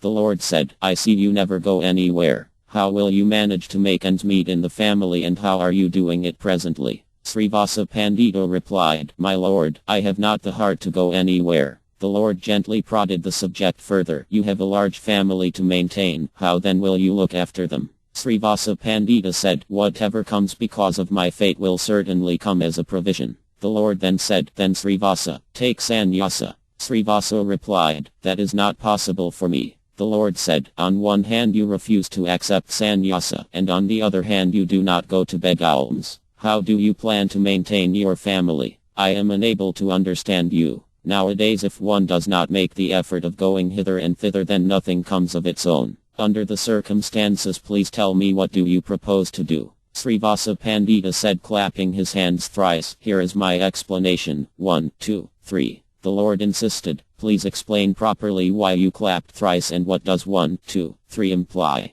Srivasa Pandita replied calmly, "I have taken a solemn vow that if after fasting for 3 meals I do not get any food, then I will surely tie a stone around my neck and drown myself in the Ganga." As soon as the Lord heard these words, he roared like thunder and said, "What did you say, Srivasa Pandita? You will be fasting because of lack of food. Even if Laxmidevi by some rare chance has to go begging, your family will never experience poverty. Srivasa Pandita, you have already forgotten what I have said in the Bhagavad Gita 9.22. Those who worship me with devotion meditating on my transcendental form, to them I carry what they lack and preserve what they have. One who is fixed in undeviating meditation on me has never to beg at anyone's steps. All the mystic potencies automatically manifest in him. My devotees are fully protected by my Sudarsana disc at all times, and even at the time of total annihilation of this material universe, they remain transcendental and unaffected. The Lord continued, one who simply remembers my devotee, I take responsibility of maintaining him.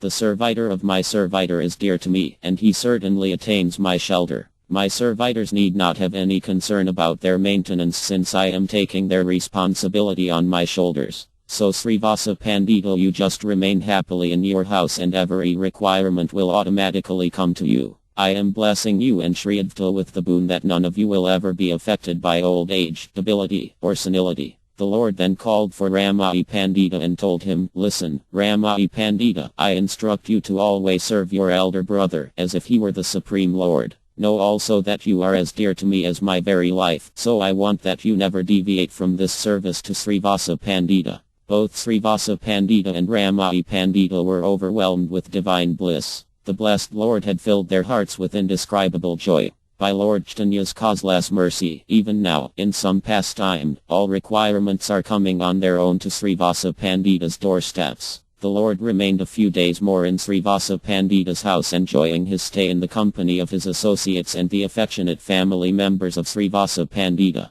From there he went to Sri Raghava Pandita's house in Panahati. Sri Raghava Pandita was always busy in serving Lord Krishna. So when the Lord arrived, Sri Raghava Pandita was overwhelmed to see his beloved Lord face to face. He fell to the ground offering obeisances and clasped his lotus feet, the very same lotus feet that are the source of Laxmidevi's constant joy. He began to weep in jubilation. The Lord was also extremely happy to see his dear devotee, and he picked him up and embraced him, while unrestrained tears of joy bathed Raghava Pandita. Sri Raghava Pandita did not know what to do or how to receive the Lord, such was his effusive bliss. The Lord of Vaikuntha, Sri Caitanya, was very pleased with Srila Raghava Pandita's devotion, and he showered his mercy upon him. The Lord said, by coming to Raghava Pandita's house and seeing him, all my gloom has been dispelled. Coming to his house has resulted in the same purification, and hence satisfaction, as bathing in the holy Ganga. Then smiling benignly at Srila Raghava Pandita, the Lord said to him, Dear Raghava Pandita, please go immediately and prepare food for Lord Krishna's satisfaction. Raghava Pandita immediately went off swimming in ecstasy to execute the Lord's order. His heart inundated with divine love, he cooked as his heart dictated, a plentiful variety. The Lord came to eat accompanied by Nityananda Prabhu and all the associates. The Lord relished Srila Raghava Pandita's cooking and praised each and every preparation. The Lord said to Raghava Pandita has cooked everything so excellently well. Especially I have never tasted such a delectable preparation of spinach sack ever before. Raghava Pandita already knew that the Lord was very fond of sack, so he made it a point to prepare it in many delicious ways. The Lord finishing his food washed and came and sat down. Meanwhile, word had spread that the Lord was staying in Srila Raghava Pandita's house. Sri Gadadhara Dasa heard the news and came hastily to meet the Lord. Srila Gadadhara Das was wet near and dear to the Lord. He epitomized pure devotion to the Lord. The Lord was extremely pleased to see Gadadhara Dasa, and out of great love for him he placed his lotus feet on his head. Sri Purandara Pandita and Srila Paramesvari Dasa also came rushing to see the Lord. Paramesvari Dasa was so surrendered to the Lord that the Lord reciprocated and manifested himself in person in his deity. Both these saintly devotees were in great ecstasy to see the Lord, and they cried tears of divine love. Srila Raghunatha Vaidya, that very exalted Vaishnava, also came to meet the Lord. In this way, an endless stream of devotees came to see the Lord. Panahati village experienced an extraordinary spiritual event by the Lord's advent and stay there. The Lord inundated the whole village with divine ecstasy by his personal presence. Once, the Lord called Srila Raghava Pandita aside and spoke to him alone. He said, Raghava, I want to reveal to you confidentially that Nityananda Prabhu is non-different from myself. You must understand that whatever Nityananda wants of me I do it. Without sophistry I say that everything I do is through Nityananda. We are one and the same. That which is rarely attained by great mystics steeped in meditation is easily obtained from Lord Nityananda. Therefore, engage yourself with sincerity and deference in Nityananda's service, knowing him to be the Supreme Lord. Before leaving the fortunate village of Panahati, the Lord instructed Makardhavaya, serve Raghava Pandita nicely. Know that the loving attachment you have developed for him is highly appreciated by me. The Lord then came to a place called Brahanagara. He visited the residence of an exalted and saintly Brahmana. The Brahmana was well versed in the Srimad Bhagavatam, and upon having the Lord's audience, he began to recite the verses. As the Lord heard the verses from Srimad Bhagavatam read by him with sublime devotion, he went into an ecstatic trance. With a voice resembling the roll of thunder, he cried out, "Read on! Read on!" The pious Brahmana was blissfully submerged in the text reading aloud, and the Lord began to dance in divine exaltation, oblivious to everything around him. Verse after verse described the transcendental glory of loving devotional surrender, and the Lord swooned again and again, falling like a rod on the ground with tremendous force. Such was the Lord's spiritual ecstasy that the people were amazed and afraid to see him fall with such intensity.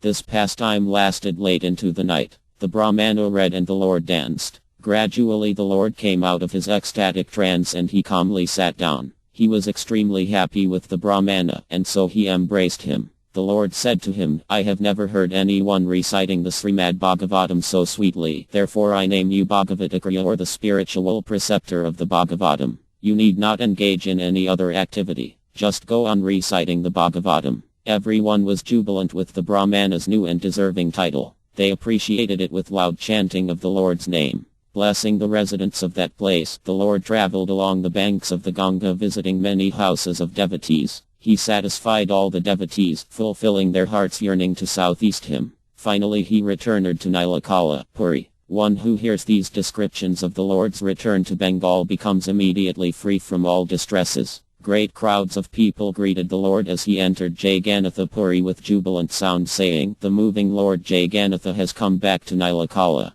The news flashed with the speed of lightning everywhere. Sri Sarvabhauma Bhattacharya and the other Orion associates of the Lord came running to see him. The devotees were morose because of feelings of separation since the Lord was away, and now on his return they were exulting and welcomed him with loud kirtana. The Lord, the reservoir of divine love, embraced them, reciprocating their spiritual affections, and bathed everyone with his effusive tears. Once in Nilakala, he began to reside in Kasi Misra's house. Here in Puri, the Lord spent all his time dancing in ecstasy and performing sweet, sublime kirtanas everywhere. Often he danced before Lord Jagannatha, losing himself in the ecstatic graceful movements, sometimes within the closed precincts of Kasi Misra's residence, and at other times he simply ran out to the ocean shores and danced to the rhythmic crashing of the waves on the sand. Blissfully oblivious of every other activity, the Lord now engaged in this wonderful pastime. He was up early with the first blowing of the conch shell from the temple, and as the doors to Lord Jagannatha opened he was there bowing before the Lord.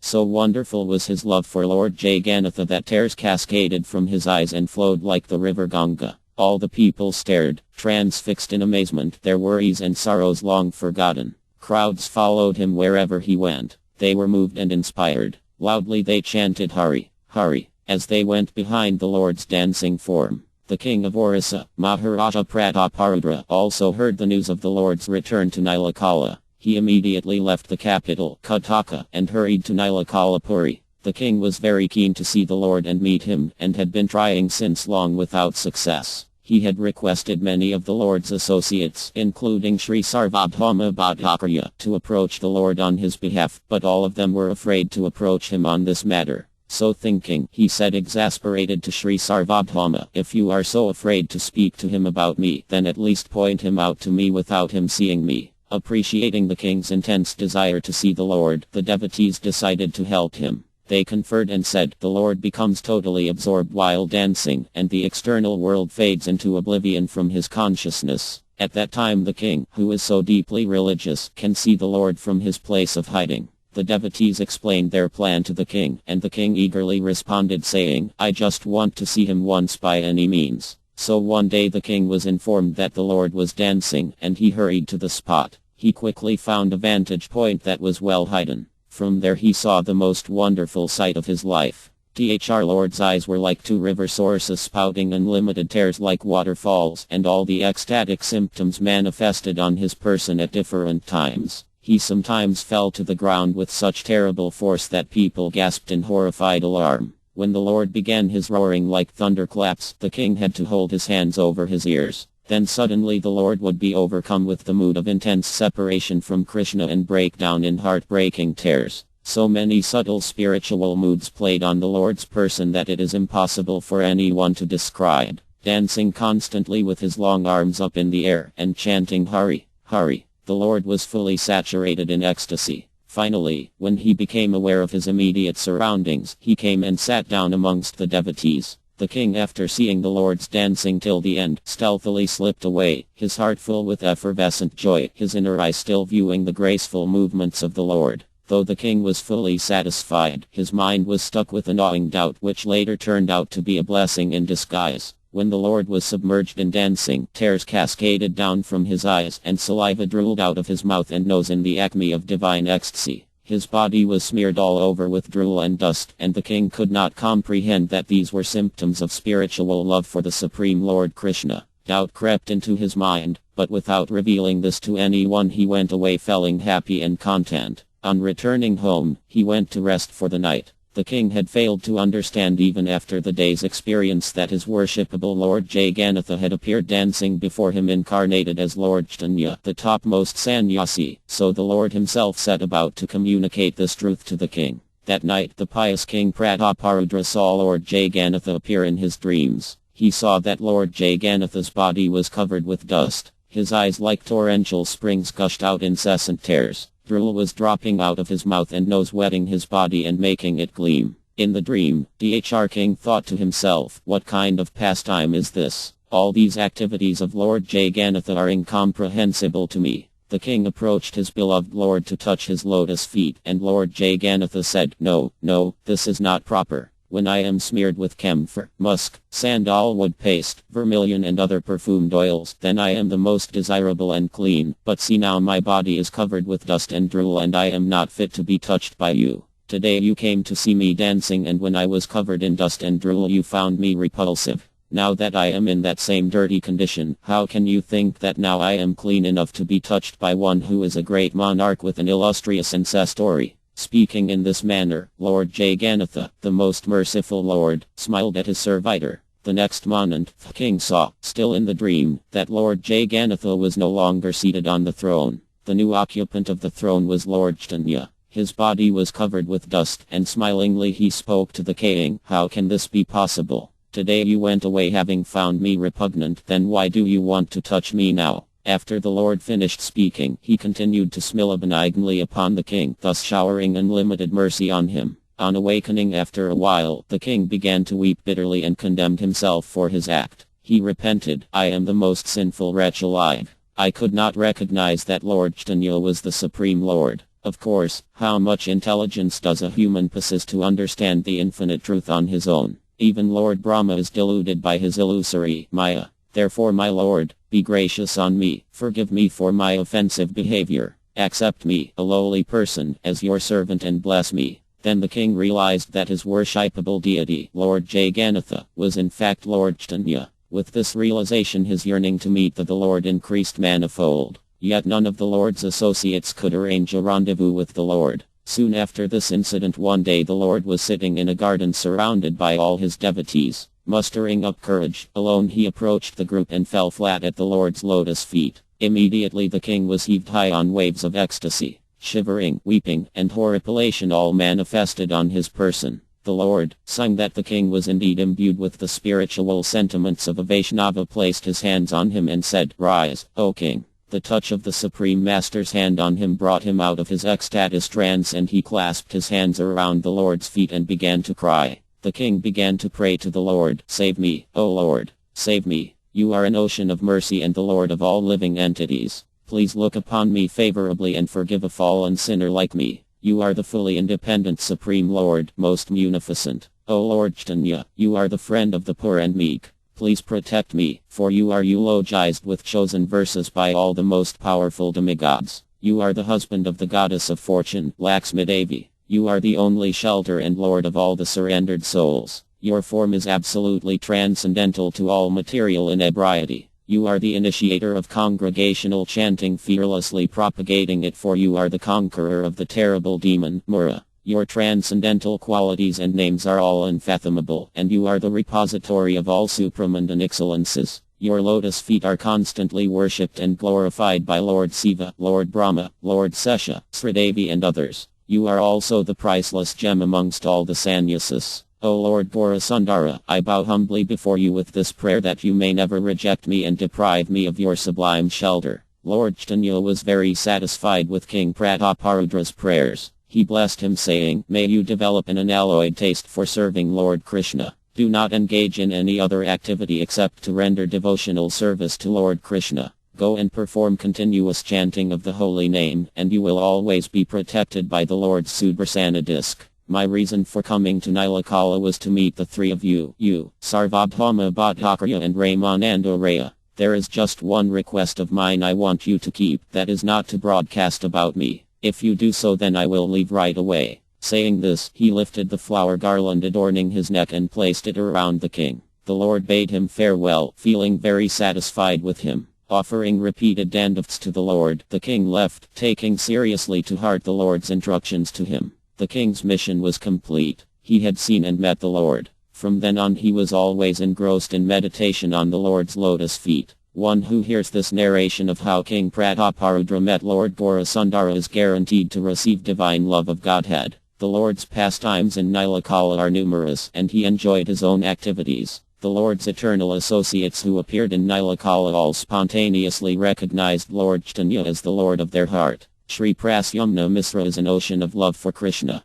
Lord Chaitanya personally gave him shelter at his lotus feet. Then there is Sri Paramananda Mahapatra, who is an embodiment of nectar and love for Lord Chaitanya. Sri Kasi Misra was always in a state of divine ecstasy, relishing the sublime nectar of Krishna Prema. The Lord stayed in his house. The Lord spent most of his time in congregational chanting in the company of these servitors. Most of the Lord's followers who had developed the interest to continue in family life all came to stay in Nilakala. Lord Nityananda spent a long time in Nilakala. He was always enthusiastic, jubilant, and roamed everywhere in Nilakala like the noon sun. He was perennially saturated and intoxicated with divine love. I am incapable of writing fully about his unlimited ecstatic love. He is always chanting just one name, Sri Krishna Chaitanya. No other name escaped his lips even in a dream. Just like Sri Laxmana was completely devoted to Lord Ramachandra, so is Nitai fully surrendered to his love for Lord Chaitanya.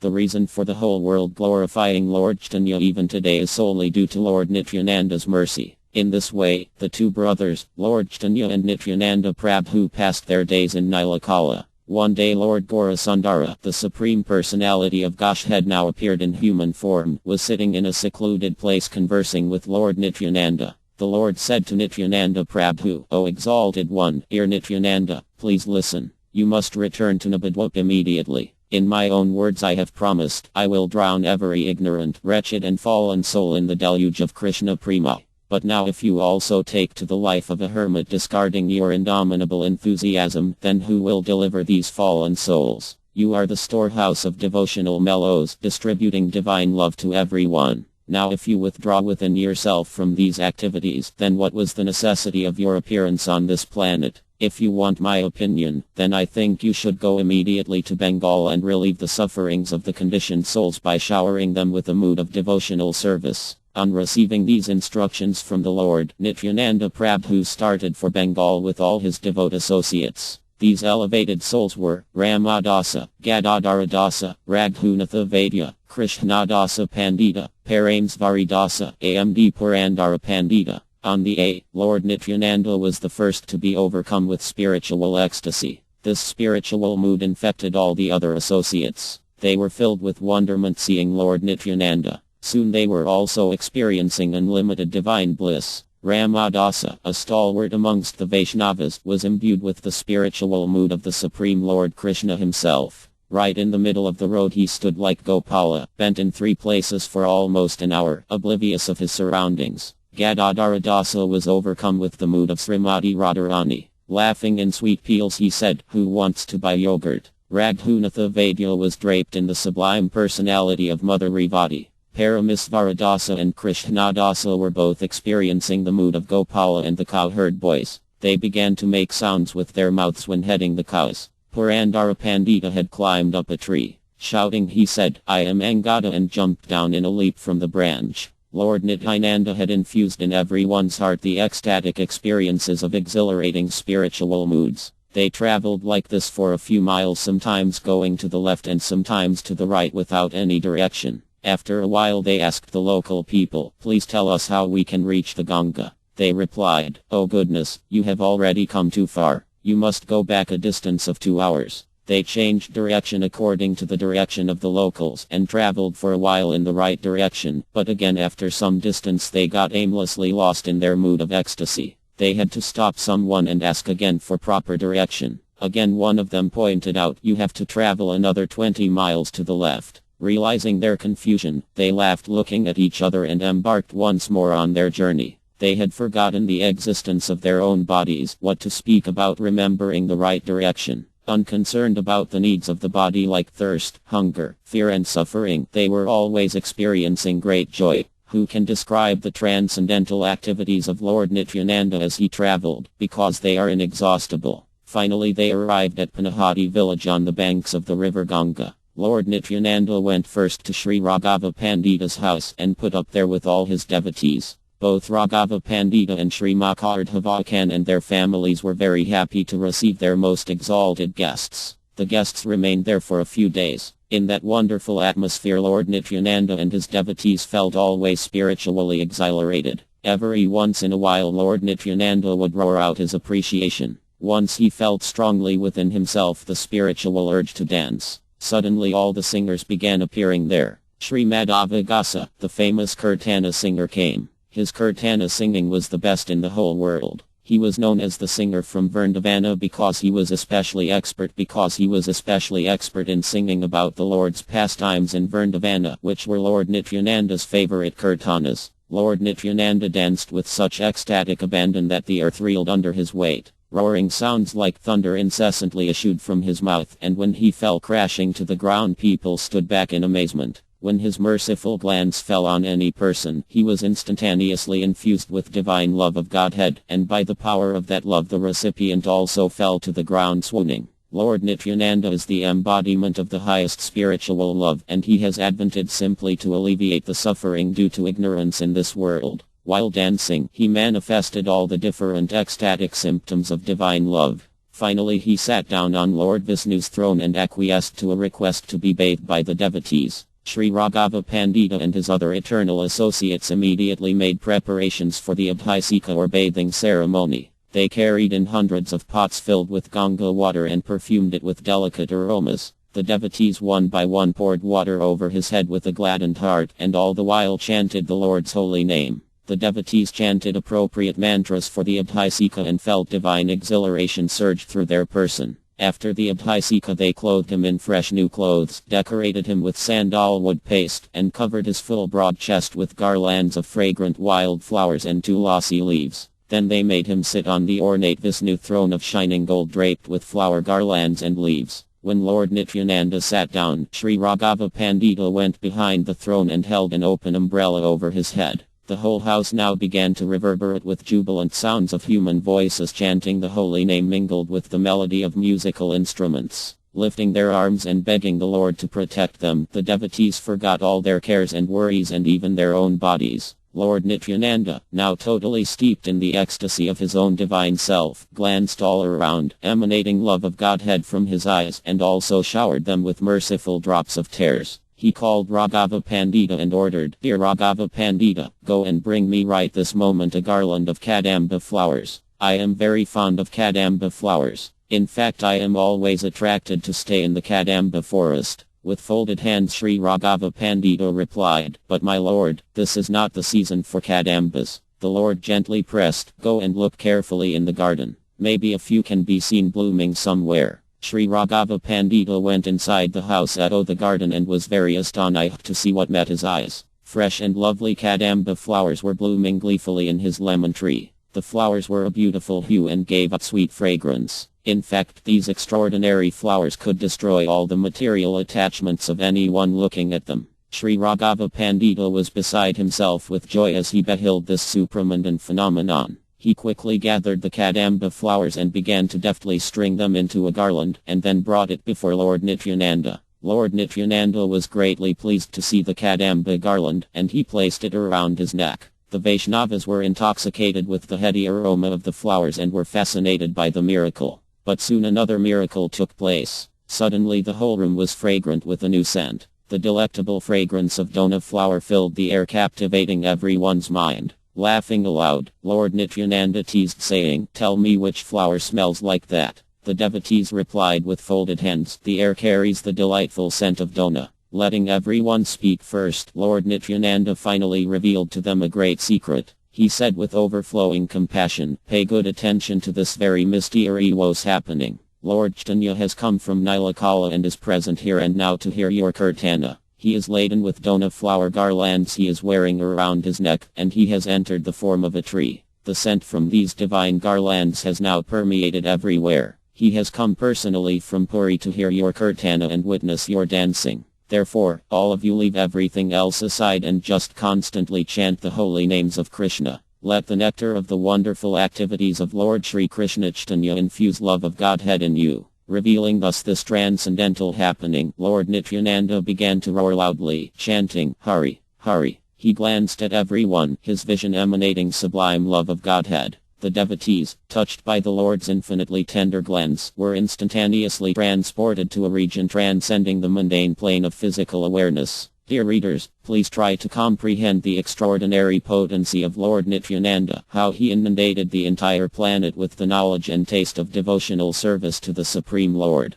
That super excellent mood of devotional surrender of the damsels of Vrindavana as is described in the Srimad Bhagavatam was facilely made available by the mercy of Lord Nityananda to the whole world. Lord Nityananda was sitting on the throne, and all the devotees sang and danced in front of him. Some of the devotees, unable to contain their surging glee, climbed up a tree and began to move on tender branches and twigs, but miraculously did not fall. Others roared thunderously and jumped down from the tree. There were others who circled their arms around a tree trunk and uprooted the whole tree, all the while loudly chanting Hari, Hari. Some became surcharged with such immense spiritual strength that they ran to the nearby rows of betel nut trees and putting their arms around a few of them uprooted them all at once like a bunch of grass. Lord Nityananda's extraordinary potency to infuse the devotees with blissful love of Godhead was so dynamic that their bodies began manifesting all the ecstatic symptoms of love of Godhead as described in the Srimad Bhagavatam, like crying, shivering, being paralyzed, perspiring profusely, horripilation, roaring, hoarseness, turning pale, and so on. Wherever Lord Nityananda glanced, he saw everyone being showered by the nectar and rain of devotional ecstasy. As his transcendental glance rested on any devotee, he was instantaneously injected with divine love, and swooning, that devotee fell to the ground unaware of the loss of his clothing.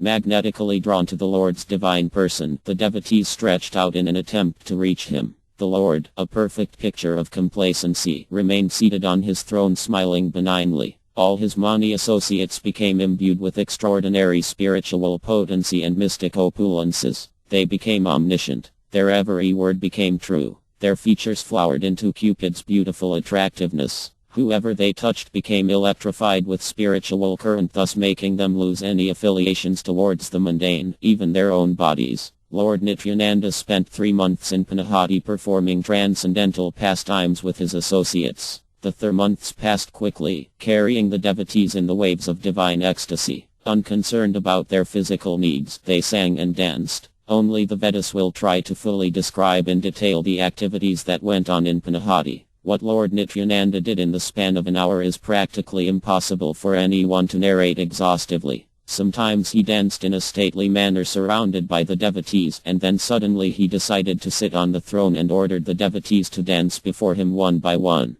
During each of the devotees' dance performance, many incidents occurred. The dancing inspired transcendental loving emotions amongst the devotees, drowning them in a deluge of love of Godhead. All the spectator devotees fell swooning in a moment when the ecstasy reached an apex. It looked like a cluster of banana trees being uprooted in a storm. The devotees did as directed by Lord Nityananda. They constantly chanted Lord Chaitanya's glories led by Lord Nityananda. The whole atmosphere was spiritually highly volatile. Whoever came even to simply watch the happening would be so infected with this spiritual mood that they would also become totally involved, oblivious of everything else. Whatever the devotees desired was immediately fulfilled. Thus the 3 months seemed to fly by without anyone noticing. One day during these 3 months, Lord Nityananda felt the desire to decorate himself with ornaments and fine dresses. No sooner he felt the urge and fineries were being brought by different people without prior information. All these gifts were very precious and of the best quality.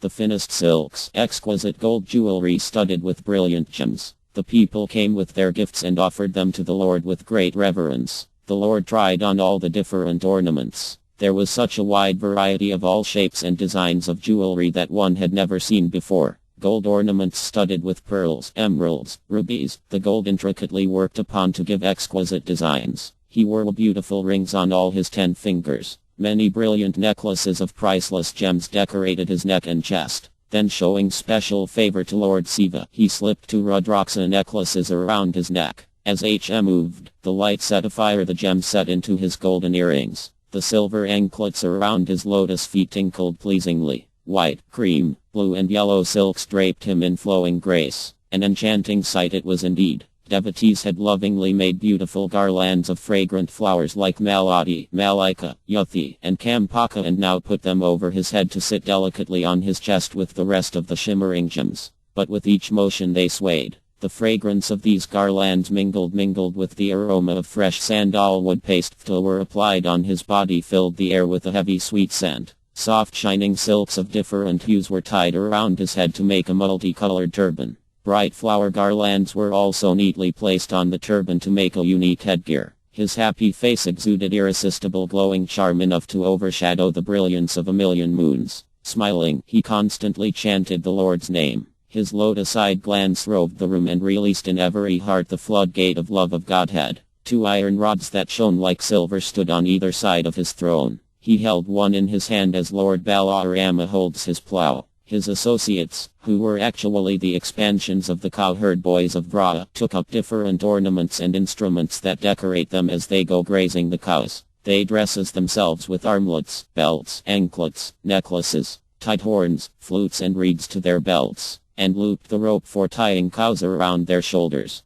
Then Lord Nityananda went out with all his associates as if going to graze the cows. They visited the houses of all the Vaishnavas residing on both banks of the Ganga. Himself immersed in an ocean of ecstasy that was within himself, the Lord blessed everyone with his association. The people were helplessly drawn to him on sight, captivated by his power and beauty. He is the embodiment of all transcendental mellows, representing both the holy name and the supreme Godhead himself. Even the atheists and agnostics upon seeing him began to offer prayers to him, feeling an urge in their melted hearts to offer everything to him. The most munificent Lord showers causeless mercy upon all. Wherever he went, whatever he did, Lord Nityananda was constantly absorbed in Sankirtana. And when he began dancing and singing kirtan, he sent everyone reeling in spirals of divine exaltation. Even the young children exhibited wonderful powers in his presence. Children from ordinary households manifested such strength that they uprooted big trees roaring loudly like thunderbolts.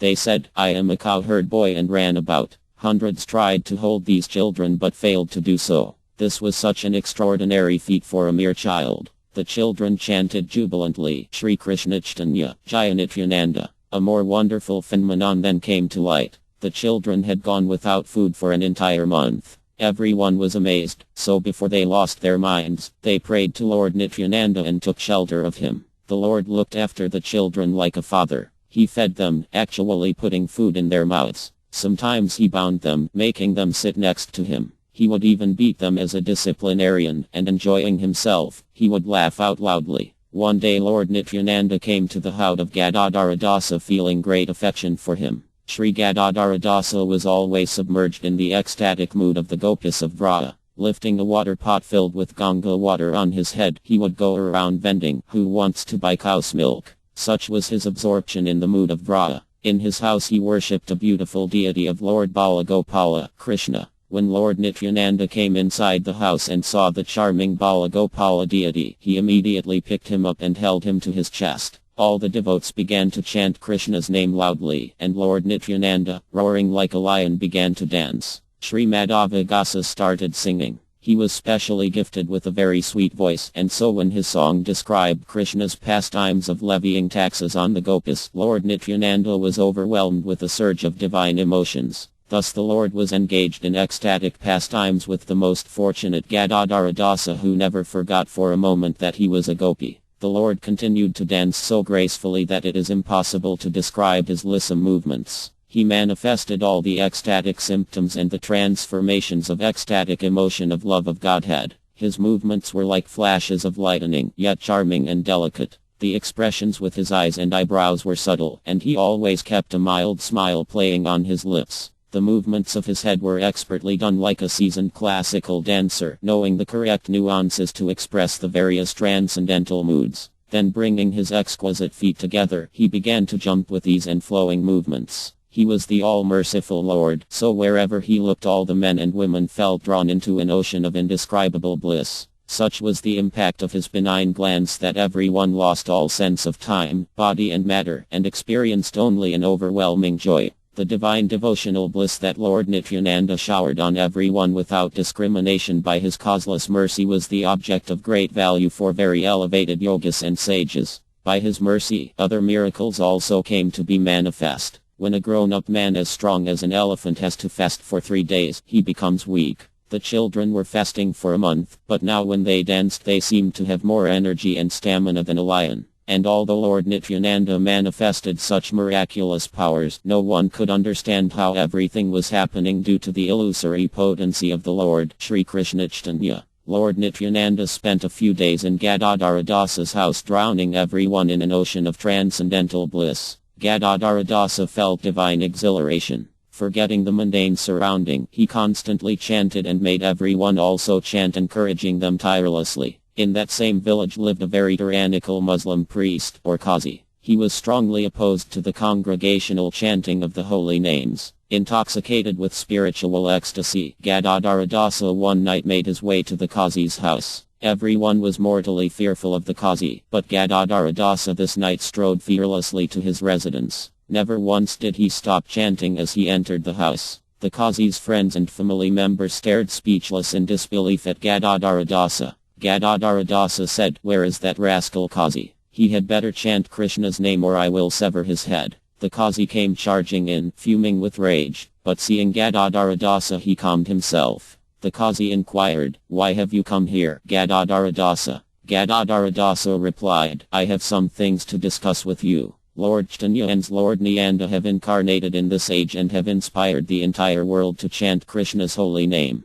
Only you remain to chant, so I have come to urge you to chant Lord Hari's name. The Lord's holy name is all auspicious and supremely beneficial, and I take responsibility for saving you from all sinful reactions if you simply chant." Although the Qazi was known to be very cruel, now he was speechless and stupefied. Then smiling wanly, the Qazi said, "Listen, Gadadhara Dasa, tomorrow I will certainly comply with your request to chant Hari, Hari. But tonight please go home." As soon as Gadadhara Dasa heard Lord Hari's name from the Qazi's mouth, he became jubilant. He said, "Why wait for tomorrow? Just now you have taken the Lord's name, and now you are completely free from all sins and inauspiciousness." Saying this to the Qazi, Sri Gadadhara Dasa began to dance like a madman, clapping his hands. Then suddenly he turned around and left, leaving a surprised Qazi still staring after him. Gadadhara Dasa returned to his residence. Gadadhara Dasa was always absorbed in meditating on Lord Nityananda. He is counted among the foremost of Lord Chaitanya's associates.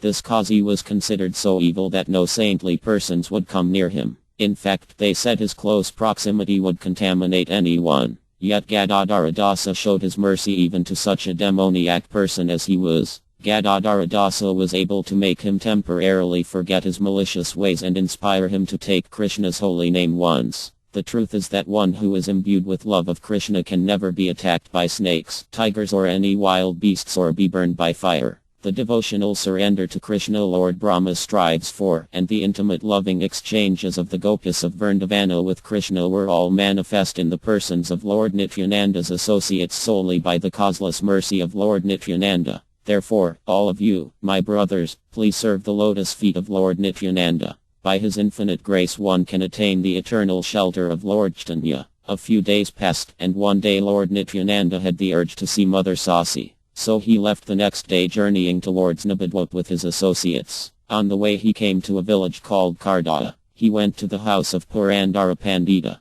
The Lord felt such great ecstasy that he began to dance jubilantly. It is impossible to pin down his graceful and lithe movements. Purandara Pandita was also a great devotee who was already mad with love of Godhead. He climbed up a tree and began to roar loudly like a lion. Another devotee named Caitanya Dasa had become so surcharged with spiritual ecstasy that he was oblivious of everything around him. He ran into the forest chasing away the wild beasts with his rumbling roars. Once he saw a tiger and jumped on his back. The tiger was helpless, unable to do anything. Such is the potency of Lord Krishna's mercy. He then picked up a huge python and placed it on his lap and began to play with it fearlessly as he had earlier played with the tiger.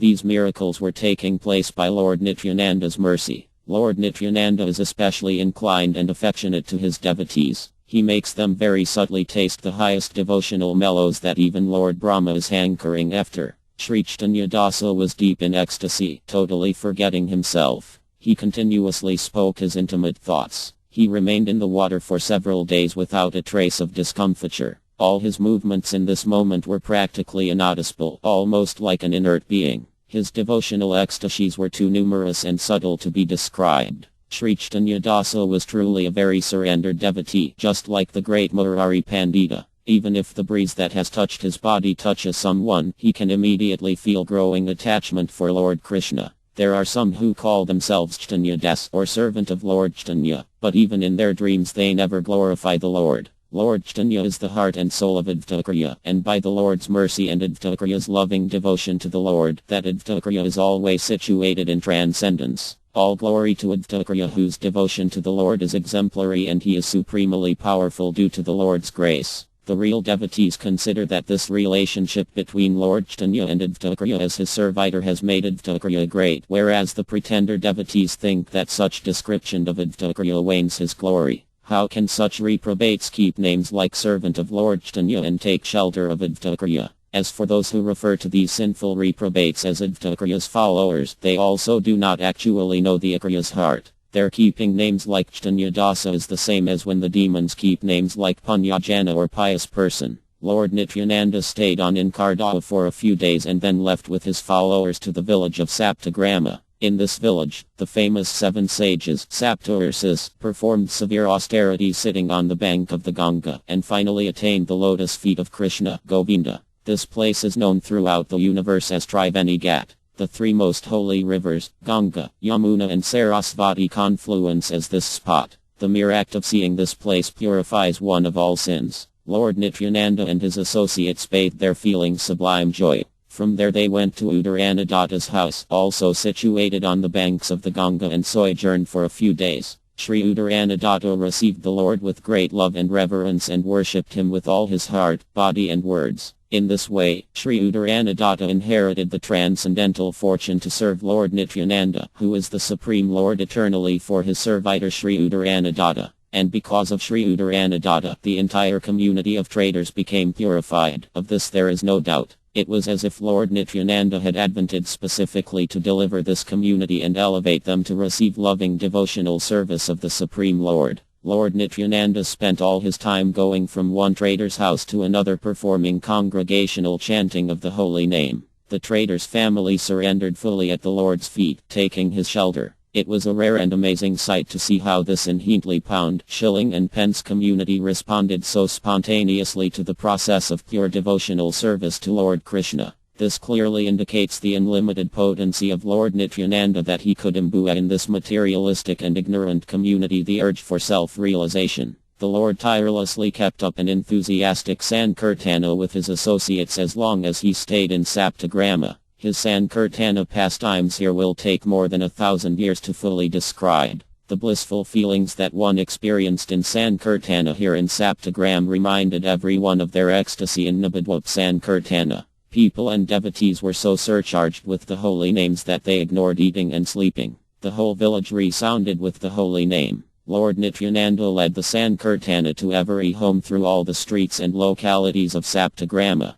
And when the people beheld the Lord's dancing form, it was impossible for anyone to check himself from swooning in joy. What to speak of others, even a meat-eating Muslim, who generally do not believe in Lord Vishnu, Krishna, was moved to tears of ecstasy, so much so that a Brahmana derided himself for not being able to match his devotion. All glory to Lord Nityananda, whose mercy can make the impossible possible. The days in Saptagram passed amidst such miracles and ecstasy, and Lord Nityananda was its main actor. Lord Nityananda then travelled for a few days and came to Santipura and went directly to his beloved compatriot, Advtakriya's house. Sri Advtakriya felt an indescribable pleasure spreading through his heart upon seeing Lord Nityananda, roaring loudly Hari, Hari. Sri Advta offered repeated obeisances and circumambulated him. He encircled his arms around the Lord in a loving embrace and bathed him in his cascading tears of joy. Both of them were almost unconscious with overwhelming spiritual emotions as loving exchanges welled up in their hearts. They rolled in the courtyard, tight in each other's embrace, and then both tried to touch the other's feet.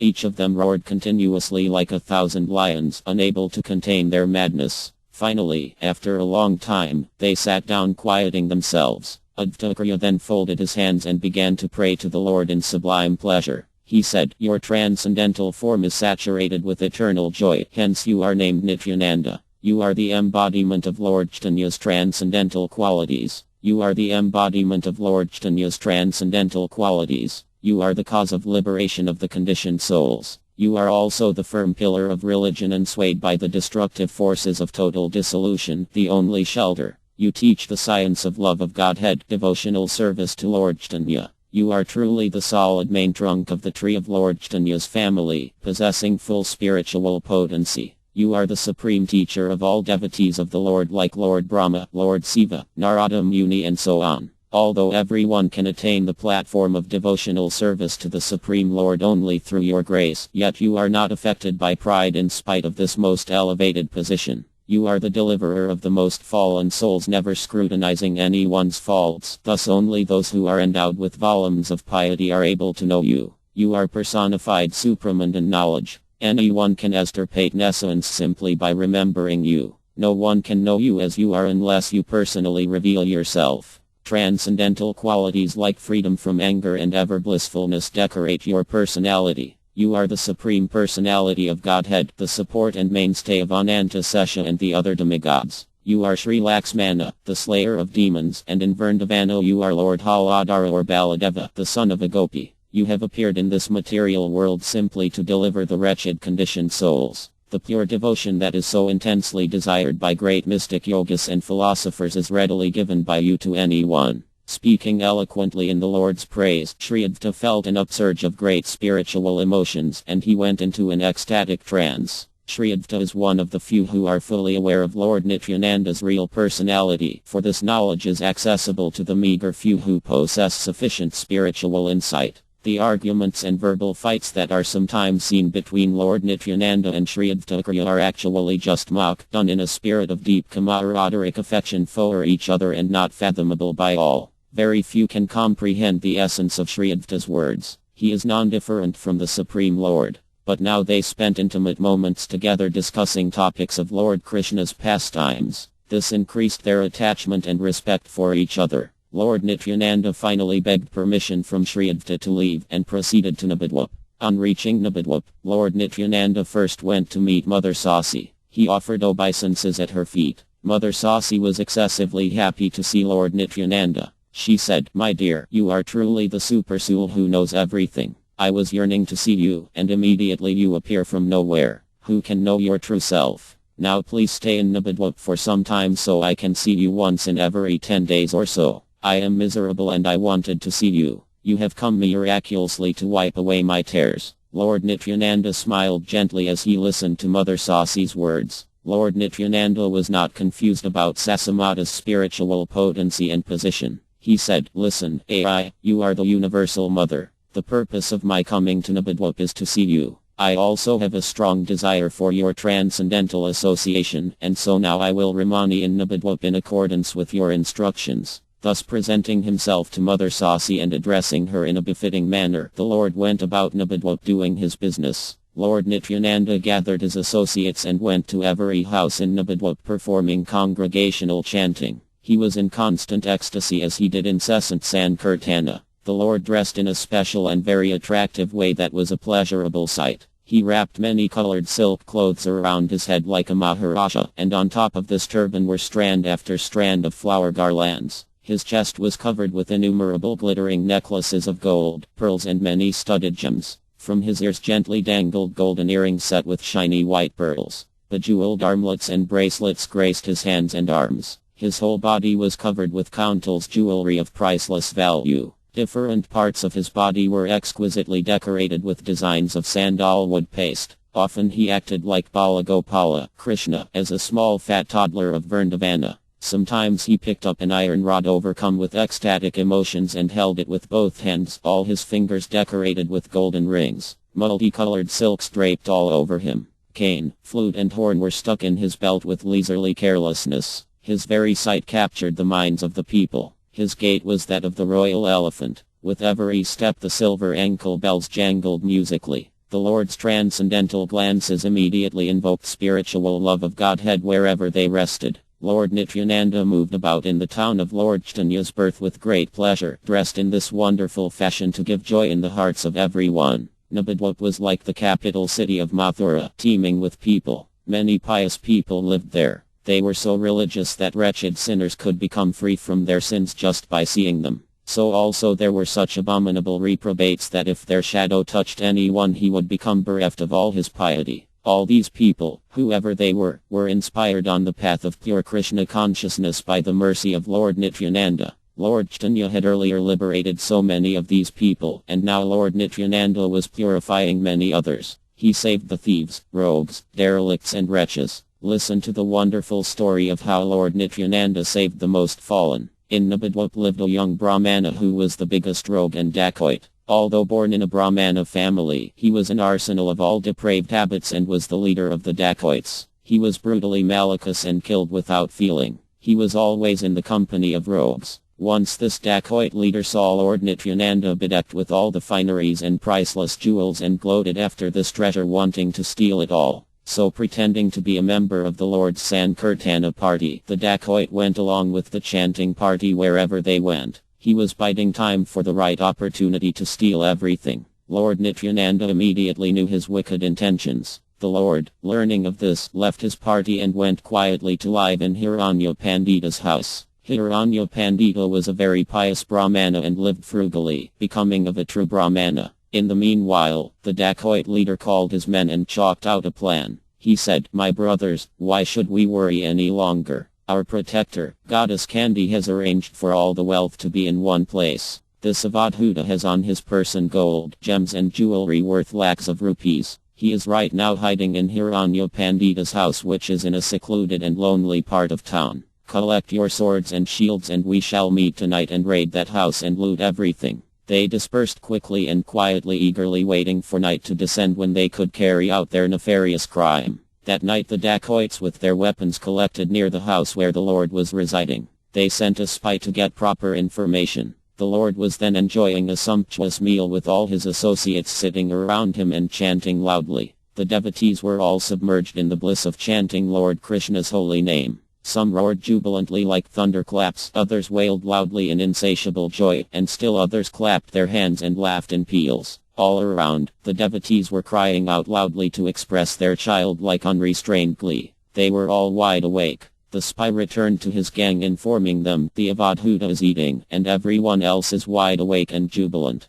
So the dacoits decided that let them eat and go to sleep, then we will attack the house. They made themselves comfortable under a tree and settled down to wait. They started talking amongst themselves, dreaming of their future fortunes. Someone said, "I want the gold bracelets." Another said, "I will take the pearl necklace." Another fancied, "The earrings are for me." Yet another dreamed, "I'll have the gold chains and necklaces." Someone else said, "But leave the silver ankle bells for me." And they went on daydreaming of enormous riches. Just then, by Lord Nityananda's desire, slumber overcame the whole dacoit gang. Right there under the tree the dacoits went into a dio sleep. Such was the workings of the Lord's divine potency that they slept through the night undisturbed and almost in a state of unconsciousness. The crow's harsh cawing woke them up early next morning. They became disheartened and frustrated to find that the night had passed. They collected their weapons, and keeping them in safe hiding, they went to the Ganga for their baths. After the bath they began to blame each other. One of them accused the other. "You were the first to fall asleep," and he retorted, "So you were the one who stayed awake the whole night." Someone tried to pacify them, saying, "Why do you have to fight like this? Be thankful that Goddess Candy has saved us from total shame." The young Brahmana dacoit leader said, "Of what use are these arguments? Whatever has happened is due to Goddess Candy's desire. The passing of one day is not the end of everything. I can understand that because we did not worship Mother Candy before, she has deluded us all. Today let us perform a grand candy worship with a lot of meat and wine." They eagerly collected the required ingredients and meat and wine and worshipped Goddess Candy that night. The next day the dacoits sharpened and cleaned their weapons. In the night they came to Lord Nityananda's residence dressed in dark blue clothes. The residents of the house were already in deep slumber. Hiding near the house, the dacoits saw that it was guarded by many sentries. The sentries were all well armed and were all loudly and continuously chanting the holy name as they walked about guarding the house. All of the sentries were giant-sized, able-bodied men. They carried many different weapons. The dacoits could easily make out that any one of the sentries could take on 100 of them alone. These sentries were not ordinary guards. They wore tilaka marks on their foreheads and bodies and wore tulasi beads around their necks. They constantly chanted Lord Krishna's holy name while Lord Nityananda slept inside the house. The dacoits were taken by complete surprise. They slowly slouched to a distance away from the house and sat down. They wondered dejectedly, from where did these sentries come suddenly? One of them said, "The Avadhuta MNSD have somehow known of our coming and he brought these sentries from somewhere." His friend replied, "This Avadhuta person is very knowledgeable and is a seer. I have heard this from many people. He can certainly protect himself. The sentries that are on guard are all more formidable than normal sentries. They are almost superhuman. I suppose this is another display of his divine potency. No wonder they call him Goswami." Another interjected, "I think you are quite ignorant. For one who eats and wears such fancy ornaments, how can he be called a Goswami, controller of the senses?" Finally the dacoit leader, the young Brahmana, spoke up saying, "I have calmly considered all the factors. I see that many powerful and influential people come to meet the Avadhuta. These sentries must be the best soldiers of some powerful king come here to guard him. And these sentries by his influence have become attracted to spiritual elevation, hence they also chant Hari, Hari. So as long as these sentries are here, we should stay away. I think after about 10 days we can expect them gone, and then we can return. But now let us disperse quietly and go back to our houses." The dacoits stealthily left that place and were gone. Lord Nityananda inside the house continued to perform his pastimes unperturbed. Anyone can easily overcome all reverses just by remembering those souls who have taken full shelter of Lord Nityananda's lotus feet. Who can harm such an omnipotent Supreme Lord when simply by remembering his servitors one can surmount the insurmountable ocean of nescience? Lord Ganesh, the remover of all adverses, along with his associates, are Lord Nityananda's servants. The Lord's partial expansion, Rudra, Lord Siva, is the destroyer of the entire material world. Another of the Lord's partial expansions, Lord Ananta, holds the cosmic manifestation on one of his hoods. If by chance he moves, there are terrible earthquakes. Who can make such a supremely powerful Lord fearful of anything or anyone? The Lord is moving about in Nabadwap freely performing ecstatic kirtanas wherever he goes. Undisturbed, he eats, sleeps and enacts his pastimes, his entire body still decorated with priceless gems and jewelry. He is Lord Baladeva, the son of Rohinidevi. Chewing pan mixed with camphor, he smiles enchanting the whole world. Fearless and with endless exuberance, the Lord, accompanied by his associates, roams everywhere. His devotees too were unassailed by any kind of anxiety. The dacoits made another attempt to lay siege to Lord Nityananda's residence. That night, by divine arrangement, the sky was overcast with black, billowing clouds that plunged the earth in pitch darkness. The streets were deserted. The dacoits held their weapons close to their bodies, feeling insecure in this sudden terrible gloom. As they came close to the house, they were suddenly struck by blindness. They stumbled forward, groping as if in a dark abyss, their minds paralyzed, their intelligence unable to function. Some of them plunged into the moat surrounding the house and were immediately attacked by leeches, insects and giant mosquitoes.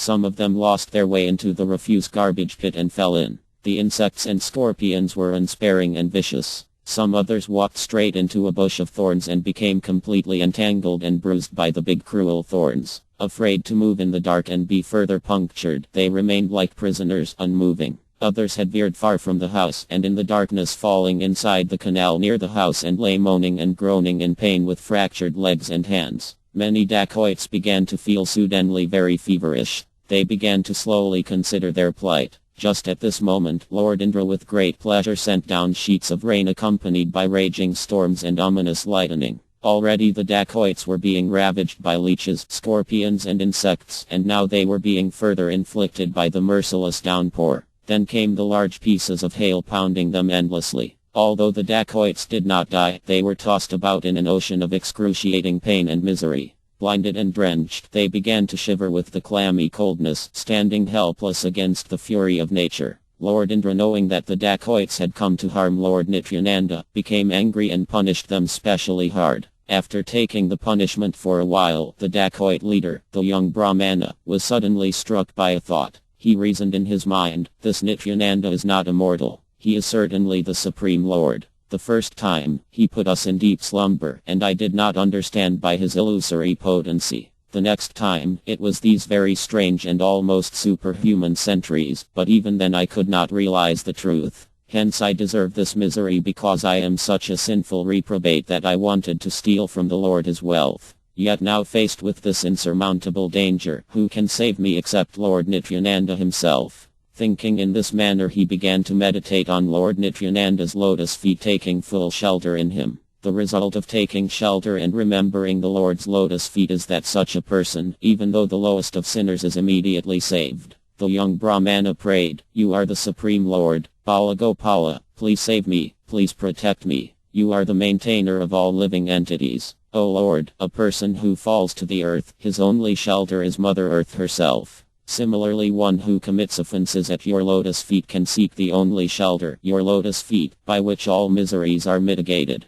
And you are so merciful that you forgive all the offenses of the most wretched living entities. I am the black sheep and destroyer of the Brahmana society, a slayer of cows. There is no one more degraded than myself. Yet it is also true that even if the most sinful person prays for your shelter, then he can become free from this material imprisonment. O Lord, you sustain all the living entities throughout their lives, and at the end only you are there to protect them. So Lord, please save me today from this predicament, and if I remain alive, then I have certainly learned my lesson. I only desire that I can have you birth after birth as my Lord and Master, and I your eternal slave." Lord Nityananda is the most munificent Supreme Lord. When he heard the piteous prayers of the dacoit leader, he immediately alleviated their misery. Suddenly, the dacoits found themselves able to see again. By the Lord's divine powers, the storm and gale did not afflict them further. Gradually they began to move and walk as if they had risen from their graves. They returned to their individual houses and right away bathed in the purifying waters of the Ganga. The dacoit leader had different feelings. He began to weep incessantly. He did not go anywhere, but went inside the house wanting to meet and throw himself at the Lord's feet. Inside, the Lord of the universe, Lord Nityananda, was sitting and glancing benignly at all the miserable conditioned souls. The devotees all around him were chanting loudly, and the Lord himself roared like thunder with divine bliss. At this moment the dacoit leader entered in the Lord's presence. He threw his arms in the sky, and crying out, "Save me!" he threw himself down before the Lord. His whole body quivered, and the hair on his body stood on end as tears flowed out in streams. Totally absorbed in sublime ecstasy, he became oblivious of everything around him, and he roared like a lion, unable to stop the surge of divine emotions. Such was the spiritual influence of Lord Nityananda that the Brahmana began to suddenly dance with his arms raised high, chuckling in irrepressible glee. He sang continuously, "O Lord Nityananda, Savior of the fallen souls, you are my only master." The devotees and the other people assembled there were astounded at this sight. They exclaimed, "What a miraculous transformation! From a deadly dacoit to this condition." The more cautious one said, "Maybe this is just a trick. Suddenly he will stutter his real business of looting." Others said, "Our Lord Nityananda is the savior of the most abominable sinners. By his mercy this reprobate has been transformed." Lord Nityananda, seeing this display of extreme spiritual emotions, smiled and said, "O Brahmana, please explain the reason for your present behavior. I have noticed some wonderful expressions in you. What have you seen or heard relating to Lord Krishna that has prompted you to act in this manner? Tell us everything without being constrained." The fortunate Brahmana remained dumbfounded for some time hearing the Lord's words. Only unrestricted tears flowed freely from his eyes. He then rolled on the ground and sometimes cried loudly, sometimes laughed out loudly, then suddenly springing up he began to dance and sing. All his actions were spontaneous and natural. The Brahmana calmed himself after a while and began to speak in the Lord's presence. He said, "O Lord, I am a resident of Nabadwip and a Brahmana in name only. Actually my demeanor is that of the lowest caste of candleless or dog-eaters.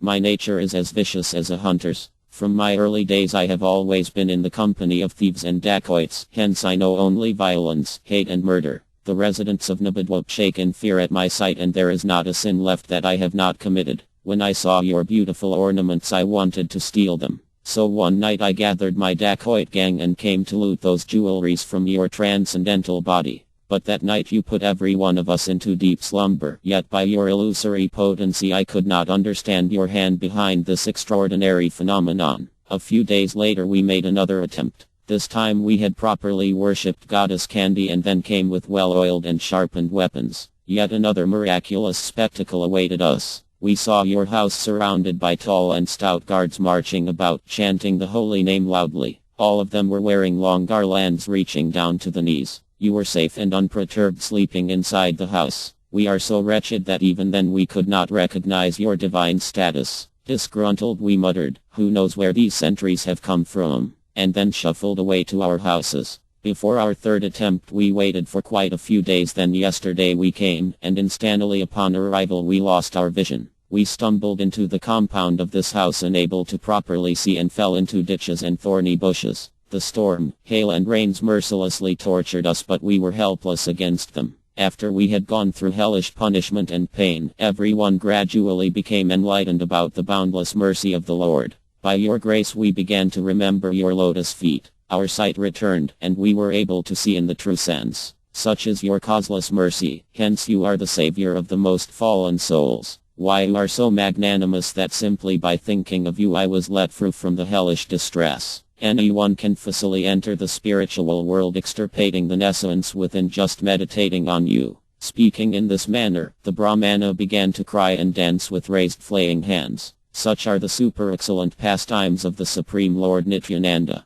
The assembled devotees were astounded hearing the Brahmana speak, and they felt great regard for him and offered him respect. The Brahmana began speaking once more, "O Lord, now I beg permission to leave. I have no desire to maintain this body any further. As I have nurtured malicious intent in my heart towards you, I must repent. I will cast this useless body into the Ganga and finish my life." The Lord and the devotees were moved by the Brahmana's sincerity. The Lord then replied, "O Brahmana, you are truly a very fortunate soul. You are an elevated servitor of Lord Krishna. How is it otherwise possible for you to witness this miracle? Because you are the recipient of the Lord's mercy and his beloved servant. The Supreme Lord Caitanya has advented to save the most fallen souls, of this there is no doubt. Now listen carefully, O Brahmana. From this moment if you give up your ghastly sinful activities then I am willing to take responsibility for all your previous misdeeds. No more aggression, violence, looting or murder.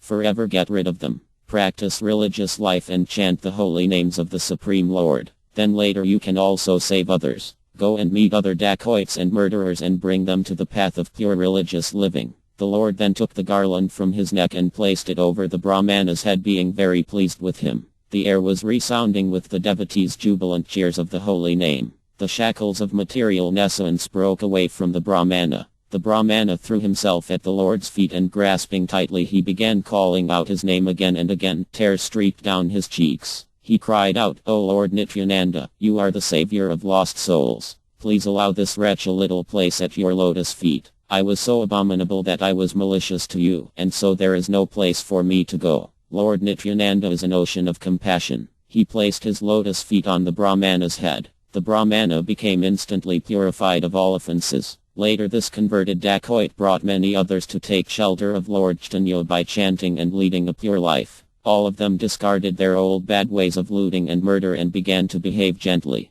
They were chanting lakhs of holy names and soon became experienced and fixed in devotional service to the Supreme Lord. They absorbed themselves all the time in singing the pastimes of Lord Krishna with divine love. Such is the magnanimity of Lord Nityananda. In none of the previous incarnations was the Supreme Lord so compassionate as Lord Nityananda. Lord Nityananda gives liberation and love of God instantly to the conditioned souls. Hence if anyone, even an elevated Brahmana, disregards Lord Nityananda, then such a person is degraded to the level of dacoits and murderers. The ecstatic symptoms of love of Godhead which are so intensely desired by the master yogis who want to experience crying, shivering, horripilation and other such spiritual emotions is now made easily available to rogues and thieves by the wonderful divine potency of Lord Nityananda. Therefore all of you please worship such a merciful Lord Nityananda. By his grace one can attain the shelter of Lord Gaurachandra. One who hears Lord Nityananda's pastimes will indeed reach Lord Caitanya. And one who hears properly this story of the deliverance of the dacoits is assured to see face to face both Lord Nityananda and Lord Caitanya. In this way Lord Nityananda performs his pastimes undisturbed and with great pleasure. Lord Nityananda went daily on congregational chanting to different villages all over Nadia with his associates. He visited Kankanda, Badagachi, Dogacha, and sometimes they crossed to the other side of the Ganga to Kulia village. Badagachi village folk were especially fortunate because of their piety. Lord Nityananda spent a lot of time there. One cannot gauge the amount of blessings the residents of Badagachi received. Lord Nityananda's associates were always in very blissful spirits. They had no other business than chanting and dancing and accompanying the Lord as he went everywhere. Steadily the mood of Vrindavana cowherd boys increased in them. They were now always dressed as cowherd boys with cow horns, flutes, and strings for tying the calves, wearing garlands of gunya flowers around the neck, a metal bangle on the wrist, and small footbells around the ankles. They constantly exhibited sublime ecstasy, sometimes crying, sometimes shivering, and again at times horripilating in love of Lord Krishna. Each one's beauty blossomed to match Cupid's good looks as they joined in the congregational chanting. With an inspiring and frills master like Lord Nityananda always leading them, the devotees were submerged in divine exhilaration. The transcendental excellences of the Lord's associates are so limitless that even in 1,000 years I will be unsuccessful in fully describing them. Yet I must still mention the names of as many associates as I can remember and try to describe their glories. Just by recollecting the names of Lord Nityananda's associates, a person can transcend this material existence. All these associates are incarnations of the family members of Nanda Maharaja of Vraja. They are cowherd boys and damsels from Lord Krishna's pastimes in Vrindavana. Lord Nityananda has specifically instructed his associates not to mention their previous names and identities. Sri Ramadasa Mahasaya is a very great devotee of Lord Nityananda. He spoke from a transcendental level as if the Supreme Lord were himself speaking. Nobody could fathom his words. He carried Lord Nityananda always in his heart. Sri Ramadasa was considered amongst the associates as the most feeling devotee submerged in ecstatic thoughts. Lord Krishna on a particular occasion entered his body for 3 months. Murari Gupta is famous as Lord Chaitanya's intimate servitor. He was so fearless that he actually played with a tiger and a snake. Sri Raghunatha Upadhyaya, an Ayurvedic doctor, was a pure devotee, and by his mere glance he invoked devotional attraction for Lord Krishna in others. Sri Gadadhara Dasa was always tasting the transcendental nectar of divine mellows. The very sight of him cleansed others of all sinful reactions. Sri Sundarananda was like an ocean of devotional ambrosia. He was one of the foremost of the Lord's associates. Sri Kamalakanta Pandita was at every moment exuberant in devotional service. Lord Nityananda gave him the village of Saptagrama. Sri Gauridasa Pandita is a most fortunate soul. He served Lord Nityananda with his body, mind and words. Indeed the Lord was his very life. Sri Purandara Pandita was extremely peaceful and grave, always experiencing divine ecstasy in the Lord's association. Lord Nityananda is also the life and soul of Sri Paramesvari Thakura. The Lord being especially inclined towards him is always present in his body. Sri Dhananya Pandita was a stalwart preacher of Bhagavat Dharma and so Lord Nityananda made his permanent residence in his heart. Sri Balarama Dasa was always absorbed in loving devotional service. Anyone in his presence became free from all sinful reactions. Sri Yadanatha Kavi Chandra was incessantly swimming in a nectarean ocean of love of Godhead. His constant guide and shelter was Lord Nityananda. Sri Jagadisa Pandita emanated spiritual brilliance everywhere he went. Lord Nityananda was his prime source of divine inspiration. Sri Purusottama Pandita appeared in Nabadwip. He was fully surrendered at the lotus feet of Lord Nityananda. In his earliest pastimes, Lord Nityananda stayed in his house. By his mercy one is drawn to the divine lotus feet of Lord Nityananda. Sri Vijay Krishnadasa appeared in the Radha district in Bengal, as did Lord Nityananda. He is amongst the foremost of the Lord's eternal associates. Sri Kalya Krishnadasa is famous in all the three worlds. Simply by remembering him one attains the association of Lord Chaitanya. Sri Sadasiva Kavira was also a very blessed personality. The glorious Purusottama Dasa was his son. Sri Purusottama Dasa was always in deep meditation, oblivious to his own body and surroundings. Lord Nityananda is forever situated within his heart. Sri Udaranadatta was a very magnanimous Vaishnava who was especially qualified to render direct service to Lord Nityananda. Sri Mahesa Pandita and Paramananda Upadhyaya are stalwart Vaishnava devotees of the Lord, grave and compassionate. Sri Gangadasa, son of Katardhuja Pandita, also received the Lord's special mercy because the Lord stayed in his house. Akriya Vaishnavanda was a very magnanimous soul. Previously he was famous by the name of Sri Raghunatha Puri. Sri Paramanda Gupta was a very eminent person. Lord Nityananda also spent a long time staying in his house. The Pus Sri Krishnadasa, who lived in Badagachi, was another very fortunate soul, because Lord Nityananda also stayed with him. Sri Krishnadasa, Sri Devananda, and the spiritual instructor Akriya Chandra were all very elevated and pure Vaishnavas, whose only attraction was the lotus feet of Lord Nityananda. The two brothers, Sri Madhavananda Gasa and Sri Vasudeva Gasa, were famous for their nectarean singing. They constantly relished spiritual mellows. Sri Jiva Pandita was the recipient of the Lord's special mercy. The Lord had stayed in his house. Then there were the four who were very dear to Lord Nityananda. They were Sri Manohara, Sri Narayana, Sri Krishnadasa and Sri Devananda. In 1,000 years I would not be able to enumerate the names of all the servitors and associates of Lord Nityananda. The hundreds and thousands of devotees were all heart and soul surrendered to Lord Chaitanya and Lord Nityananda. By receiving Lord Nityananda's mercy his associates are all spiritual guides for the whole world. They constantly meditated on Lord Chaitanya. I have but mentioned only a few who I know personally. Later Vedavyasa will reveal more divine personalities. The last of Lord Nityananda's servitors is Vrindavanadasa, the author. He was conceived in the womb of Srimati Narayani, who had received the remnants of Lord Chaitanya's foodstuff.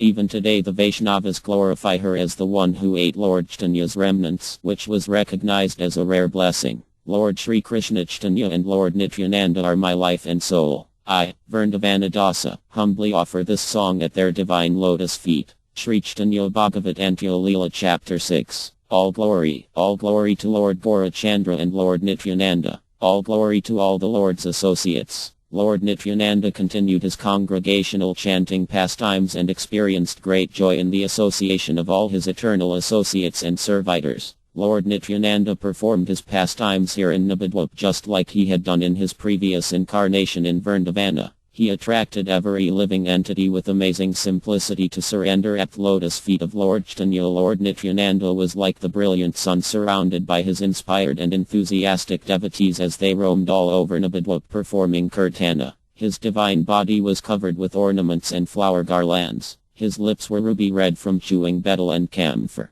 Seeing the activities of Lord Nityananda, some experienced divine exhilaration, but there were others who became suspicious. A certain Brahmana residing in Nabadwip and who had studied together with Lord Chaitanya became suspicious of Lord Nityananda's behavior. The Brahmana was very attached to his devotion to Lord Chaitanya, but unfortunately he was unaware of Lord Nityananda's transcendental potencies. One day the Brahmana decided to go to Nilakala, Puri, and stayed there immersed in sublime joy. Every day, he visited Lord Chaitanya and felt a gradual increase in attraction for the Lord. On one of his daily visits he suddenly felt the urge to ask the Lord some questions. In confidence the Brahmana inquired, "O Lord, I have a request. If you allow me then I can present it before you. If you consider me as one of your servants, then I would like to hear your views on certain points." Lord Nityananda, the Avadhuta, is now in Nabadwip. I cannot understand his behavior. People say he is in the renounced order of life, namely sannyasa, yet I see him chewing betel and camphor all the time.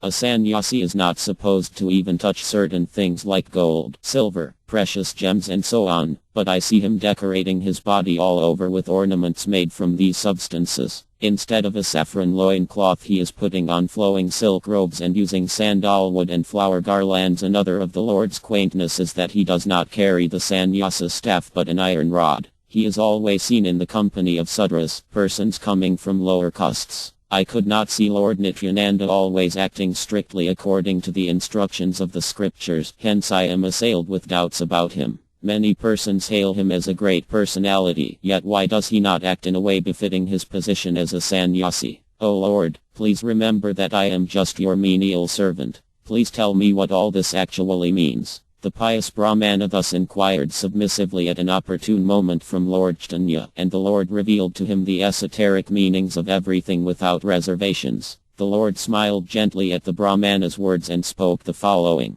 He said, "Listen carefully, O Brahmana. One who is very elevated and a realized soul is free from all faults. In the Srimad Bhagavat it is stated, those who are free from unwanted desires such as attachment for things unconnected to Lord Krishna, those who have transcended the mundane vision of seeing only the material covering of the soul, namely this gross body, and have risen to the platform of perceiving the spiritual spark in every living entity, thus having attained equal vision, those who have become elevated to the spiritual platform of seeing face to face the Supreme Lord who is beyond the three modes of material nature. These great souls, who are dedicated to me, the Supreme Personality of Godhead, do not have to enjoy or suffer the results of either pious or impious activities, nor do they have to act according to rules and regulations. Lord Nityananda is absolutely pure. He is in this material world like the lotus which is untouched by the water it stands in. O Brahmana, know for certain that Lord Krishna is eternally within him. If any person tries to imitate Lord Nityananda, then he will suffer terrible consequences and incur heavy sinful reactions. If anyone other than Lord Shiva tries to drink deadly poison, then he will surely die. The scriptures carry sufficient examples to substantiate this fact. In the Srimad Bhagavatam no one should try to act in this manner, not even in the mind. Just as if a person other than Lord Shiva tries to drink the deadly poison that came out of the ocean will certainly die. Similarly, if due to foolishness someone tries to imitate the pastimes of the Supreme Lord, he will surely be destroyed. O King, the fire is all-consuming, yet it remains unaffected and uncontaminated by any sin or dirt. Similarly, a very powerful and potent personality should not be condemned for transgressing religious laws or staring lustily at a woman. Therefore, if anyone criticizes Lord Nityananda's activities, then he will have to suffer for his own mistakes severe reactions life after life. Even if a very elevated soul acts in a derogatory manner, if he is criticized, nay even ridiculed, then he is surely doomed. All these conclusions one can learn from the Srimad Bhagavatam, but only if it is explained by a pure Vaishnava. Listen attentively what the Srimad Bhagavatam has to say about the person who laughed and ridiculed a great personality. Lord Krishna and Lord Balarama were staying and studying in the house of their guru.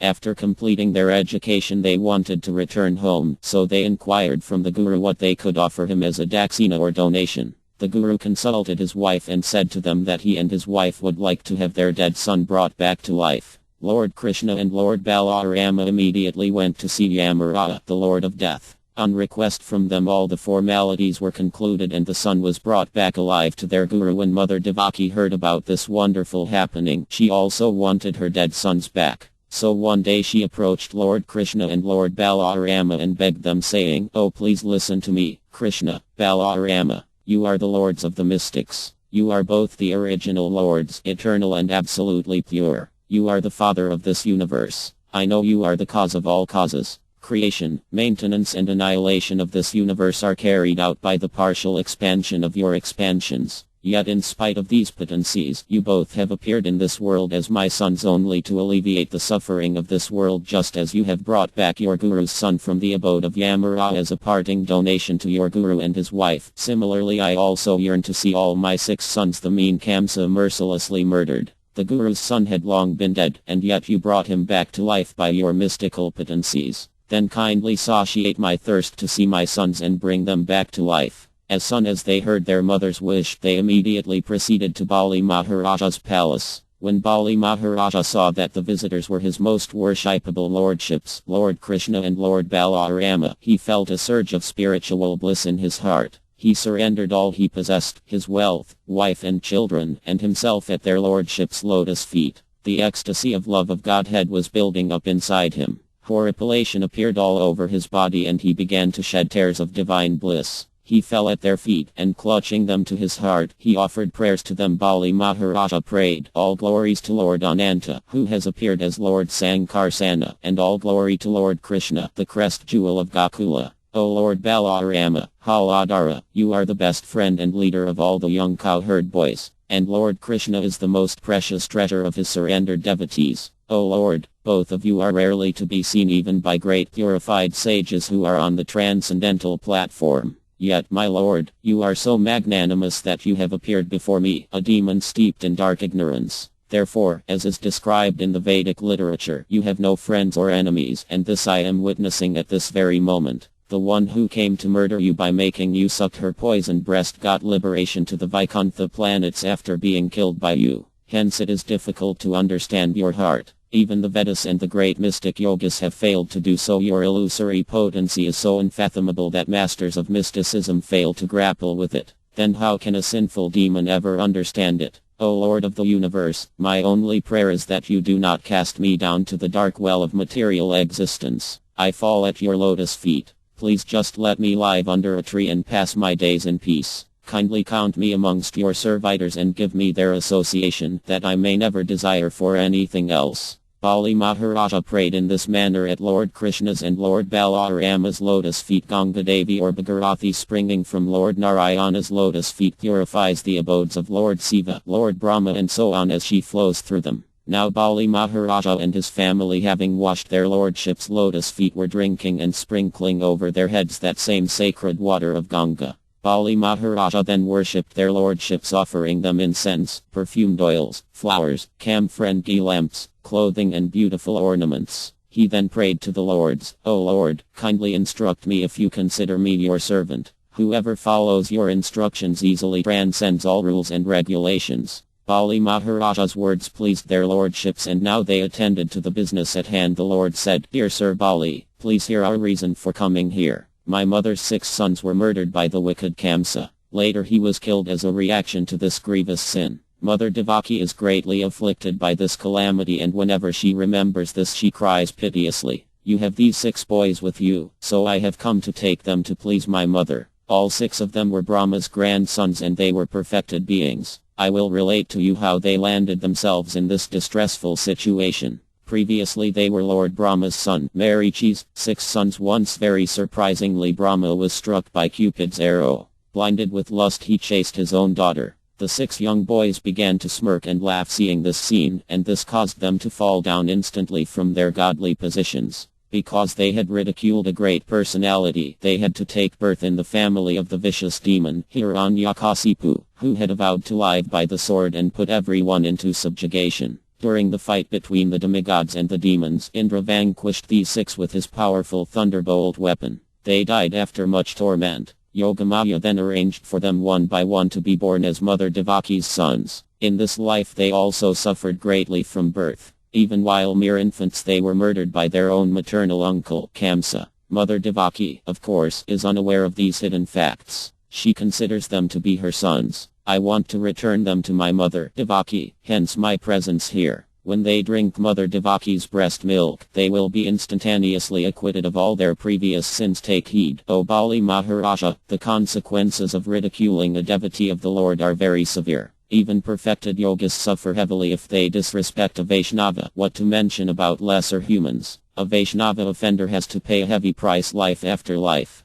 I am delving on this subject for your benefit so you may learn from this and never insult a Vaishnava. If a person worships me and chants my name, but offends a Vaishnava, he has to suffer severe setbacks in his devotional life. And as for those who love and respect my devotees, I make myself easily available to them. In the scriptures it says there may exist some doubt about the success in attaining perfection by serving the Supreme Personality of Godhead, but there is no doubt whatsoever in achieving perfection by serving the pure devotees of the Supreme Lord. Vraha Purana Further, in another place it states, those who only worship Lord Govinda, Krishna, but do not worship and serve the Lord's devotees are highly insolent. They never receive the Lord's blessings. Dear Bali, you are dear to me and you are my servitor. Hence I have revealed these esoteric meanings of the scriptures to you. Bali Maharaja felt divine exhilaration from hearing the Lord's instructions. He acted on that moment and brought the 6 sons and offered them as gifts to the Lord. Lord Balarama and Lord Krishna escorted the 6 boys to their mother, Devaki. Mother Devaki was overwhelmed with joy and love seeing her 6 dead sons now before her. Her breast milk flowed out of affection and she suckled the 6 sons. When these 6 boys sucked Mother Devaki's breast milk, they were in fact taking the remnants of the Supreme Lord. This gave them instant realization of the truth. They fell flat on the ground like sticks offering obeisances to the Supreme Lord and everyone else. The Lord looked kindly upon them and started instructing them. He said, "Now you may return to the heavenly abodes of the demigods, your actual residence. But remember never to ridicule or laugh at a great spiritual personality. Lord Brahma is an expansion of the Supreme Lord, hence is to receive equal respect as the Supreme Lord. He is not to be condemned even if found doing wrong. You have already suffered severe consequences by deriding him, so in the future beware of such mistakes. Now you must go and beg for forgiveness from Lord Brahma, then only will you feel cleansed and blissful." So, my dear Brahmana, I have related to you these topics from the Srimad Bhagavatam so that you may give up your suspicions about Lord Nityananda. Lord Nityananda is in the highest transcendence. Persons with little knowledge and piety cannot comprehend his position. And if any person becomes attracted to him because of the miracles he performs from time to time, then also he will attain liberation. Lord Nityananda has advented only to liberate the fallen conditioned souls. They will be actually liberated because of his causeless mercy. Lord Nityananda's behavior is beyond the jurisdiction of any rules and regulations. Who has the capacity to understand his mind? Without properly gauging his extraordinary and supramundane character, if anyone criticizes him though he may be serving the Supreme Lord, still he will lose all his devotion. So you must immediately leave for Nabadwip and make everyone there understand these esoteric facts about Lord Nityananda. If by any chance someone criticizes him, then no one can save him from his imminent doom. On the other hand, whosoever loves and respects him is true in his devotion to me. This I confirm firmly. If Lord Nityananda marries a Muslim girl or enters the drinking house, his lotus feet are still most worshipable, even for Lord Brahma. Lord Chaitanya's potent words acted effectively in the Brahmana's heart. He became blissful and his faith and love for Lord Nityananda increased tremendously. The Brahmana came to Nabadwip.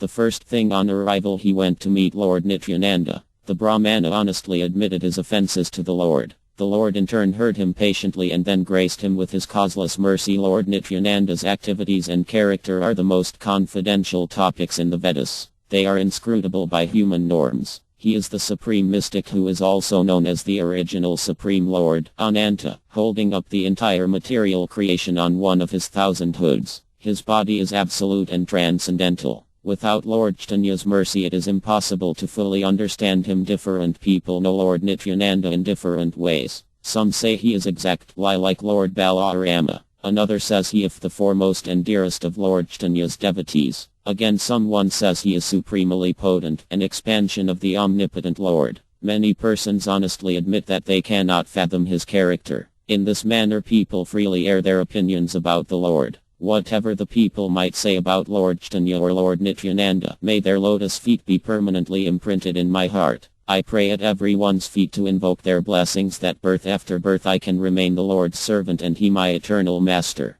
This is my only desire. After hearing all this about Lord Nityananda's boundless mercy, if anyone is so degraded and sinful as to still criticize the Lord, then I firmly kick him on his head. Lord Chaitanya is the Lord of my Lord and Master, Lord Nityananda. This fact gives me great hope and strength. Will I ever be blessed to see my Lord Nityananda and Lord Chaitanya sitting on a throne surrounded by all their servitor associates? All glory to Lord Chaitanya. O Lord Gauranga, kindly bless me so that I may have Lord Nityananda's shelter. Along with this plea I further pray that even after gaining Lord Nityananda's association I may never forget your lotus feet. Wherever you and Lord Nityananda appear as incarnations, there I want to be eligible to be your eternal servitor. Lord Sri Krishna Chaitanya and Lord Nityananda Prabhu are my life and soul. I, Vrindavanadasa, humbly offer this song at their lotus feet.